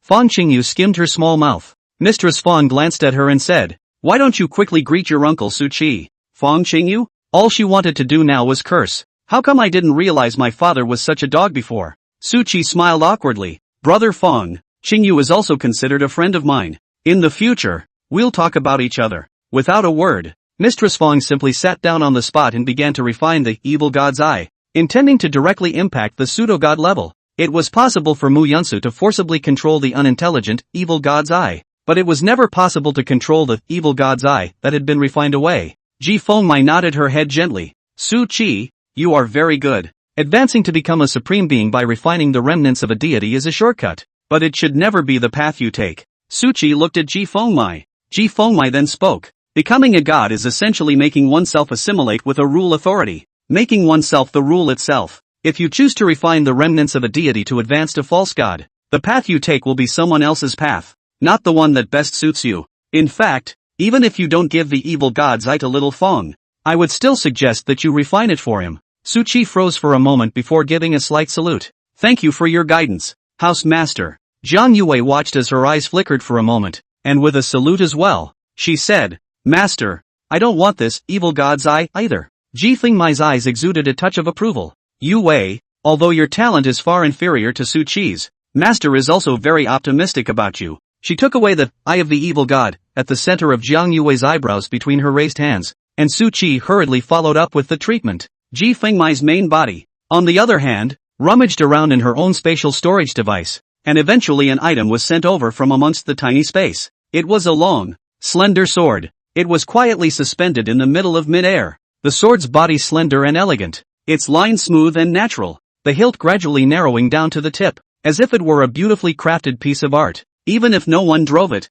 it still exuded a haunting aura that made people completely afraid to approach it. Yuwei, this sword is called Golden Scale. It is a crippled divine artifact that my master unintentionally obtained. Your own battle power will increase dramatically after you have it, so I will gift it to you today, as a dragon master. Although Jiang Yuwei's body could also dragonize with the power of a part of a real dragon, the vast majority of the battle power was in the real dragon itself. If you have the dragon scale sword, self-warfare will be increased dramatically. Previously, after being approached by Su Qi bypassing the five-clawed golden dragon, he would not have been defeated so miserably. Suzy used Eye of Truth, dragon scale sword, remnant, forged with the whole of the true dragon. It contains the power to destroy the sky and the earth, but the tragic death of the dragon's soul sealed in it is extremely terrifying, and if unsealed it will definitely kill the Lord. Killing God, indestructible. Sword attack can ignore all defenses below true God. Dragon's soul, releases the soul of the dragon sealed therein, which is currently at the level of a pseudo-god due to the sword's broken body, and a true god at its peak. Su Qi poured out a breath of cool air. Compared to the staff he had been given, the golden scale sword was much more complete. For the supreme power to be able to take out broken artifacts, Su Qi had nothing to be surprised about. But what shocked him the most was how there were so many broken artifacts and remnants of gods inside the copy. Thank you, Master. Jiang Yuwei also picked it up. Su Qi at this moment, however, opened his mouth and asked, Prefect, just now, I heard Brother Fong say that there are other supreme beings who have counted on me and you, and I want to know, who the hell is this person? Su Qi's expression was cold and indifferent, and he had already put the supreme powerful one, whom he had never met, on his must-kill list. Chapter 58, Su Qi, Li Xingyuan? You don't kill it and keep it for the new year? Who the hell is this guy? As Su Qi's inquiry filled with murderous intent came out of his mouth, all of the people, except for the Fong Mansion master who had already entered a state of cultivation, all of them landed their gazes on him. Is this going to go straight to the trouble of the most powerful? Fong Suyi couldn't help but suck in a breath of cool air. Su Qi's strength, which she had seen with her own eyes, could only be described as terrifying to the extreme, even though the one who had killed was only a sealed false god. Yet, it already had the possibility of killing the most powerful. Fong Qingyu, on the other hand, looked grave as she advised. Su Qi, don't be in a hurry. The matter of retaliating against the supreme powerful one still needs to be considered in the long run. Jiang Yuwei quietly looked at Su Qi. She unconditionally supports her man, and she also believes that Su Qi will have a great grasp of what he is doing before he does it. Jiang Yuwei also hated the supreme powerhouse who was counting on Su Qi and Ji Fengmai with a gnashing of teeth, as the setup was obviously designed using her as bait. To put it bluntly, Jiang Yuwei almost died in the copy because of this, never to see Su Qi again. If it weren't for the fact that her man was just too fierce for his own good, they all have to die together without burial. Ji Fengmai pondered for a moment and told everything she knew. Su Qi muttered, Li Xingyuan, the fate writer, intentionally leaked the news of Yuwei and colluded with the emperor of the Little Day Kingdom, and then used the fate writer's ability to get the house master to leave the capital, giving the supreme power of the Little Day Kingdom the chance to break through the replica boundary wall and forcefully send someone in. Su Qi and Jiang Yuwei could not help but drop their gazes onto Fong Suyi. That unseen supreme being Li Xingyuan was a destiny writer, and the Fong Suyi in front of him was also a destiny writer. Fong Qingyu didn't know, but she subconsciously followed and moved her gaze, eventually landing on Fong Suyi with some doubt. The pretty young girl's body trembled slightly, and even her slender legs were so soft that she was a little unsteady. Don't look at me like that. I don't have anything to do with him, like he's just an awakened hidden profession. Suzy smiled. Relax. Just making sure. Ji Fengmai also spoke. I've sent someone to check on Suyi's identity and there's no problem. Otherwise I wouldn't have been able to let her enter the copy with Yuwei. Fong Suyi couldn't help but let out a long sigh of relief. Su Qi nodded his head gently. Prefect, as far as I know, fate writers are only suitable for playing assistants and do not have too much offensive power of their own. Ji Fengmai gave an affirmative nod. Su Qi once again inquired. Housemaster should know the exact location of Li Xingyuan, right? Ji Fengmai subconsciously clustered her eyebrows and said, "What do you want?" "Slaughter him." Su Qi replied without hesitation. "You almost killed Jiang Yuwei. Why don't you kill her for New Year's Eve?" Fang Qingyu and Fang Sudi were slightly stunned, not expecting Su Qi to answer so succinctly. Kill him? 3 short words. The two women could only experience infinite dominance. Killing a supreme powerhouse was as easy as slaughtering a chicken or duck. When these words came out, not to mention Fang Qingyu who had not witnessed Su Qi's strength with her own eyes, even Fang Sudi who had truly experienced it, found it unbelievable. Strike down the most powerful. Fang Sudi knew Su Qi had the strength to do it. Even though the evil god's eye was sealed, it was still true that it had been killed in the middle of the copy. But the reality differs from the replica by a full 2 points. For 1. Li Xingyuan hadn't had his hands and feet sealed by the rule god chain. Secondly, in reality, there was more than one supreme power in the Chinese nation. If a supreme warrior battle erupted, other supreme warriors would definitely arrive in a matter of moments, and there was no possibility of killing Li Xingyuan. If his strength was above Li Xingyuan, and he could kill him if he possessed the ability to kill him, Ji Fengmai had already hacked Li Xingyuan to death. Su Qi, are you really planning to fool around? The news that you are still alive cannot be exposed. Fang Qingyu said with eyes full of worry. If Su Qi was still alive, the great pretty country would directly start a war between the most powerful people. Not just words. Ji Fengmai couldn't help but raise an eyebrow and said, "A great man can bend and bend. I've seen the video of you killing the evil god's eye within the altered copy. I also admit that right now, yours is very strong. And if you were to be taken by surprise, with the 2 moves of the space god sword, it would be enough to kill Li Xingyuan. But if the news of you being alive is exposed, the only thing you can wait for is a killing curse.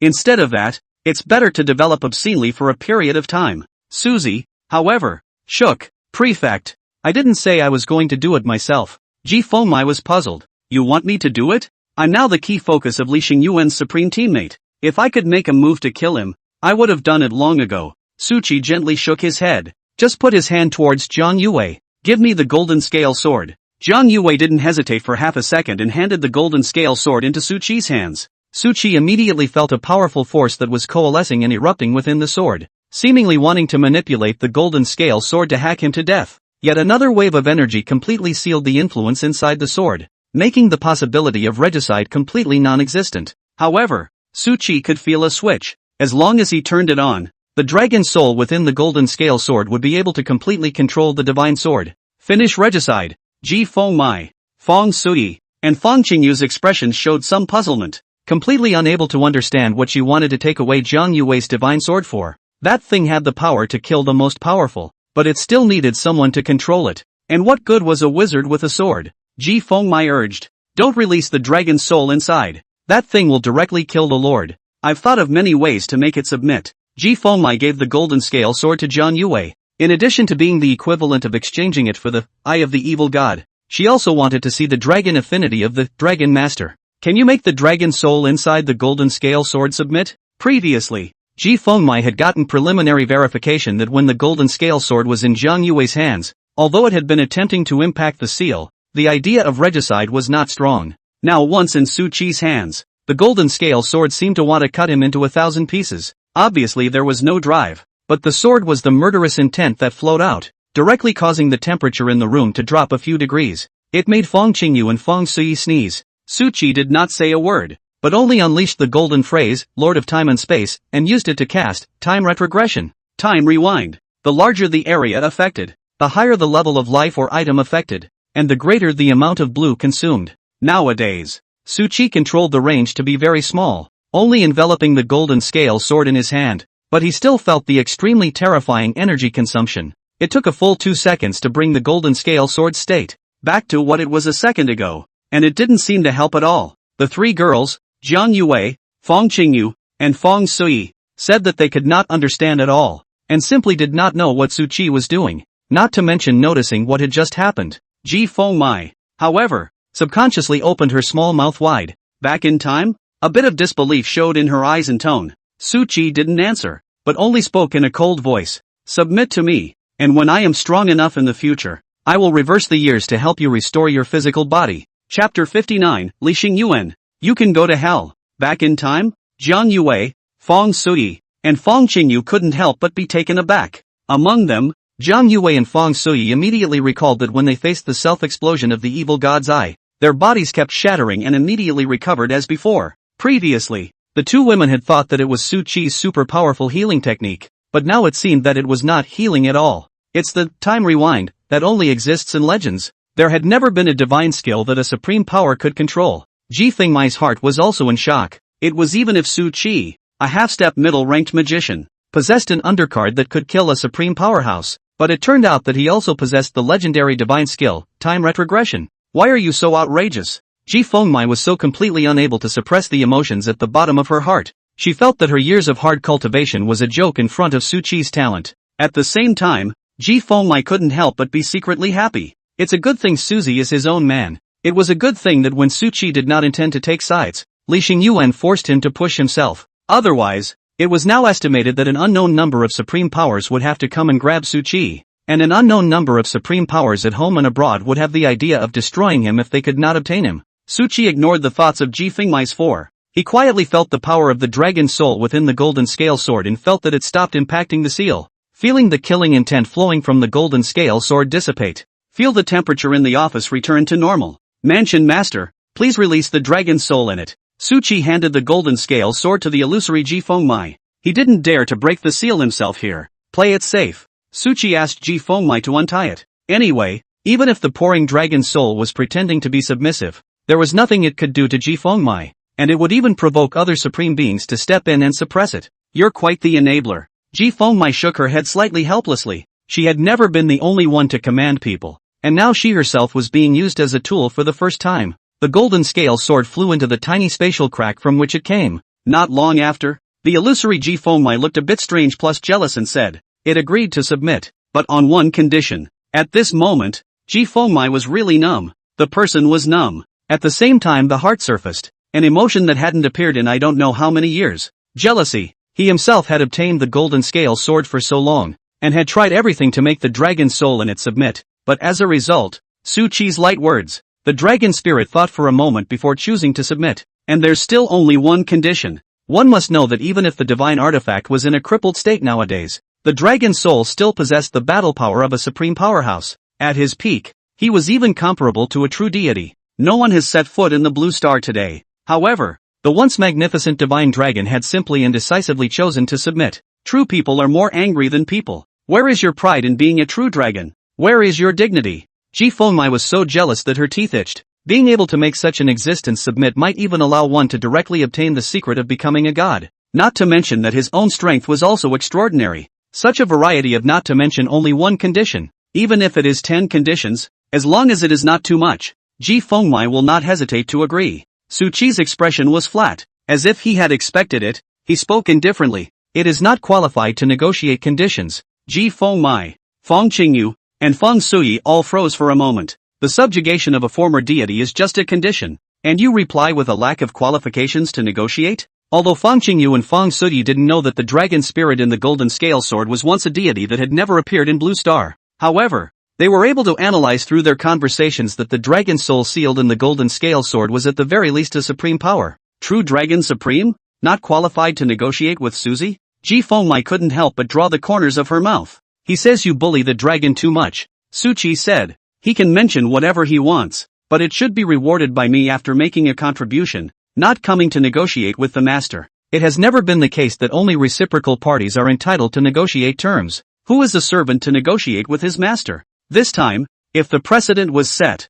after that, if Su Qi wanted the dragon soul to do something, 100% would come back to talk about the conditions. Ji Fengmai was silent for a while, as if she was waiting for the dragon soul next to her true body to make a reply. The office discouragement also fell into silence. After such a long time, Ji Fengmai said, he wants to help him avenge his hatred after you grow up in the future. Su Qi nodded. Got it. I won't treat those who sincerely follow me poorly. He neither agreed nor refused, and it was as if he had both agreed and vetoed. Ji Fengmai stroked her forehead with her hand before shifting her gaze to the side, where the illusory white dragon on the golden scale sword was only half a meter long. Golden scale sword. White dragon soul. In fact, the golden scale sword was not the scales of the white dragon, but rather the scales of the Kirin, with the purpose of sealing the dragon's soul contained within. As for why it wasn't obliterated, it could only be said that a golden scale sword without a dragon soul wasn't considered a true divine weapon. At this moment, the seal of the golden scale sword broke open, and the golden scales on the sword disappeared as much as possible, transforming the whole body into crystal clear white jade. It's more appropriate to call it that now. White Dragon Sword. Ji Fengmai conveyed Su Qi's words. The white dragon gritted his teeth, but he could only nod his head in agreement. He wants me to kill that Li Xingyuan thing? Give a location. An ethereal and clear female voice came out from the white dragon's mouth. Ji Fengmai smiled and said, Sister White Dragon, there's no need to rush this beforehand. Can you tell me a little bit about how exactly one can become a god? White Dragon glanced at her. You're not qualified to talk to me. Now just give me Li Xingyuan's location and I'll naturally tell you the way after I'm happy. Ji Fengmai? Why does this scene feel so familiar? It made her want to split the difference with the dragon soul in front of her. But after eventually struggling for a bit, Ji Fengmai suppressed the anger in her heart and gave Bai Long a cell phone, as well as a locator. This is a picture of Li Xingyuan. He is probably at this location. If I don't find it, there is nothing I can do but let you take your time to find it. The white dragon took the cell phone and tore through space. In an instant, he disappeared beside Ji Fengmai. Killing a false god with little frontal combat ability was nothing but a breeze for White Dragon, who was once a deity. The hard part now is finding him, and without alerting the other supreme beings. Although the White Dragon did not place those pseudo-gods in his eyes, with his current strength, he could only manage to defend himself in the face of the many pseudo-gods. Ji Fengmai looked at the location where the White Dragon's sword had disappeared and waved her hand to erase all traces, making it impossible for any supreme being to detect the traces and fluctuations of the space that had been torn apart. She couldn't help but have a flash of sigh in her eyes. She was so pissed off that she wanted to kill Li Xingyuan but didn't dare. And now she needed Susie's people to do it for her. It is really a prophecy. Ji Fengmai was clear that Su Qi would definitely be able to kill Li Xingyuan when he grew up, which was why he had left behind a sentence like that when he left. But she never expected it. This day will come so soon. Li Xingyuan, you can go to hell. Ji Fengmai murmured, feeling that the breath she was holding in the bottom of her heart dissipated for the most part,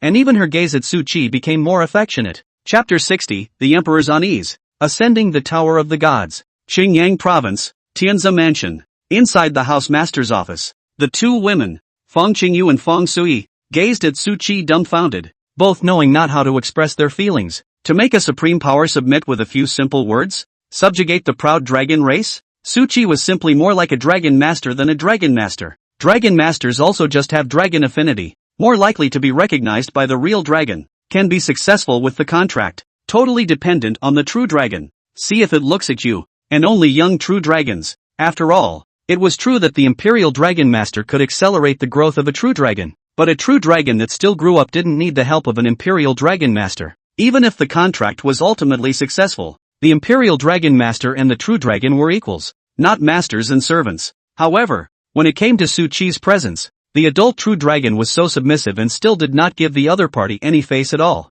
Jiang Yuwei's man is also too fierce. She's got too much luck. 2. Feng Qingyu and Feng Sui secretly sighed in the bottom of their hearts, and they couldn't help but feel some envy and jealousy in their gazes towards Jiang Yuwei. Ji Fengmai said, Su Qi, he's already on his way to kill Li Xingyuan as you instructed. What are you going to do after that? The remaining three women dropped their gazes onto Su Qi. A cold light flashed in Su Qi's dark eyes as he said, First, break the level cap of 20 and become a middle-ranked magician. Then wait for the strength to be enough. I'll walk up to the land of small days myself. In this copy of the mutation, apart from Li Xingyuan, the Little Day Nation had contributed the most, so how could Su Qi let them off the hook? As Su Qi's words fell, far away within the small country, the short emperor who was sure that Su Qi was dead and was celebrating with the prime minister and the state master, could not help but feel a chill floating up his back. Achoo! The heavenly emperor sneezed and couldn't help but shrink his neck and said, What's going on? With my cultivation, I have long since reached the level where cold and heat do not invade me.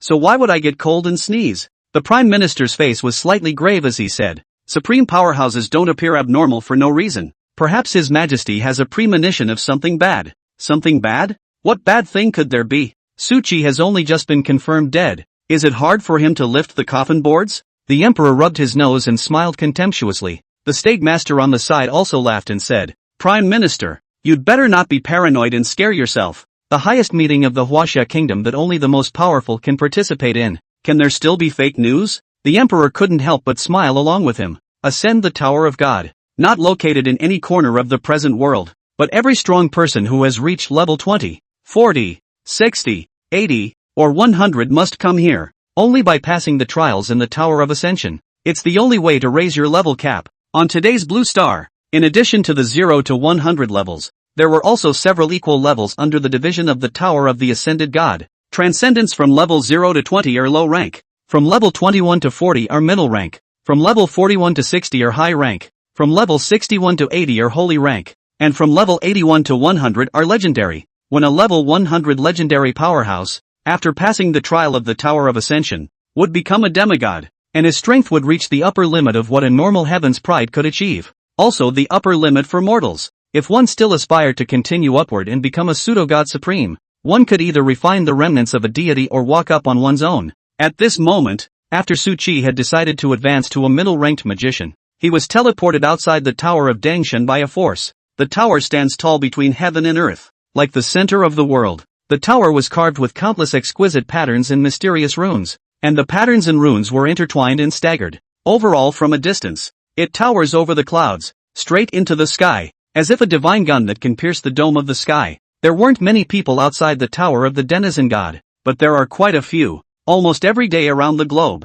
A large number of transcendentalists who had reached the upper limit of their level chose to come to the special space in front of them under the pull of a mysterious force. However, most of them were low-rank 20 transcendents, mid-rank 40 transcendents, and the number of high-rank 60 transcendents and 80-rank 80 saint-rank powerhouses were extremely rare, but still almost every day. As for 100-level legendary powerhouses coming here to impact demigods, that was very rare, but there were 4 100-level legendary powerhouses that had been sitting here for a long time. No way. You can kill each other outside of the Tower of Denjiki. Initial things, the strong squatting here to wipe out the weak in other countries, abound, and over time countries also feel that it is not a solution, so they each let a 100-level legend not go to impact the demigods, choosing to sit here for a long period of time and wait for a period of time before rotating their posts. Su Qi's gaze kept glancing left and right. He had the legendary props, Mask of 1,000 Changes, gifted by Ji Fengmai, which not only helped Su Qi to change his appearance and stature, but also blocked the probe skill,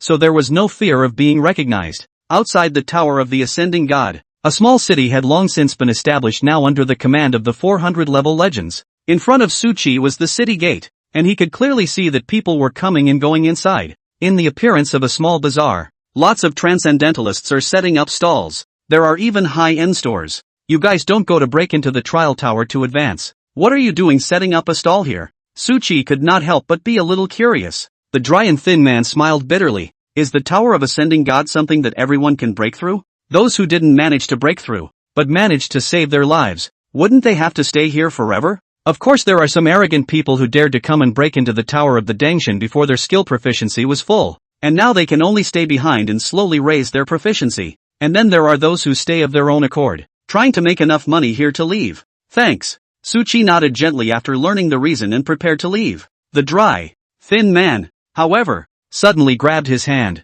Guest, I see you're not very old. You should have just reached level 20 now, right? Are you interested in buying a map of the first floor of the Tower of the Ascending God? The dry and thin man patted Su Qi's shoulder and said, let me tell you, the Tower of Ascending God is different from the Tower of Trials. The range within the Tower of Trials is huge, like another world. Inside the Tower of the Ascended God, however, is not very extensive, at least not on the first level, and changes maps once a week in the same way that playing a game will reset. This is the map for this week's promotion to the middle-ranked copy. You will get twice the result with my map, even if you can't pass it. At the very least you will be able to survive through my methods. Priced at a mere cubic meter of magic crystals. Isn't that a good deal? The dry and thin man smiled, but there was greed in his eyes. Su Qi shook his head decisively and refused. A cubic meter of magic crystals for a map? Let's not talk about whether it's worth it or not. It's useless to him anyway. If Su Qi could not pass the advancement trial, no one in the world would be able to pass the Tower of Ascending God. So it's a poor man. What a waste of time. What bad luck. The dry and thin man looked at Su Qi's refusal and spat towards the ground. Su Qi raised his eyebrows slightly, but he ignored it. To the side, however, a sudden burst of voices rang out. The map I bought. The dry and thin man immediately smiled joyfully. Dare I ask what the young master's name is? Mo Family, Mo Wuhan. Chapter 61, Mo Wushan's Lucky Buff. Mo's. Mo No Trace. The man's short 5-word reply attracted Su Qi's attention, and he couldn't help but turn around and drop his gaze on him. That was a young man. Looking at his appearance he should be about the same age as Su Qi. His looks could not be considered as handsome, nor was he too ugly. However, Suchi did not care about the young man's appearance. He was just a little curious as to why Mo Wohan knew an assassin was coming to kill him, and he even knew the exact level, profession, and number of assassins. After Mo Wushang paid 1 cubic meter of magic crystals, he also met Suchi's gaze. The trial of the Tower of Ascending God can be entered as a team. Is there any interest in being my little brother? Follow me all the way and I'll make sure you advance safely. It's not necessary. Suchi smiled before turning around and leaving. Mo Wohan couldn't help but frown. The Tower of the Ascending God had to be entered in a group. Otherwise there was no possibility of passing it at all. If he hadn't been unable to bring anyone in, he wouldn't have been in the mood to pay attention to mudbloods who couldn't even afford a map. As a result, he had lowered his stature to initiate a team invitation. And as a result, the other party had actually given his face away. Don't be angry, young Master Mo. He's just a poor man. I happen to know some people who are all first-class good fighters and can accompany your son in a team, the dry and thin man said with a smiling face. Mo Wuchen glanced coldly at the dry and thin man for a moment. Do you really think that I have no understanding of the Tower of God Ascension? Without any nonsense, he headed inside the small town. The seemingly stable order of the city of the Denghen City today was actually the result of being maintained by 400-level legendary powerhouses. Just now the dry and thin man had a category of people left here who didn't say anything.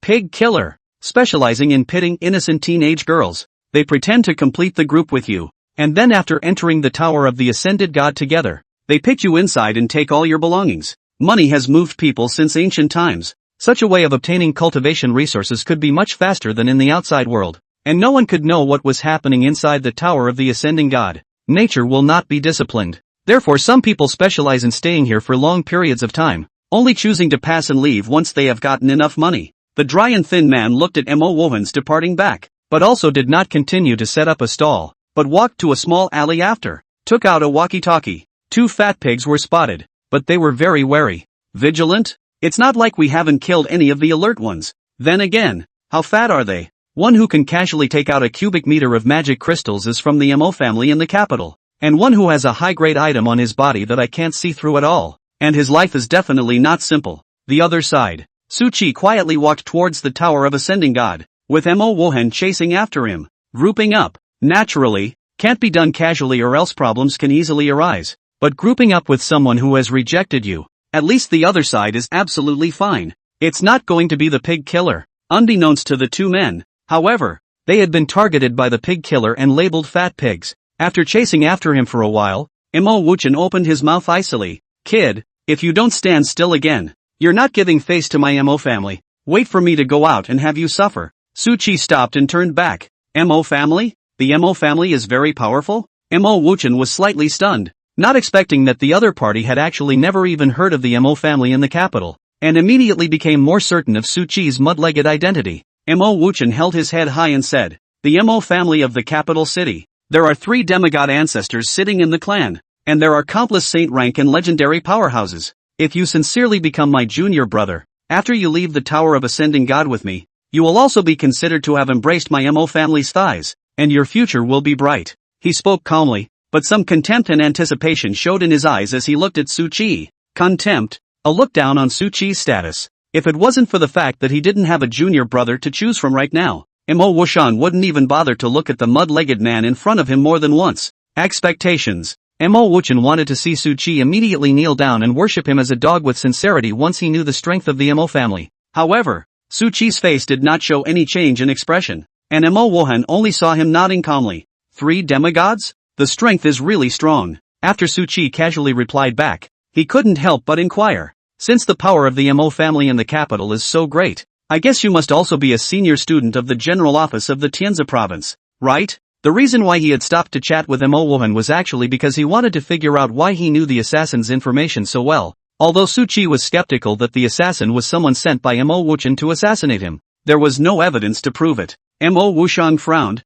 upset that he didn't see Suchi reveal the expression he wanted to see, while not realizing it in the slightest. One has half a foot in the coffin board. However, when Mo Wuchen heard Suchi's mouth's comment of really strong strength, as well as the fact that he was a senior student of the General House of the Heavenly Strategies, he couldn't help but curl up the corners of his mouth. However, the contempt and disdain in Mo Wuchen's eyes was heavier. You mud-legged man is still a bit of an eye candy. I am indeed a high achiever from the General House of the Heavenly Strategies. Kid, this eunuch will give you one more chance to hug the Mo family's thigh. If you miss it you'll regret it for the rest of your life. Suchi nodded with a smile and said, I heard that the general mansion of the Heavenly Policy Mansion. This year, there was a proud daughter of heaven whose beauty and talent coexisted, and she was even accepted by the chief mansion master as a personal disciple. Mo Wuchen smiled gloatingly, it is true, but you mudbloods' news is outdated. Jiang Yuwei is now dead, died with her dog man. For the death of Jiang Yuwei and Suchi, Mo Wuchen has a drop of regret. After all, Jiang Yuwei so big beauty, so easy to die or strange pity. However, Mo Wuxian was more than happy. Suchi couldn't help but smile even as he listened. Mo Wuhan was laughing at the deaths of Jiang Yuwei and Suchi. After all, the matter of him sending assassins could be said to be a sword of judgment hanging over his head that could fall at any time. It was impossible for the most powerful to not be able to find out the clues. Therefore, even though Mo Wuchen ended up sending a text message to Suchi, the fact that he couldn't get himself killed in the end also lay with Suchi. The feeling of having your life out of your hands can be difficult to say the least. So after learning the news that both Suchi and Jiang Yuwei died in the mutated copy, Mo Wuhan invited his friends to celebrate with champagne overnight. At that time, Mo Wuxian felt that his heavenly destiny had been added to his body. Offending that kind of heavenly pride was able to remain intact. Mo Wuxian immediately chose to take advantage of the current luck buff to pass the trial of the Tower of Ascending God in one fell swoop and become a middle-ranked transcendent in one fell swoop. In fact, Mo Wuhan had reached level 20 long ago. It was only because he was worried about his death that he had been raising his skill proficiency. And some time ago, Mo Wuchen's skills were all at full proficiency, but still chose to precipitate. But the lucky buff now gave him courage. Suchi laughed along after hearing this, because he got the answer too. Chapter 62, Time Suspension, Silent Instantaneous Seconds. Are these two youngsters the fat asses you're talking about? In the middle of the restaurant on the street, the short man with a mustache looked down through the window at Suchi and Mo Wuchen below, and asked the dry and thin man kneeling on one knee at the side. Back to boss. This matter is true. That Mo clan, Mo Wuchen, took out 1 cubic meter of magic crystals to buy the map without even blinking. That person whose name is unknown has a high-grade treasure that can shield probing on his body and didn't have any change in expression when he watched Mo Wuchen take out the magic crystals. The short man with the mustache nodded gently. I see. 2 fat pigs indeed. The Mo family in the capital. The short man had still heard of it and knew that it was an extremely powerful family with a demigod powerhouse sitting directly within the clan. Rich as hell. He had an unknown amount of magic crystals on him and definitely had items of great value. Such a big son. Hidden career pride. In the outside they do not dare to have any idea. But here is where. Kill and be killed. As for Susie, just now, the short man also used probe to look at it, and it was still completely impenetrable. In addition to a level, occupation and skills are all a string of question marks. As per normal, a high level is able to see straight through a low level, while a low level is unable to see through a high level. But Susie could only see through the grades, and the stars were not normal. Outside of the Tower of the Ascending God, there were only 5 levels possible. Level 20, 40, 60, 80, and 100. The short man himself was the one who had already reached level 60. The only people left for him to see through were level 80 and level 100. But how could a person who didn't look very big be that high in level? That leaves only one possibility. There are treasures on the body. At least holy order. Even legendary.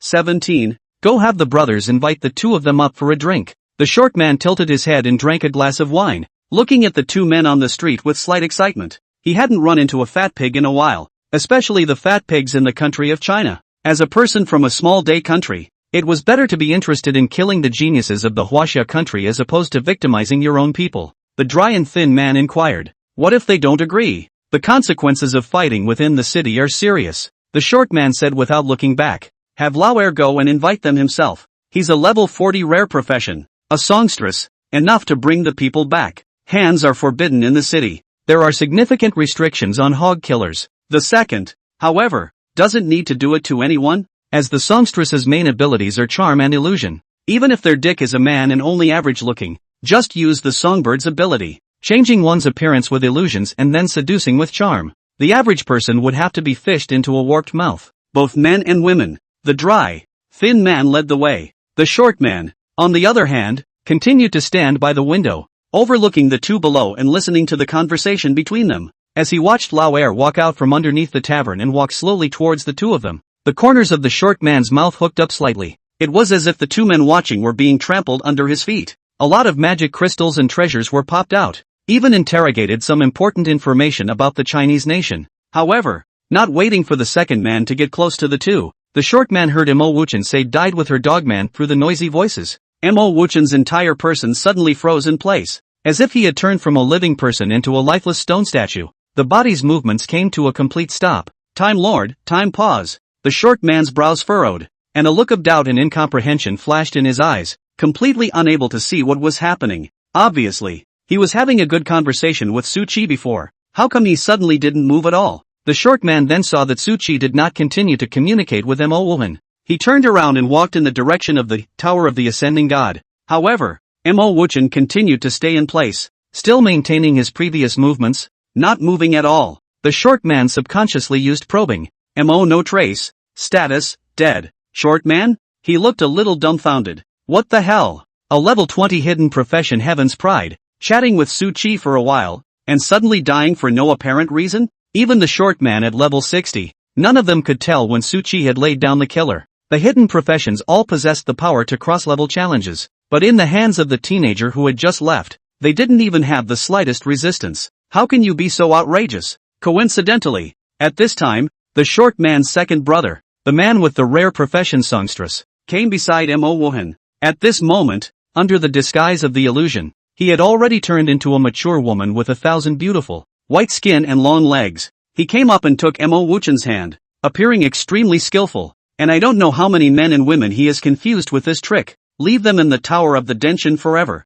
Is little brother in on the team? He greeted cordially and frantically rubbed Mo Wuchen's arm with the large fake he formed in front of him with his illusions. So then seduced with charming techniques. As long as it was a man who could not see through the illusion, it was impossible to have no reaction. However, Mo Wuchen did not move, still maintained the original action, except for the body temperature is a little cold without any abnormality. The songstress was surprised in the bottom of her heart, completely not expecting the big man in front of her. His mind was actually so firm, but the songstress couldn't help but sneer. As long as they didn't push him away, there was still a chance. The songstress was just about to scratch her head with her illusions when their boss's voice suddenly rang in her ears. He's dead. Get back here and don't get into trouble. The songstress was slightly stunned. His brain didn't react for a while. He didn't feel how Mo Wuchen died at all. Yet the response to her was a strong sense of crisis. Ice blast. Boom. Accompanied by a loud noise. A violent explosion erupted from Mo Wuchen's body, and the songstress flew directly backwards like a kite with broken strings.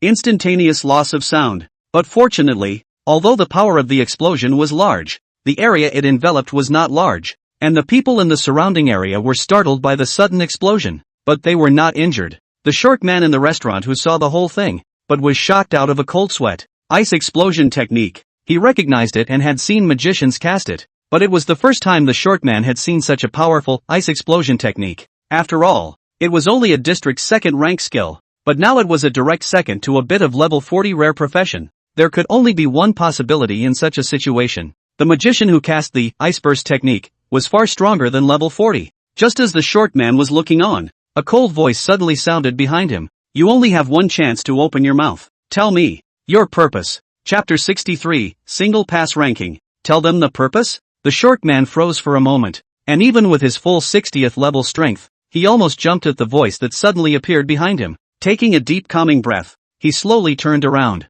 It was discovered that Su Qi, who had just resolved Mo Wuchen between noiselessly walking towards the Tower of the Ascending God, had already arrived in the middle of the room at an unknown time, and sat down on top of the main seat that belonged to him. In an instant, on the short man's forehead, sweat couldn't be stopped, and cold sweat drenched his entire body in just a few breaths. Is this really level 20? Not a rejuvenated old monster? The short man didn't have any thoughts of making a move, because not only could he not see how Su Qi had resolved Mo Wuchen, he also didn't know how he had come to the room. The short man knelt on the ground. Big brother, you can't kill me. Killing someone with your hands within the city will result in obliteration. Su Qi did not say anything. His figure disappeared above the seat, and in the blink of an eye, he had arrived behind the short man, and then disappeared into the room in another instant. The short man sensed Su Qi's departure, and when he was just about to let out a long sigh of relief, he realized that in front of him, there was an additional thin spatial crack. It was like a long spear that pierced through the chest of the short man, and a large amount of crimson blood gushed out from the wound, only to be swallowed up by the spatial rift. Space God cut. The short man's mind went blank, so he seemed to have read about this skill somewhere. As a special agent of the Little Days Kingdom, his position was to figure out how to kill the geniuses of the Chinese nation here. So often people from the small country of the day come to send him news about the country of China. Someone happened to come by today and, in the time it took to chat with him, uttered a message about a dead man. That was a heavenly pride that shook the ancient world. Only a dozen or so levels and he had caused the supreme powers to set up a trap. If he grew up, he would surely unify the blue star. At that time, the short man didn't believe it at all. And the other party casually mentioned Su Chi's occupation and skills. Wizard. Possesses a fireball that can destroy the sky and the earth by storing up power. Ice seal technique, and ice burst technique, that can freeze 10,000 meters. As well as being able to infinitely instantly move and tear through space. At the time, the short man only felt outrageous as he listened.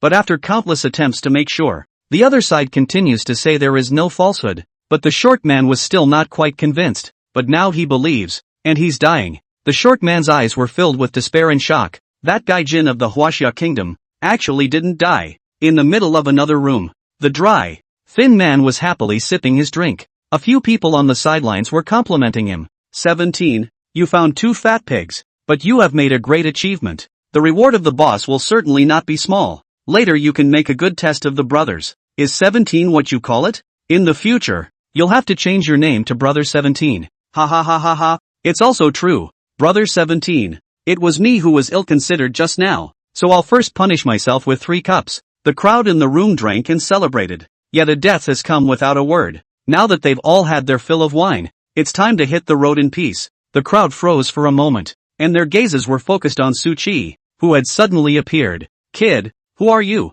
So arrogant? Do you really think we won't dare to touch you because you're not allowed to kill in the city? Brothers, get him. As long as it doesn't move too much, no one will know. The crowd had pulled out weapons from their spatial rings, except for the dry and thin man who was startled as he looked at Su Chi who had suddenly appeared. What's the situation? Why did he come to the door all of a sudden? Without giving the crowd much time to think, they only saw Su Chi pop out a crystal clear ice crystal between his raised hands. Frost ice crystals. In an instant, the ice crystals shattered apart, and infinite coldness filled the entire room, turning it into a world of ice and snow. Except for Su Chi, everyone was turned into a lifelike ice sculpture, and disbelief spread across each of their faces. Without any words, Su Chi came and left silently, leaving only a world of ice and snow in the room. Not much longer. The squad that keeps the city safe arrived. They are made up of people from 4 major countries. The Bloodhounds? All dead? Who in the world made the move? How dare you? The crowd went out of their way to inquire about the clues,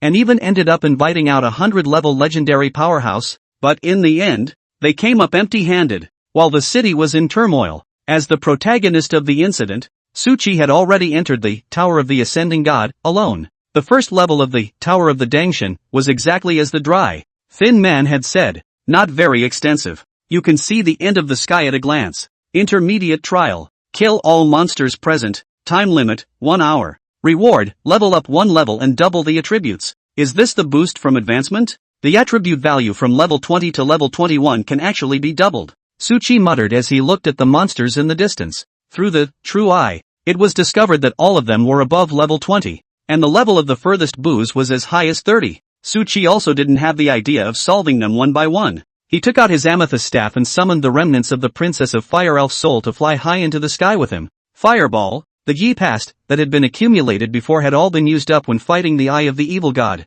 so naturally he had to re-accumulate it now that he had the chance. Not to mention that Ji Fengmai had instructed him that there was a passing time leaderboard outside of the Tower of the Ascending God, asking him to slow down a bit and not go too fast. Su Chi was naturally very reluctant to be high profile. A huge fireball emerged in the sky and grew bigger and bigger as time passed, as dazzling as the sun in the sky. The monsters below were restless. They frantically tried to attack Su Chi high in the air, but they were unable to do anything. Finally at 59 minutes, the giant purple sun set on schedule. Boom! Accompanied by a shocking roar, the world seemed to be pierced through, and all monsters were reduced to flying ash under the purple flames. Gone. As if it never existed. Congratulations on passing the intermediate trial. Reward, level up 1 level and double the attributes. Name, Bai Yuan. Age, 18. Rank, 21. Life, 8,000. Mana, 8,000 asterisk 200% equals 16,000. Spell attack power, 762 asterisk 200% equals 1524.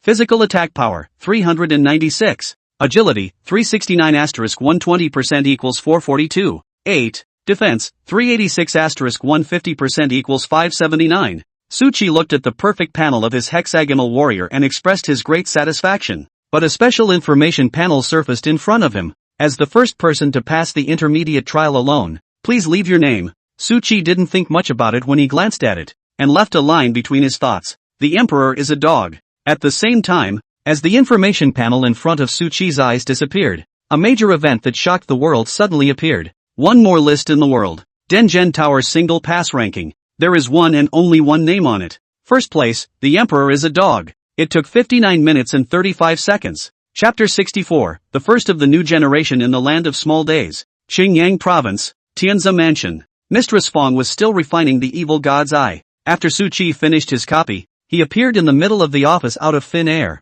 But compared to when he left, this place seemed unusually cold. The three girls, Fong Qingyu, Jiang Yuwei, and Fong Sui, had all left and brought Dongfang Shine to team up to brush up the abyssal copies. Only the Fong Mansion master, who had refined the evil god's eye, and the illusory Ji Fengmai were left waiting here for Su Qi. You really don't let people worry at all. Have repeatedly instructed you to lay low and take your time. How do you go in and make such a big commotion again? Ji Fengmai gazed at Su Qi, and all that flowed out of her exquisitely large eyes was a color of helplessness. Su Qi was puzzled. I've already pressed through the line. Isn't that low enough? Isn't it slow enough? Any slower and it'll be time out. Ji Fengmai couldn't help but rub her forehead with her hand. Su Qi was really low-key, so low-key that he got a new list. It's outrageous. Ji Fengmai described the situation. Su Qi was also a bit speechless. If he had known, he would not have solo passed. He should have teamed up with Mo Wushan and then gotten him killed in the copy. Ji Fengmai said, but fortunately, you almost pressed your way onto the list, and after the new list appears, there should be a lot of heavenly prides around the globe attempting to rush the list. You'll be squeezed out before too long. And it shouldn't be a big enough problem to provoke the great prettiest nation into waging a war of the most powerful at any cost. For the previous plan of the great and beautiful kingdom, Ji Fengmai couldn't do anything about it. Even if Su Qi possessed the ability to reverse the years in the future, the current him had never truly grown up and would definitely risk perishing in the supreme power war. Even the entire blue planet was broken up. No one will survive then. Suzy nodded gently. Ji Fengmai said, after that, do you plan on going to brush copies to practice? Or remove the demonic guards? Demon removal guard. Su Qi's expression was calm. The commotion after passing through the abyssal copy is so great that it will directly bring the copy down to reality. And you can't even hide it if you want to. Okay, I'll help you arrange it. Ji Fengmai said. Su Qi also told Ji Fengmai about the discovery of the Mask of 1,000 Changes in the Tower of Ascending God. For example, scrying could only see his level and not Su Qi's occupation, which could easily arouse suspicion. Ji Fengmai also didn't use her power to make the Mask of 1,000 Changes change a little. For example, Su Qi could disguise his profession and even his skills at will. Su Qi was communicating with Ji Fengmai. The world's internet, however, has blown up. What's going on? There's actually an extra list? How many years has it been since a new list appeared? How did a Tower of Ascending God single pass list suddenly appear? The Mikado is a dog? Grass. Who actually has the guts to be so bold as to dare provoke the most powerful one in public? Looking at the name left on the leaderboard, it should be someone from the country of Huaxia, right? It's outrageous. Didn't a Su Qi just die? How did another heavenly pride pop up? As the new leaderboard appeared, many people focused their attention on it. Only when looking at the lone name on it, the crowd was a little taut, especially from the land of small days. Isn't it just someone who got stuck in the timeline to top the list? What's the big deal? How dare you provoke His Majesty the Emperor? How dare you? Luck has just put him on a new list. Look at how happy he is. He actually dares to provoke the most powerful. With the new list coming out, all the global heavenly prides are going to grab the list. A person who presses the line to debut on the list is just a person. I don't think it will take long for him to be squeezed out of the top 100. The list of the Tower of Ascending God, like the other lists, had no substantial rewards, but it was regarded as an honor roll by the prideful people around the globe. Only 100 people could be on each leaderboard. And each heaven's pride whose name appeared on any leaderboard would be fully cultivated by the country they belonged to. Small-time country at the moment. When the emperor learned the news, his face was turned blue with anger. He had lived since the beginning of the transcendent advent. It had always been a strong man standing at the top of the blue star, and it was still the first time that he had been humiliated by someone writing his face and provoked in front of the entire globe. Your Majesty, rest your anger. The Prime Minister hastened to persuade. The heavenly emperor took a deep breath and said, gather the nation's barbarian level 20 geniuses for me, and all of them will impact the Tower of Ascending God's single pass ranking for me. As long as I can squeeze the current number 1 out, I'll reward them all. Big time. Those on the list will also receive my full training. The emperor only felt incomparably stifled at the moment. What's the difference between what's going on right now and having provoked him across the internet and the entire small country of life? However, he was a hallowed supreme power, but he didn't dare to kill over when he was provoked like this, so he can only come eye to eye by letting people squeeze him out of the ranking. As for being able to push him out of the top 100, it's a total joke. The pride of the Huaxia country was able to make a single pass. Why couldn't the pride of his little day country? It's just that no one had found this list before. No one has made an attempt just yet. As you command. The person on the side left after receiving the order and released the news to the entire small day country. Other big countries have also released punch lists. The globe went into a frenzy for a moment. Countless people who had originally thought that they would wait a bit before entering the Tower of the Ascending God had joined the single pass team. Your Majesty the Emperor. It's bad. The 10th person of our new generation died in the Tower of Ascension. The Heavenly Emperor's expression froze as a flash of disdain flashed through his eyes. An unknown person from the Huaxia kingdom is able to single pass the Tower of Ascending God. But the 10th person of the newborns from my little heavenly kingdom can't actually single pass it? The Mikado was not the least bit flustered. It's only the 10th place in a district that's dead. Aren't there 9 more ahead? Although the 9 of them alone can't squeeze, the Emperor is a dog, out of the rankings. Aren't there many others from other major countries? However, it didn't take long. Your Majesty. The 7th person of the newborn also died inside the Tower of Ascension. The Emperor frowned. This generation of freshmen is trash. Yet it wasn't long before another person came to report. The 5th of the freshmen is also dead. The 3rd and 2nd men of the new generation are all dead. The Emperor listened to the successive bad news. People are listening to the numbness. Listening to the silly. Single through the Tower of God to not be so outrageous? It's been half a day. And it turns out that not even one person has been inside. Fear not. The first person of the new generation of my little heavenly kingdom is still teaming up to break into the abyssal copy without making a move. The heavenly emperor gritted his teeth and insisted. I don't believe that even the number 1 person of the new generation in his small country can't be able to suppress. The emperor is a dog. The first person of the new generation led the team through the abyssal copy, and he came out from it, stating that it's nothing but a piece of cake, surely completing the emperor's mission. The emperor breathed a long sigh of relief and joy. It's good to have confidence in the no. 1 freshman. There is no second person in the world who can go on the single pass list of the Tower of the Ascending God. As long as there is someone in the small country of the past who can suppress, the emperor is a dog. It's not too much of a shame. It's a solid wave. Yet not long enough to wait. Another man came to the palace to report the news. Your Majesty the Emperor. Just now the first person of the new generation dared not enter the Tower of the Ascended God when he heard the news on the internet and knelt outside the temple begging you to let him live. Please don't let him go to his death. Chapter 65, Li Xingyuan, Brother Su save me. Afraid to enter the Tower of Ascension? Kneeling outside the Great Hall and begging to be spared? Praying that he won't be sent to his death? What? At this moment, not to mention the Emperor, the Prime Minister, and the State Councillor, even those who came to report did not know what kind of expression to show. One moment confident, but after hearing that so far on the globe, only, the Emperor is a dog, has made a single pass, and that the new generation of the small day country, the 2nd through the 10th, are all dead. The first of the new generation changes his face faster than turning a book. How wildly he laughed before, how pitifully he cries now. The Emperor's face was blue to the core. Waste. They're all losers. His perception spread out towards the heavens and earth. Looking at alone, the Emperor is a dog, on a place called, the Tower of Ascending God single pass list. The Emperor's entire expression twisted. If no one makes the list, even if, the Emperor is a dog, is stuck in time on the list, it will still hang on to the number 1 spot forever. Everyone around the globe who thinks of the list thinks of the Emperor's incompetence in doing nothing with a provocateur. The Mikado is in an impotent rage. The transcendence on the global internet forums, after hearing that the pride of the top-ranked new generation of each country had traveled to the single-pass Tower of Ascension and perished one after another. They also went from being initially excited and talking about who could become the new top one to being scared. The heavenly pride of all the countries around the globe, heavily killed and injured, yet none of them can make a single pass? Really? What the hell? The appearance of a list that kills all the heavenly pride of the new generation around the globe? Some insiders have spread the news that the top 100 ranked new generation of the great pretty country seems to have died 2/3 of the time, and the heavenly prides of the lesser days country are even almost completely wiped out. I was saying before that, the Emperor is a dog, pressing through is nothing much. I didn't realize that it's all pretty anticlimactic to make it through a single pass and leave alive for an hour. I've heard that someone has privately compiled a Heaven's Pride survival list, and those who can hide inside for an hour and leave alive will be on the list. This is the list of shame, isn't it? Shame my ass. There are only a handful of people who can come out alive now.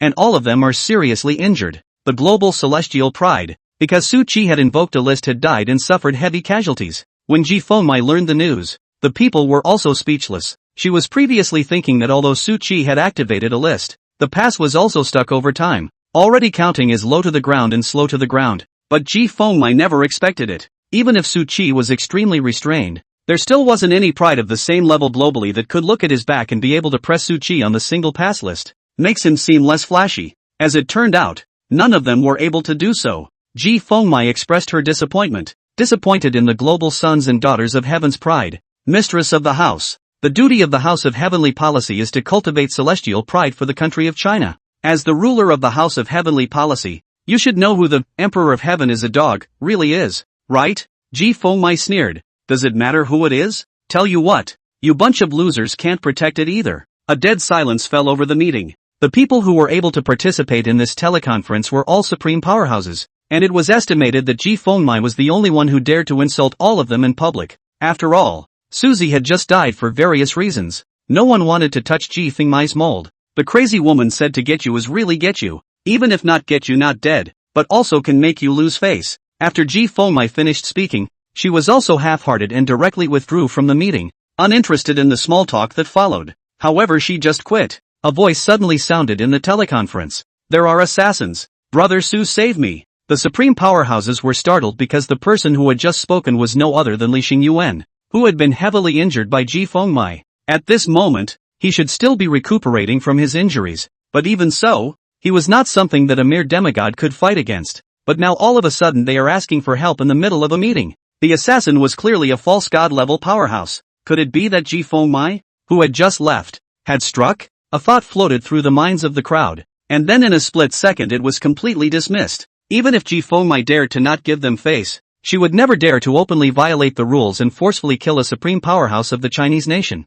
Fate writers in particular are important. It is extremely powerful aid. Could it be that a powerful person from another country knew about Li Xingyuan's situation and sent someone to assassinate him? Or maybe Ji Fengmai is working on the inside and the outside? Thoughts flashed through the minds of the crowd, but in the absence of proof, everything was nothing more than their pipe dreams. After all, it wasn't like Ji Fengmai was going to admit it. Other side. White Dragon followed the guidance Ji Fengmai had given her cell phone and broke through space to arrive at the location where Li Xingyuan was presumably located. I don't know if I can find it. That thing shouldn't stay in a location that Ji Fengmai knows about to recuperate. White Dragon muttered, not holding much hope for the position given by Ji Fengmai. Of course Ji Fengmai didn't expect that the White Dragon would directly find Li Xingyuan, who was recuperating from his injuries, through a coordinate. She asked the White Dragon to come here, but only to collect the scent of Li Xingyuan, and then through the method of the true god, to find out Li Xingyuan. The White Dragon was naturally aware of this, so they didn't talk to each other too much. The White Dragon shuttled between heaven and earth,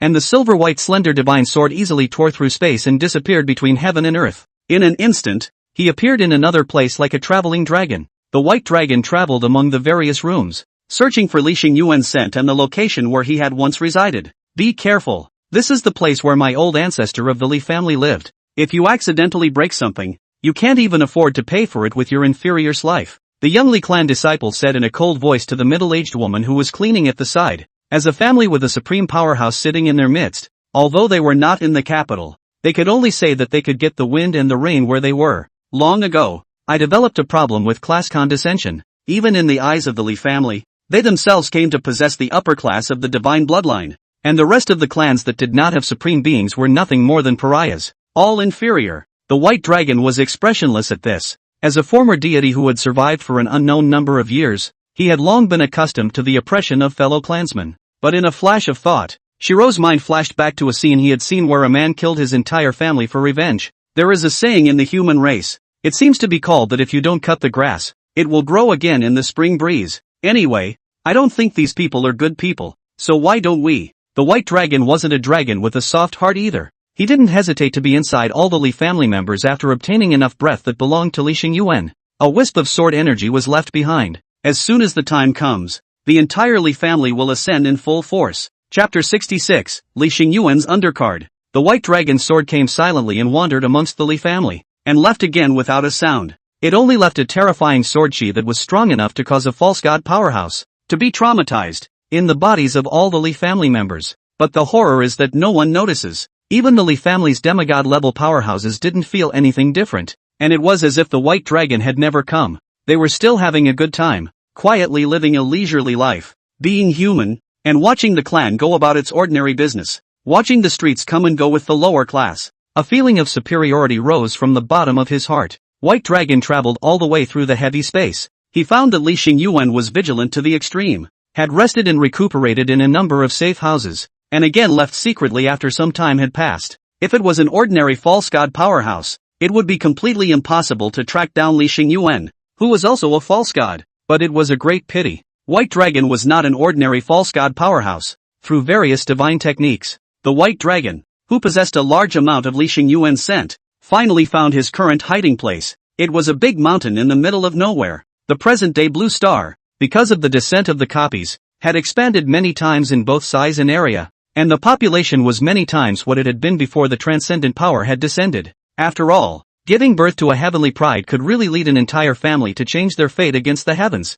leaping from ordinary people to a powerful family. But while the population is growing rapidly, it can't keep up with the growth rate of Blue Star's volume and area. As a result, many areas are deserted. There were only all kinds of monsters wreaking havoc in heaven and earth. The place where Li Xingyuan was now was a no-man's land, where all kinds of monsters hid in the dark and hunted around. The vast majority of these monsters were less than level 10. There were not a few monsters in the teens and 20s. There were also level 30 and 40 monsters that dominated a hill. Even in the distance, one could still feel the breath of level 70, 80, and even 90 monsters, and it was estimated that the world would never dream of it. Someone will be recuperating here. However, the White Dragon traveled through space, ignoring material obstacles, and came straight to the secret room at the bottom of the high mountain. Li Xingyuan, who was conducting a remote meeting while tempering his physical state, suddenly looked at a place, even if he was no longer good at frontal combat. At this moment, he also sensed that a strong person had intruded,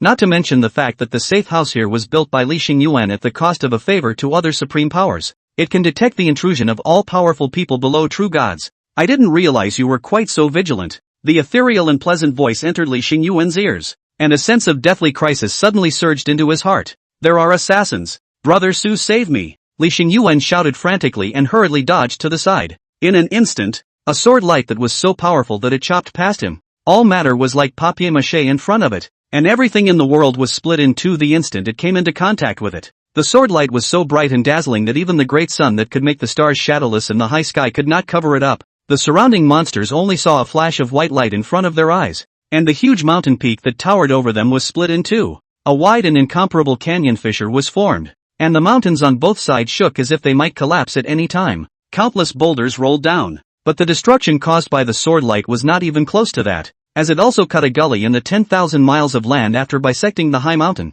until it disappeared into the sky, rushing into the middle of the universe. Li Xingyuan dodged narrowly and barely, but he was still shocked out of a cold sweat, and his eyes fell dead in the direction where the sword light chopped. There a slender and ornate longsword came into view, accompanied by a illusory dragon spirit suspended from it. Crippled artifacts? Artifact spirit? Li Xingyuan was startled, and hurriedly pulled out a pen from his spatial storage ring, as well as a piece of turtle armor the size of 2 palms. Dragon and Phoenix Pen. Grade, pseudo-divine artifact, forged and compressed from the spine of a real dragon, the plume of a phoenix, and other materials. Turtle shells. Grade, deity remnant, with the ability to divine the future, predict good and bad luck, resist the backlash of destiny, and use as a defense artifact. After taking out the 2 pieces of treasure in the bottom of the box, Li Xingyuan also had a little bit of backbone and said, "Who is your excellency? We have no grievances. Why did you come to kill me?" The external injury from having his tongue pulled out before was not serious.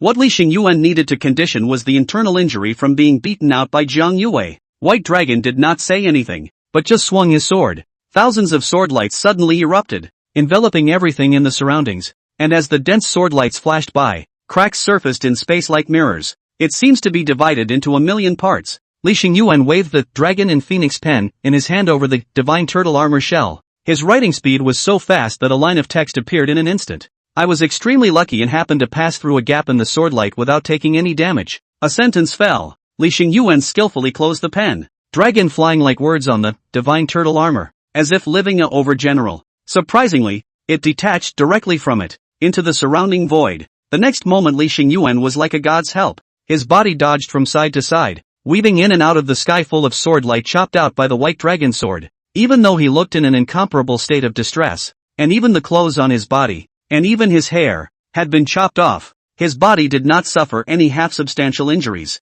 However, with the flash of thousands of swordlights, the already shaky mountain was turned into countless pieces of rubble in the blink of an eye, spilled all over the place, or perhaps churned up by a spatial rift. Along with the surrounding dozen or so tall mountains, they were also chopped into pieces in a moment, accompanied by the surrounding melon-eating beasts. The power of fate. It's a little interesting, but it's a pity that you haven't practiced it yet. White Dragon rambled to himself. Li Xingyuan sneered. So what if you haven't practiced? But killing you is enough. The most powerful will arrive in 10 seconds. 12 more large golden characters peeled off from the divine turtle armor and merged into the surrounding void. But that wasn't all. The dragon and phoenix pen in Li Xingyuan's hand couldn't stop at all. And one by one, words appeared on the divine turtle armor, stripped again by a mysterious force. Into the void. Don't use the sword today. It'll lead to heavenly punishment. It's taboo to show your soul. It's easy to attract thunderbolts. Today's soul and luck with the sword have declined. And if you disappear into space, you're vulnerable to space turbulence. Today's easy rescue. The speed of those who come to Li Xingyuan's aid will be greatly increased. As Li Xingyuan wrote a series of non-stop words, as they merged into the void, mobilizing wisps of the great power of fate. Large, dark clouds converged above the sky. In an instant, the world turned from the sunny, cloudless sky just a moment ago to a dusky one. An invisible sense of oppression surfaced in the hearts of the beings. There were 3 other places in the surrounding space that suddenly shattered, and a silhouette was faintly visible in each space passage, coming from a distance. Chapter 67, The Great War of the Most Powerful? The Death Mountain Range. Located in the northwestern part of the Huaxia country, it was a forbidden area of life that had been transformed into a copy of the most powerful one that no one had been able to pass through, and which had descended into reality after a period of time. Once upon a time, at the beginning of the Death Mountain Range's descent, the supreme powers of the Chinese nation had assembled once, but of course not all of the supreme powers were assembled. After all, if all of the country's most powerful people were transferred, if the rest of the country's most powerful people were to cause trouble, the Chinese nation would lose a great deal of money. But even so, that battle still mobilized all of the most powerful people that the Chinese nation could mobilize to participate, as well as all kinds of mechanical armies made by mechanics. But the end result is not satisfactory. A false god supreme powerhouse of the Chinese nation perished as a result, and nearly a dozen demigods and tens of thousands of transcendentals sacrificed their lives heroically for the cause. But it still failed to break through the Death Mountain Range. In the end, it was the Woolly Bear Federal State, which was very close to the Death Mountain Range and felt a powerful threat, that sent out a dozen supreme powerhouses along with the Huaxia state. It's only then that you can negotiate with the Boos in the Death Mountains. Let him dwell forever in the depths of the mountains of death. But even so, both the Huaxia country and the Manhwa Federal country were uneasy about the Death Mountain Range, and each sent out a large army commanded by a supreme powerhouse, guard the north and south of the Death Mountain Range. The large army that was guarding the Chinese nation was naturally the Demon Removal Guards, which consisted of 70% of the Transcendents. Among them, the task of the Supreme Commander was to monitor every move of the Boos in the Death Mountain Range, while the rest of them were to clean up the various monsters that came out of the Death Mountain Range. Sort of an unspoken agreement that had been cultivated over the years. The Boos of the Death Mountain Range didn't take the initiative to strike, and the Supreme Strongman Commander wouldn't strike at the little monsters either. But even so, the monsters in the Death Mountain Range were as if they couldn't be killed, and along with that, the scope of their envelopment was also increasing dramatically every year. If not for the people of the Demon Removal Guard slowing down the expansion of the Death Mountain Range, I'm afraid that nowadays the country of China has long been reduced to a land of death. Su Qi came to the northwesternmost part of the Huaxia country. In the distance were rolling, endless snow-white peaks that rose higher and higher into the clouds the farther into the distance they went. The teenager let out a long breath of air, in which water vapor turned into countless tiny particles in an instant under the low temperature. As he looked far into the distance, the rolling, endless snow-white peaks came into Su Qi's eyes. Huge mountain peaks one after another, closely connected, like a white dragon winding and circling, quietly prostrate on top of the earth. At this moment the bright sunshine sprinkled down, reflecting on the white snowy mountains, reflecting a dazzling light, but could not feel half a bit of warmth. If it was a normal brittle magician, without using magic to keep warm, it would probably not take long before he would be frozen into an ice statue. But Su Qi, who possessed the body of a pair of demon god, and boosted his body's strength by using spells, was nothing more than a few cool breezes. After going over those mountains, we will arrive at the Demon Removal Guard, Su Qi muttered. slightly feeling a billion points of annoyance. Previously, the vice commander of the demon removal guards had personally come to greet him. Now you actually have to get there slowly by yourself. Started out as a big-headed soldier. Little day country. You wait for me. Don't think that I can't sink the island if it becomes a continent. Suzy searches for the locator device in a frantic rush. He did not use space teleportation, because the iconicity was just too obvious, and those who knew Su Chi's information would be able to recognize him at a glance. But even so, going over a snowy mountain was nothing difficult for Su Chi. Not much longer. A base was reflected in his eyes, and a group of soldiers had also been ambushed in the snow early on, emerging at Su Chi's arrival and surrounding him in the center. They were covered in advanced exoskeleton battlesuits, wrapped so tightly that they could not see men and women, while various weapons were aimed at Su Chi's head. Those aren't conventional weapons. After all, regular machine guns and AKs and the like have long since been rendered obsolete by the times. They are too limited in their ability to kill transcendents. The weapons used by the army now were all transcendent weapons modified by transcendent professions such as mechanics. All of them are powered by magic crystals. Facing the sudden appearance of the person, Su Chi was not surprised. He calmly raised his hands and a letter appeared from the spatial storage ring and came to his hands. Take it easy, one of our own. The few people in the surrounding area were all silent.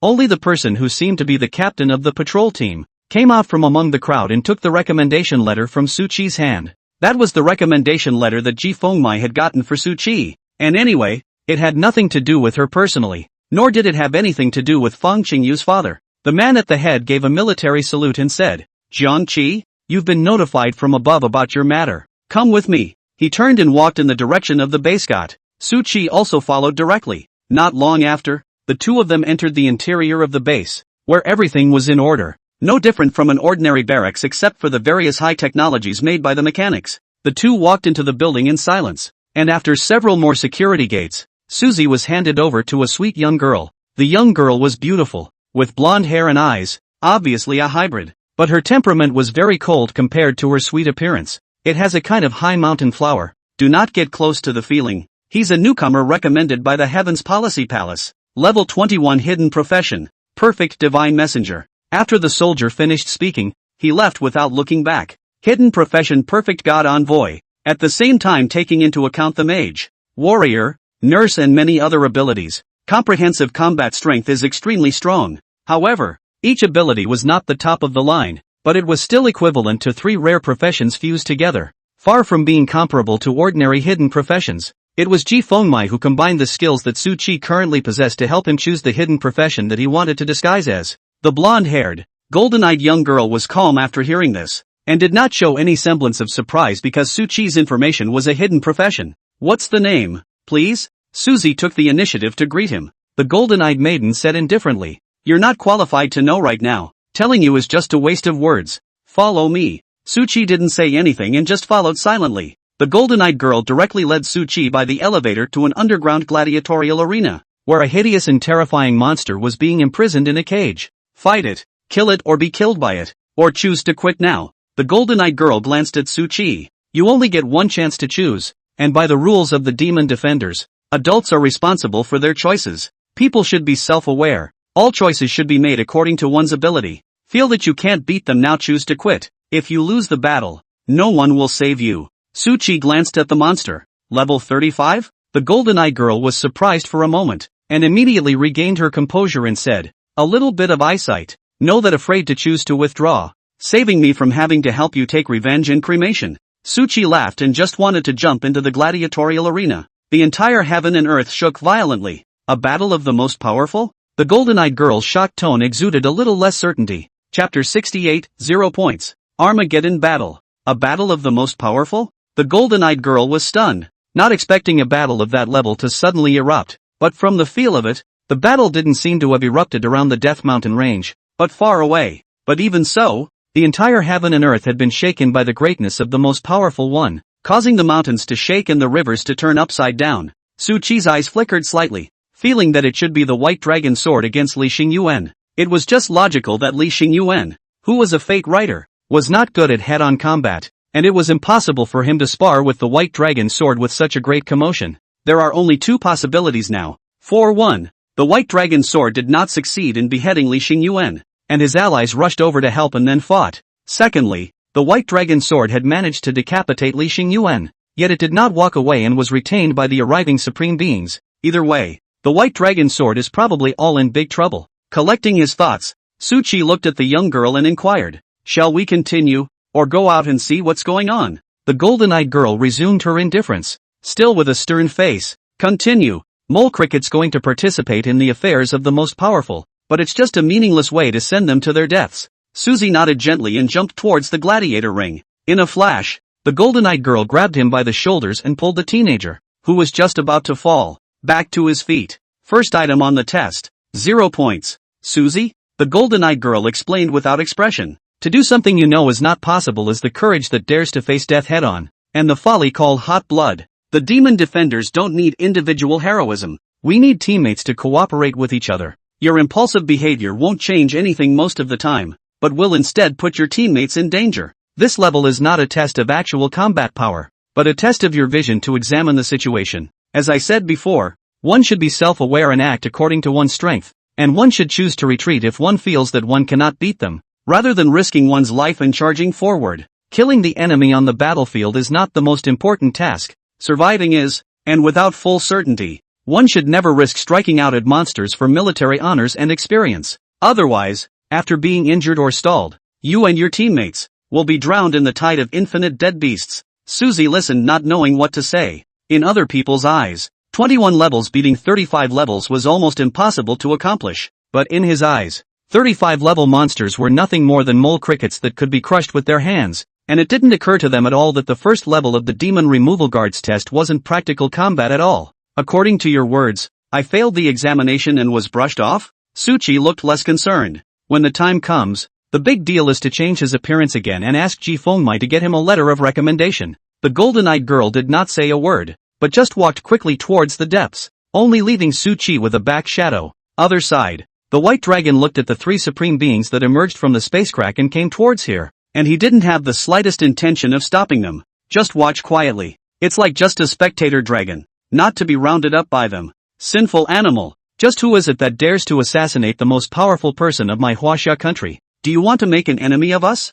Fade away quickly, and you will still have a chance of survival. Otherwise, after we personally arrive, we will definitely crush you into pieces. If thou dares to make a move against Brotherly again, I will surely show thee our methods." Before the 3 supreme powers arrived, their voices arrived first. A burst of sound waves spanning an unknown number of meters surfaced between heaven and earth, spreading out in all directions like ripples. All the rubble and trees burst open, just like a firework without firelight, and countless tiny dust spread in all directions. White Dragon ignored the 3 and only dropped his gaze onto Li Xingyuan. "Are there only 3 of your acquaintances? Call them all if there are more. It's just as well to kill them all at once today, to save trouble." The White Dragon's voice was not loud and calm, but which of the 4 people who were the most powerful ones did not have extraordinary hearing? Clearly the voice is ethereal and pleasant. However, when they heard it, both Li Xingyuan and the 3 supreme masters who had rushed here could not help but be furious. "Arrogant!" Li Xingyuan shouted angrily, and another line of text appeared on top of the divine turtle armor, as he waved the dragon and phoenix pen in his hand,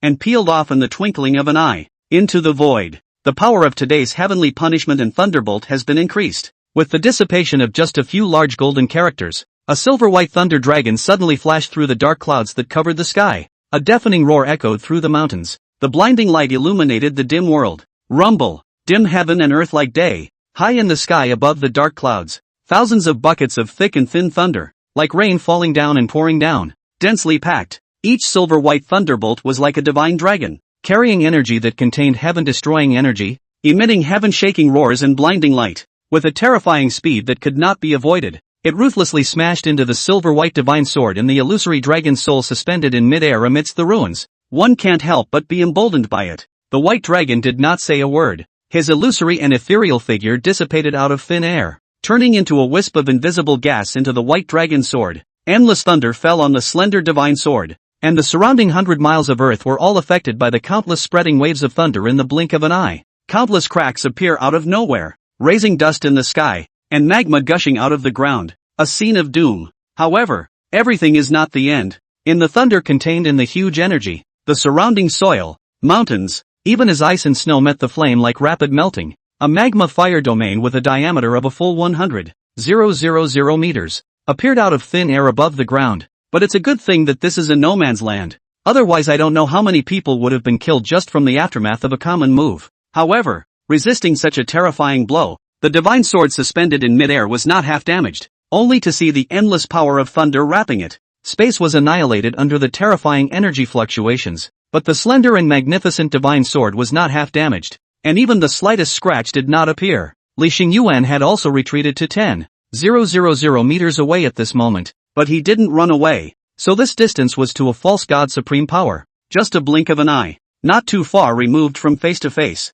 Thunder and fire, earth fire gushing out, will hit the broken Excalibur? The big golden letters merged into heaven and earth, bucket-thick thunder and dense, like rain pouring down. Excalibur under the empty magma lake, countless huge columns of fire gushing out. The white dragon's sword didn't use the sturdiness of a divine sword to fight against Li Xingyuan's powerful attack anymore. It just waved it casually between heaven and earth. The brilliant sword light tore through the sky and earth, and all obstacles in front of it were as if they were tofu dregs, and were cut in two. Chapter 69, A Moment of God. A sword opens the sky. Between the waving of the divine sword, the bright sword light rushed up to the sky. The infinite thunder was defenseless and disappeared into pure energy. It was as if the huge dark cloud that enveloped the entire heaven and earth and made the world become incredibly depressing was split in two by the sword light. Bright sunlight pours down from the sword mark, re-illuminate the heavens and the earth. Countless pillars of fire spewing out from the magma also quickly disintegrated between the flashes of the sword, returning to the huge lake underneath the Excalibur.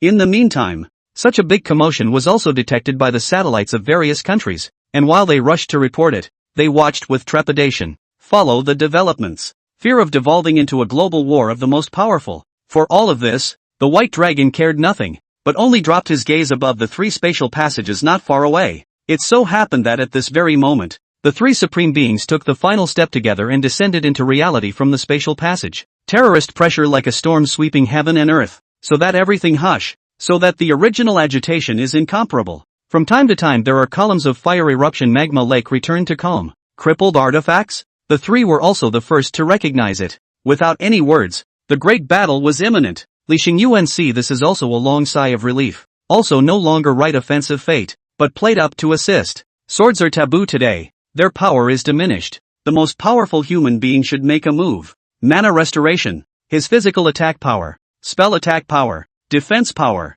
and speed are greatly increased. One auxiliary statement after another blends into heaven and earth. The aura of the three supreme beings was so great that the brilliant sword light cut out by the white dragon sword, and even the sharpness of the sword itself, decreased. But the white dragon sword fought 1 against 3. Still not down. The satellites of many countries are constantly monitoring, but the inspectors of the countries have to press to see how they move. One could only see huge energy fluctuations sweeping across the world. The continental plates were moving and trembling, and the magma underneath erupted under the horrific energy impact. All the supreme beings also turned their eyes to the Chinese nation. Your Majesty the Emperor, shall we add another fire to them? A courtier opened his mouth to propose. The Emperor glanced at him without speaking. He's blown up by, the Emperor is a dog, screwing with his mind. And when it comes time to add a little fire, he'll naturally do it. The Emperor even thought of taking this opportunity to slaughter. The Emperor is a dog. Nay, even a small day country. In the country of China's mole exposed a lot. Still haven't found out to know who he really is.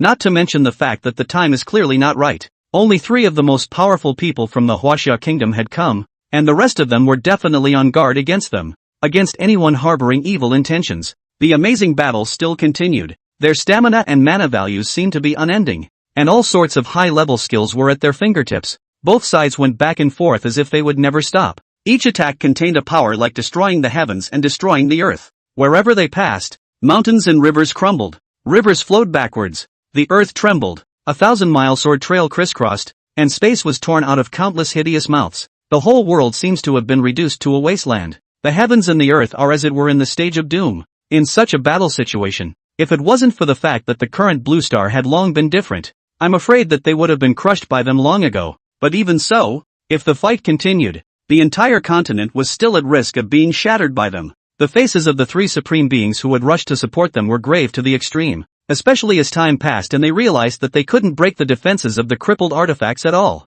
Instead, the white dragon sword's attack was terrifyingly terrifying, leaving them without the slightest thought of resisting it. Even the more they fought, the 3 supreme beings discovered a terrifying fact. The spirit of the divine sword in front of them did not seem to be using its full strength. He had been fighting the 3 of them with the power of a pseudo-god level. not utilizing the greatness of the divine artifacts that had once belonged to himself at all. The three men looked at each other, and they stopped in unison. Li Xingyuan was puzzled. What are you stopping for? He is merely relying on the defensive power of the artifact material to survive. At that time, as long as you exhaust the power of the divine sword spirit, and then seal and suppress him, the crippled divine weapon will belong to you. The three ignored Li Xingyuan, as the ones who fought against the divine sword head-on. Only they could truly feel its terror. Senior, I don't know why you want to kill Brotherly. What did he offend you? Or did my Huaxia kingdom offend you in some way? White Dragon also didn't continue to make a move and said, offended? He has neither offended me, nor has the Huaxia kingdom offended me.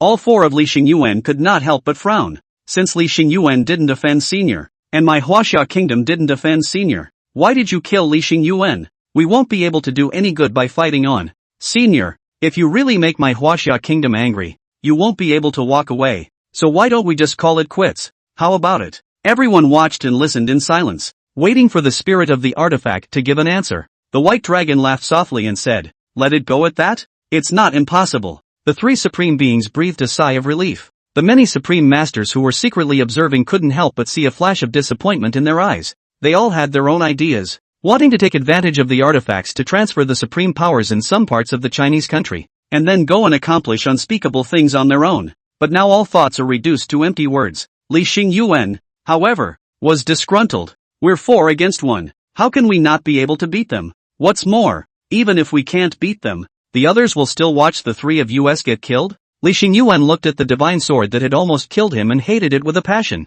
As to whether forcing other supreme beings to take action would cause any turmoil, he doesn't care. However, White Dragon's next sentence caused the atmosphere in the room to be tense to the extreme. As long as you guys rip off Li Xingyuan's head, I'll let you guys live. Li Xingyuan was shocked. The three supreme masters were startled, and their newly loosened hands clenched tightly once again. Senior, why do you need to drive him to extinction? Being a man leaves a silver lining, so we can meet again in the future. How about we both take a step back each? Li Xingyuan, however, was overjoyed. He hadn't been able to do anything just now, forcing the other supreme beings to step in to suppress the crippled artifacts. But didn't the opportunity present itself now? The White Dragon laughed again, and his figure once again merged into the divine sword. But this time there was no sword light appearing. All there was the remnants of the divine artifact constantly growing larger. It eventually transformed into a huge divine dragon. The divine dragon body was 10,000 meters long, like a huge mountain range suspended between heaven and earth.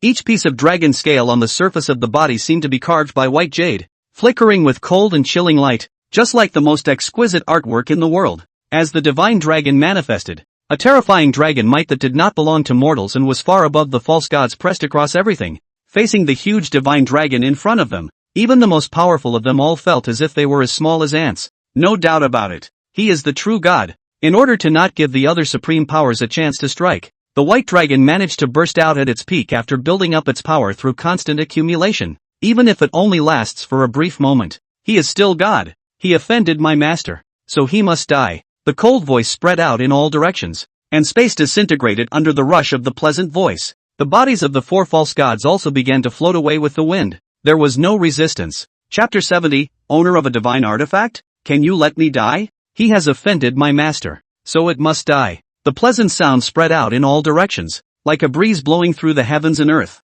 But the space in its path was disintegrating. All the matter in the world was turned into countless micro-invisible particles under the clear and cold voice, and was swallowed by the broken void. Li Xingyuan and the 3 supreme beings all looked at the death of their souls. Whether it was the divine dragons suspended between heaven and earth or the space that was shattering towards them, they all felt a fatal crisis. The 4 subconsciously wanted to turn around and run, not caring about the dignity of being a supreme power. However, the terrifyingly terrifying dragon might was added to their bodies, so they didn't even say that they would turn around and run away. Couldn't even move a finger. The 4 of them could only watch silently, watching the space around them annihilate, watching the heavens and earth turn into a dead void. Despairingly, he watched as his figure gradually became illusory and transparent, with countless tiny particles spreading from his body, in all directions. It was eventually swallowed up by the lightless broken space. The world fell into a dead silence. Not only the side of the world shrouded by the void, but also everyone who watched the developments with super satellites. All the supreme beings who watched in secret.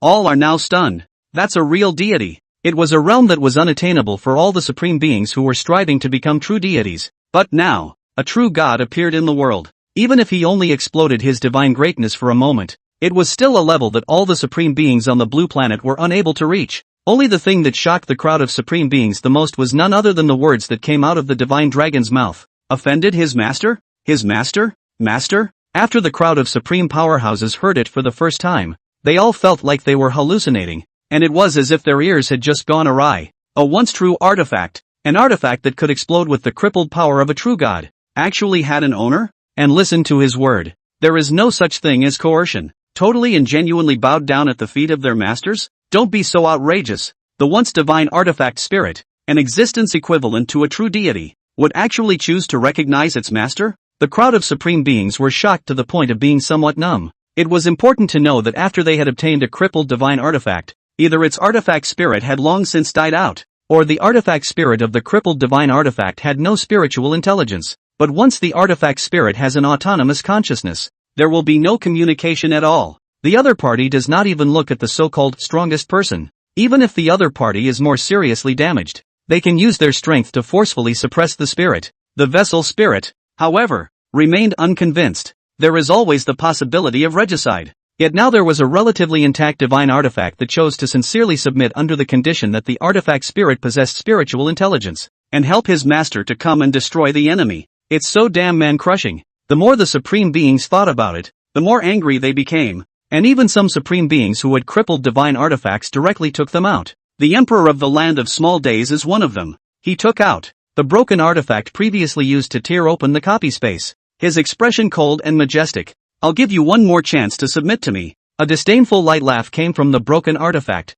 Who do you think you are? You want me to submit? Did I really give you face? With your minuscule strength, even with my current power, which is less than 1/100th of what it was at its peak, you won't be able to injure me in the slightest. The Emperor said in his heart, do you believe I'll throw you inside a cesspool? You can come and give it a try. Let's see if your grandfather I dare to explode with you. The cold and contemptuous voice reached the heavenly Emperor's ears, infuriating him to the point that he was shaking all over. Although the spirit of the crippled artifact had been sealed by him, the spirit hadn't thought to fight to the death, or else the devil would know what other means he had. Similar to the heavenly emperor of the Little Day country, many supreme powers around the globe had suffered a similar situation, and were shivering with anger by the artifact spirit of the crippled divine artifact. There were some better-tempered artifact spirits, though. Answer that it is worthy of his submission without becoming a god? Anyway, there was no supreme being who could obtain the recognition of the spirit of the crippled divine artifact, and could only watch, enviously and jealously, from afar, what was happening in the Huaxia country.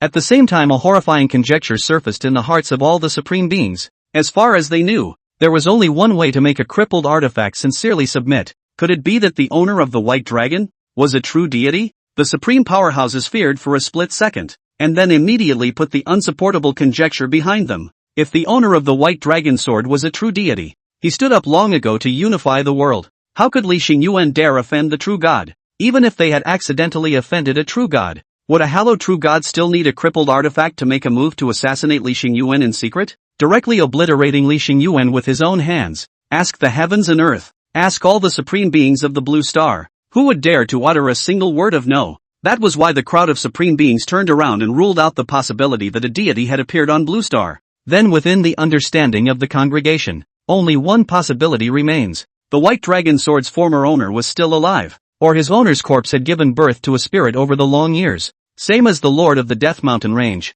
If that were the case, who in heaven and earth would be a match for a body that had developed a spirit, coupled with an artifact that could erupt with the power of a deity? Various conjectures flashed through the minds of all the supreme beings, and the huge divine dragon within Huaxia quickly returned to its original state after a single word fell. The huge body was compressed by a mysterious energy. The dragon's head made a sword handle, the dragon's body became a sword blade, and the dragon's horn turned into a sword lattice, once again turning into a slender silver-white divine sword, silently suspended in mid-air. The space of the surrounding heaven and earth began to rapidly recover as before under the effect of the rules, but the four supreme beings were still fixed in place, unable to move a single bit. One can only watch silently as the body dissipates. There's no point in doing that. Elder, let me live. I just came over to persuade a fight. I have nothing to do with Li Xingyuan. He and I are just ordinary friends as well, and definitely have no thoughts of making enemies of Senior and your master. Just spare me once, and I'll be willing to work as an ox for Senior and your master.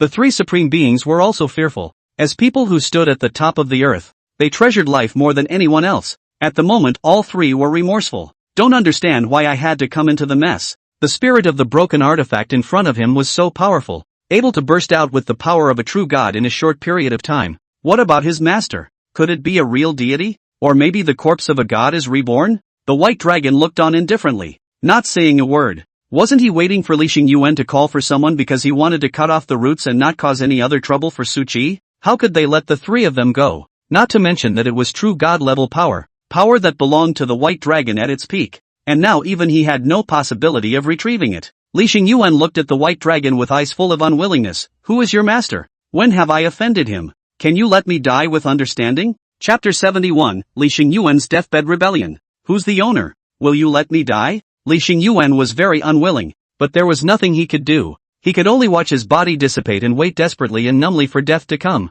He issued a final question. In his eyes is the desire to die to understand. But if someone close to observe carefully, will find Li Xingyuan eyes deep. There are more resentment, trying to publicize the owner of the white dragon sword, wanted all the supreme beings to be on his defense, even united against him. Man, if you are too weak they will bully you. If you are too strong they will isolate you, suppress you, and even join forces against you. When you're strong enough to be far beyond them, they'll come back to flatter you again. However, it was clear that the owner of the white dragon sword was not yet powerful enough for all the supreme beings to come and flatter him. As long as their identity was exposed, if they were on the blue planet, they would be isolated, wary, and even be dealt with by the supreme beings of other countries joining forces. But if the corpse of a god is reborn, will likely face a siege of the entire blue planet. The supreme being on the blue planet would not be relieved to have such an existence that did not belong to the blue planet, quietly recovering on top of the blue planet. This is Li Xingyuan's deathbed counterattack. All of the most powerful ones also listened quietly, the desire to know the answer. As for rushing over to help now? Joke. Even if they wanted to encircle, they would have to discuss it before going on. And now whoever ran over first, the other supreme beings would not follow. Don't you just blow up? Although the white dragon sword's aura was now restored to the level of a false god, who knew that he would not be able to do it again? No supreme power is willing to gamble with his life. Shiro sneered. Li Xingyuan ruthlessly gritted his teeth and said, Your master, is it Ji Fengmai? There was only one person he really offended to death. Ji Fengmai. The supreme powerhouses were startled as information about Ji Fengmai flashed through their minds. She's not worthy, Shiro replied dryly and decisively. For Su Qi, although the white dragon did not recognize his strength today, he did recognize his talent. White dragon had never seen such a terrifying talent. A district of 21 levels can actually reverse time. It's more about reversing the time of the crippled artifact. It was important to realize that the difficulty of reversing the time of an ordinary item was not even an order of magnitude from the difficulty of the time of a divine artifact, even if it's just for a second, but it still reverses the time of the artifact, and Su Qi still did it with ease. The white dragon did not feel any pressure on him at all. All sorts of possibilities flashed through the minds of the supreme powerful ones, but in the end, there was only one thing that could be surmised with certainty in the white dragon's words. He knew Ji Fengmai. Even Ji Fengmai knew him. As for the rest it is completely speculative. Ji Fengmai, on the other hand, listened to the corners of her mouth look slightly. She knew that she was not worthy of letting the white dragon recognize its master, but she should not say it so bluntly. Li Xingyuan felt that his hands and feet had completely lost consciousness, and felt that his consciousness was rapidly dissipating. A flash of light went through his mind in a trance. Among the people who have offended themselves, there really seemed to be someone who was strong enough to make the artifact recognize its owner. Suzy. A truly invincible son of heaven's pride. Just the mere news of it trickling out caused the rest of the country's supreme powerhouses to sit up and take notice. Definitely possessing the qualifications of a deity. It can even be said that one is bound to become a god. If not for Su Qi's deep relationship with Ji Fengmai's Tiansfu, Li Xingyuan would not have been able to make a move against him. But shouldn't he have died in the middle of the secret realm of alteration? Why was it that the spirit of a crippled artifact had come to help him avenge his death? Li Xingyuan's expression was shaken. Dead people aren't worth half as much. Even if the crippled divine artifact recognized Su Qi as its master, it would not be possible for it to risk a certain amount of money to help avenge his death. After all, the white dragon's feelings with his master, at first glance, were not very deep. If the master with deep feelings died, even if he came to seek revenge on Li Xingyuan, he could not be that calm. So that leaves only one possibility. Suzy made it out alive. Among the top secret information of the Kingdom of Little Days, the power of the eye of the evil god to self-destruct and destroy the world did not kill him in it. Instead, Su Qi returns with the artifact without a word and waits for the opportunity to get back at all those who have backstabbed him. Himself was just the first. But it won't be the only one. Death was near. Li Xingyuan felt his thoughts were incomparably clear. And he was shocked when he figured something out. Li Xingyuan opened his illusory mouth and tried to shout, trying to expose the information that Su Qi was most likely still alive. In the end, however, he realized that he could no longer make any sound, and could only hold on to his intense unwillingness, resentment, and fear, holding on to his hatred with Ji Fengmai, dissipate forever between heaven and earth, into a long sleep with no end in sight. All emotions also fall into place at the last moment, along with the remaining 3 supreme beings. The white dragon sword didn't stop for anything. His sword body tore through a crack in space and disappeared into the broken world in an instant. No one dared to descend here in the first place. Even more so, no supreme power dared to chase after them. There was only dead silence in the world. The white dragon sword passed through the heavy space, erasing all traces that could be tracked as it did so, and eventually cut a thin space after finding a hint of ascent, descending into reality. Su Qi looked at the extra long sword in his hand. A flash of doubt flashed in his eyes, while White Dragon's ethereal and pleasant voice sounded beside his ears. Master, fortunately, Li Xingyuan and his 3 supreme helpers, as well as the entire clan have paid the price for counting on you. Suzy? Good.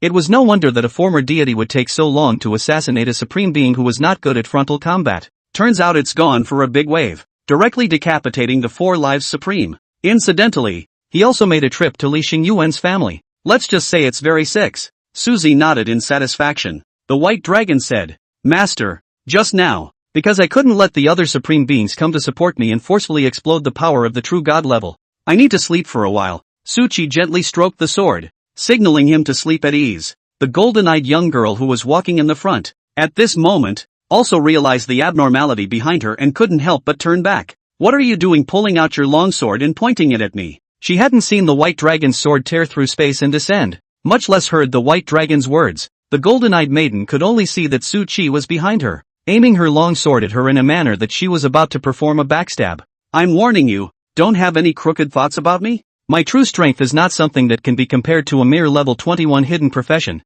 The golden-eyed girl's expression became extremely serious. She was aware of the attraction of her beauty, and there were many people in the demon removal guards who pursued her, but the ones who pulled out their swords directly and wanted to use force. It was the first time the golden-eyed girl had seen it. Su Qi smiled awkwardly and said, Misunderstanding? All of it is a misunderstanding. I'm just preparing for the test afterward. Cootie. It's only then that I messed around in the demon removal guard, the golden-eyed girl said in a cold voice. There are some stupid people who know the consequences and will choose to get high before anything else. I hope you're not one of those people. Otherwise don't blame me for being merciless. She turned back and continued to lead the way in front, heading towards the depths of the passage underneath, completely unaware of the long sword in Su Qi's hand. It was the very artifact that had stirred up the storm in the outside world before. Chapter 72, The Best Way to Protect and Cut Down All Your Enemies. The golden-eyed girl walked quietly in front. She seemed to have no half-defense. Her head didn't turn back, only leaving Su Qi with a slender and charming back.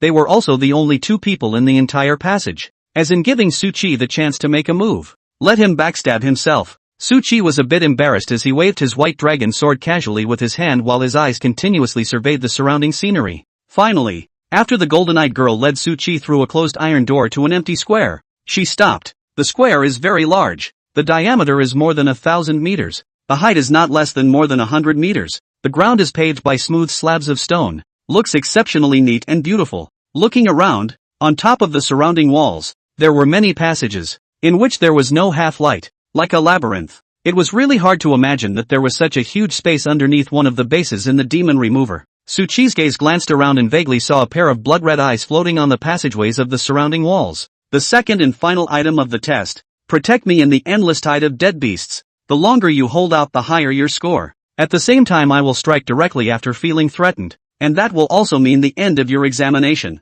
Since you scored 0 on the first item, you need to get at least a superior rating on the second item in order to join the demon defenders. Friendly reminder, there is no protection present. Feel unable to hold on to me to ask for help. Ask for help not in time. Lack of arms and legs. The consequences of their own responsibility. The golden-eyed girl silently retreated behind Su Qi. Su Qi inquired, how long will it last before it is considered superior? 10 minutes is passing. Half an hour is superior. The test begins. The golden-eyed girl's tone didn't have half a ripple. Half an hour? Then hold on for a good 32 minutes. You can't control the score too obviously, Suchi muttered to himself in his mind. However, after the golden-eyed girl's words just now reached the ears of the monitoring department, they couldn't help but have the corners of their mouths twitch. God insists that half an hour is preferable. The second test. Although there was a part of the test of actual combat, it was more of a test of the will to fight and how much one really wanted to join the demon defenders. The so-called will to fight is whether or not you can continue to fight and for how long when you are physically and mentally exhausted. How much he wanted to join the demon removal guards. Naturally, no explanation was needed. And what was being looked at was whether Suchi would directly choose to ask for help or fight to the death to hold on in the face of danger. Join the demon defenders even if you have to fight to the death. After all, as an examination, it was impossible for them to let someone really die. Since the young girl led Suchi to push open the metal gate and enter the middle of the empty square, they have then come to the virtual world, developed by demigod powerhouses such as mechanics and forgers. The items are specifically designed for training in the performance of actual combat. As for passing in honors, a hidden profession of the district's 21st level, facing the tide of dead beasts alone, even the lowest level of the tide of dead beasts, being able to hold on for 5 minutes was already quite anticlimactic. It turned out that in the mouth of the golden-eyed girl, it became 10 minutes to be considered a pass, and half an hour as an honor. That's not against the rules, is it? Someone couldn't help but inquire. It shouldn't count. Lu Yao just tricked him and wanted to see his limits,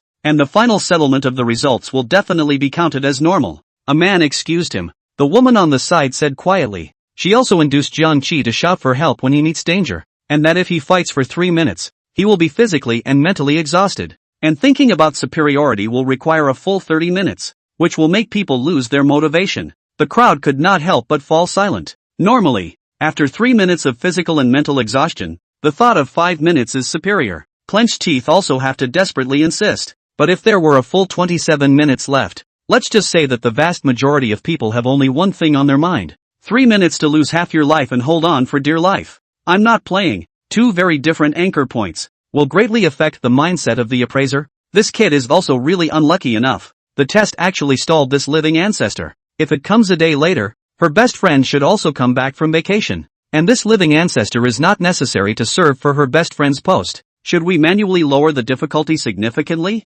Make him hold out for 20 minutes and see if the kid can grit his teeth and make it to 30? That's a violation. The surveillance room fell into dead silence again, while the video showed a monster coming out of it inside a passageway in the wall of the plaza. Humans with half-rotted bodies, long snakes with purple flames burning all over their bodies, monstrous bats with 3 heads and 7 claws. All sorts of disgusting monsters came into view, but the good thing was that they weren't very high-leveled. At most only a dozen or so. Still enough to be a regular 21 drinker though. They are all the lowest level monsters among the Death Mountain range, and since they are out of the range of the Death Mountain range, they won't gain experience from killing them, Lu Yao explained. Suzy nodded. He has also learned about it. Realistic monsters don't add experience, and when an unpassed copy descends, only monsters killed within the boundaries of the copy will add experience. Suchi stood with his sword in hand, facing the monsters that rushed by in groups. He didn't use any magic, he just charged straight up. The best way to protect your teammates behind you. Cut down all the enemies.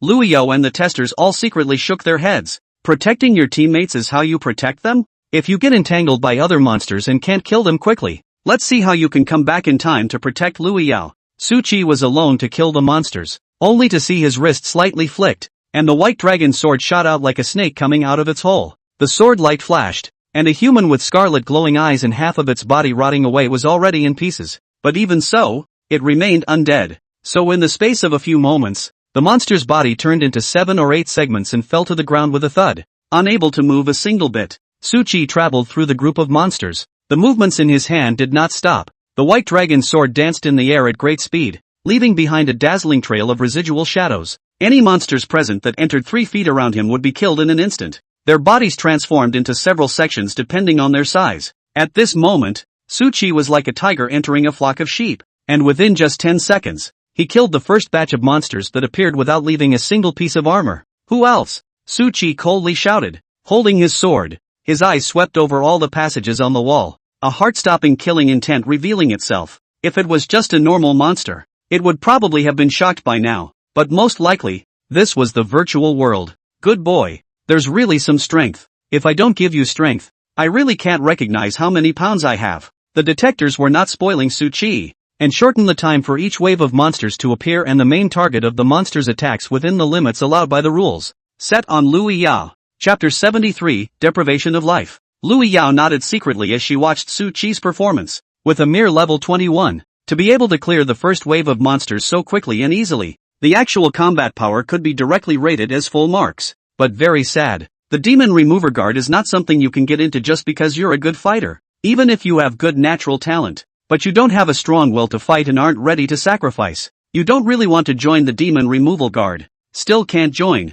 because the demon removal guard never lacked heavenly pride. If one were to say that there was something missing, I am afraid that there was only a lack of Su Qi's kind of heavenly pride that would be enough to overthrow the Death Mountain range when it grows up. But sadly, he's dead. A flash of regret flashed across Louis Yao's eyes. As a member of the demon removal guards, her parents were also part of the demon removal guards, only that they had both died fending off the tide of dead beasts. The young girl thought, her thoughts being pulled towards the past. From memory it was a letter, a blood-stained letter. Xiao Yao, by the time you read this letter, the probability is that we've already gone to a faraway place. This tide of dead beasts is so fierce that all of our teammates have been sacrificed, and the commander and vice-commander have no time to care. So we must stand up and hold on. Please forgive us for not being able to take you to the playground, buy you pretty dresses and delicious snacks. Don't think about revenge. We just want you to live happily and peacefully and love your mom and dad forever. Louis Yao's parents' will wasn't long. The letter was also brief, not to mention not saying much.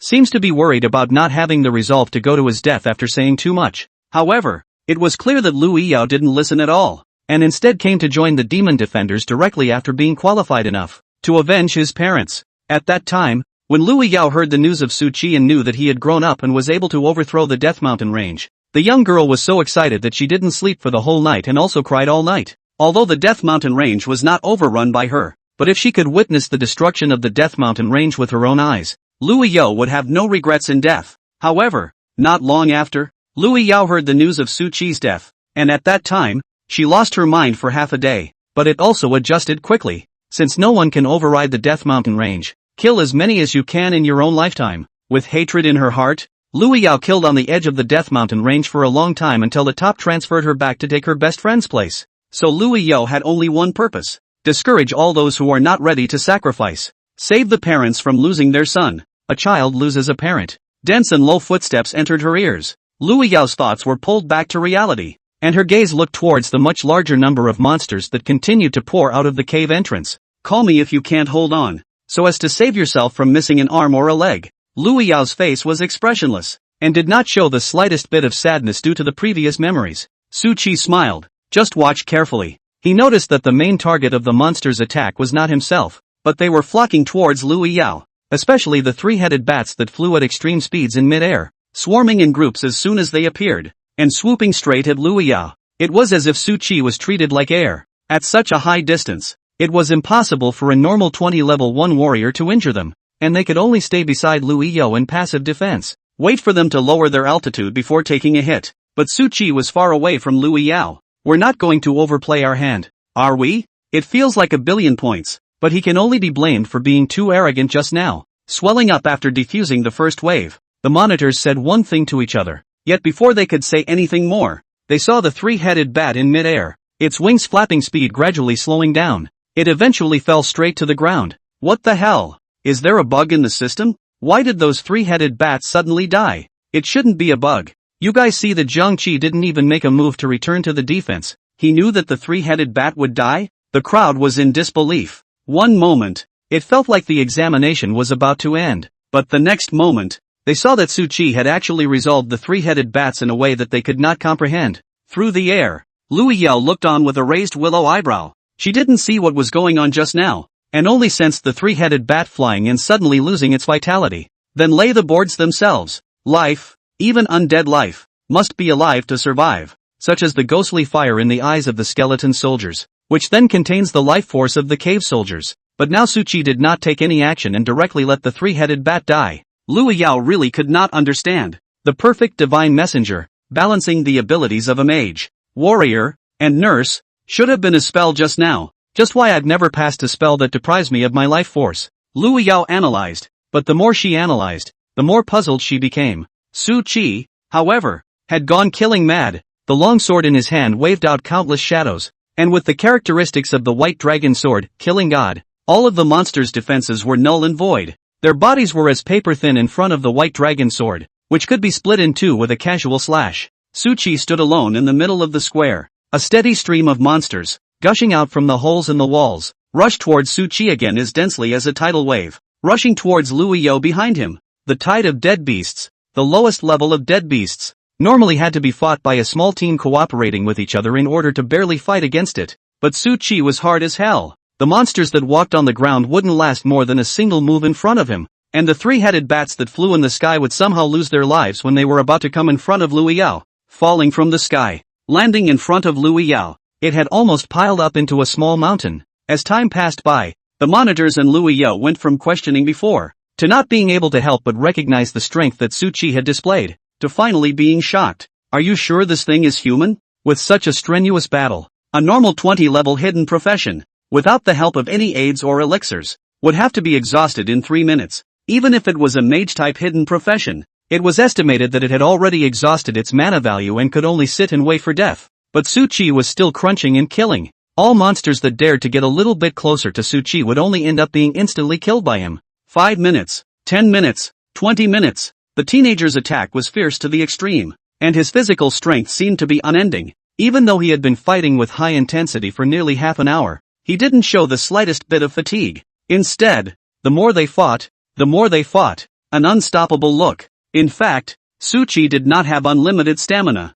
but after the withered tree rejuvenation was promoted to life deprivation, there was no upper limit to his stamina. Life stripping, consume mana to strip opponents of their life force. The higher the level of the target, the more it is consumed, and the stripped life force can be used to treat injuries and restore stamina. The monitor looked numb. Lu Yao even looked at the bottom of her eyes and froze. Report it. It must be reported. Chapter 74, The Cool Ji Fengmai. In the closed chamber, Ji Fengmai was alone on a chair, her white and slender fingers tapping on the armrests, sending out bursts of crisp sounds. Prefect, the sword spirit of that crippled divine sword obviously recognizes you. Do you have anything you want to say? An icy, questioning voice came from the special computer. At this moment, within China, another meeting of the most powerful was taking place. Adding up the number of times it had been held in the past 10 years, it was estimated that there weren't even as many as had been held in the past few days. Ji Fengmai smiled coldly and said, "What can I have to say?" The owner of the cold voice questioned once again.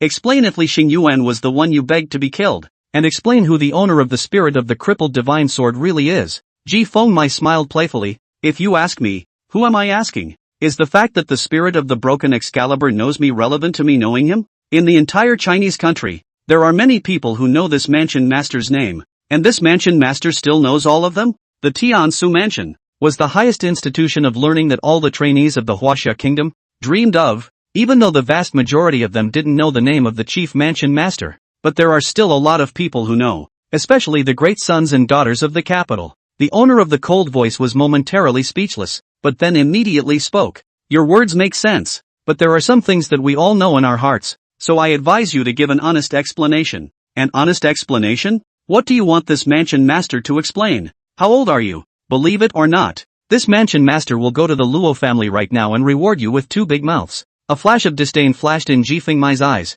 and her tone was filled with contempt. Previously, Li Xingyuan's group had 5 supreme powerhouses, but now there was only 1 left, so Ji Fengmai was still afraid of a hammer. Don't you dare bleep in front of her. Go up there and get a couple of mouthfuls. As long as they didn't beat the person to death, the other supreme beings wouldn't care too much. How dare you? The owner of the cold voice was no longer calm, and the sound of a palm slapping the table came along with his angry shout. You can try. Ji Fengmai's tone was cold and indifferent, not letting up in the slightest. At this moment, she only felt exhilarated, like it's going to be awesome. In terms of supreme powerhouse allies, Ji Fengmai also had them, and they were also at the top of the list of battle power among the supreme powerhouses. Just like her, that was the commander of the demon removal guards who had previously robbed Su Qi with Ji Fengmai. The 2 of them, one of them guarding the Death Mountain range, one of them cultivating heavenly pride in jungles for the Chinese nation, and many of the demon removal guards were also trainees of the Tianzi Palace. However, due to the demon removal guard commander, he could not leave the vicinity of the Death Mountain range, so Ji Fengmai had always been pushed headlong by Li Xingyuan and his allies. Even the number 1 person in the Huaxia country would have to let the 5 of them have 3 points. But now, Ji Fengmai only felt like raising her eyebrows. Unprecedentedly cool. Investing in Susie is really worth it. Casually getting your nemesis killed. You must invest more in the future. In the future, he might even become a god lying down. Ahem. A dry cough interrupted the tit-for-tat between the two. Luo Yunchuan, Ji Fengmai. We're all Chinese. If we make too much noise, won't it make other countries look at us funny when it gets out? Ji Fengmai ignored him and didn't continue talking. Luo Yunchuan said, Military Lord Su. Ji Fengmai bullied people too much. Not only did she collude with a foreign enemy to strike and kill 4 of my Huaxia kingdom's most powerful, now she is also openly humiliating me. I still ask Military Lord Su to make a decision for me. Army Master Su smiled bashfully. Make up your mind for you? Weren't you 5 so arrogant before? Completely did not put him in the eyes of the second person in the Hall of China. How come he came to ask him to be the master now? Army Master Su said. Ji Fengmai didn't break any rules and you have no proof that she colluded with the owner of the crippled divine artifact. So how do you want this army master to make a decision for you? Be the master? What a big joke. The Huaxia kingdom had already lost 4 supreme powerhouses, enough to be described as a great loss of vitality. And now unless one's head was kicked by a donkey, one would not even think of looking for evidence to deal with Ji Fengmai. Luo Yunchuan couldn't help but clench his teeth darkly and clench his fists unwillingly, but he could still only be impotent and furious. Previously, within the country of Huaxia, even though the 5 of them were not ranked amongst the most powerful in terms of combat strength, they were able to obtain a position comparable to the number 1 person in the country of Huaxia after passing through an alliance. Now there was no supreme powerhouse taking him seriously at all, giving Luo Yunchuan a feeling as if he had fallen from the clouds to the bottom of the valley. Pain. It hurts too much. It felt like it had never been more suffocating. Luo Yunchuan could only say in a deep voice, since there is no evidence that can prove that Ji Fengmai and the Divine Sword Lord are colluding, let's talk about besieging the Divine Sword Lord. He dared to kill the 4 supreme beings of my Huaxia kingdom. We must make him pay. As long as the Huaxia kingdom poured in their efforts to surround the Lord of the Divine Sword, Ji Fengmai would surely deliver a message to him, and at that time, Luo Yunchuan would have to find an opportunity to catch him in the act. However, the scenario that responded to Luo Yunchuan's words was not one of righteous indignation from the crowd of supreme powerhouses, but rather a quiet and terrifying meeting. It was as if everyone except Luo Yunchuan had disconnected and left, not wanting to continue. Eventually, the Su army lord once again coughed dryly and said, This matter is of great importance. We need to wait for the other supreme powers to come back from their copies and then make a decision together. Siege the Lord of Excalibur? When really? I don't know how to spell 4 words. Right now. Army Master Su really wanted that Ji Fengmai knew the owner of the Divine Sword. That way they still had the option of pulling the strings, taking the country of China to the next level. As for the 4 dead Li Xingyuan, dead is dead. Is it hard to want them to fight with the master of the Divine Sword for the sake of 4 dead people? Just look at the quiet meetings. None of the rest of the Supreme Masters wanted to fight for their lives. After all, those who dared to fight for their lives had already gone to the middle of the copies, searching for the chances and clues that could help them become gods. The first person in the country of China is one of them. No gangs, no descendants or forces, single-mindedly raiding copies and wanting to become a true god. Seeing the incredibly quiet meeting, Ji Fengmai also did not hesitate to disconnect and initiate another meeting. Not much longer. One individual linked in. Commander of the Demon Removal Guards, ancestor of the Jiang family, and lord of the Feng Mansion. Old woman, what are you trying to do by suddenly initiating a meeting? The Demon Removal Guard commander wasn't polite either, coming up and directly tearing into him. For Su Qi to die in the copy of the bottom of the heart thing, even if a period of time has passed, he is still haunted. If Ji Fengmai hadn't snatched the person from him, it would have been impossible for the people of the Little Days country to break through the replica boundary wall and forcefully send someone in to make the replica mutate. Jiang Yuwei is not in a crisis. Su Qi naturally couldn't die. Although the commander was well aware that everything was a script arranged by Li Xingyuan, he was still furious. The Geisher heavenly pride that grew up to be able to overthrow the Death Mountain range and was enough to unify the Blue Star actually died that simply. The Demon Removal Guard commander was so angry when he found out that he almost couldn't help but leave the Death Mountain range to slaughter Li Xingyuan. Old thing, this mistress is in a good mood today and is too lazy to bother with you. Ji Fengmai returned flatly. The commander-in-chief said in a conspiratorial manner. Li Xingyuan's group was almost wiped out. You old woman had a good time. But the strength of my Huaxia country was greatly reduced. So what are you in a good mood for? It's hard to believe that you really know the Divine Sword Lord? Can you pull him in to join the Huaxia kingdom? Chapter 75. Who dares to call himself Heaven's Pride in front of him? Is it possible that you really know the Lord of Excalibur? Can you rope him into joining the Wachovia kingdom? The Demon Removal Guard commander's words came out. Everyone else in the meeting couldn't help but quiet down. and even quite a few demigods couldn't help but breathe heavily. Ji Fengmai suddenly opened an internal meeting of their faction. Could it be that she really knew the Divine Sword Lord? Although the perishing of the four supreme powers had greatly reduced the strength of the Chinese nation, if they could draw on the Divine Sword Lord, not only could the strength of the Chinese nation return to its peak, but it could even directly suppress the Great Pretty Nation and become number one on the Blue Planet. At that time, the number one of the Huaxia country would change, and with Ji Fengmai's relationship with the Divine Sword Lord, their status would naturally rise. It is like the faction of Li Xingyuan before. As for the rest of the supreme powers to accept it or not, if not, is it hard to risk the cost of both losing and fighting? Under the crowd's anticipation, Ji Fengmai spoke in a slightly flirtatious tone. If I knew the Lord of the Divine Sword, I wouldn't be single until now. The crowd couldn't help but be speechless enough to put their hands on their foreheads. It's normal for women to move strong. However, they never expected that the Hall of Supreme Power, the head of the Heavenly Policy Mansion, the woman of women would actually have a time when she was a dream girl. Ji Fengmai didn't care what the crowd thought. Without checking, she knew that there was definitely a mole among them, and it was impossible for Ji Fengmai to expose Su Qi's identity. The Demon Removal Guard commander frowned. Then why did you call a meeting? I'm very busy on my side of the Death Mountain range. Unlike you, an old woman, who drinks tea in your office all day. He was so disgruntled that he decisively chose to withdraw from the meeting. Ji Fengmai's face was expressionless. Auction a copy of the remnants of a deity. What? At this moment, not to mention that the demigods were stunned. Even the Demon Removal Guard commander was stunned at the last moment of his exit. That's the remnants of a deity that can be found but not sought. It was enough to help demigods directly become the remnants of gods of the most powerful. Truly priceless. Ji Fengmai actually took it straight here to sell it. The commander of the Demon Guard has joined the meeting. Prefect, with our alliance for so many years, it's a bit too hurtful to talk about the price. The commander played the emotion card. Ji Fengmai laughed coldly. Give me 2 crippled divine artifacts, and the remnants of the deity's body will be yours. The commander gritted his teeth and said, why don't you go grab it? You old woman. 2 crippled artifacts for the remnants of a god's body. Expensive and not too expensive. Because Ji Fengmai didn't say the grade of the crippled divine artifact, there are also highs and lows for crippled artifacts. For example, Su Qi's amethyst staff. That was particularly badly broken, and even with the remnant soul of the deity sleeping inside, it could only burst out with a level 50 battle power. Ji Fengmai gave Jiang Yuwei the white dragon sword. That would be a crippled artifact of extremely high grade. Although it had fallen from the rank of a divine weapon because of the shattering, it still possessed the power of a pseudo-god, and even released the white dragon spirit along with it. The broken artifacts themselves alone were capable of decapitating supreme beings. What are you talking about? I didn't hear you? Ji Fengmai opened her mouth indifferently. The commander smiled awkwardly and said, Prefect, it was all my fault just now,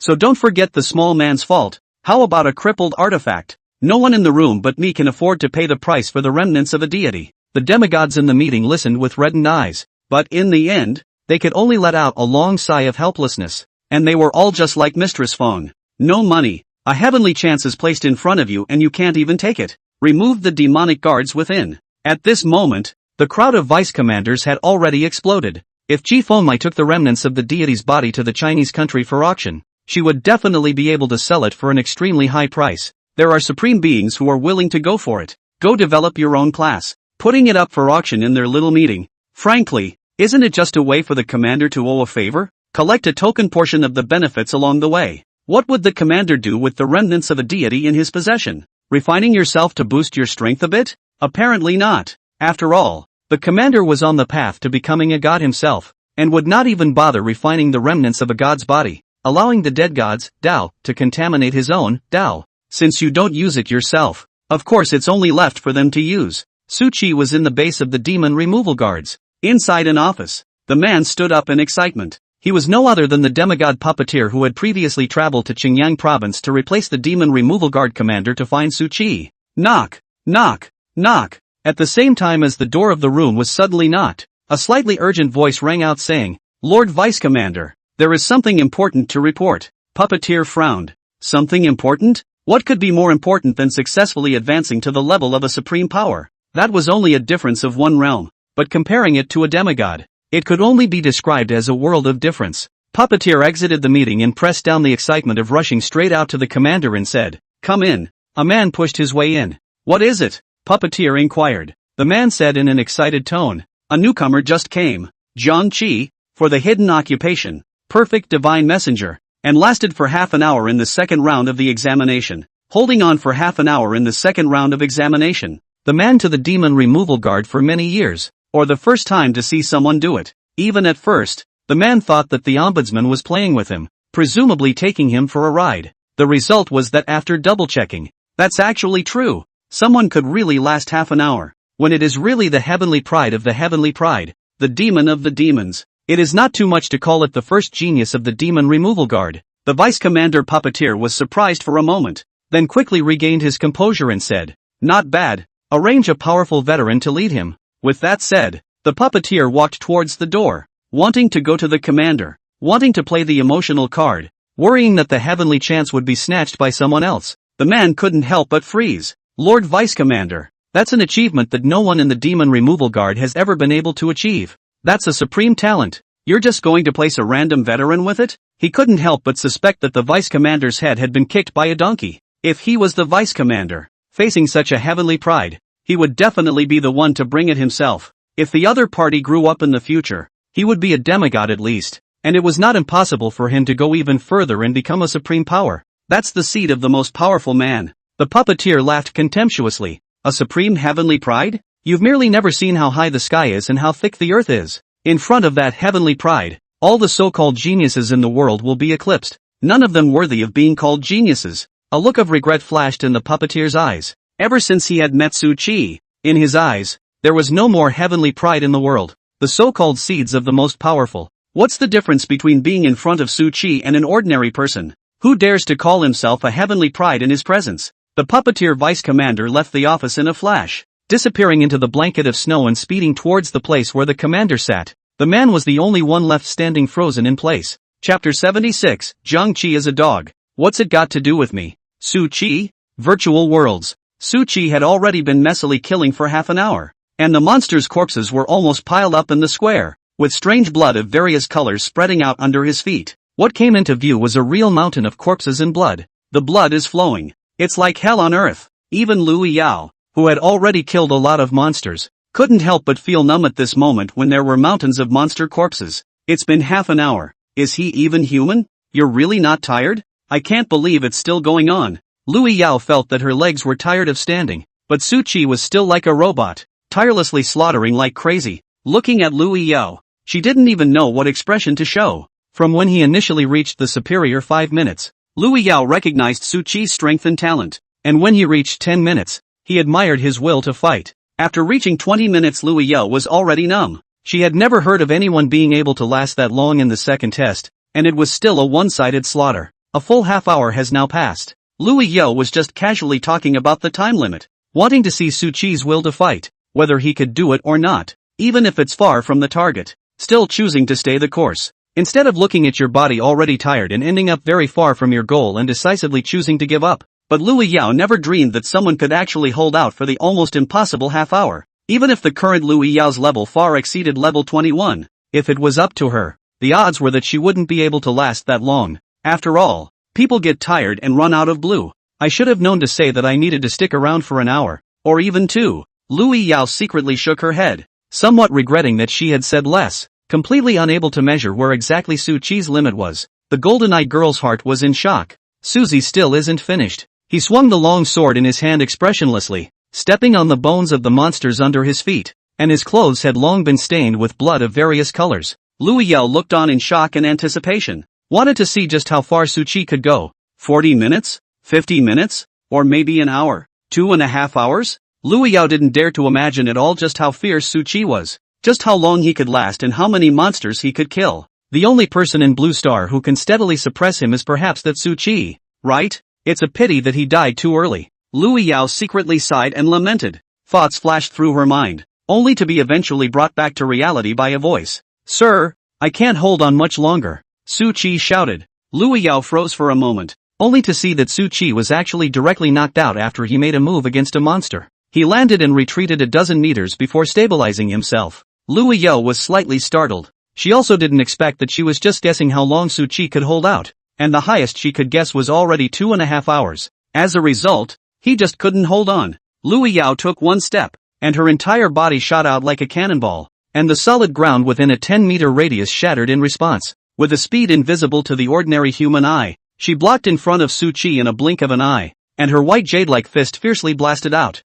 Boom! The air shook, and the skeleton knight who was struck by the punch suddenly exploded, all of his bones shattering into countless slags under the terrifying force. At the same time, along with Lu Yao's punch, an invisible shockwave spread out in all directions. Wherever the ground surfaced cracks, the monsters' bodies also exploded with a bang, along with the bones piled up on the ground. It didn't return to a gradual calm until 100 meters away. One punch cleared the monsters in a 100-meter radius, and it hadn't used any skills. It was just an ordinary move. If that punch hits Suzy's body, he will surely die. However, if Su Qi took out his real skills, Lu Yao wouldn't even have a chance to get close to her, and even just by virtue of a single move of time suspension, he would be able to take her down at will. The examination is over. Lu Yao's words fell. Su Qi saw the scene around him change. The numerous monsters that were just about to rush up became illusory and disappeared in an instant. What came into view was a narrow space of metal. Spatial transience? After a thought flashed through Su Qi's mind,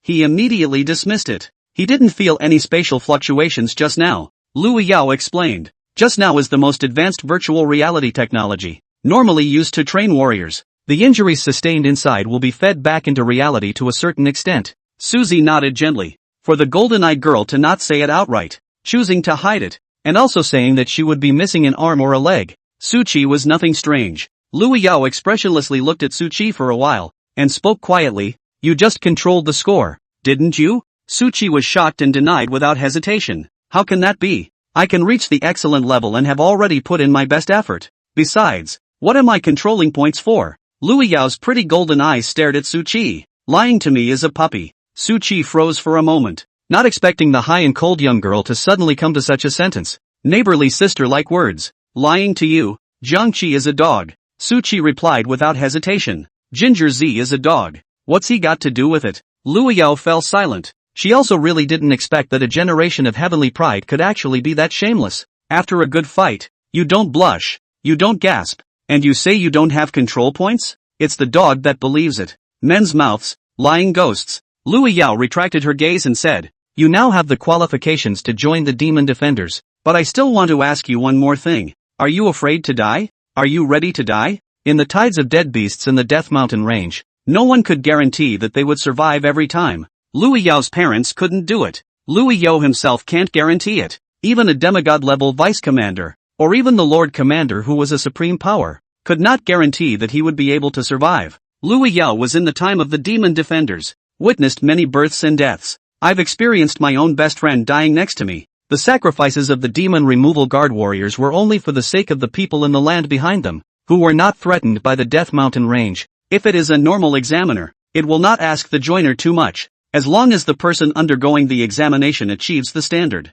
the odds are they won't cross paths again after that. But Lu Yao is different. It seemed to her that it was fine for those who feared death to turn away, and the young girl would not scoff, much less despise, for that was human nature. It's not unusual to be unprepared to die. May want to join the Demon Defenders. Lu Yao felt that it had to be one or the other. Either you're not afraid to die, same as her. Either that or they are as scared of death as the vast majority of people, but prepared to die. After all, the death rate of demon removal guards was extremely high. Su Qi laughed softly. I'm afraid of death, and I'm not ready to die. Can't I join the demon removal guard? Chapter 77, Su Qi, have I become the second in the world? Fear of death. Not ready to die. Can't we just join the Demon Defenders? Lu Yao was calm, and even felt a little more favorable towards Su Qi. After all, there were very few honest people in the world. Even fewer have the courage to admit their shortcomings. The vast majority of people wear a mask of hypocrisy. He is obviously afraid of death but says he is not, but when he actually faces death, he reveals all sorts of ugly behavior and pulls his teammates down. After letting your teammates hold up, you take the opportunity to escape. Lu Yao had been pitted by her own suitor, verbalizing that she was willing to die for her, that she was everything to her and so on. But when he met an irresistible danger inside the Death Mountain range, that man ran faster than a rabbit and sold Lu Yao along with his other comrades without the slightest hesitation. If she hadn't had a great life, I'm afraid she'd be dead. This made Lu Yao very thankful. I'm glad I didn't fall for the sweet talk. However, at this moment, Lu Yao, even if she had a little more favorable feelings towards Su Qi, she was still expressionless and said, able to join, but I still suggest you choose to pass up the opportunity. The death rate of the demon removal guards is extremely high. The me that is here now, talking to you. Maybe the me that will be here tomorrow will be a corpse lying on the ground, even a corpse. Lu Yao was calm when she said death, without a single bit of fear, and even less waves in her golden eyes. Su Qi wasn't taunted for his fear of death, but he was a bit offended. I have my own plans. Don't keep teaching me things under the banner of what's good for me, Lu Yao said. I'm just stating my suggestion. The final choice is yours, and the only person who can make the decision for you is you. But there's no turning back after a choice. I just hope you think twice about abandoning your teammates and becoming a deserter in the face of death. I also hope you don't regret your choice. Su Qi couldn't help but laugh. Desertion? Regret? Thanks for the reminder, sir, but the Death Mountain Range is a forbidden zone of life for you, an impassable moat. But to me, it's just a small ditch on the road of life, which I can cross with a slight leap. He wasn't intentionally trying to hide it at the moment, and an indescribable confidence flowed out, causing Lu Yao to look sideways, to the amazement of the crowd in the monitoring room. What a good boy. Ambitious. How long has it been since I've seen such a spirited youngster? I hope he can keep it up and grow as confident as he is, and become a demigod or even a supreme powerhouse of the demon removal guard. The crowd couldn't help but praise it. There was no one who did not recognize Su Qi's talent. The crowd also admired him for his heart. There I am invincible, treating the Death Mountain Range as a small ditch on the road of life, not to mention a supreme power in his youth. Even the current supreme powers wouldn't dare to say that. Let's just say that teenagers have their own way of being teenagers. Such a gaze was the envy of many. However, a discordant voice suddenly rang out saying, just a brat who doesn't know the heights of heaven. Once this kind of person experiences a huge defeat, his heart will surely be devastated after taking a blow. The crowd looked in search of the sound, and in their eyes was a tall and powerful man with a handsome appearance, Chen Feiyu, one of Lu Yao's suitors, the person who had entered the Death Mountain Range with her and her other comrades, and eventually left Lu Yao and her other comrades behind to escape after meeting a life and death crisis. That time, all of Lu Yao's comrades were dead and buried, and she came back to report Chen Feiyu's behavior after going through a lot of trouble and escaping death. But Chen Feiyu refused to admit it, saying that not long after they entered the edge of the Death Mountain Range, they all got separated. Looked for it myself for a long time and couldn't find it. One can only come back crying and report. It also said that the Chen Feiyu that Lu Yao met was either a monster in disguise or an illusion after being poisoned. The end result is that there is insufficient evidence. Plus there was someone behind Chen Feiyu. It had to be left unsettled. In order to maintain his persona of being deeply in love with Lu Yao, Chen Feiyu is still trying to pursue her, often courting her and saying sweet things, as if nothing had happened. But Lu Yao only felt sick to her stomach. Now in order to maintain his persona of being deeply in love with Lu Yao, Chen Feiyu rushed over at the first opportunity after hearing that Lu Yao was assessing newcomers. However, Chen Feiyu never expected it. Suzy is actually that good. Surprisingly, he lasted half an hour in the second test. Chen Feiyu at first because he knew the inside story, knew that it was a virtual reality, and desperately insisted on 15 minutes. Are known as 10 years hard to meet the absolute talent. It turned out to be less than half of Suzy's? What made Chen Feiyu the most jealous was still the fact that Lu Yao had said more words to Su Qi than all the words they had said combined since they met. Even if Chen Feiyu would sell Lu Yao on the edge of life and death, it didn't mean that he didn't like her. Even if he merely liked Lu Yao's looks and wanted to hear the high and mighty goddess's private cries, that was still liking. Suzy, right? I hope you have a background in demon removal guards. Hopefully, the top will just transfer you out of here. Otherwise, LOL. A silhouette suddenly pushed its way in. When the crowd's gaze shifted, someone inside couldn't wait to inquire. Boss, what did Lord Vice Commander say? After the boss mused for a moment, he said the puppeteer Vice Commander's words almost as they were. The corners of the crowd's mouths twitched slightly as they listened. No one can be called Heaven's Pride in front of Su Qi? After seeing the apex of Heaven's Pride, Lord Vice Commander felt that no one else deserved to be called Heaven's Pride? And then to have a supreme heavenly pride, who was able to hold out alone for half an hour in the tide of low-level deadbeasts at a mere level 21. To start from the bottom? It's okay to start at the bottom. I can't believe they didn't even send a strong guide. The crowd looked at each other in disbelief. The corners of Chen Feiyu's mouth could hardly be suppressed. Suzy, it's really good. I didn't realize that a dead man could actually help him out by pressing the death of the person in front of him who made him all jealous and would most likely become his love rival. Jiang Qi, I would love to see how many days you can live under my operation without a strong person to lead you, Chen Feiyu whispered in his heart. Looking at Su Qi in the surveillance, there was a playful smile in his eyes, like the teasing of a cat catching a mouse. Surveillance. Lu Yao after a long time, she also came back to her senses, looking at Su Qi's eyes page more than a touch of other emotions. However, the golden-eyed girl remained indifferent and said, It's good to have confidence. I hope that in the future you can maintain it as well. And don't give up on yourself just because of a little blow. Thank you for your blessing, sir. Suchi smiled politely. Lu Yao said, get reacquainted. My name is Lu Yao. Zhang Qi meets the officer. Suzy gave a military salute. From now on he is a soldier of the Demon Removal Guard. Lu Yao gently nodded her head and said, confidence is a good thing. But too much confidence is conceit, and it will only get you nowhere.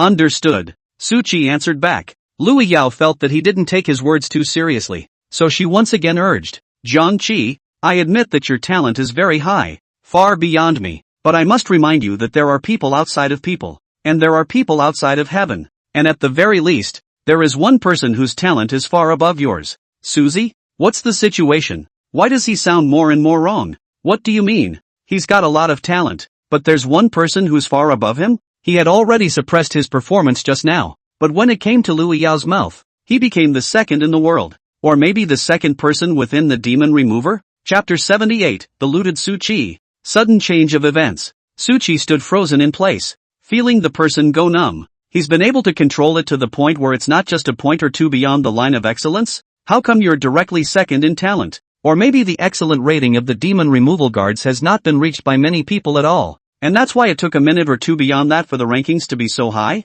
Lu Yao gazed at the dumbfounded Suchi, her willow eyebrows gently raised and said, what? Are you thinking that your talent is absolutely unrivaled and don't believe my words? Suzy looked back. Just when I was about to inquire how I came in second place, Lu Yao took the first step and inquired, Zhang Qi, do you know about Suchi of the Heavenly Policy Mansion? Suzy was speechless for a split second. Why are you suddenly turning the question on him again? I don't know. Suchi answered without hesitation. Lu Yao nodded her head gently. That's also true. With your 18 years old age and being able to reach level 21, you must have piled into a copy as soon as you left the trial tower. It's only normal that you don't know about it. But I've just told you that there are people outside of people, and there is a world outside of people, and you have to be humble as a human being. This Suchi is the same age as, and is also a student of the Tiansa Palace just like you, but you're still practicing in the replica, and he's already been put on the must-kill list by the Great Pretty Country and the Little Day Country. You're still advancing within the Tower of Ascending God,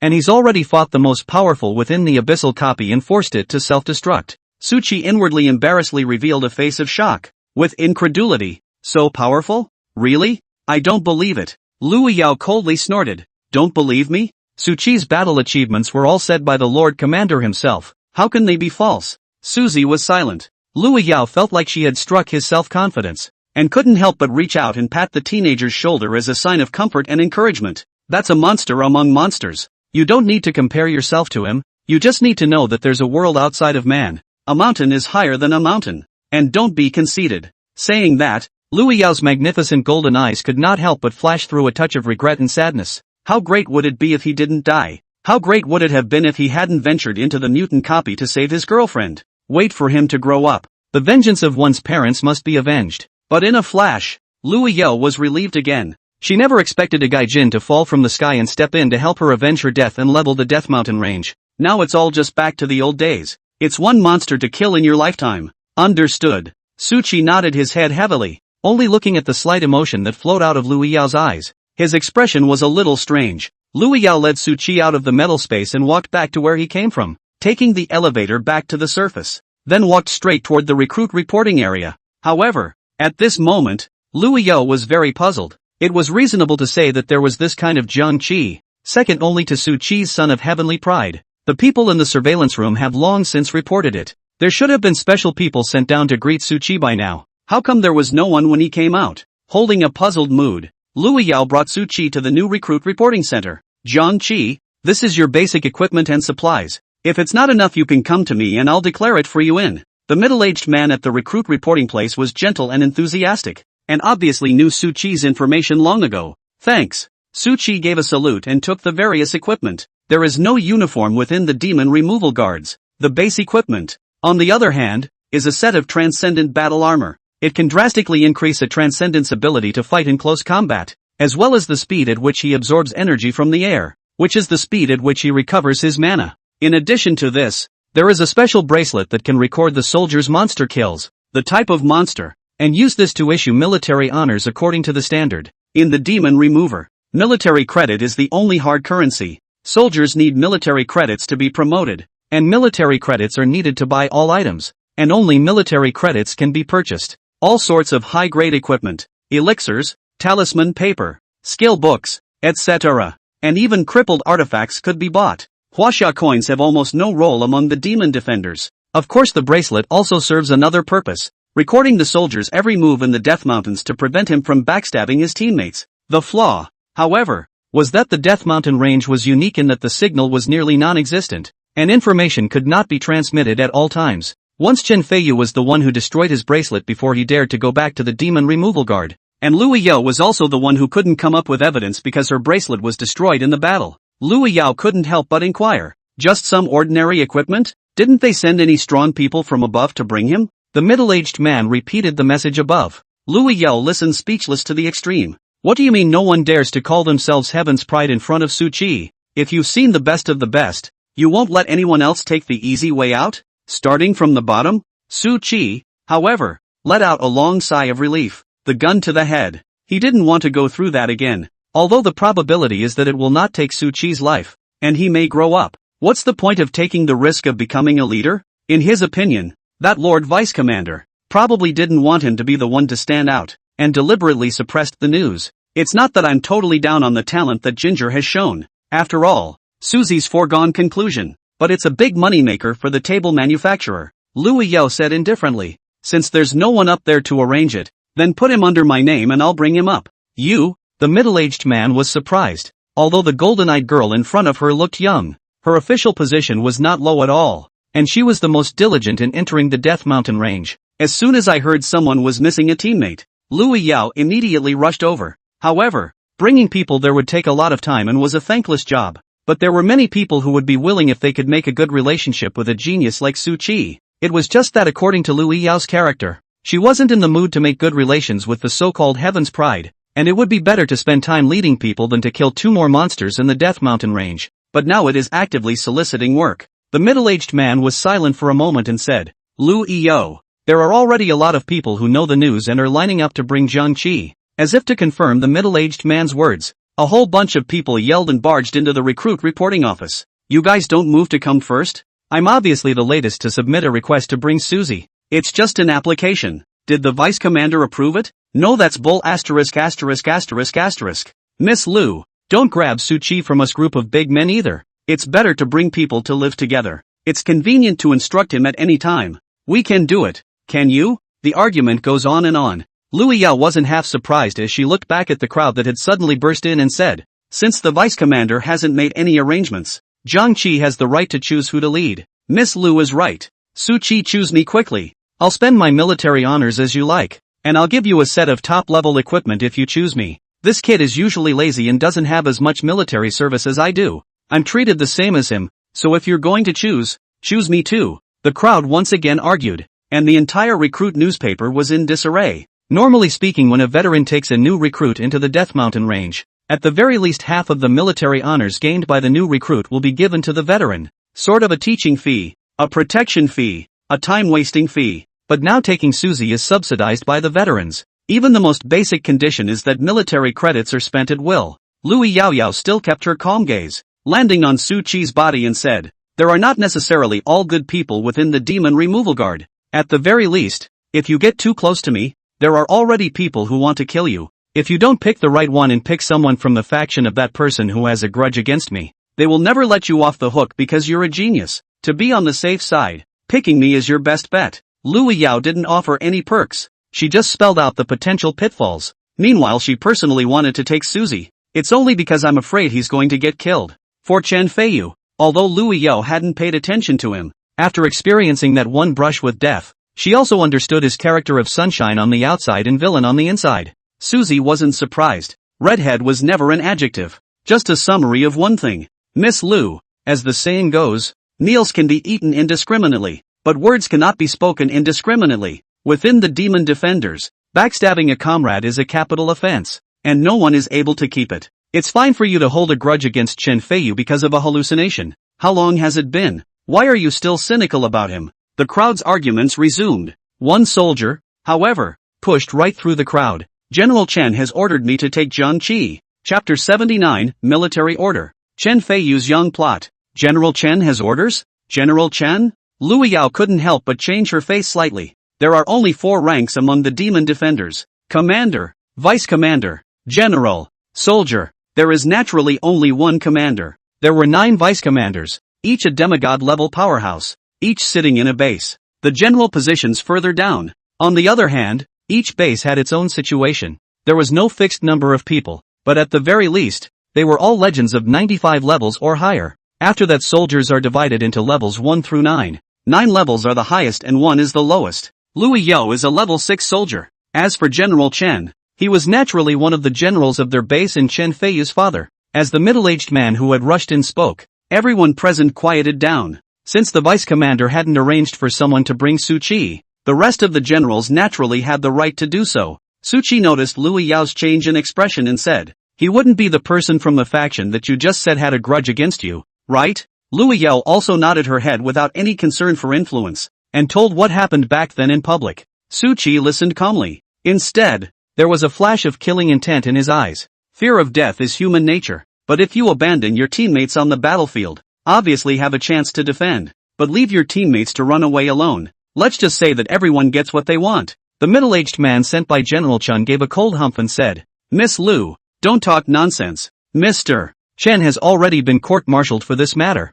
but the vice commander's verdict was not guilty. Are you questioning the vice commander's impartiality?" The middle-aged man paused and continued to speak. "Everything must be based on evidence. I hope that Miss Lu will not say anything that will affect Mr. Chen's reputation in the future. If it weren't for Mr. Chen's deep love for you, if anyone else was making up their own mind and talking nonsense, they would have been sent to court long ago." Lu Yao was silent. The middle-aged man looked at Su Qi and revealed a kind smile. "Your name is Jiang Qi, right? My name is Zhang Zhanfeng, and I will be your guide in the future. As for what Miss Lu just said, I still hope you don't take it to heart. That was all just a misunderstanding. But Miss Lu has been taking that seriously. I'll explain it to you slowly afterward." After Mr. Chen heard about your talent, he was also very eager to make a friend with you. Suzy returned the smile. Lu Yao said in a deep voice, "Jiang Qi, don't trust him, don't go with him." Zhang Shifeng shook his head and said, "Miss Lu, that was General Chen's order, whether to follow me or not.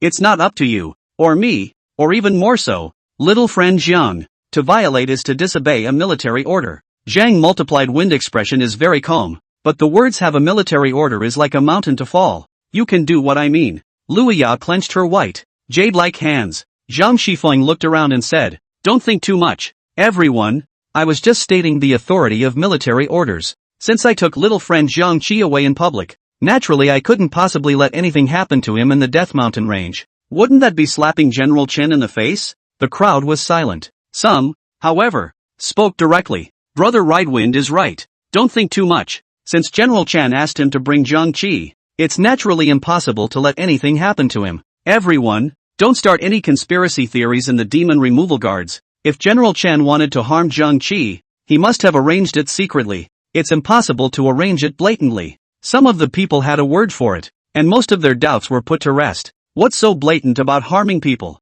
If General Chen wanted to harm Su Qi, it wouldn't be easy. Just arrange all the tasks that have a very high risk factor." However, Zhang Shifeng's words, as well as the voices of the crowd discussing them, became an explanation as a cover-up in Lu Yao's ears. If not for a ghost in the heart, what's the need for an explanation? Why do we need to arrange for one of our own in the crowd to explain? Don't believe him. Lu Yao looked at Su Qi. Suzy returned a smile. Trying to get him killed in the Death Mountains? By allowing the Supreme Commander of the Demon Removal Guards to lead him to face the Lord of the Death Mountain range head-on. There was still a slight chance of getting Su Qi killed. The rest of them are just fooling around. Su Qi didn't meet Lu Yao's gaze as he smiled faintly and said, "Since it's General Chen's order, I'll naturally follow it." He walked towards the middle-aged man. Zhang Shifeng also couldn't help but reveal a smile. "I'll take you to see Mr. Chen. He's eager to make friends with you." Lu Yao pulled Su Qi's hand. Su Qi looked back at her and said, "Don't worry. Officer Multiplying Wind has just said that if you want to harm me,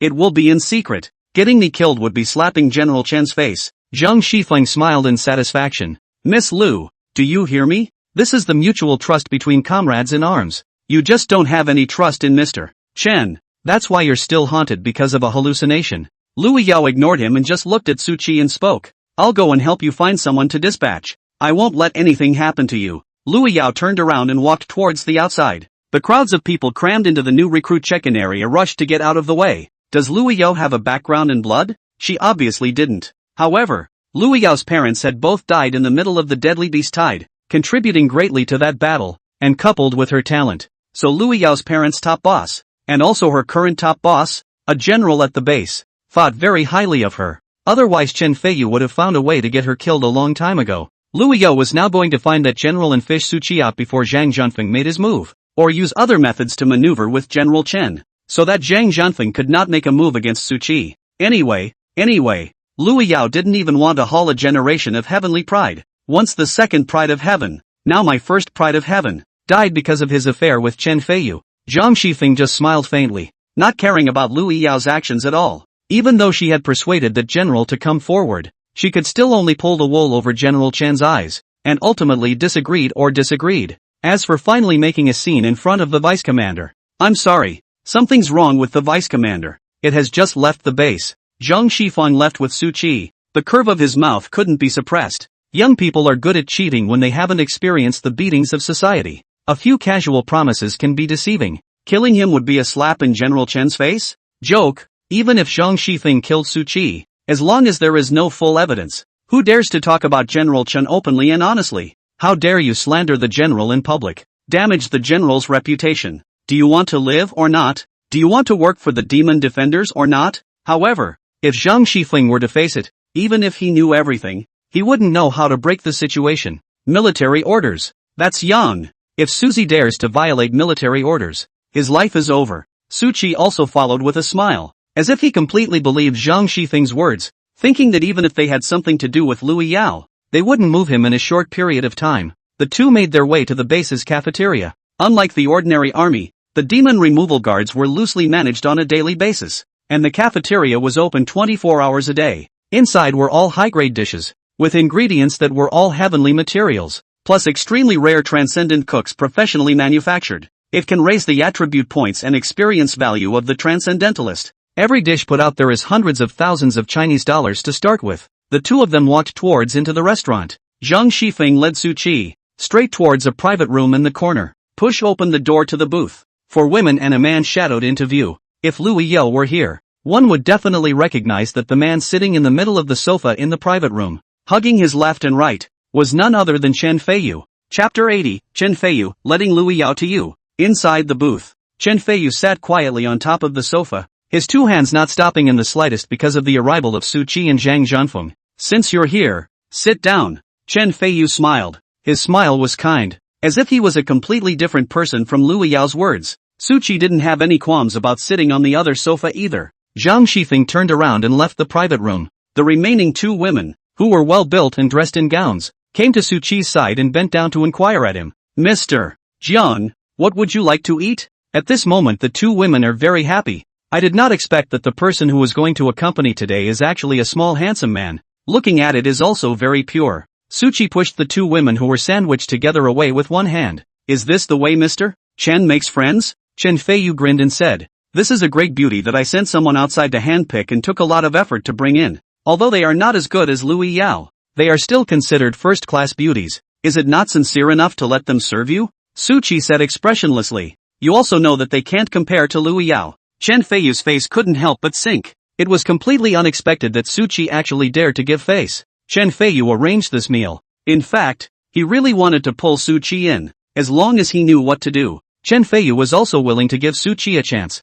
After all, with such a high level of talent, his father's advice to him was to pull the strings first, and if he really couldn't pull them together after that, then he would find a way to fix it. Don't mess around because of a woman. But Chen Feiyu never expected that after he kindly shared the toy out, Su Qi actually did not accept his good intentions at all. No face at all. What a ing rash. The booth was silent for a moment. Chen Feiyu suddenly haha laughed. I did not think that brother Jiang Qi is actually a pure-hearted person. Since you do not want my good intentions, I do not force. He waved his hand. The two women who had just been pushed away by Su Qi returned to their original positions with slightly billion points of loss in their expressions. Su Qi looked at Chen Feiyu without saying anything. Chen Feiyu said, Brother Su Qi, I'm sure you can see that I'm not the infatuated person they rumor me to be. So Lu Yao's words are true? Su Qi did not hesitate to maintain the rash persona, decisively sticking his face to open big.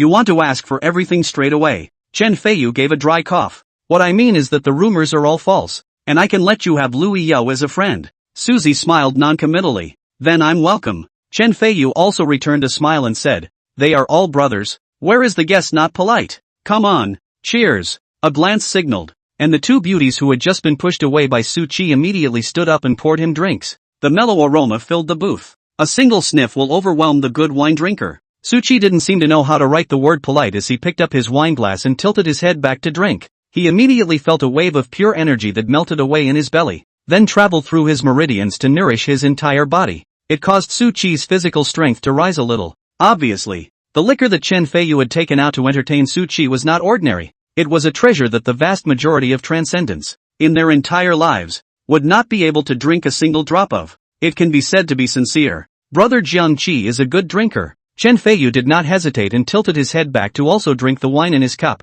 He almost laughed out loud at the moment. A rash person is a rash person, who believes in a few random words without even the most basic wariness. Letting Lu Yao to him? How is that possible? It wasn't that Chen Feiyu didn't want to give up. Rather, in case Su Chi grows up, Lu Yao will later blow pillow talk to him and come to help her take revenge. Chen Feiyu can only cold laugh. The power of pillow talk is not for the faint of heart. At that time, no matter how good Chen Feiyu was to Su Chi, he might choose to backstab him. In Chen Feiyu's eyes anyway, humanity is not to be trusted. Instead of entrusting his fate to human nature and leaving the choice in someone else's hands, it would be better to simply settle Suzy, who made him not give up on Lu Yao, if he chooses to give it up. Chen Feiyu didn't mind making friends with Su Chi, but alas no ifs. Su Chi didn't know what was in Chen Feiyu's heart, and he didn't care in the slightest. As for wariness, Su Chi could only smile faintly. Before that he was afraid of poison. One could only say that although Su Chi's combat power was immensely powerful, able to go through a few moves with ordinary supreme beings and able to kill demigods,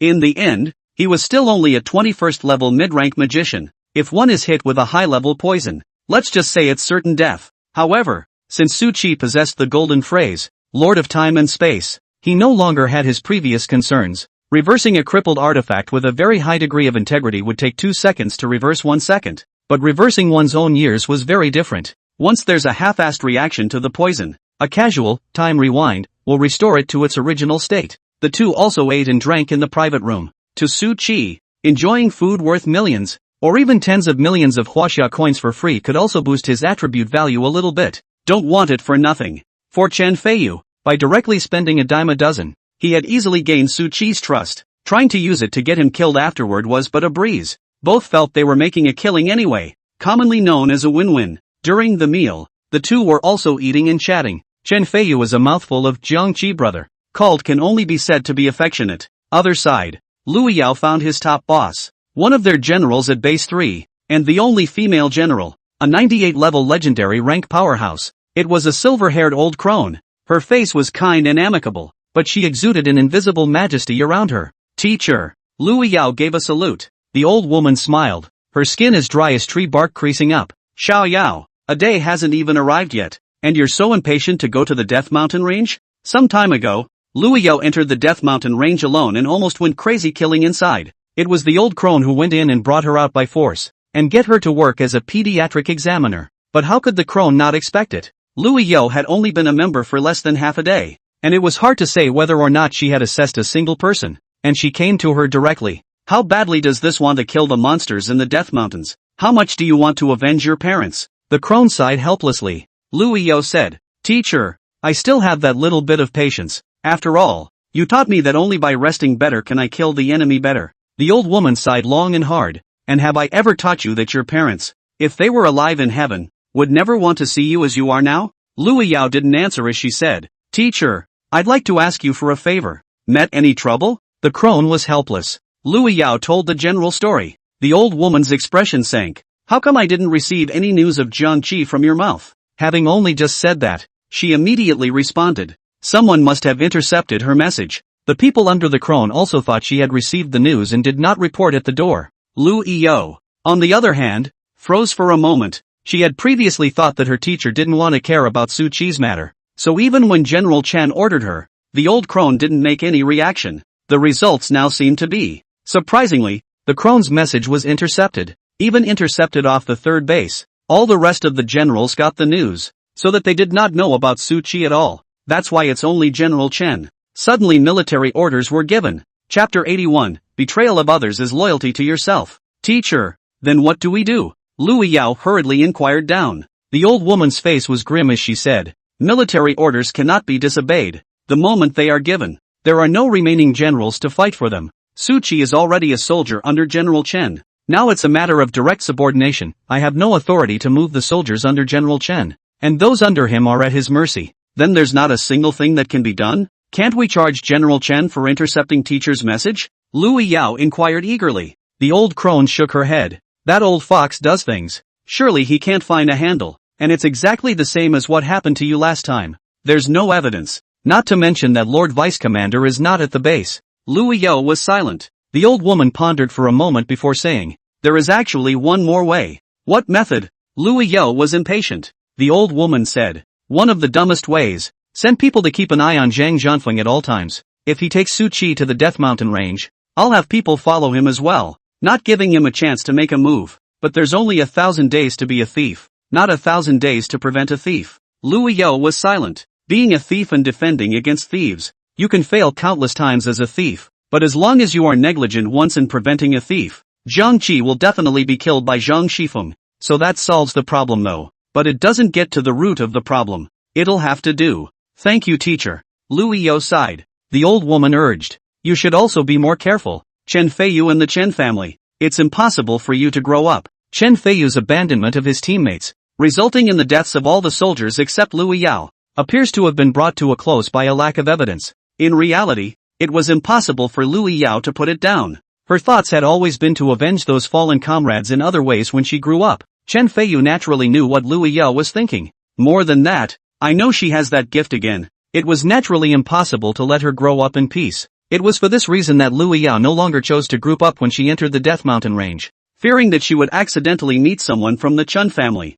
Or maybe the Chen family wants to harm her. It got all the comrades dead again. Of course the old crone had also sent someone to protect Lu Yao, even casting her gaze at her regularly herself in case something unexpected happened. Lu Yao laughed. The old crone also arranged the people directly. It was a middle-aged man with great strength, reaching a full 76 levels, and even a solid saint rank powerhouse. However, not long after Lu Yao and the middle-aged man left one after another, another middle-aged man suddenly approached the door. His face was stalwart and well-defined, his eyebrows were thick and slender, and he revealed an extremely strong sense of oppression, making people feel unruffled and authoritative. It was just that his looks were extremely similar to Chen Feiyu.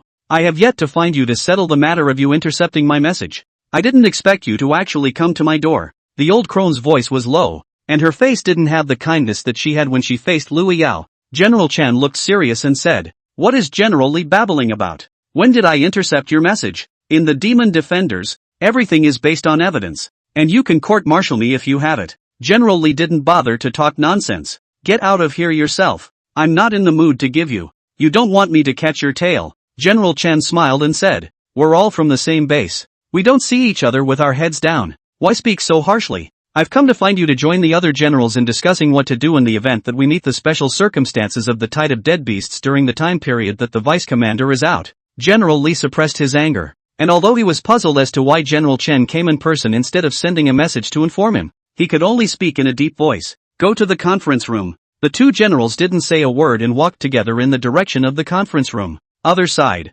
After the middle-aged man received General Li's order, he also found Su Qi's location without stopping and hid in the dark for protection. But it didn't take long. Another figure approached him. Who? The middle-aged man snorted coldly. The visitor smiled. Don't get so excited. One of our own. Who is on your side? The middle-aged man's voice and eyes were cold. The visitor laughed softly and threw out a spatial ring saying, not now. Just take these things. The middle-aged man casually waved his hand and sent the spatial ring flying back without even looking at it. Scram! I'm the man General Li raised. And you want to buy me off with just a little favor? The visitor caught the spatial ring that was knocked back, and didn't look half surprised as he laughed. Don't pretend. General Chen is now personally looking for all the generals to chat with. None of them will pay attention to this place. And General Chen won't let General Li pay attention to it. So you should understand what I mean, right? The visitor threw out the spatial ring once again. The middle-aged man didn't choose to send it flying again, but instead caught it and looked at it. General Li knows me well and is the elder I respect the most,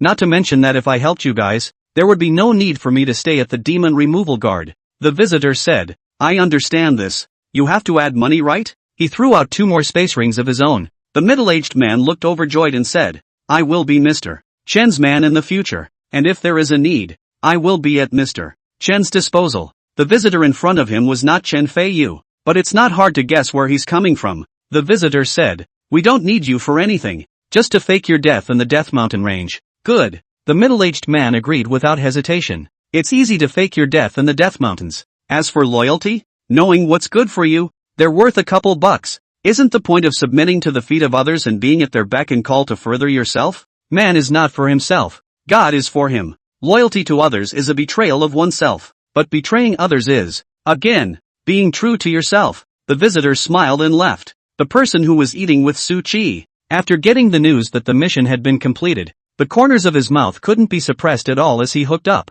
What has made Mr. Chen so happy? Su Qi didn't know exactly what had happened, but he could guess that it wasn't something good for him. But at the moment, Su Qi seemed to be completely oblivious. A pair of eyes so clear they looked like a college student. A good thing. A heavenly good thing. Chen Feiyu looked at Su Qi, who had a harmless appearance, and he couldn't help but smile. Su Qi smiled simply and said, it's good that it's a good thing. But then again, how soon will Officer Ride the Wind take me to take a look in the Death Mountain range? Didn't we come to the demon removal guard to kill the demons in the Death Mountain range? Su Qi looked impatient. A look of a young man eager to build a career. And indeed it does. Having already arrived outside the Death Mountain range and ended up wasting time with them, Su Qi could not wait to go and practice. Then give the little day country a son. Chen Feiyu's smile also grew even wider when he heard this. Earlier, he was wondering if directly asking Zhang Shifeng to bring Su Qi to the Death Mountain range would be too direct and make him wary. Although as per normal, it was useless for Su Qi to be vigilant.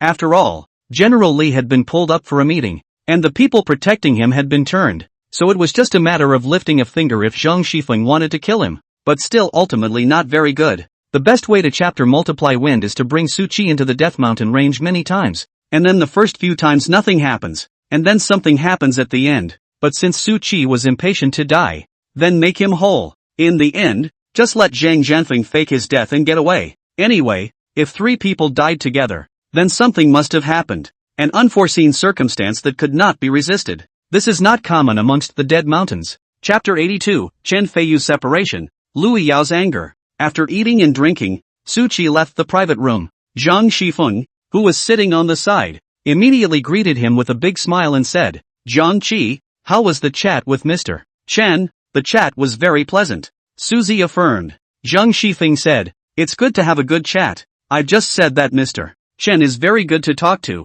and he's happy to make friends with a son of heaven's pride like you. Suzy nodded in agreement. Zhang Shifeng said, Mr. Chen told me that you're eager to go to the Death Mountain range to train and build a career, but it's getting late today. Why don't we go back in the morning? How about that? Psychologically speaking, the more eager the other person shows, the less eager he or she is, the more it increases the other person's trust. After all, it is normal to want to harm you and screw you over. You send it to the door and the other side can't wait to do it right away. After Su Qi was silent for a moment, he could only nod his head gently. Zhang Shifeng led Su Qi away and walked in the direction of the new recruit's accommodation. The middle-aged man hiding in the shadows also reported some of the news that Chen Feiyu had asked him to report to General Li. Zhang Shifeng led Su Qi to walk at a fast pace. In a short time they came to a room underneath. Demon Removal Guard is very different from the general army. Here the soldiers are treated extremely high. Each person has their own single room residence, as well as independent bathroom. After all, as a transcendent,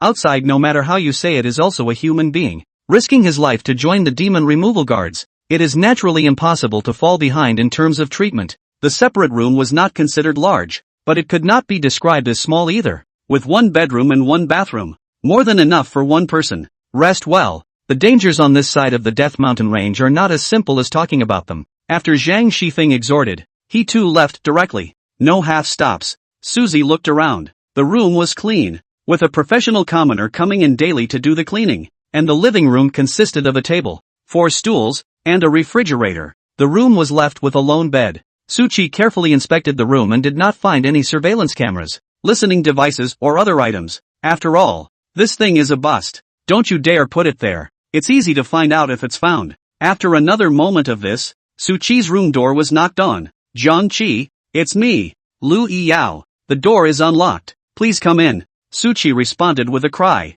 Lu Yao pushed open the door of the room and walked in. With dazzling golden eyes like stars, beautiful slightly curly blonde hair, and matched with her high and cold temperament, she looked incomparably dazzling. Chen Feiyu and Zhang Zhanfeng didn't make things difficult for you, did they? Lu Yao hurriedly inquired. Su Qi gently shook his head and said, no, Chen Feiyu just treated me to a nice meal, and Zhang Zhanfeng was also very cordial. Lu Yao frowned. Jiang Qi, you should be fresh out of society. Don't be fooled by their superficial show of kindness. Fishing knows to give bait, and high-end scams know to sweeten the pot first, so you don't fall for it. Don't worry, they can't fool me. Su Qi looked confident. He was now itching for the people who wanted to turn against him to take him into the Death Mountain range. If Lu Yao had brought Su Qi in, he would not have been able to let go and kill monsters with all his might, and would have had to practice slowly. But if it was someone who wanted to be unfavorable to Su Qi who brought him into the Death Mountain range, then it didn't have to be too simple. First you kill to kill, then you kill monsters to practice.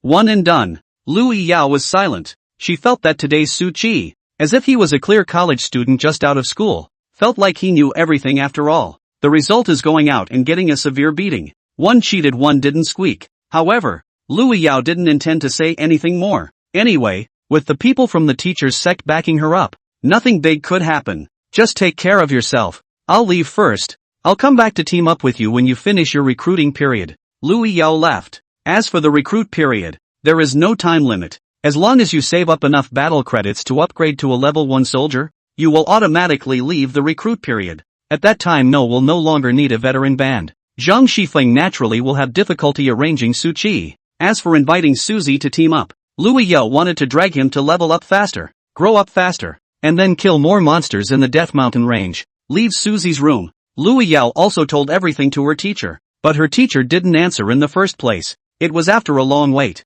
2 recordings were sent to Lu Yao, 2 not so long recordings. Lu Yao didn't understand, but also subconsciously clicked. The words that came out of the cell phone were not the teacher's voice, but the voice of Lu Yao's enemy, Chen Feiyu. This is a great beauty that I personally sent, after carefully selecting outside, and took a lot of effort to bring in. Their beauty, although not as good as Lu Yao's, can still be said to be first-class beauties. I'll let the 2 of them serve you. Isn't that enough to show my sincerity? A flash of doubt flashed through Lu Yao's golden eyes. I don't understand why the teacher sent her such a recording. But the next moment Su Qi's voice came out from the cell phone. You also know that they are no match for Lu Yao. Lu Yao froze slightly. Su Yang has a crush on her? Lu Yao didn't know what to say for a moment. She didn't have a liking for Su Qi, although he was very handsome and gifted. Those weren't the points that made Lu Yao like him. What's more, it was impossible for Lu Yao to like someone at all, because all she lives for is revenge. Helping Su Qi was also only because of his high talent. Lu Yao didn't want to see such a heavenly pride die in the hands of others and wanted to watch him grow up. Kill more monsters in the Death Mountain range. Lu Yao's thoughts were a bit chaotic, and the phone was silent for a while before Chen Feiyu's voice came out again, pulling her back to reality. I can give up my pursuit of Lu Yao and let you have her as a friend. How about that? Then I will not be polite. Su Qi's words were answered without half a hesitation. Chen Feiyu's satisfied laughter came out from his cell phone. Since we're brothers, there's no such thing as being polite. Come on, let's drink up.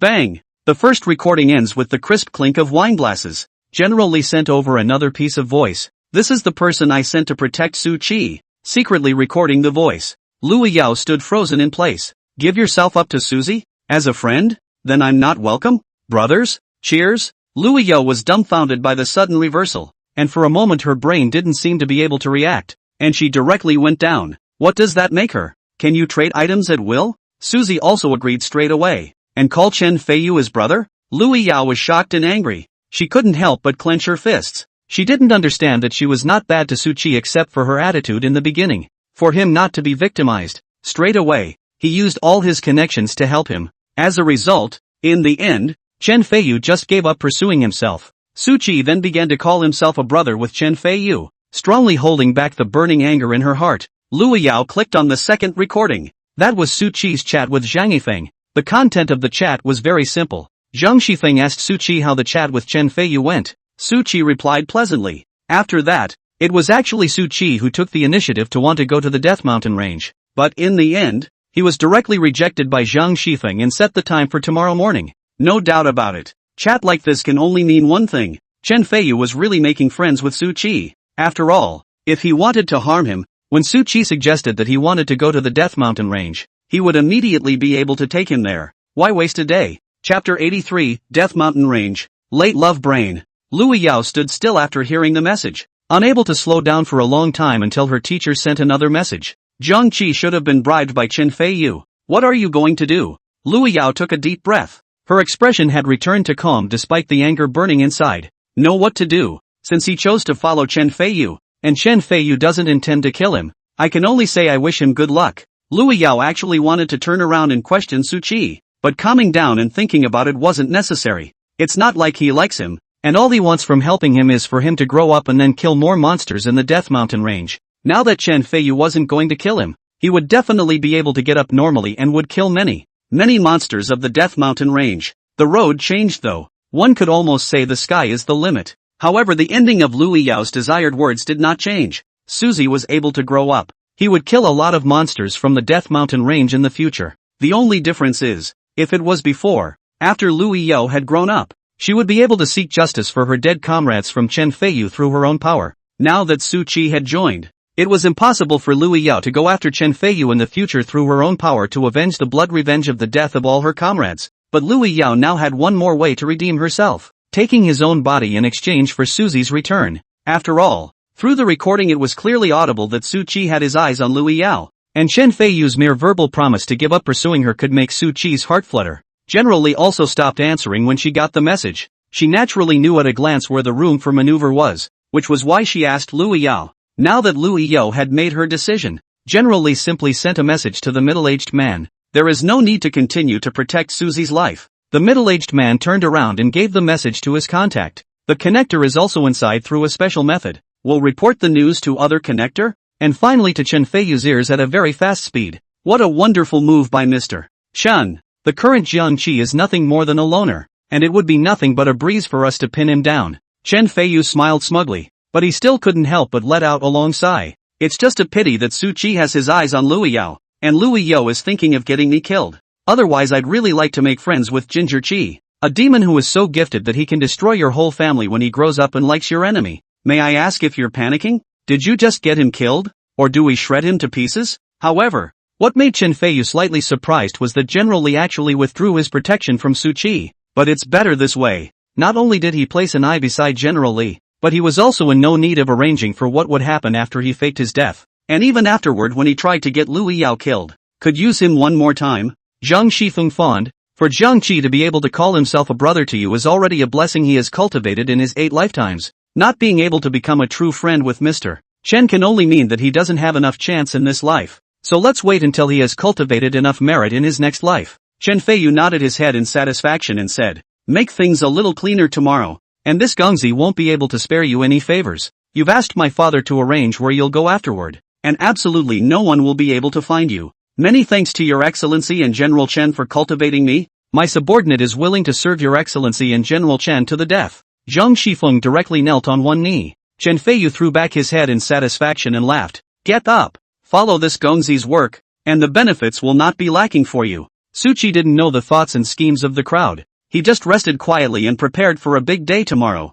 The night flew by. A normal transcendent would choose to cultivate and seize every minute to enhance his strength. But Su Qi played the game for the whole night. Although he was now only a middle-ranked transcendent and needed to rest, he could keep using time rewind to keep his physical state at the best moment. Nature needs no rest. Incidentally, it was also possible to enhance the strength of the body through the body of the demon god, just playing the game operation of the difficulty of a substantial increase, but by virtue of extraordinary reflexes, still burst to kill the opposite side. So dawn. Su Qi also went out of the dormitory and came to the place where he had agreed with Zhang Shifeng. Then after having a sumptuous breakfast, he left the base under his leadership, toward the direction of the Death Mountain range. Have a good time being full of death. Zhang Shifeng looked at Su Qi with a smile. Suzy returned a clear and innocent look. Not far away, Lu Yao and her best friend who came back from vacation, after handing over their duties, gazed blankly at the direction Su Qi left. Her best friend reached out and swept her hand in front of her eyes, a playful smile on her face as she said,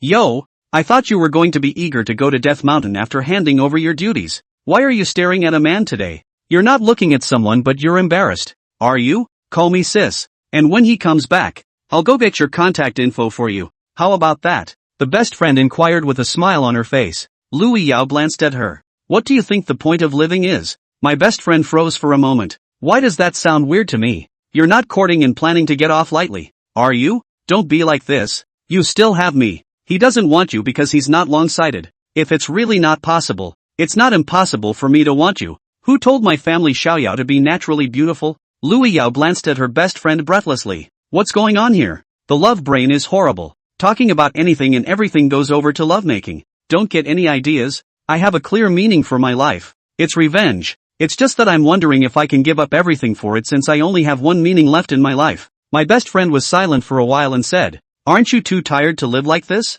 Wouldn't it be nice to have a great relationship and relax? I think the teenager just now is very nice. Quite handsome. If not for the sake of the BFF road, I will definitely snatch your head off. The BFF raised her chin. Lu Yao was silent as she rubbed her head with her hand. Identification complete. Late love brain. It's hopeless. My best friend grunted softly. What? You don't like it when you're amused? Your parents wouldn't let you make revenge. The only meaning of life. Think about what you would want to do if you succeeded in your revenge and the Death Mountain range was destroyed because of the others. Lu Yao lowered her head in silence. After the destruction of the Death Mountain range? What does she want after the Chen family is destroyed? Lu Yao didn't know, because she had never thought about it before, and an unprecedented diffusion surged to her heart. However, Lu Yao's parents' last words subconsciously flashed through her mind. I hope you live happily ever after. Can one be happy forever? Perhaps after the success of the revenge, it will be the happiest time for Lu Yao. But what should be done after that? Can't think of anything? Can you? If you can't think of it, then take your time. Anyway, all I know is that your parents just want you to be happy. BFF grunted softly. Lu Yao collected her thoughts and said, you're right. After the Death Mountain range is overthrown, I'll have plenty of time to think slowly. The BFF was dumbfounded to hear people. Do you really intend to fight the Death Mountain range to the death? Overthrowing the Death Mountain range? Are you kidding me? Being able to overthrow it, the state of Huaxia and the Woolly Bear Federal State would have long ago joined forces to eliminate it. After all, such a big threat lay in the air, and it could explode at any time. BFF just wanted Lu Yao to come around. As a result, Tama only listened to the phrase think slowly. Lu Yao didn't chat with her girlfriends anymore, but instead walked alone towards the Death Mountain range, starting the task quota she had set for herself today. Chapter 84, Lu Yao who suddenly realized, Death Mountain range. This vast expanse, like its name, was as if it had died. The earth was a blackish-purple color, mountains upon mountains,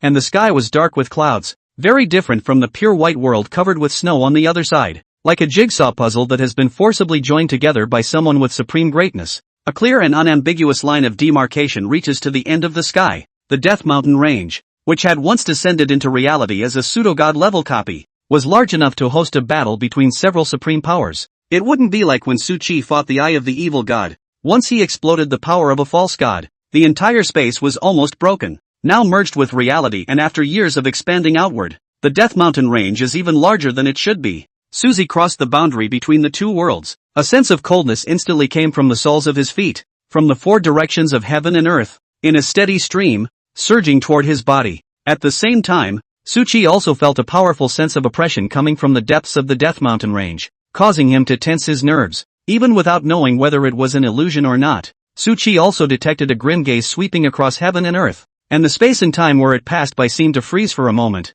Zhang Zhanfeng didn't notice it at all, and just explained with a smile, that's the unique death qi in the Death Mountain range. As long as you don't actively inhale it into your body and don't go to the depths of the Death Mountain range to come into contact with the dense death qi, it's not a big deal. Zhang Shifeng was very patient, like a famous teacher instructing his beloved disciple. The transcendent battle armor issued to the new recruits has a certain degree of isolation against death qi. Suzy nodded gently. Bring out the new recruits' transcendent battle armor. It was just a metal ball made of unknown material, but when Su Qi's finger came into contact with it, it was as if it had come to life. It turned into a flowing liquid that followed Su Qi's arm and wrapped up his entire body, eventually forming an extremely handsome battle armor. In an instant, Su Qi felt that the death qi in the heaven and earth was isolated from the outside, while all the various functions of the battle armor automatically surfaced. Laser cannon can threaten level 30 physically powerful middle-ranked transcendentals, can kill middle-ranked magicians, etc. Physically weak transcendentals, 100 cubic decimeters of magic crystals consumed. Energy shield, divided into 3 grades. The first grade resists attacks from low-level transcendentals. The second grade resists attacks from transcendentals up to level 30. and the third grade resists attacks from transcendentals up to level 40. Consumption of magic crystals depends on the situation. No resistance after opening. Consumption of 100 cubic decimeters of magic crystals per minute. Flight, driven by energy flames emitted from various parts of the body, such as the feet and back, and the arms. Consumption of magic crystals depends on the situation. The faster the speed, the more consumption. The fastest up to level 40 assassin level. Power increase. Laser sword. Electric eye laser. Self-detonation. Power increases with the number of magic crystals consumed, up to the maximum of killing a high-level transcendent. Susie looked at it roughly. One could only say that the power of this transcendent battle armor was quite strong, and an ordinary person who had undergone professional training would be able to wrestle with a transcendent below level 40 with it. But the acceleration is too fast. Ordinary people's physical strength couldn't withstand it at all. Neither can the average person's reflexes. But none of this mattered to Su Qi, who saw only two big words from the beginning to the end. Burning money. 100 cubic decimeters of magic crystals. It's worth a full million Chinese coins. One laser shot and it's straight up gone. A couple of small targets gone in a random fight. The advantage of transcendent battle armor, however, was that it didn't require the same amount of physical strength or mana as a normal transcendent. As long as there are magic crystals provided, it will have the power to fight. Go! Zhang Shifeng also took out a set of battle armor and put it on. Only that the quality of his transcendent battle armor clearly far surpassed Su Qi's battle armor. The two of them flew towards the middle of the Death Mountain range, but even Zhang Shifeng didn't dare to fly high into the air, and could only fly almost close to the ground. As he went deeper into the Death Mountain range, Su Qi realized that it was filled with pits, rubble, and even many deep cracks. Obviously don't know how many great battles they've been through. It's what makes this heaven and earth so broken. And as he continued to go deeper, Su Qi also found that the peaks on the ground in the distance, as if they were living things moving slowly, or maybe it was a living thing in the first place, an undead life that was born from an unknown number of corpses and bones piled up and then nourished by infinite dead energy. Zhang Shifeng said, the monsters in the outermost part of the Death Mountain range have been pretty much killed under the demon removal guard's daily sweeps, so we'll have to go a little further in. Yes, Su Qi agreed without hesitation. The two continued on into the depths. Other side. Lui Yao also stepped into the confines of the Death Mountain range while putting on a set of transcendent battle armor and flew towards it with a light touch. The Death Mountain range is generally divided into 4 regions. The Outer Zone, the Danger Zone, the Core Zone, the Forbidden Zone of Death. Among them, the outer area is the place frequented by the demon remover warriors, and the monsters in it are not very strong, suitable for practicing and brushing battle skills. Danger zones, on the other hand, must be entered in a group. Back then, Lui Yao and her teammates were sold by Chen Feiyu in the danger zone. The core area was an area that even a demigod-level vice commander wouldn't dare to set foot in easily. The Forbidden Land of Death, as the name suggests, is a place of great evil where those who step on it will die without a doubt, and even the commander of the demon removal guards, who is the strongest person, does not dare to step on it. The area where Lui Yao was going to hunt monsters, on the other hand, was located where the outer zone and the danger zone met. Just after flying at a low altitude and casually killing a few low-level monsters, Lui Yao's willow eyebrows couldn't help but raise, and a flash of doubt flashed through her golden eyes. Why does it have the scent of Zhang Qi and Zhang Zhanfeng? Shouldn't they be looking for monsters in the outer zones? The outer zone has the largest range and the largest number of monsters. Even in the midst of every deadly beast tide, the monsters in the peripheral zones acted as cannon fodder, and there was no telling how many would die. But it's just as good as not being able to kill enough. Could it be that Zhang Shifeng is trying to take Zhang Qi to quickly level up and accumulate merits quickly so that he can be promoted to a position? Lui Yao muttered in analysis. Merits are not transferable. However, among the demon removal guards, some of the backstage sons and daughters would have strong men take them to dangerous areas to practice and brush up on their merits. As long as the final mandatory kill is done by a male or young lady from a large family, the experience and merits are all his. Zhang Shifeng's current level was even higher than Lui Yao's, and it was through this shortcut approach. Normally, though, when taking someone to brush up on levels and feats, it had to be a few strong people dragging one person, or else there was always the possibility of flipping the car. A rollover doesn't get a second chance. Therefore, those males and young ladies who were afraid of death never brought as many people as they could, and even hated to bring their family's demigod-level ancestors with them. But now Zhang Shifeng was alone, taking Su Qi in the direction of the danger zone. Lui Yao's face couldn't help but sink slightly. A possibility immediately flashed through her mind that both she and her teacher had been fooled. Those two recordings are real, but Chen Feiyu was only superficially pulling Su Qi in. Even if he finally talked it over, he already had no intention of letting Su Qi go. After all, Lu Yao and her teacher knew a way to bring Su Qi back. How could Chen Feiyu not think of it? How could he let a potential threat exist? Jiang Qi, you stupid pig. Lu Yao, you're also a stupid pig. The golden-eyed girl scolded Su Qi and incidentally scolded herself as well. Lu Yao was also never expecting it. I can't believe I had a day where I was lied to by the truth. If she hadn't given up on Su Qi, General Li wouldn't have been able to call away the people protecting Su Qi, and Zhang Zhanfeng wouldn't have dared to be so rampant. Directly leading Su Qi, he headed deeper into the Death Mountain range. Lu Yao erupted her full speed, drawing an arc in the sky, seeking if anything, a scent, and chasing after the depths of the Death Mountain range. Wanted to try to salvage a wave. Chapter 85, Zhang Qi. Dead? Lu Yao quickly chased after him after figuring everything out. Zhang Shifeng then brought Su Qi to the danger zone. After the bracelet had no signal and could not transmit data in real time. Showdown.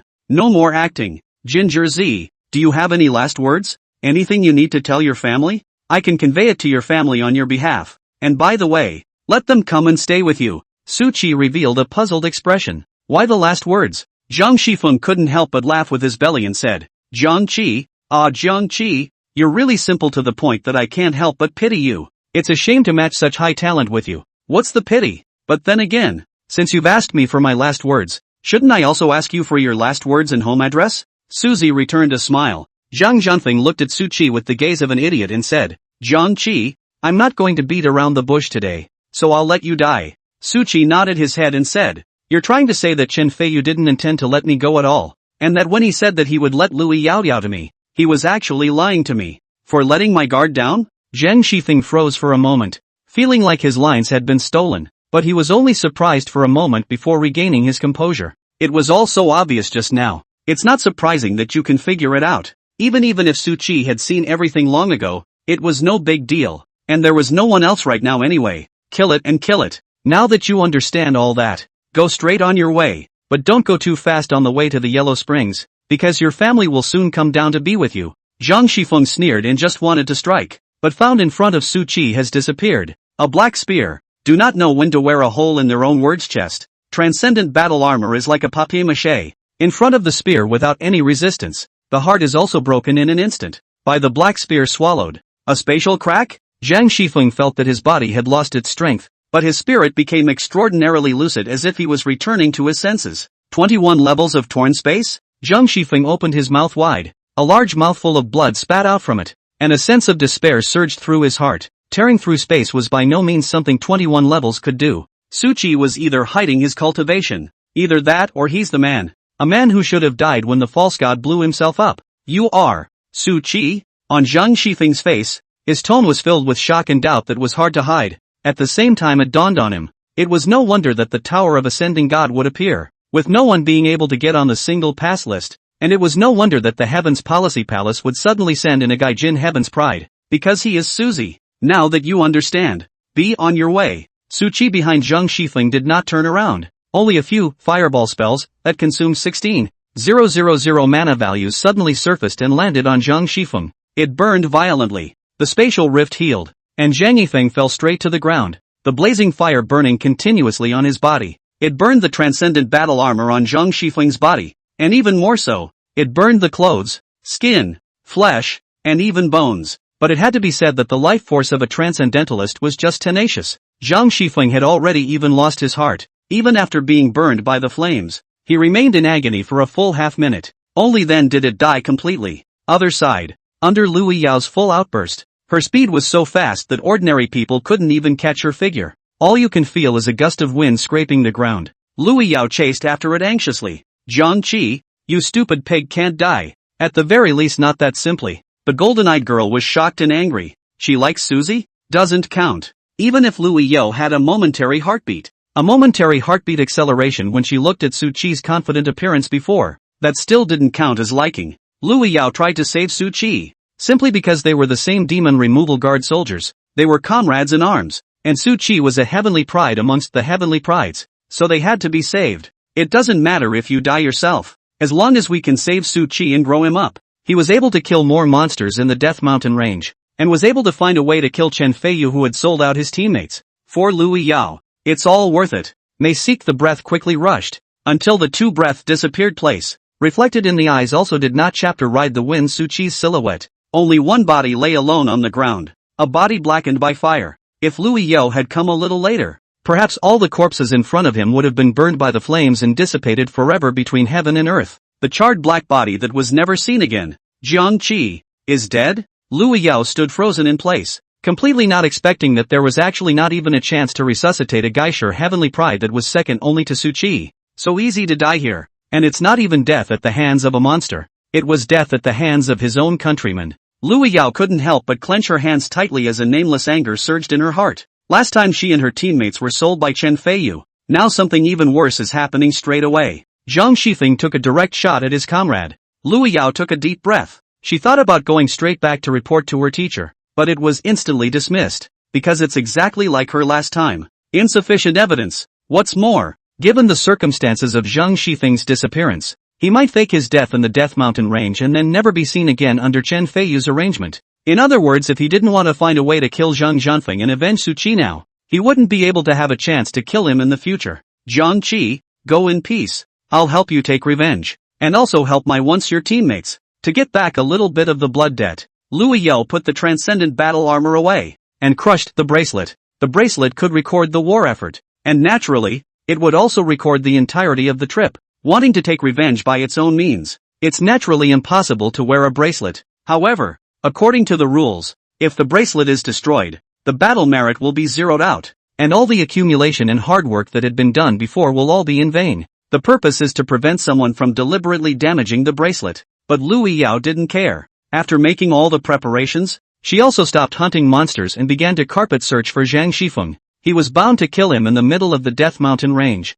not giving him a chance to go out and enjoy himself. Other side, without wearing extraordinary battle armor, Zhang Zhanfeng was rushing at high speed. His figure disappeared and reappeared 16 meters away. In such a second, chapter wind kept flashing hundreds or thousands of times, and came to tens of thousands of meters away with a speed that ordinary transcendentalists could not even imagine. He was no other than Su Qi, who had just gotten Zhang Shifeng killed and disguised himself as him, intending to start massacring in the danger zone. How can a mere saint rank presume to kill me? It is really out of one's depth. Su Qi let out a light laugh, only feeling happy both physically and mentally. After no one was around, he didn't need to suppress his power, and the only thing that awaited the monsters wherever he passed was a massacre. Kill the Death Knight and gain 10,000 experience points. Kill the evil mage and gain 10,000 experience points. Kill the 1,000-headed corpse mountain and gain 30,000 experience points. The massacre continued. Su Qi was unhindered along the way. Even if he didn't use his signature, fireball technique, ice seal technique, ice burst technique, space god cut, reliable, life stripping, still killed mid to high level monsters in seconds. Such a large-scale massacre naturally made some of the teams that came to the danger zone, as well as Liu Yao, who came after them, notice it. Holy, how come these monsters have their bodies intact, but they all died without a sound? It's that big brother who made the move. The scene actually doesn't even have a trace of the battle. That's too much. Can Biggie take me with you and let me be your follower too? Chapter 86, The Exasperated Chen Feiyu. The corpses of monsters were laid out between heaven and earth. They hadn't received any injuries on their body surface, but they just fell to the ground with no vitality. The ghostly fire in the eyes of the Death Knight went out, leaving only a corpse rotting to the point of stinking in its armor. And the skeletal warhorse underneath it was like a horse's ass that had been dead for an unknown number of years, lying still and motionless on the ground. A mountain of 1,000 corpses. A powerful monster made of an unknown number of skulls piled up, also died without a sound and without making a single movement. I don't know how many skulls were scattered all over the place. The many demon removal guard soldiers who dared to come to the danger zone to brush up on their merits and practice were all people who were highly powerful and knowledgeable. But there's no half-assed massacre. It was the first time they had seen it. Liu Yao searched around for Zhang Shifeng, and after seeing the monster in front of her without any wounds, but completely dead, her golden eyes couldn't help but flash through a flash of doubt. I seem to have seen this tactic somewhere. After Liu Yao closed her eyes for a moment to recall, a flash of clarity flashed in her eyes. In examining Suzy, all the monsters that crossed in to attack Liu Yao would die on their way to rush in, and without half a wound on their bodies. Extremely similar to the way the monster in front of him died. Could it be that Jiang Qi isn't dead? Liu Yao couldn't help but murmur down, but then instantly dismissed it in her mind. It's just that the monsters die in a very similar way. It was not unusual for the many transcendent professions to have similar skills, and many of them even caused the same effects. Not to mention the monsters simulated in the test. How many levels? It's only level 20 at most. It was just that there were too many of them, and the vast majority of middle-ranked transcendents wouldn't be able to hold out for long before they were eliminated. But how many levels are the dead monsters in front of us? At least 40 levels to hit the bottom. It was already beyond the middle order. Step into the higher levels. A level 21 transcendent controlled at most a 4th order skill, and with a 4th order skill, it was normal to obliterate a level 10 or so monster. But if you want to obliterate high-level monsters, let's just say it's hilarious. Lu Yao collected her mental thoughts and began to patiently search while carefully avoiding the monster's vision. Not long after, Lu Yao met a small team of 5 people. She didn't know the exact names of the 5 people, but she had a little impression. Obviously from the same base, Lu Yao hid in the shadows, not having half a mind to talk to them. But the words of the 5 reached the young girl's ears. I la Lu go. When did Zhang Jianfeng become so bold? Actually dare to come alone to the danger zone. You're focusing on the wrong point, aren't you? Shouldn't you be wondering how he became so fierce? The monster that the 5 of us couldn't take down. He just passed by and the monster died. A flash of doubt and shock appeared on Lu Yao's face. Those monsters found just now, that died without suffering half a scratch, were all done by Zhang Shifeng? Lu Yao didn't know much about Zhang Shifeng's strength, only that he was a bit of a rare profession and then relied on being a lapdog for Chen Feiyu. Having risen all the way to over 70 levels, he directly became a saint-ranked powerhouse, a 7th-ranked soldier of the Demon Removal Guard. It was more than 10 levels higher than Lu Yao, who often went into the Death Mountain range to practice, and her official rank was 1 level higher than her. But even with such a huge gap, Lu Yao still had the certainty of killing him. After all, the gap between rare professions and hidden professions was not half a star, especially Lu Yao's profession, which was considered to be very strong amongst the hidden professions. Even if the difference in attribute values between the 10 levels was large, it didn't seem that important in front of the strength of the profession and the high level of talent. But now after listening to Zhang Jianfeng's battle report and knowing that it was all his doing, Lu Yao also lost her bottom. Is the difference between the sacred order and the higher order that big? Lu Yao killing ordinary high-ranked rare occupations was as simple as chopping up a melon and cutting up a vegetable. But the rare occupation Zhang Shifeng, who had stepped into the holy rank, just by hearing and seeing some of his battle records, Lu Yao felt her scalp go numb, feeling that she was not a match for Zhang Shifeng at all. After a moment's hesitation,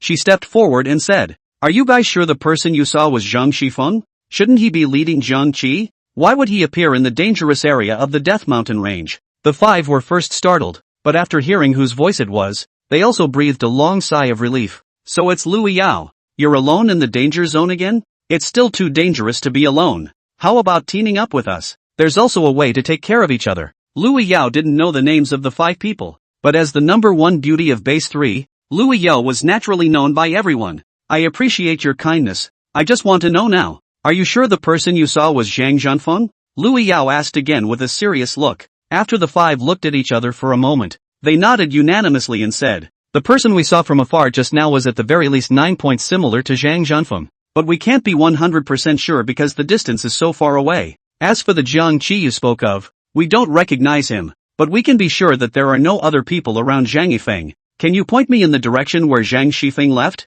Lu Yao inquired. The 5 weren't sloppy, they just reached out and pointed in a direction. "Thanks." Lu Yao gently nodded her head and turned her head to directly chase after the 5 people in the direction they were pointing, but her golden eyes were constantly flickering. A thoughtful expression passed over the picturesque face. The 5 didn't recognize Suzy. Lu Yao had nothing to be surprised about. Although the matter of his talent could be said to be well known within the 3rd base, entering the Death Mountain range was not a matter of entering during the day and leaving at night, especially coming to the danger zone, where you're flying to catch up for most of the day. It's almost a day's worth of traveling back and forth. Therefore, once one entered the Death Mountain range, one would have to stay for a few days at least, or even 10 days and half a month, or even a month or 2 was not impossible. Anyway, once Lu Yao entered the Death Mountain range, at the very least, you have to stay for half a month. Is Zhang Shifeng really that strong? Lu Yao didn't believe that he was really that strong and was still willing to be a junior to Zhang Yifeng, had to go after it to get a better look. While Lu Yao was chasing after Zhang Shifeng's trail,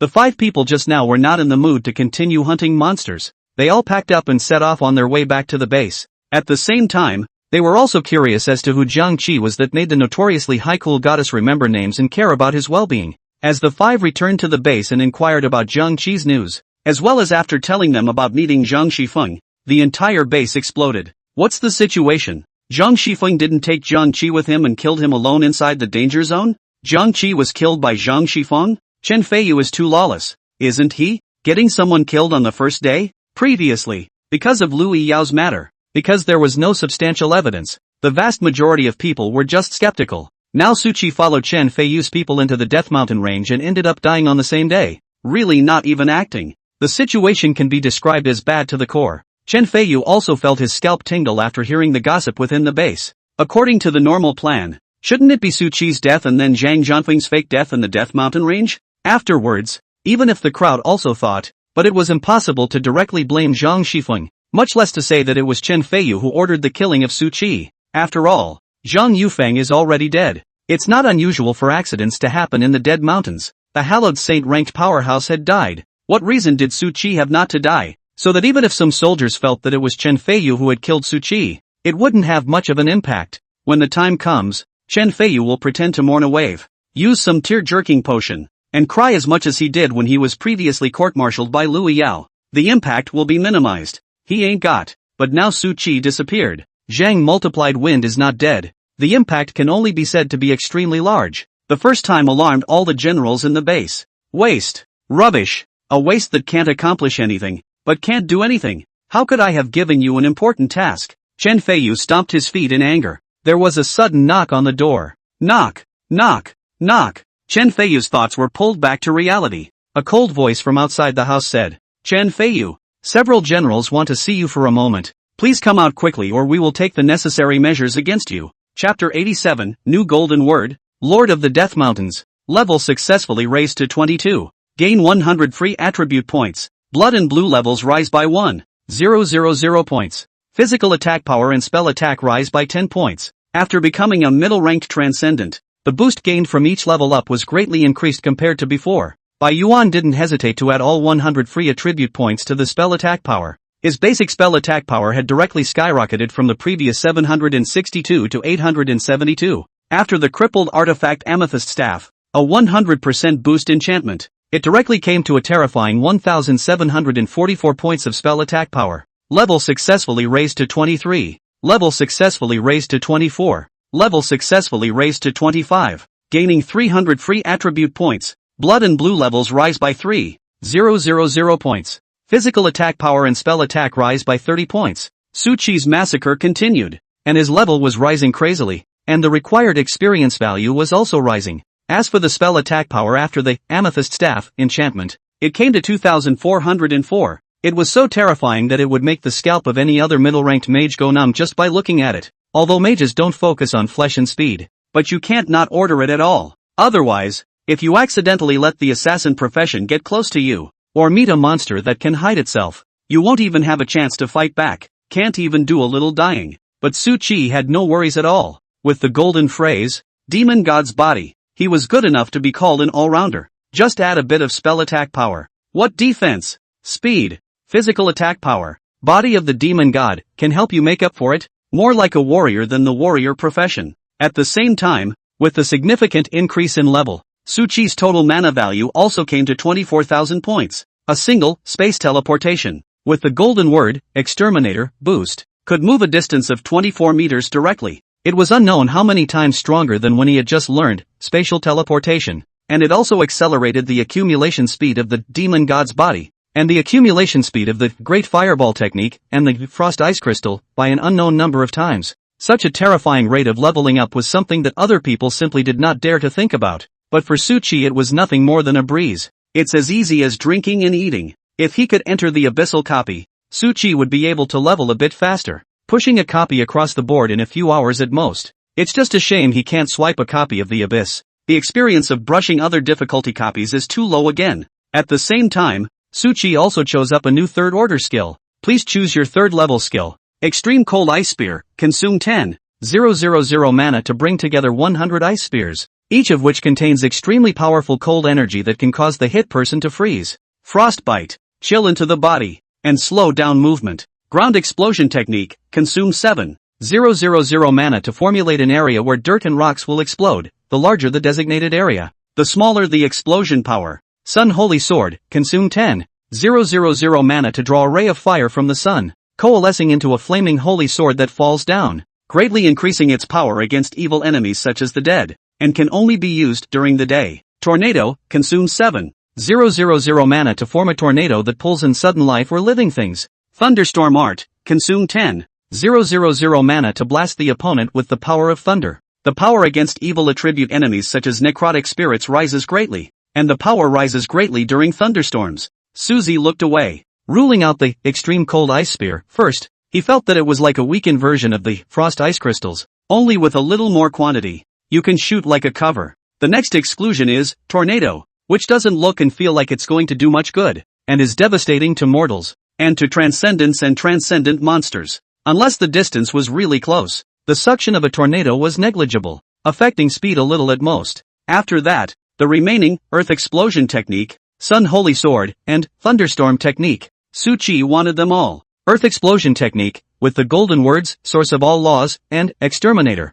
It was a constant stream of explosions. The whole Earth that was bursting and bursting. With full proficiency, detonating hundreds or thousands of zones a second can be described as a glitch cleanup machine. As long as you can't fly, then you have to die. The drawbacks are also very obvious. There's not a single thing you can do with strong people or monsters that can fly. However, if in the future, after Su Qi's total mana value went up, it was paired with the golden word, Exterminator, a ground explosion technique, straight away, the little day lifts the nation up. It was also clear that Su Qi wanted the Sun Sacred Sword to facilitate leveling in the Death Mountain range. After all, high-level monsters were not something that could be killed by life stripping. The disadvantages are directly stated in the introduction. Thunderstorm technique, all the same. However, overall, the damage to evil attribute monsters such as necrotic spirits should not be as high as that of the Sun Holy Sword. After hesitating for a while like this, Su Qi first ruled out the Sun Holy Sword, then the Earth Burst technique, and finally chose the Thunderstorm technique.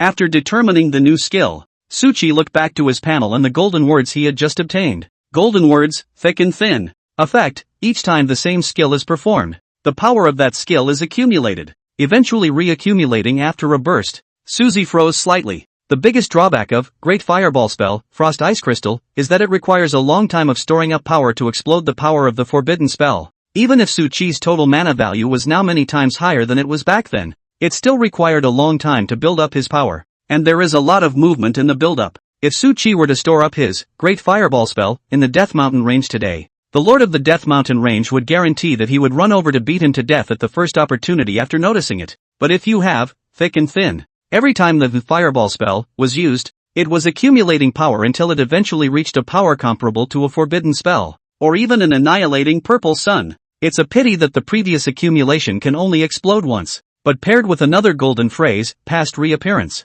it can be counted as 2 times. I also wonder if it's possible to accumulate the power of the time rewind, derived from the Lord of Time and Space. Su Qi tried it and found that it actually worked. As long as he inspired the cumulative time retrogression, it would go back a little longer than a normal cast. Su Qi's eyes all lit up as he distracted himself and split 3 dummies out with light and shadow splitting. One hid to the side and accumulated Fireball spell. The other 2 also hid. One accumulated Ice Seal spell, and the other accumulated Time Rewind. The main body naturally went on to raise the proficiency of the Thunderstorm technique. Berserk thunder erupted from Su Qi's palm and dissipated in a split second, and so on and so forth, until the thunder appeared with increasing frequency. From the initial 10-second appearances, it slowly went to 5-second appearances, to 1-second appearances, to 1-second constant sweeps like a thundering gatling. Su Qi's main body chose to come out of the gate. Boom, boom, boom. The terrifying thunder swept away all evil spirits, and his current killing efficiency was unknown how much faster than life stripping. After all, when life stripping met a powerful monster, it still had to take a detour. The current Su Qi directly pushed all the way across. No demigod press could stop Su Qi's pace. This is the thunder god descending to earth? The crowd in the distance looked at the silhouette of a man high in the sky, wrapped in infinite thunder light, traveling across the sky and killing gods. All of them were dumbfounded. It was the first time they had seen such an arrogant person, knowing that even the most powerful people had to keep a low profile when they came to the Death Mountain range, as if to prove the crowd's point. In a trance, everyone in heaven and earth felt like their souls were frozen, and the worldwide death aura was boiling. An invisible sense of oppression subjugated the beings. All the monsters prostrated themselves. Su Qi was shocked, instantly realized that you are too high profile. Thinking that he hadn't seen him cast Thunderstorm technique, and thinking of quick and fast leveling, he ended up attracting the gaze of the Lord of the Death Mountain range. Chapter 88, No tears until you see the coffin. Demon Removal Guard. Base 3. With the news that Su Qi was missing and Jiang Yuwei was still alive coming back, it had caused everyone to explode. Chen Feiyu didn't even act or pretend that his henchman, Zhang Shifeng, had brought Su Qi into the Death Mountain range for the first time. The son of the Heavenly Pride was killed just by saying so. Wouldn't any of them, ordinary human transcendents, be unlikely to live to see tomorrow after offending Chen Feiyu? For a moment everyone was at risk. The vast majority of people who were not under Chen Feiyu strongly expressed their dissatisfaction, fearing that this matter would fall on their heads in the future. The joint took it to the top. If not for the fact that the vice commander had already left the base, guess he'll have to step in and deal with this personally. Outside the council chambers, while some had been persuaded to go back and stick to their posts, more were resting and adjusting to the situation, still getting the generals to give a statement. Inside the council chamber, General Li looked gloomy. Old and dry-faced did not. There is half a point in the face of Louis Yaoyao when the soft. There are only cold and killing machine. She was really never expecting that she had been hunting geese year after year, but now she was being pecked blind by geese. Just yesterday, he got the news that Chen Feiyu made Su Qi become friends with him at the cost of not pursuing Louis Yao. Sitting around drinking and eating. It's a good time. As a result, just as he was about to take a restful sleep this evening, he suddenly got the news that Su Qi was most likely dead. And there is also a 99% probability that it was Chen Feiyu who had Jiang Yuwei killed. At that time, General Li was sleepy, while immediately understanding that Chen Feiyu had taken the initiative to show Su Qi goodwill. Not only was he paralyzing Su Qi himself, he was paralyzing General Li. After all, who would let a son of heaven's pride, who liked his dead enemies, actually grow up? Except that General Li was also angry at the time, actually treating her student as an item of trade. So she, like the angry Louis Yao, didn't think much of it at all, just plainly asked Louis Yao what she thought, and made a direct decision after getting the answer. This gave General Li the feeling that he had been tricked. Not long after, four soldiers wearing transcendent battle armor led Chen Feiyu through the crowd outside the council hall and walked in. Chen Feiyu, do you know your offense? General Li gave a cold shout. The rest of the generals in the surrounding area did not speak. Even Chen Feiyu's father, General Chen, was just quietly watching at the moment, not showing any emotion. Su Qi disappeared into the Death Mountain range. The impact of the chapter multiplying wins but still alive was too great. If General Chen dared to stiffly defend Chen Feiyu in full view of the public, he would be the next person to be court-martialed. Sin, what do I have? Please also ask General Li to clarify. Chen Feiyu was not humble, and then to calm down the emotions of the anger he had just felt. There was not the slightest bit of panic or unpleasantness. General Li said in a deep voice, ordering his men to assassinate their comrades. And now that the evidence is clear, you still don't admit your guilt? Chen Feiyu slightly arched his hand. My subordinate would like to ask General Li, where did the so-called evidence come from? Based on the word of a few comrades? Did they witness Jiang Yuwei killing Jiang Qi with their own eyes? Or is there a full video of the bracelet? Not to mention that even if there was,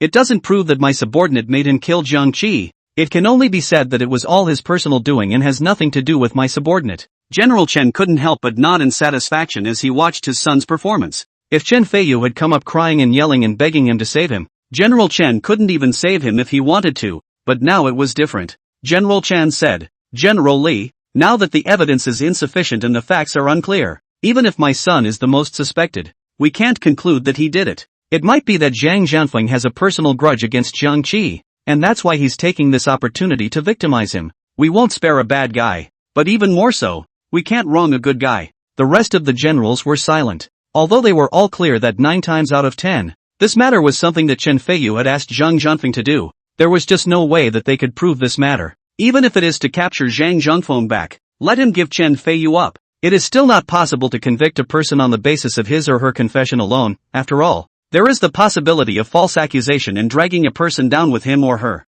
General Li sneered. It's a real no-brainer. Bring the people up. General Li shouted to the men outside. In just a moment, a middle-aged man and a young man were escorted in by 4 soldiers. When Chen Feiyu saw the visitor, his face couldn't help but change, and even his breathing couldn't help but stop for a few seconds. The visitor was no one else. It was General Li's cronies that he had sent to bribe, and those sent to bribe General Li's cronies. Not long ago, General Li was furious after he got the news and figured out that he had been set up by Chen Feiyu. Immediately, the middle-aged man who was sent to protect Su Qi yesterday, sent a recording, and then was called back, was pulled in for questioning, and he sent his cronies to conduct a secret search. As it turned out, asking didn't lead to any useful information, but searching is not searching. A search is a shock. Several cultivation resources, high-level transcendent items, and other valuable objects that filled several space rings. Converted into Chinese currency, it's tens of billions, to say the least. There are not only Chen Feiyu sent people to give people money,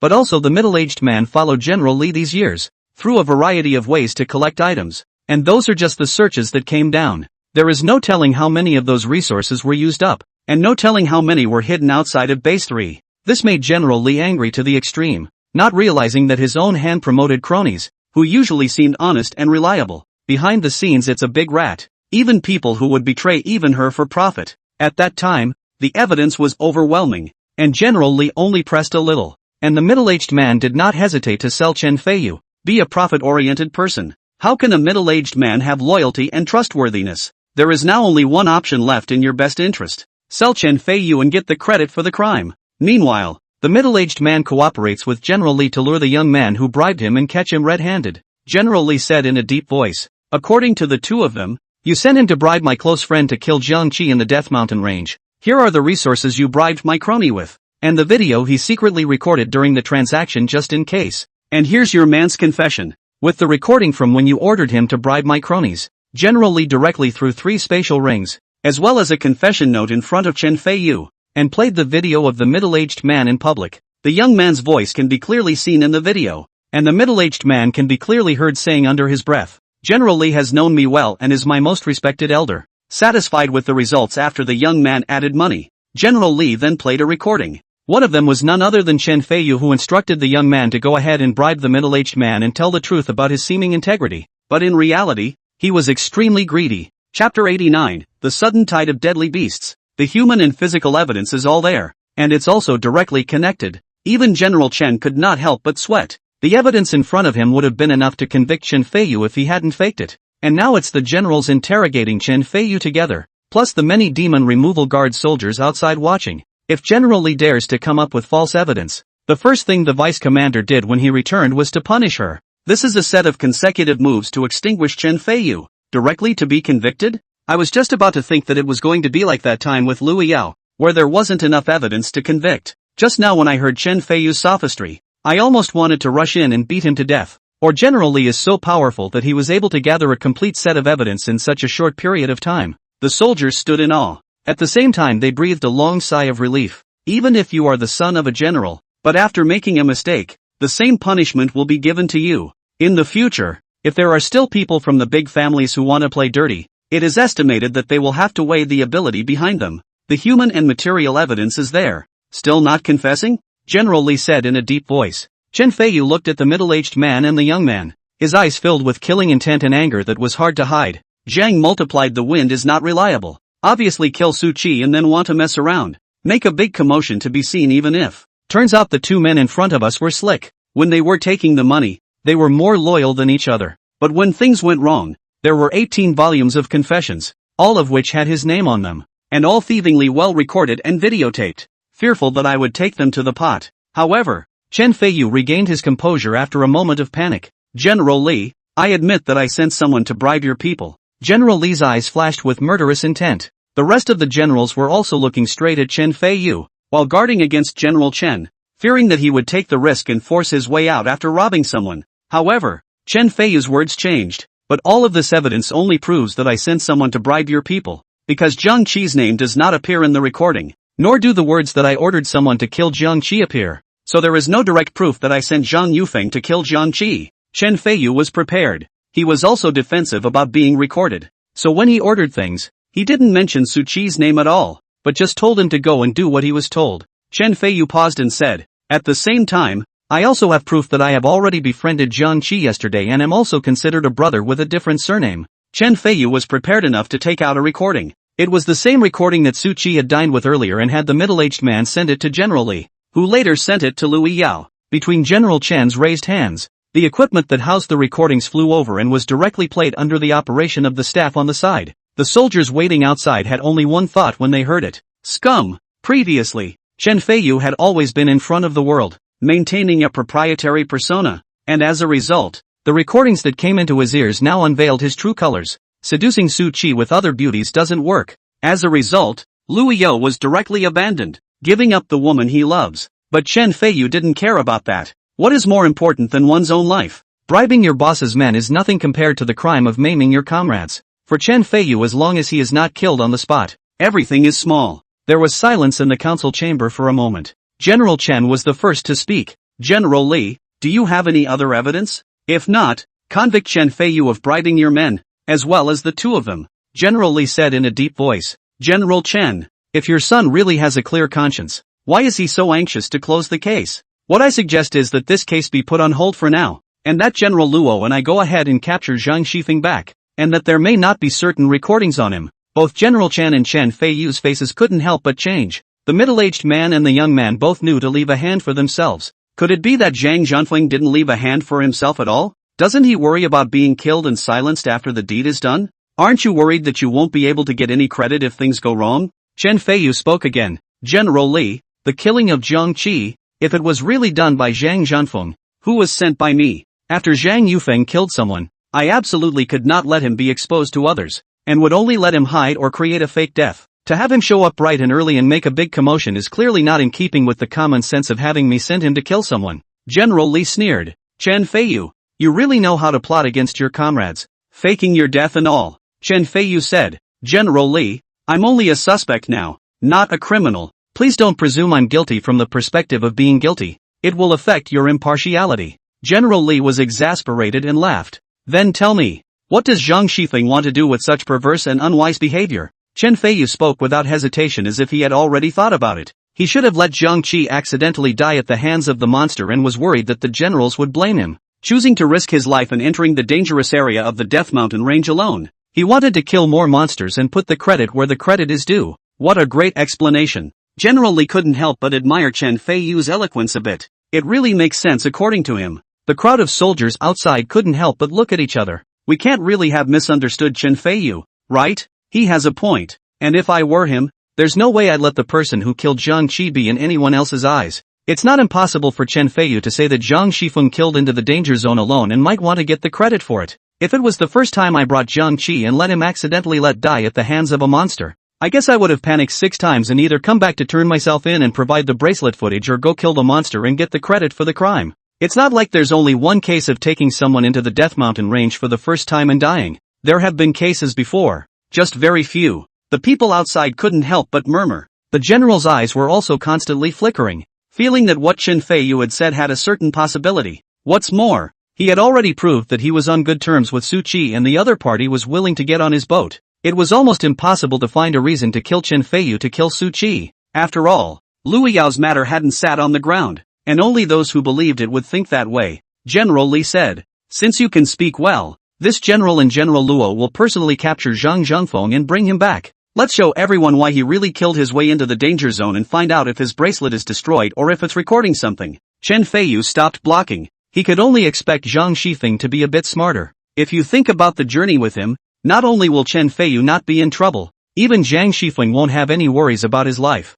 Surely it would be best if Zhang Yifeng was already dead and buried. Come to a dead end. This was why Chen Feiyu was trying to delay General Li's footsteps. It can drag on for a second longer. One more point of death for Zhang Shifeng. However, General Li had just wanted to leave with General Luo when all the generals present suddenly stood up, and even some powerful transcendents could not help but be startled. One after another, they looked in the direction of the Death Mountain range, because they all feel it. The Lord of the Death Mountain range has a change of heart, and the tide of dead beasts came without warning. Chapter 90, a disaster in which even the most powerful could die. Meanwhile the other outside side, the commander of the demon removal guards got the remnants of the deity that Ji Fengmai had sent after tearing through space. That was exactly the eye of the evil god that Jiang Yuwei didn't want, just to keep people from thinking too much. The eye of the evil god had already been crushed by Ji Fengmai. It was reduced to a blur of flesh and blood. There was absolutely no semblance of the eye of the evil god. However, the role of refining it to achieve false god and become a supreme power had not changed half a bit as a result.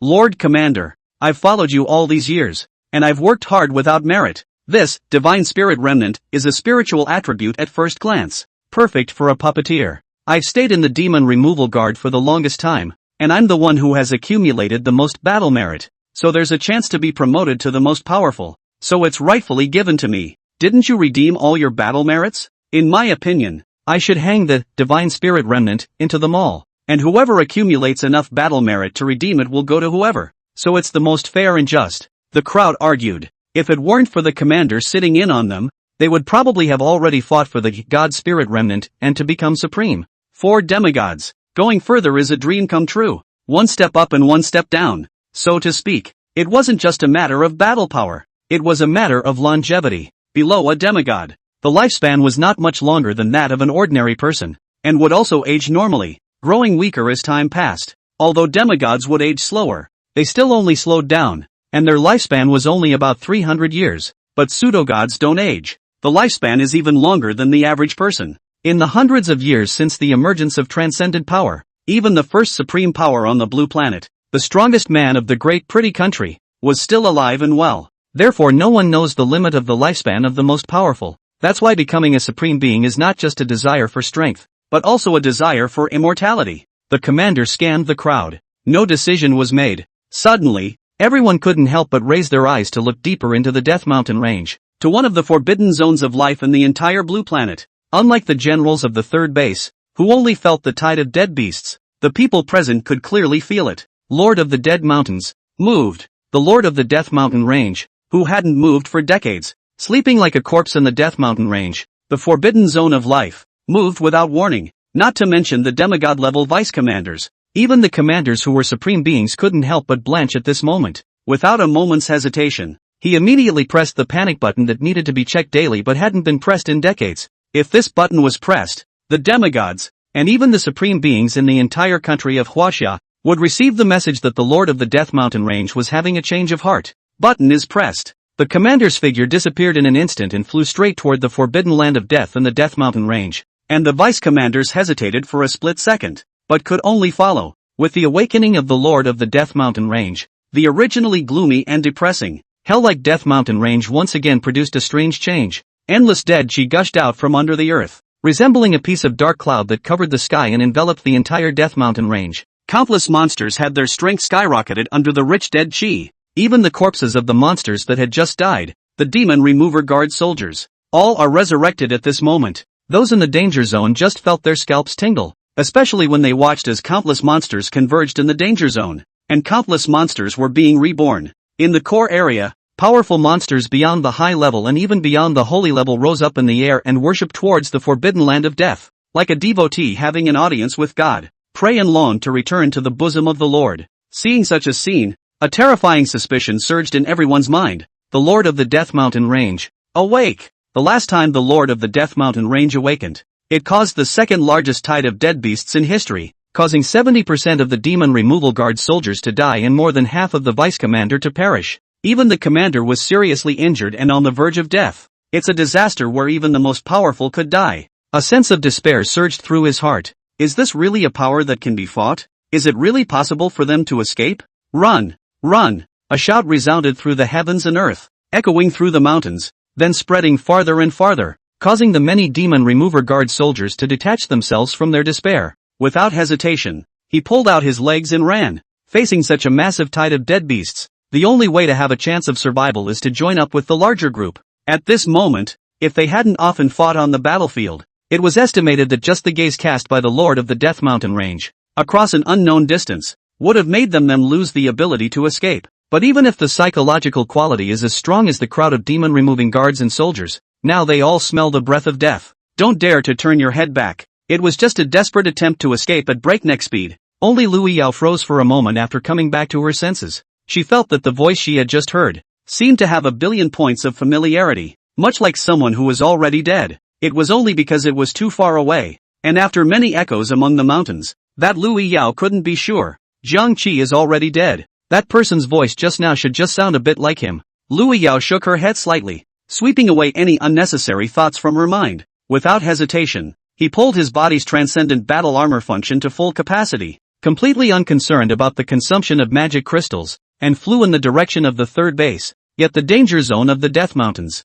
Is it a place where you can come and go as you please? A skeleton broke out of the earth. They were human and beast, and all of them were broken. However, under the nourishment of the infinite rich dead chi, the broken bones were mended, and even a skull that was cracked into two was really transformed into two identical skulls at this moment. The same bones grow underneath. The eyes burned with the fire of a burning soul. It was very different from the monsters that were empowered by various buffs and had their power boosted dramatically, making them almost impossible to kill. The soldiers of the demon removal guards could all clearly feel the extremely dense dead chi across the protection of the transcendent battle armor, surging towards their bodies in a steady stream, attempting to turn them into monsters in the mountains of death, to assimilate them into the monster, allowing everyone to escape while at the same time having to be distracted to consume their mana value to resist the dense death aura that invaded their bodies, as well as dealing with the monsters that keep coming. The skeleton soldiers were not strong in battle, but now they could not be killed in any way, and it could even be said that they could not be killed directly.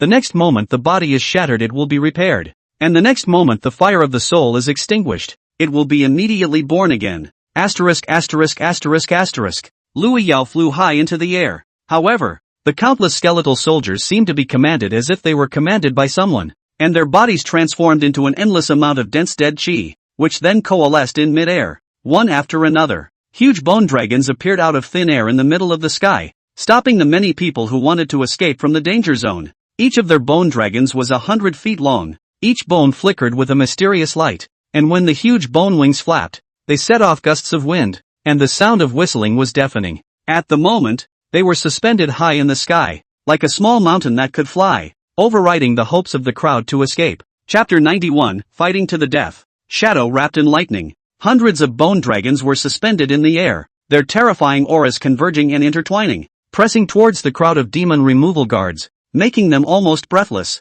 Now they were staring at the crowd high in the sky, a huge soul fire burning inside their huge eye sockets. It seemed to have incinerated the hope in their hearts. Fight them, kill one to get your money back, kill two to earn one. Lu Yao shouted angrily and took the lead in charging up. Facing such a scene, even with hundreds of comrades, all of them were filled with despair. But Lu Yao's words ignited the bloodlust in the hearts of the crowd. A woman are not trapped by despair, even if broken bones to fight to the death, but also a horse to do up the example. Not some guy who told them to go first and find a chance to escape on their own. How could a bunch of them big old men wimp out? How can you wimp out? Can't you just kneel down and they'll leave you alone? It's a dead end anyway. So put despair on hold. My ass. It's a waste of time and energy. Fight them. There was no more hesitation in the hearts of the crowd as they all swarmed towards the many bone dragons. So what if one person fights a few? So what if they can be infinitely restored and resurrected? Instead of spending the last hours of your life in despair, you should fight for every ounce of strength in your body.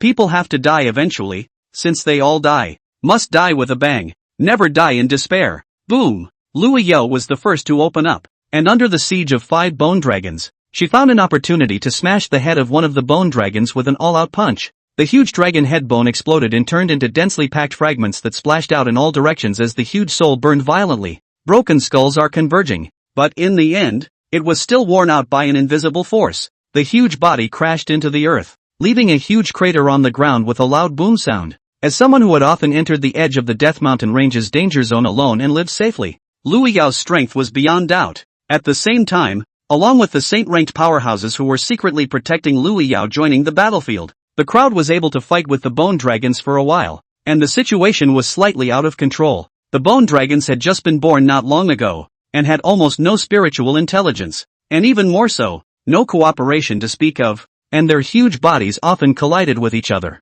A situation of misadventure occurs. However, which one of the soldiers of the crowd of demon removal guards was not a person who had been through 100 battles? The more they play together the better they get. It went from being a slight underdog to an even split. The aides that should be assisted, the nurse that should be at ease as a milk, and the front row professions didn't have any fear of death. All of them were desperately protecting the crowd, even when he knew that he could barely hold on, and that continuing to carry on hard would prevent him from being able to stop it, and that he would die. He still desperately pushed forward. The back row will not be harmed. Numerous auxiliary nurses also skills do not want to die to put, elixir and other things, also do not care have any side effects. Play life like knock. Brother Wang. You can't hold it anymore. Retreat. You can't top it. But you have to. A man can't say no. Brother Li, we can still hold out for a while, so go down and rest for a while and get your strength back before you go back up. With the elixir holding me up, I still have enough stamina. I won't die for a while. Violent explosions resounded continuously high in the air, and the saint-ranked powerhouse who was secretly protecting Lu Yao finally erupted a low-ranked forbidden spell after storing up his power for a long time. Huge energy fluctuations swept through the heavens and earth. Countless mysteries manifested in the void, and space trembled under the immense power. Boom! An explosion of one swept thousands of meters ahead. The dozens of bone dragons within the range of the cage. Under the huge energy bombardment, Their huge bodies continuously emitted the sound of bones breaking. The fire of the soul also flickered brightly. However, such a situation only lasted for a few short seconds, and within the area covered by the low-ranked forbidden spell, the bodies of all the bone dragons suddenly disintegrated. The fire of the soul is extinguished. Countless remnants of broken bones fell down like rain, and a path to life appeared in everyone's eyes. Lu Iyo, you have the highest talent. Go! This is no time for indecision. Don't let us die here for nothing. Only if you live can you help me get revenge. To kill more monsters for us.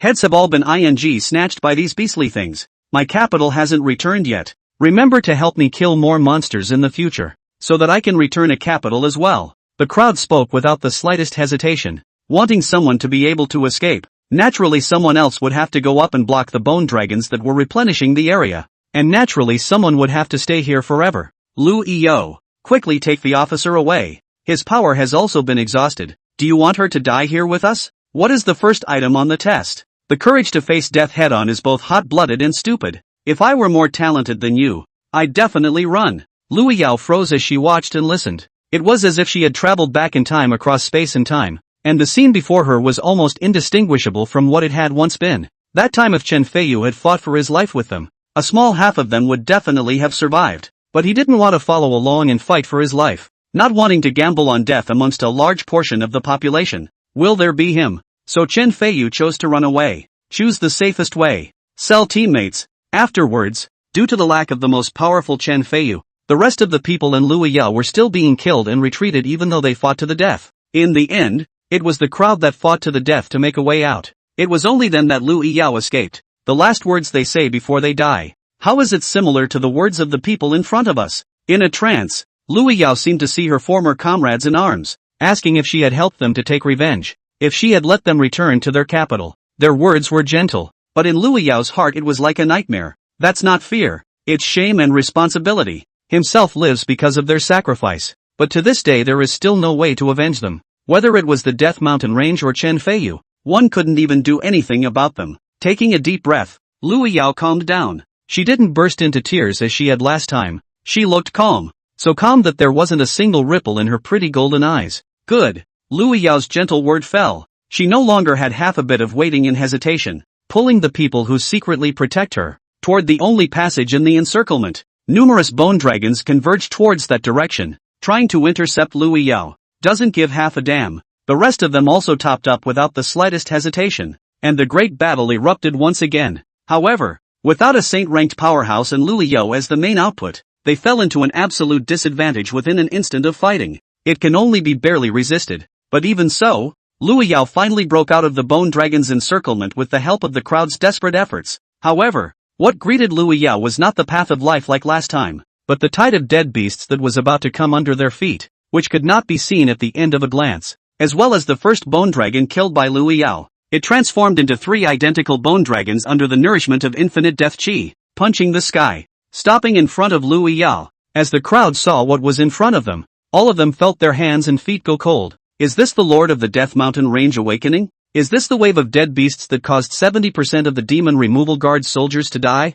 and even half of the Vice Commander's deaths, and the Commander's serious injuries on the verge of death? This situation even doused the hot blood in the crowd, and the feeling of despair that had never been experienced surfaced in the hearts of all the people. Monsters revive after they are killed, and there will be more and more. Is this the despair that parents face? Luiyao clenched her white fists with an unprecedented feeling of powerlessness. But she immediately adjusted her mindset again after taking a deep breath, ready to put up another fight. She didn't believe that monsters could come back to life indefinitely. She didn't believe that the power to support their resurrection and division could be maintained forever. Rumble! The sound of thunder exploding suddenly broke Luiyao's thoughts, and in everyone's eyes, hundreds and thousands of thunderbolts split down out of thin air, shining the world into a pure white color. The bone dragons surrounding the crowd all fell straight down, blowing out a deep crater in the earth below. Leave it to me here. The hoarse voice reached his ears. The crowd's vision was restored. Looking for the sound, a figure whose body was wrapped in lightning, whose face could not be seen and could only be identified as a man,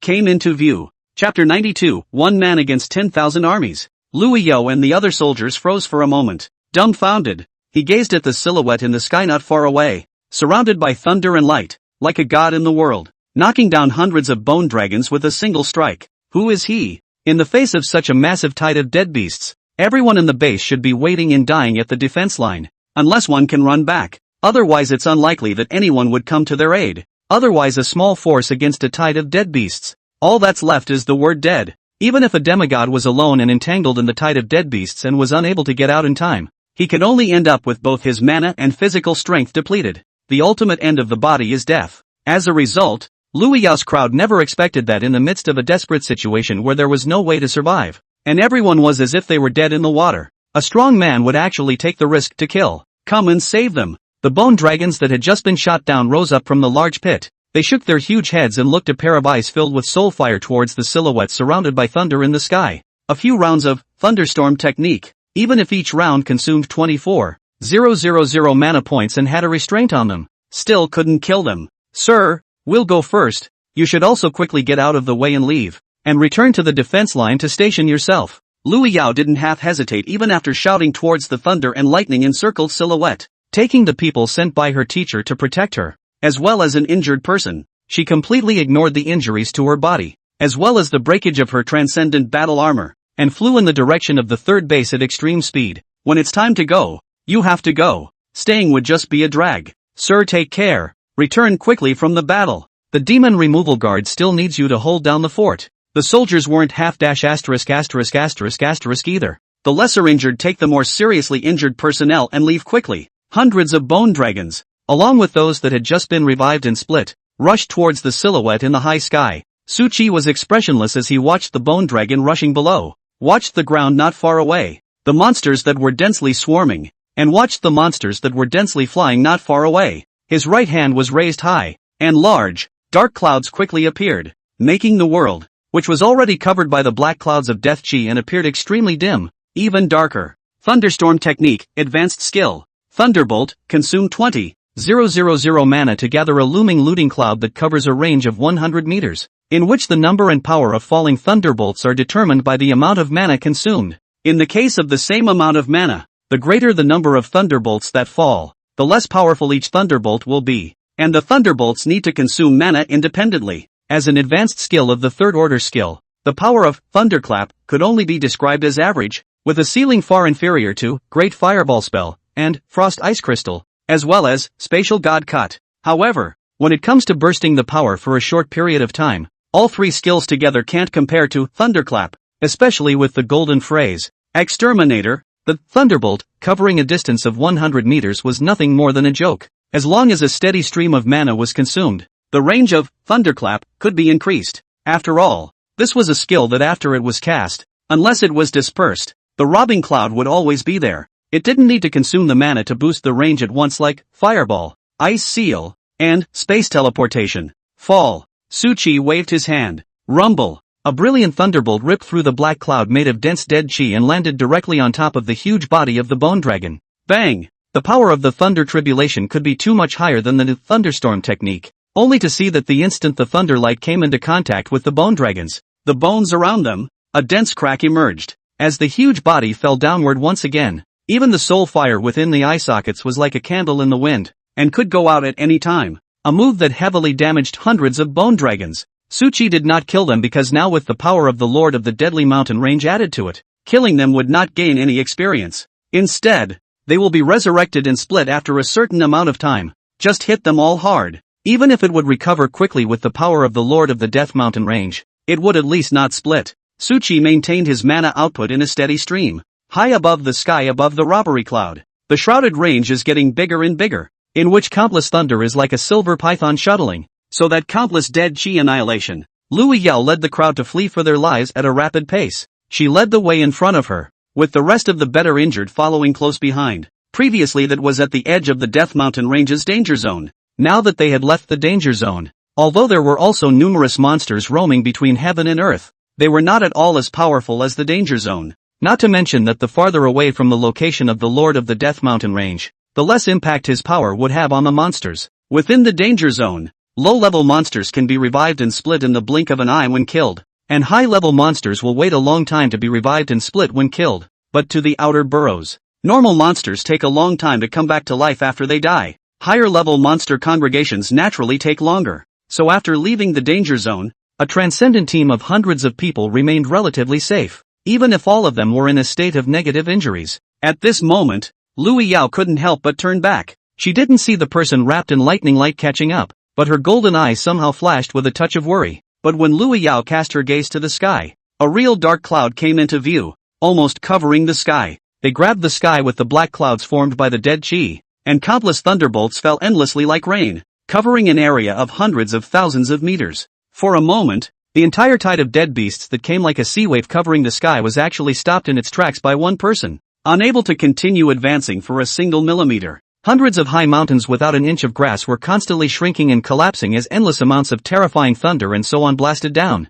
Eventually, it disappeared completely between heaven and earth. Lu Yao only saw that the world, which was originally pitch black and felt incredibly depressing, was illuminated by half of the sky. Deafening waves of sound came from the sky. Around the figure surrounded by thunder light, there was a constant stream of thunder power converging, setting him off as if he were a god descending to the world. One man against 10,000. Immensely tangible in this moment. As they moved away from the danger zone and closer to the base, Lu Yao and the others also met other teams of dozens or hundreds of people with palpitating hearts. They talked briefly and learned that they were actually saved by a man surrounded by thunder. Others were on the verge of losing their lives when they were rescued by the robbing cloud that enveloped hundreds of thousands of meters in a radius and blocked the tide of dead beasts that were coming after them. So did the Lord Commander make a move? Or did any of the Vice Commanders make a move? It shouldn't be Lord Commander and Lord Vice Commander. He's most likely dealing with the Lord of the Death Mountain Range right now and doesn't have the chance to step in and help us. So that's the general? When did a general as powerful as that come amongst our third base?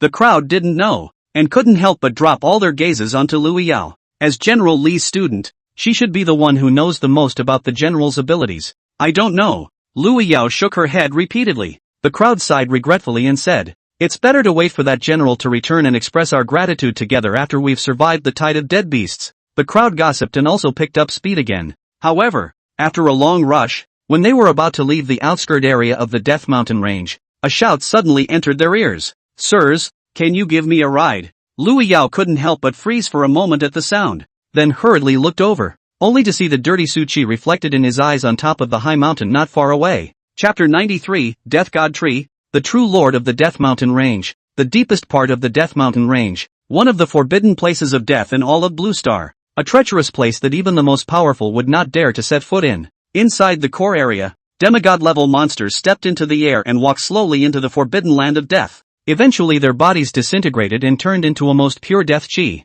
Towards the very center of the forbidden land of death. Towards the very center of the entire Death Mountain Range. They all eventually converged into a divine tree. The divine tree was very tall, tens of thousands of feet, as if it connected heaven and earth. And his presence could be seen once one stepped on the forbidden land of death. However, this divine tree, which had existed for an unknown number of years, did not see any semblance of vitality, and the whole thing appeared to be dry and withered, and there was not a single leaf on top of the branches, making it appear dead. The only thing that was left was a crystal clear, flawless fruit that looked like it was carved out of an amethyst crystal, hanging in the center of the suspended tree trunk, adding a bit of life to the entire world. But with a channel of the purest dead gas into the divine tree, and then converge into the amethyst fruit inside, vaguely visible, in which there is a long sleep of the child holding the knees, sleepily opening her eyes. Her crystal clear magnificent violet eyes scanned one side of heaven and earth, and stretched out her waist before a lazy and childish voice rang out. "Don't come to me with this kind of thing,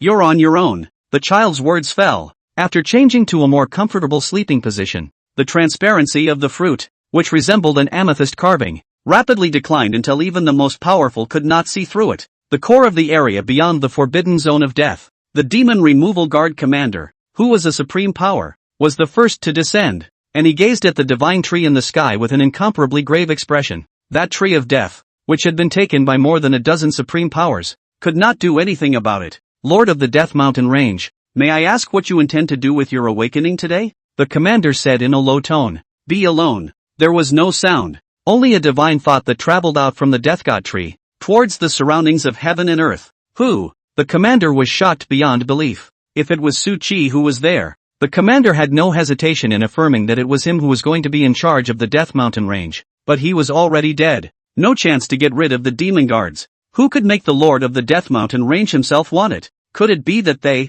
the Demon Removal Guards, had also produced a gaijin? It made the sleeping Lord of the Death Mountain Range feel a little threatened before awakening to ask him for someone. The rest of the vice commanders who had just arrived were also startled. They had all been mentally prepared to fight a hard battle of 9 deaths, but it turned out that the Lord of the Death Mountain Range actually didn't make a move. Remembering the last time the Lord of the Death Mountain Range awakened, the previous demon removal guard commander, plus the supreme warrior sitting in the Woolly Bear Federal State came together to stop it, and they were almost all killed. More than half of the vice commanders accompanying them were even dead. Luckily, the crowd of supreme powerhouses supported them in time, which allowed the remaining people to survive. As if responding to the thoughts of the crowd, the supreme powerhouse sitting in the Woolly Bear Federal State also rushed here, and the rest of the demigods followed him. It was a man as big as a bear. "Who do you want?" The lanky man spoke. The death god tree didn't reply. Only a large amount of dead chi converged in midair, eventually forming a silhouette, with looks that clearly belonged to the Chinese nation.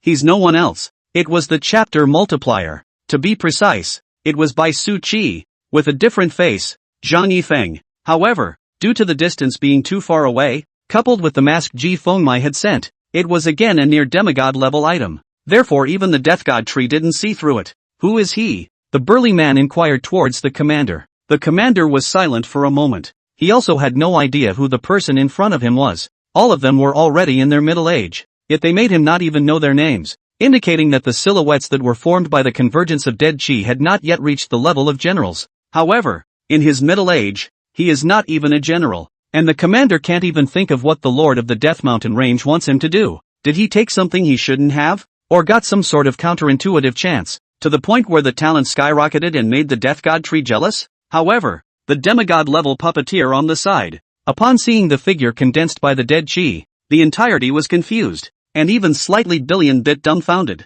What the hell? The Lord of the Death Mountain Range awakens. For just one holy mole cricket? Should we be so casual? The burly man sensed the demigod puppeteer's abnormality and opened his mouth to inquire. "Do you know who he is?" All eyes fell on him. After the demigod-level puppet looked at the commander, it got a look from him to indicate the point. "No, a soldier of the general under me." Soldier? When these words came out, not to mention the people of the Woolly Bear Federal State, even the commander and the other vice-commanders couldn't help but twitch the corners of their mouths. "A man the Lord of the Death Mountain Range asked for. How dare you make him a soldier? Hand him over and the matter will be dropped, while I will restrict my men from stepping one step outside the danger zone." Above the death god tree was another invisible divine thought that spread out around heaven and earth. Everyone there was shocked. One person's life would not only make the Death Mountain Range stop unleashing the tide of deadly beasts, but also give up the second huge outlying area, give up the idea of foreign expansion. The commander's eyes kept flickering. He had asked the puppeteer to reveal the information just to delay a little bit of time, waiting for the other supreme beings to arrive and deal with it. However, the Lord of the Death Mountain Range made an offer, not to be outdone. "It's tantalizing. Can you tell us why you want him?" the burly man inquired. At this moment, he was inwardly shocked. Huaxia country just died a son of heaven's pride before, and now there is a person who makes the mane of the Death Mountain Range. Can only say that the horse is outrageous to the home. As neighbors of the Huaxia country, and as the third most powerful country on the blue planet, the two countries had always been in an alliance, for the sake of resisting the great pretty country. But now the lanky man had only one thought. Neither wanted the Chinese nation to be too strong, nor did they want them to be too weak. "You have no right to refuse." The death god tree did not answer. The commander's expression sank. If they truly fought to the death, both the Huaxia state and the Manhwa federal state would surely suffer unbearable losses. As for the death tree, slumber at best, because no one in the blue planet today can kill him. As a pseudo-god born from the near-complete body of a god, his power was not only incomparably powerful, the body of a near-complete true god even contained near-complete laws of the divine Tao, making it impossible for the supreme beings to kill him. It could only beat him into a deep sleep. Otherwise such a large portion of God's spirit remnant split into pieces, with each portion retaining enough of the laws of the divine Tao. At the very least, it could cultivate hundreds of supreme beings, enough to make the supreme beings of all the countries around the globe give up their grudges and come together to surround him. The reason why no supreme power did that, could it be that you don't want to? It's just a soldier. Handing it over to him will directly avoid a war and better solve our heartache. The stout man opened his mouth to persuade. Chapter 94, Lu Yao, am I right? Su Qi, can you give me a ride? The crowd that was about to leave the confines of the Death Mountain Range could not help but freeze slightly, and all of them landed their gazes on Su Qi. The most shocked of them all was Lu Yao, who froze in midair, her beautiful golden eyes showing her incredulity. She was inside the Death Mountain Range earlier, but she had felt Su Qi's aura, rushing in the direction of the danger zone together with Zhang Zhanfeng's aura.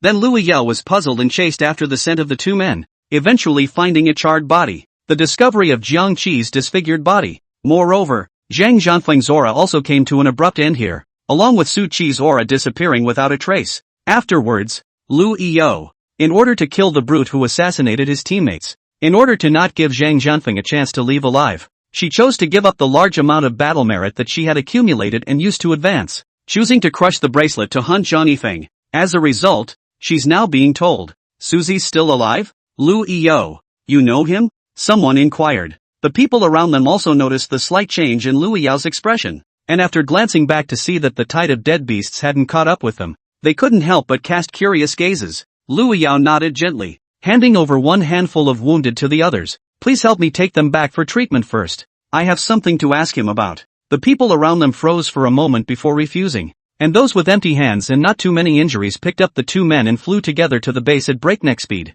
Only Lu Yao, alone, drew an arc in midair and flew towards Su Qi, who was high above the mountains. You're actually still alive? Lu Yao moved closer and carefully looked the man in front of her up and down, as if she was worried that he was some kind of unknown monster in disguise. Su Qi said in a deep voice. What? My being alive makes you very unhappy? Lu Yao gently shook her head. Where's Zhang Shifeng? Su Qi said as if he had already thought about it long ago. After he took me to kill a few monsters, he felt that I was gifted, so he let me play alone in the outer area and left by himself. Lu Yao didn't say a word and stared at Su Qi in silence. What? What are you looking at me all the time for? Although brother is handsome, you shouldn't be too enamored. Su Qi purposely made an appearance of being narcissistic to the extreme. Lu Yao's glistening white cheeks slightly flushed as she averted her gaze. She then gathered her emotions in a split second and said, It only took you more than a day to level 27? There are so many monsters in the Death Mountain range and so much experience. Isn't it normal to level 6 in a day? Make a big fuss. Su Qi was calm and seemed to be talking about a normal thing. Just now, if not for the monster being able to infinitely resurrect under the power of the Lord of the Death Mountain range, Su Qi would have only risen by 27 levels. Lu Yao opened her small mouth as if she wanted to say something, but eventually closed it again. 6 levels in a day or so? You think upgrading is buying cabbage? Buy it if you want to. The vast majority of Transcendents could not even ascend to level 6 in a year, and as a result, Su Qi's upgrading was as simple as drinking water and eating. You need to say this a little less in the future. It's easy to get hit. Lu Yao gave a helpless sigh. Suzy smiled. Lu Yao's expression regained its heaviness as she said, I sensed you and Zhang Zhanfeng's aura on the way to the danger zone earlier. I gave chase and found a nearly charred body that I thought was yours before. Now it looks like he should be Zhang Yifeng. Am I right? Suzy. Lu Yao's eyes met Su Qi's black pupils directly, as if she wanted to look into his heart and see every little change on his face. Su Qi didn't show half a bit of surprise. When he heard Lu Yao's mouth say that he saw Zhang Zhanfeng's corpse, he had already prepared himself mentally. My name is Zhang Qi. What are you calling me Su Qi for? Didn't you say that he's dead? Su Qi looked at Lu Yao with a face of doubt and incomprehension. Lu Yao was silent, for the person in front of him was Suzy. Just a guess from the golden-eyed girl. She thought it was very likely though. After all, the Heavens Policy Mansion had just lost a blue star no. 1 gaijin, and another blue star no. 2 gaijin had come. Although from the performance during the second round of the examination, although Jiang Qi's strength was terrifying, it was far inferior to Su Qi. No one thought much of it at the time, but now it looks like Jiang Qi if he is Su Qi. It all makes sense. Why was it that Zhang Shifeng's breath with Jiang Qi had clearly gone to the danger zone, but in the end, Jiang Qi had appeared peacefully in the outer zone, because Kong Qi is Su Qi, that heavenly pride that could force a sealed false god to self-destruct. Why is it that wherever Zhang Shifeng passes through, there will be a scene similar to the sudden death of the monster during Jiang Qi's test? Because Kong Qi is Su Qi. Zhang Shifeng tried to kill him but was easily counter-killed. Then Su Qian disguised himself as Zhang Shifeng to practice leveling. Lu Yao had just sidetracked all of her comrades. In fact, she wanted to be honest with Su Qi and wanted to be really sure, but now he didn't seem to want to. Perhaps everything was just Lu Yao's blind guess. It's all just coincidence. The aura she felt was wrong, and Zhang Shifeng hadn't wanted to kill Su Qi. Everything was as Jiang Qi had said, as long as Suzy doesn't admit it anyway, even if there is already a 90% probability of being able to determine that. It's all just speculation. Not to mention that it was the self-detonation of a false god supreme power. The entire copy had been annihilated, and all the most powerful people on the globe had determined that Su Qi was dead. That he survived can only be described as an impossibility. It's a true miracle, not even a 1 in a billion chance. Your recording bracelet should have been destroyed, right? Lu Yao calmly inquired. Su Qi revealed a face of chagrin and said, "The great battle was just too violent. The bracelet and battle armor were destroyed, and all my poor military achievements were lost. After that, I still hope that the officer will reward me with a meal and not let me starve to death." Su Qi looked at Lu Yao with a smile. Lu Yao said expressionlessly, "Mine is also destroyed, and in accordance with the rules of the demon defenders, the destruction of the record bracelet without a record will result in 0 military merit. By unrecorded, naturally, I mean that there are no other teammates' record bracelets that record the destruction of your bracelet." After Su Qi was silent for a moment, he let out a long sigh and said, "The two of us are really in the same boat." Lu Yao didn't answer and didn't continue to pursue the matter of Su Qi's identity and didn't continue to get to the bottom of it. Something about whether Suzy is still alive. It was important to Lu Yao because that represented whether or not there was a possibility of overthrowing the Death Mountain range in the future. It can be determined whether Kong Qi is Su Qi or not. It didn't matter to Lu Yao, because being sure or not can't change reality. Regardless of whether Jiang Qi was Su Qi or not, Lu Yao knowing about it wouldn't change anything. He is, naturally, going to overthrow the Death Mountain range in the future. He wasn't, and asking for clarification didn't help. Since we can't change anything, we might as well do what he wants. If he says it's not Suzy, it's not. Lu Yao didn't dare to expect too much. In terms of extrapolating from today's situation, Jiang Qi is most likely Su Qi. However, if the self-detonation of a false god supreme powerhouse was included, the possibility of Jiang Qi being Su Qi could only be said to be minimal. After all, that was a self-explosion that even the most powerful could not stop. Of course there are two other possibilities as well. Chapter 95, Demigod. Handing over Zhang Yifeng? Lu Yao stared at the dark pupils of the man in front of her, her mind flashing through the only two possibilities left. It's one. The Jiang Qi in front of him was not Su Qi. What she had sensed, the aura of Zhang Shifeng taking Su Qi to the danger zone was not wrong either. That corpse was also Zhang Shifeng. He was the one who tried to kill Jiang Qi and ended up getting killed in return. After that, Jiang Qi also disguised himself as Zhang Yifeng. But Jiang Qi was Jiang Qi. He was just a guy sure heavenly pride just like Su Qi. A heavenly pride son who was able to easily counterkill a saint-ranked powerhouse at the 21st level. As for the second, Jiang Qi is dead. The Jiang Qi in front of me is just a new monster in the Death Mountain range in disguise. Or back from the dead, but retains his spiritual intelligence. Became in the hands of the Lord of the Death Mountain range. A monster pawn cloaked in human skin. Resurrecting from the dead was not common in the Deadly Mountain range, and it could only be said to be extremely rare if it retained its memories and spirituality. But not for nothing. The last time the Lord of the Death Mountain range awakened, one of the vice commanders came back from the dead and wiped out the entire population of a base. There is a common name for people who come back from the dead. The human monster. They tend to think they're still alive, only the moment their identity is revealed, or the Lord of the Death Mountain wants it to explode. It's only then that you'll understand everything. It's what makes you lose control of your body, only to be replaced by another self. Don't move. I'm going to double check your body once more. Lu Yao spoke in a deep voice. Every human monster is the handiwork of the Lord of the Death Mountain range. However, in order to camouflage them better, their strength would only be the same as it was in life. And Lu Yao had full confidence in suppressing it. It's the people who blame the situation on Ginger Z. After all, if he was a human monster, Jiang Qi naturally couldn't be Su Qi, and he couldn't be the Geisher heavenly pride that rivaled Su Qi. Check what? Suzy was cooperative. Checking if you're a human monster. After Lu Yao opened her mouth, extremely slender, silver-white needle suddenly coalesced on her body's battle armor. That was after the painful lesson of the last human monster. The commander had gotten a demigod-level mechanic to create a batch out of special materials to target the human monster's detection needles. Higher-level mechs and warjacks are equipped with it. As soon as it is rooted into the body, it will reveal itself as it is. Good. You have no problem. Su Qi calmly responded by extending his hand.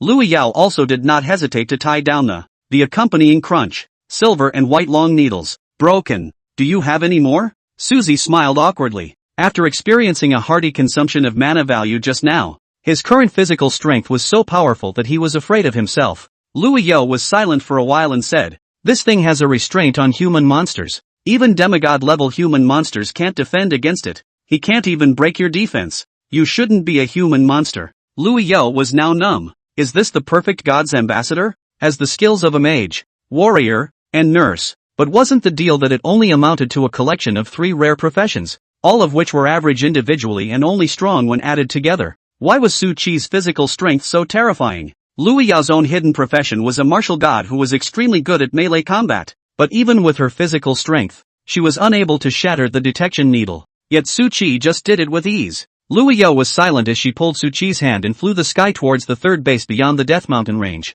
At this moment among the third base, already fully prepared for war, a steel city wall that stretched for an unknown number of miles and could not be seen even from high in the sky surrounded the entire Death Mountain range. That was a defense wall that had many transcendent professions, such as demigod-level mechanics and forgers, spending a great deal of time, as well as an unknown amount of transcendent materials, before they finally came up with it. It's usually hardly ever taken out and used, because the magic crystals consumed were just too much and could only be described as astronomical. It had already reached the level where demigods looked at it and shed tears, and supreme beings looked at it and had their hearts broken. But times are different now. If they couldn't hold it, the entire country of China would have to suffer, and the countless ordinary people behind them would be turned into corpses. All kinds of transcendent weapons had been fully prepared, and most of the reserve magic crystals had been packed in various space rings and distributed to soldiers in various regions. Su Qi and Lu Yao, who did not have the bracelets, immediately felt a huge pressure on their faces the moment they approached the walls of the transcendent city,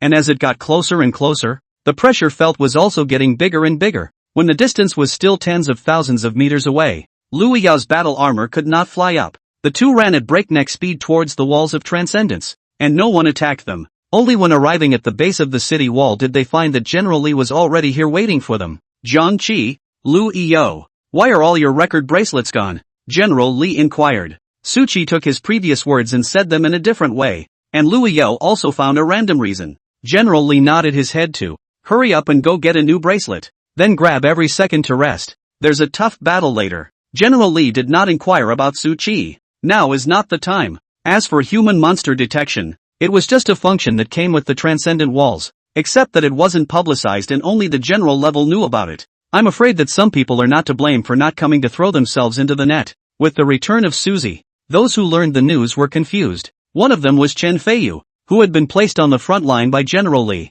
so that he would get the credit for the crime. Didn't we agree that Jiang Qi is dead? He would have almost died for it and almost been sentenced to capital punishment if he hadn't been able to speak well. And you said Suzy came back alive? Put it aside for fun. Zhang Shifeng, you piece of trash. Chen Feiyu was so furious that he couldn't help but kick the top of the transcendent city wall, and a sound of bones cracking suddenly rang out. Ah! Chen Feiyu sat down on his butt in pain, but without giving him a chance to find a nurse to heal him, a faint tremor came from the ground, and the entire wall of the transcendent city seemed to be trembling slightly. Chen Feiyu's face changed slightly as he hurriedly raised his head to look into the distance, only to see dense and various monsters rushing towards the end of the sky. As they went over a mountain range, the entire world seemed to tremble. Dense monsters flew in the sky like locusts, and at the head of them were tens of thousands of bone dragons. Chen Feiyu looked shocked. This was the first time he had faced a tide of dead beasts directly, and it was still such a powerful one. Even now that Chen Feiyu was standing on top of the transcendent city wall,